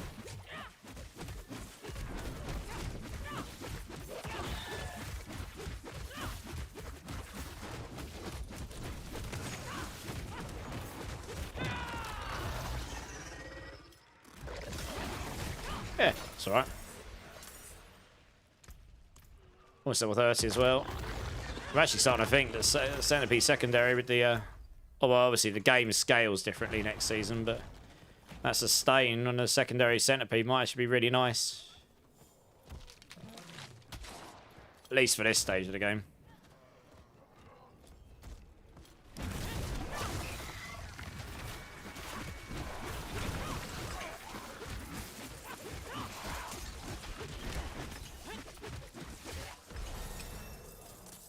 Just want to see how like giga silly that is, to be honest.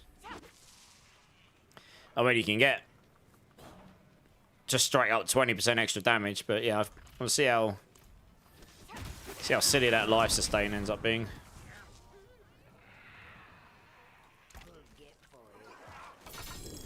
Oh, another legendary weapon, nice.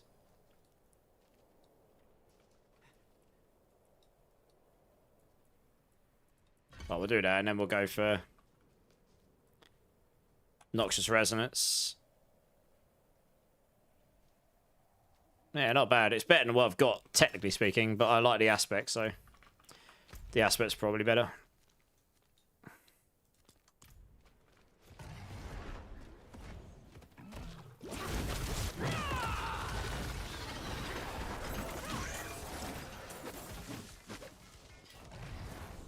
We'll see how we fare against harder hitting stuff like is the life sustain just so good now that we can just out sustain everything. That would be ideal. Hey, Glitch, how's it going? Rockin' River, how's it going, man? Yeah, very kind of Wiggy, dude. How you guys doing? How you guys doing? You both looking forward to season 11? Going to be playing? Question mark.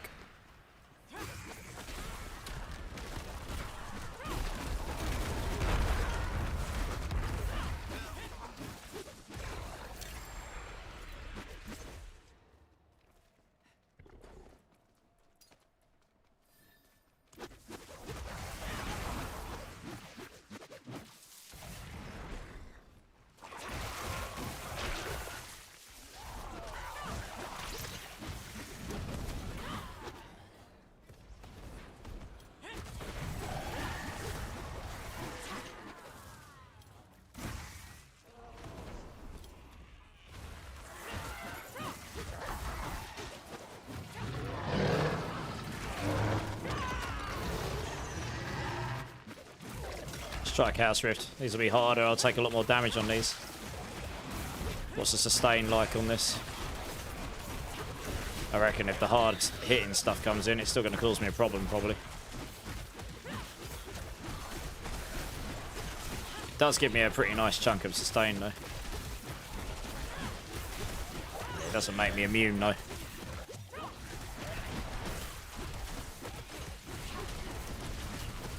I mean, this is irrelevant, though. I mean, next season, you just won't have this at this point. Holy cow, you've got a boss at this point. Oh, okay. I actually do some decent chunk of damage to the boss, to be fair. I think, relatively speaking, he's going down about as fast as the other things were. Yeah, look at him. The boss is just got absolutely wrecked.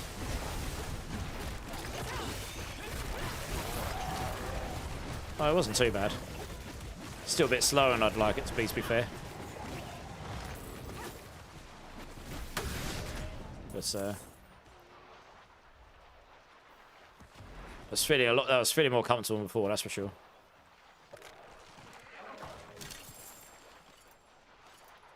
Yellow amulet. What have we got on that one? Yeah.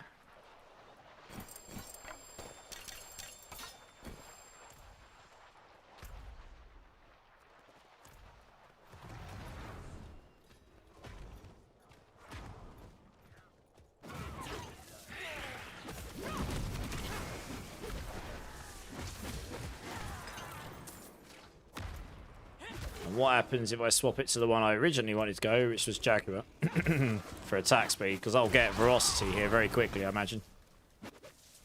Yeah.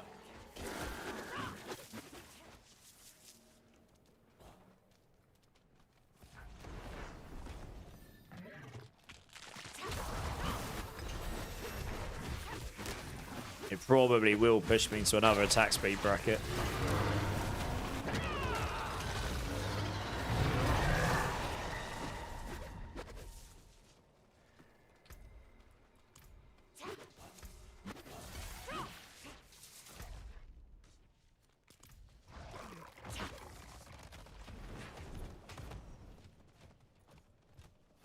Given there's going to be life on hit and stuff in the next season, I think that's probably still a play. What I originally thought. I'd say so. You don't really have an easy way to get Ferocity otherwise. Not with this ulti anyway.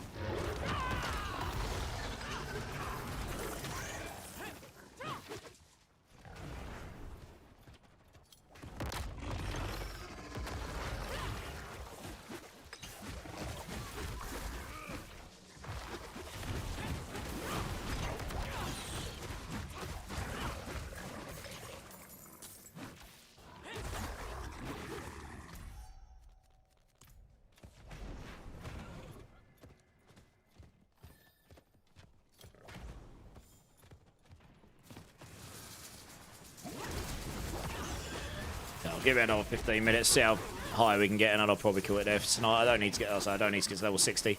Once I get to like level 48, you're going to do the stronghold rush anyway, and you can do that in any difficulty.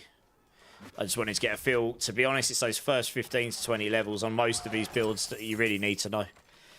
Once it all starts to come together, most builds will work just fine, if I'm being completely honest. Both of those rings are pretty much identical. Oh, no, I see. Yeah, no, that's a pretty nice ring. Damage over time would be useful there. That's probably not that useful.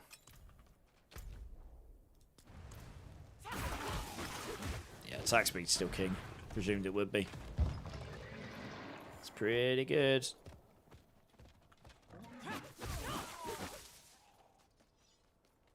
I mean, you would assume that right now I'd have slightly more skill points as well. I've got these 11, but this is just assuming I didn't get any from the seasonal journey other than the very first one, because you get one at level 1 for free. So if I had 3 skill points, I'd have Noxious Resonance right now, which quite frankly would make me do an awful lot more damage than I am. I probably would just be one-shotting everything. Whilst Toxic Skin's active anyway. But I don't know exactly at what point you'll get them, to be honest. Yeah, it's a pretty nice ring.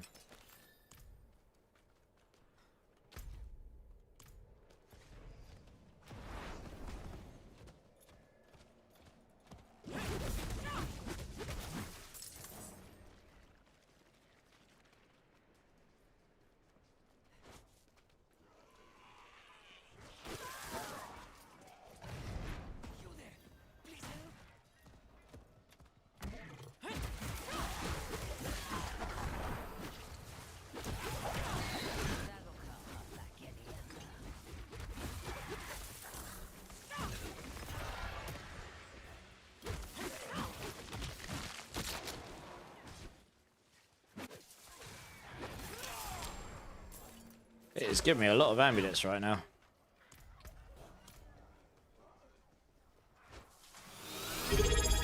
Hey, Baker. How's it going, man? Thank you for the 8 months, dude. How's it going? You looking forward to Season 11?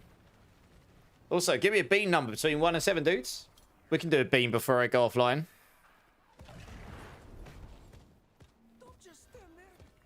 I need one more. One more! Where are the demons at? My word. That's empty of demons. What the hell? What's going on? Number 4. Nice. Oh, you just got off work. How was work? Not too bad, I hope.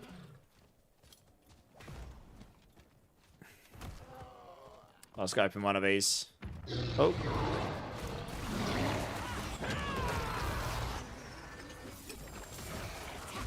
Yeah, it's giving me a lot of rings and amulets right now. More than usual.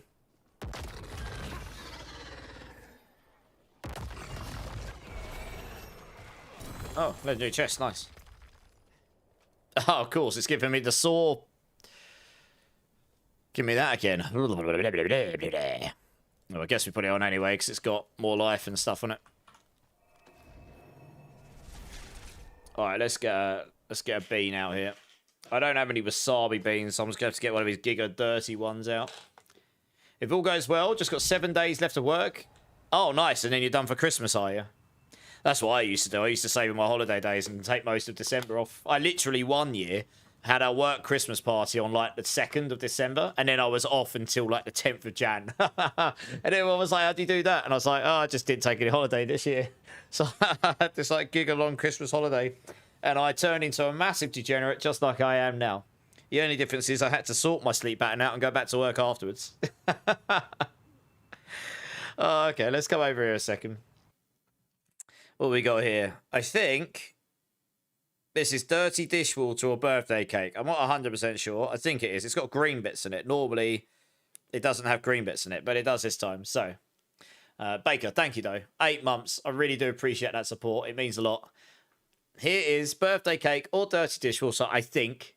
And if it is, I normally get dirty dishwater, so I guess we'll see. But yeah, I would expect that's what I'm likely to get. Yeah, it actually is. Legit dirty dishwater. Oh, it's so rancid. I've had one birthday cake and about 20 of these beans. I swear they are like unicorns, those beans. Oh, well, I'm going offline shortly in my mouth. So you have the great thought of knowing that I'm going offline with my mouth tasting like I've just stuck my head in a basin of dirty, soapy water. Good for you. I'm washing that down. It's bad. Oh, I've got no drink. Poor life decisions were made. Moving, just waiting for the appraisals to come back. Hopefully, okay. Ah, I see. You moving a long distance or just moving, upgrading or what? Hi, Roo. How's it going? Yeah, laugh away. Savage. Laugh away. Oh dear. Right. Well, I've got something liquid to put in my mouth now. Can't be as bad as what I just had. Yeah, it really is not great. Oh man, I got a whiff at the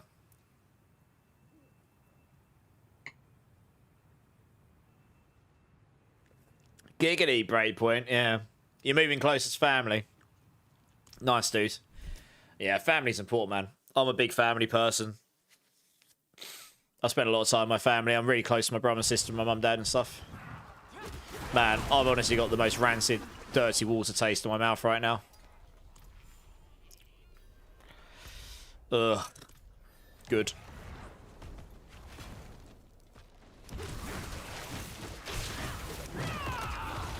I just want to get I'm probably going to finish up once I've got an idea what Noxious Resonance does. So I want to see how much of a boost it is, because we definitely get it earlier than what I did here. I'm fairly certain your seasonal journey, you'll be able to get at least 2 or 3 skill points from it by this point, if not more. Which would have got it, you know, I'm only 1 skill point away from Noxious Resonance now, so every skill point you could have got earlier than this is just 1 level up quicker you could have got that key passive, so. Maybe. I don't know. Probably. I don't think I fixed it. Why? Did you figure out how to fix it, did you?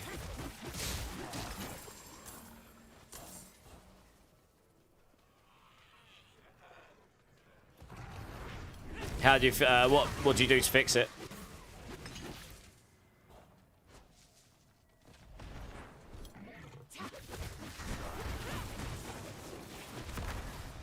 Ooh, I didn't have a armored hide up there.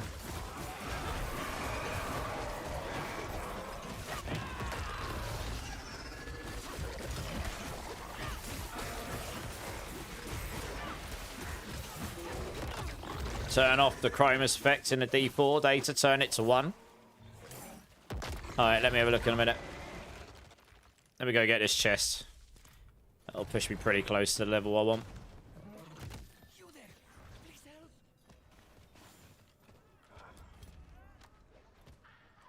Not quite, but pretty close. Oh, legendary gloves, nice. Close enemies or those deal indirect damage to, or those you deal indirect damage to are slowed. You deal increased damage to slowed enemies. That's nice, because I slowed them with everything, just about. Attack speed, damage over time, max life. I mean, it probably is better, to be honest.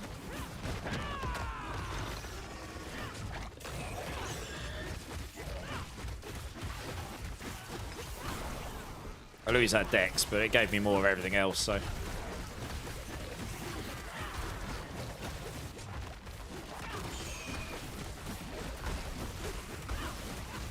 I would have loved to have checked Noxious Resonance against him, to be honest. Since he's a much tankier enemy than what I'm about to fight with it, but hey.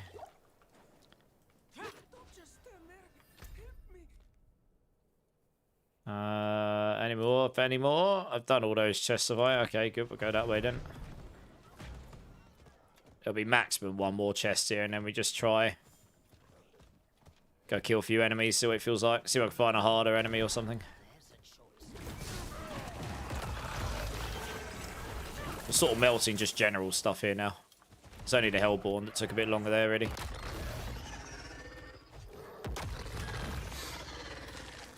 These will take a bit longer, but they won't be in Season 11, so I'm not too worried about those.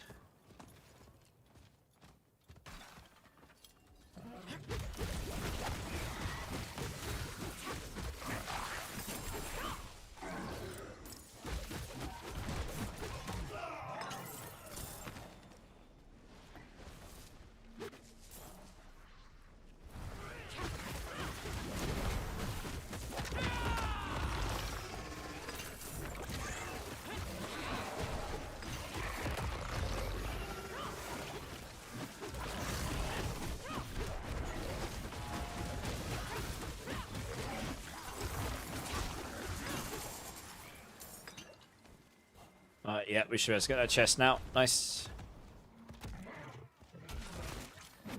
Person down there. Ooh. Froze me. Rude.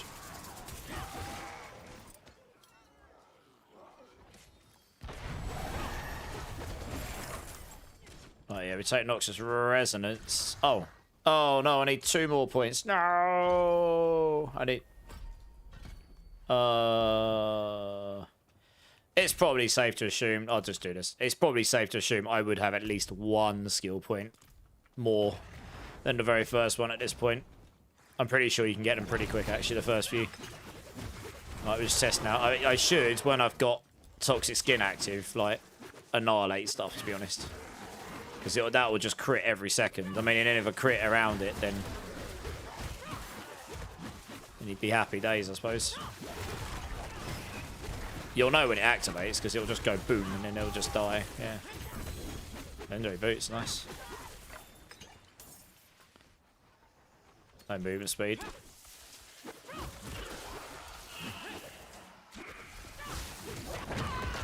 Yeah, it just died instantly. Yeah, okay.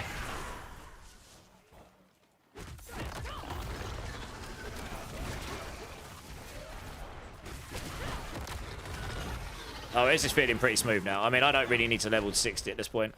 This is only going to get smoother and smoother as I go, to be honest. I've got to change a couple of bits in that guide, but I'll do it tomorrow, probably. But yeah, this is feeling alright. Okay. That's enough.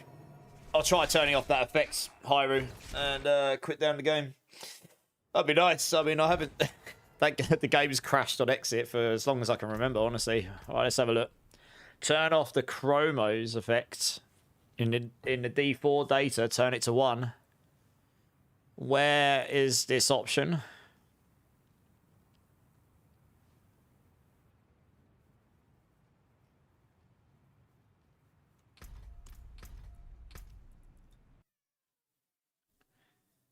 Okay. Yeah, as you can see, it's crashing here now.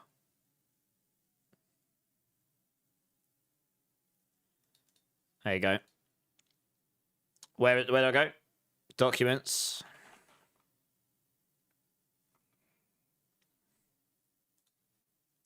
I've got 2 documents folders. I'm going to have to go find the other one. Documents, there we are. Diablo 4, yeah. Local prefs, yeah.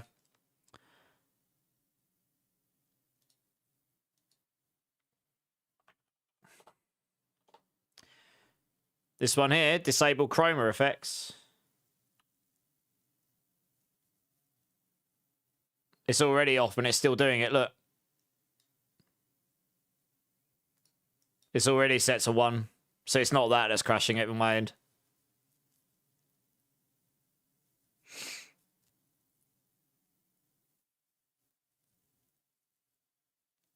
Set it to 0. But that turns it on, right?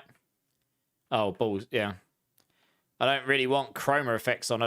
No, I don't want chroma effects on. Because what that does is it makes it so my keyboard lights up to when you're in game. If that's what's crashing, I don't care. It's fine. I don't want my keyboard colours to change to the game, really. Yeah, I turn that off deliberately. It's fine. Okay, I'm probably going to call it there for tonight. It is 4:30 in the morning. And we've got a long week ahead of us, so I don't want to overcook it tonight. We've got a little bit of a feel for that there, so that's good. So a quick look, see who's online here.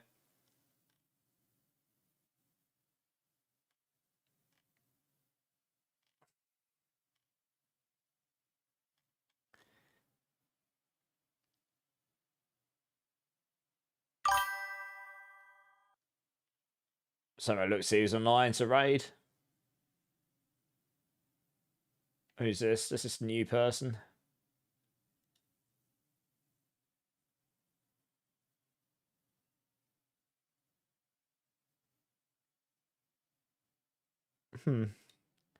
Hey, Unkindled Phoenix. Thanks for the follow, man. Welcome in, welcome in.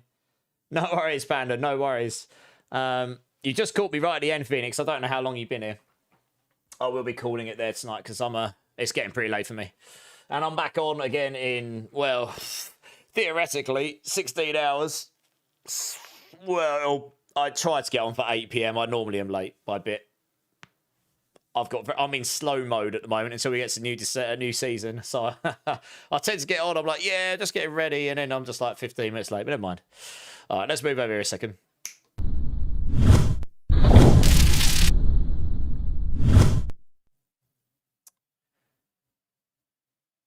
I'm just having a quick look again at who's online. Oh, there's loads of friends online. I've raided these all recently. Loads, which is fine. This is kind of the point of the season where it's quite nice to just go show love to people I've never met before. Maybe some smaller people and just give them a little nice bump. Because, I mean, once we get into main season time, I'll have all the big boys back in that will be playing D4, like Rob and Makuna and everyone else. So it'll be a lot busier in general. I have got a guy up here. I've never seen him before in the community. His name's Derek, apparently. He's got 6 viewers at the moment, ish.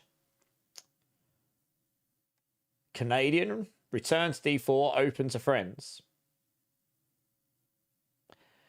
Apparently says it's the greatest game you'll ever see, which is based on absolutely nothing.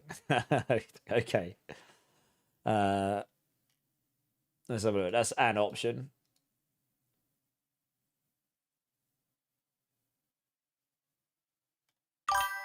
I've literally raided, like, all of the people online right now in the last couple of weeks, I think. At least once, if not more. That's quite funny. So, I'm just... Unless you guys particularly want to go somewhere else, let me know. Oh, wow. Loads of follows. Hey, Z80K, Unreconciled Diff, and Collimat. How's it going, guys? How's it going? Thanks so much for the follows. Oh, you're Panda's husband. Nice. Well, welcome in. Welcome in. No, that's great. That's great. Yeah, I mean, I jumped in Panda's stream earlier because I'm the kind of person, it's like when I'm not streaming, sometimes I just decide, you know, I need a chill day. Like I did last night. I was just quite tired, to be honest. So I just tend to sit on the... Sometimes, a lot of time, I sit lurking. I'm the kind of person that's like, I don't really like talking in people's streams unless there's a good reason. I'm not just going to... I don't want to go in and say hello and be like, bye, I'm going on lurk now. I tend... There's nothing wrong with that. That's just... I prefer to just be there and support. And then there was in a specific instance, I was able to give some information to Panda, and it might have helped or might have not, you know. And in that case, I will. Or sometimes I've got some friends. Panda had a few people in there that I know from the community. So, you know, sometimes I'll say stuff, but I like to support, even if it's from the shadows, you know. Right, guys, what do we think? I'll let you guys decide for any of you who like to lurk around the community. Do you want me to send you to a friend? Or should we go raid someone new? I'll let you guys decide, since it's you I'm sending on. I'm happy with either. Those diamonds? Oh, no, she was doing all right. When you get carried to 60 and you don't have any gear, you're going to get slapped around in the hordes early on, to be honest. Oh, and if no one comes in and gives me an answer to that, I guess I'll just send you off to... I'll just send you off to someone.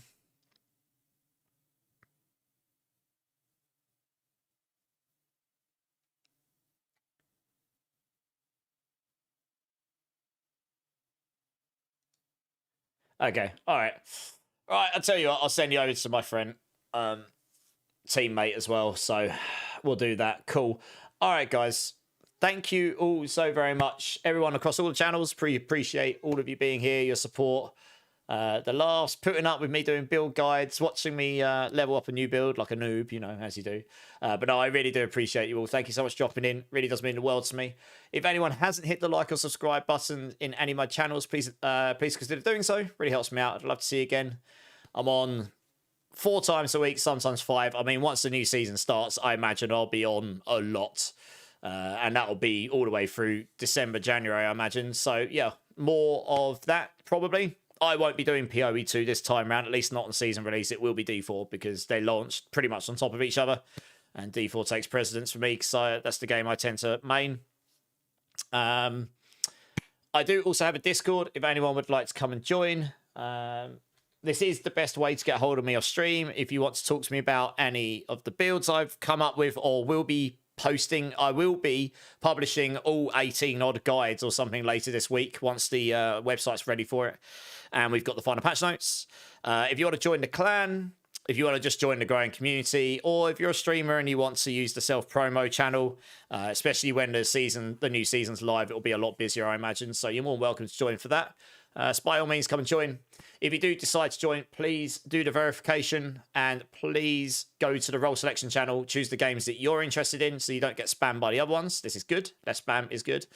And if you don't want to join, that's totally fine as well. I will not be offended. It's there to be a useful tool. So please join if you want to. And if not, that's fine. No worries, Breakpoint. No worries, dude. We'll chat soon, I'm sure. I'm going to send you off to Bannock because he's probably not been on very long. He's an Australian streamer, good friend of mine. I've been friends with him a very long time now. He's in one of the stream teams that I'm in. He's in main stat. He will just be playing with the community, I imagine, having a good time. So any of you that want to play the game or want to go play with people, I imagine he'll pretty much just run whatever you want to go run. And if not, he's always got banging tunes. He's a really nice guy. Please come and show some love and support. Hit him with all the emotes. Give him a follow if you like his vibe. And yeah, he's like I say, he's a good guy. Good people. So we'll do that today. In terms of... That's on Twitch. Every other channel, I'll just be shutting down for tonight. Thank you so much for tuning in. Really do appreciate you. Have a great rest of your day, whichever time zone you're in. I will be back. My next stream, I'll be back on Tuesday night. I've got a few more guides to draft. They have to be done tomorrow. They will all be leveling guides. So hopefully we can get those done and then do some gameplay. Or vice versa. That's basically tomorrow's stream. And then the day afterwards is the campfire. So I'll be on a bit earlier for that and such. So yeah, hopefully we'll see somebody then. Hey, Johnny. Yeah, man. How's it going, Johnny? I've caught some of your streams. I've been lurking away. I'm sure we'll chat soon. I'm about to go off. So yeah. But yeah, guys, thank you. I really do appreciate you all. I really do hope you have a great rest of your day. Keep safe. Keep lasting. Much love. And I'll see you tomorrow, guys. Cheers. Appreciate you.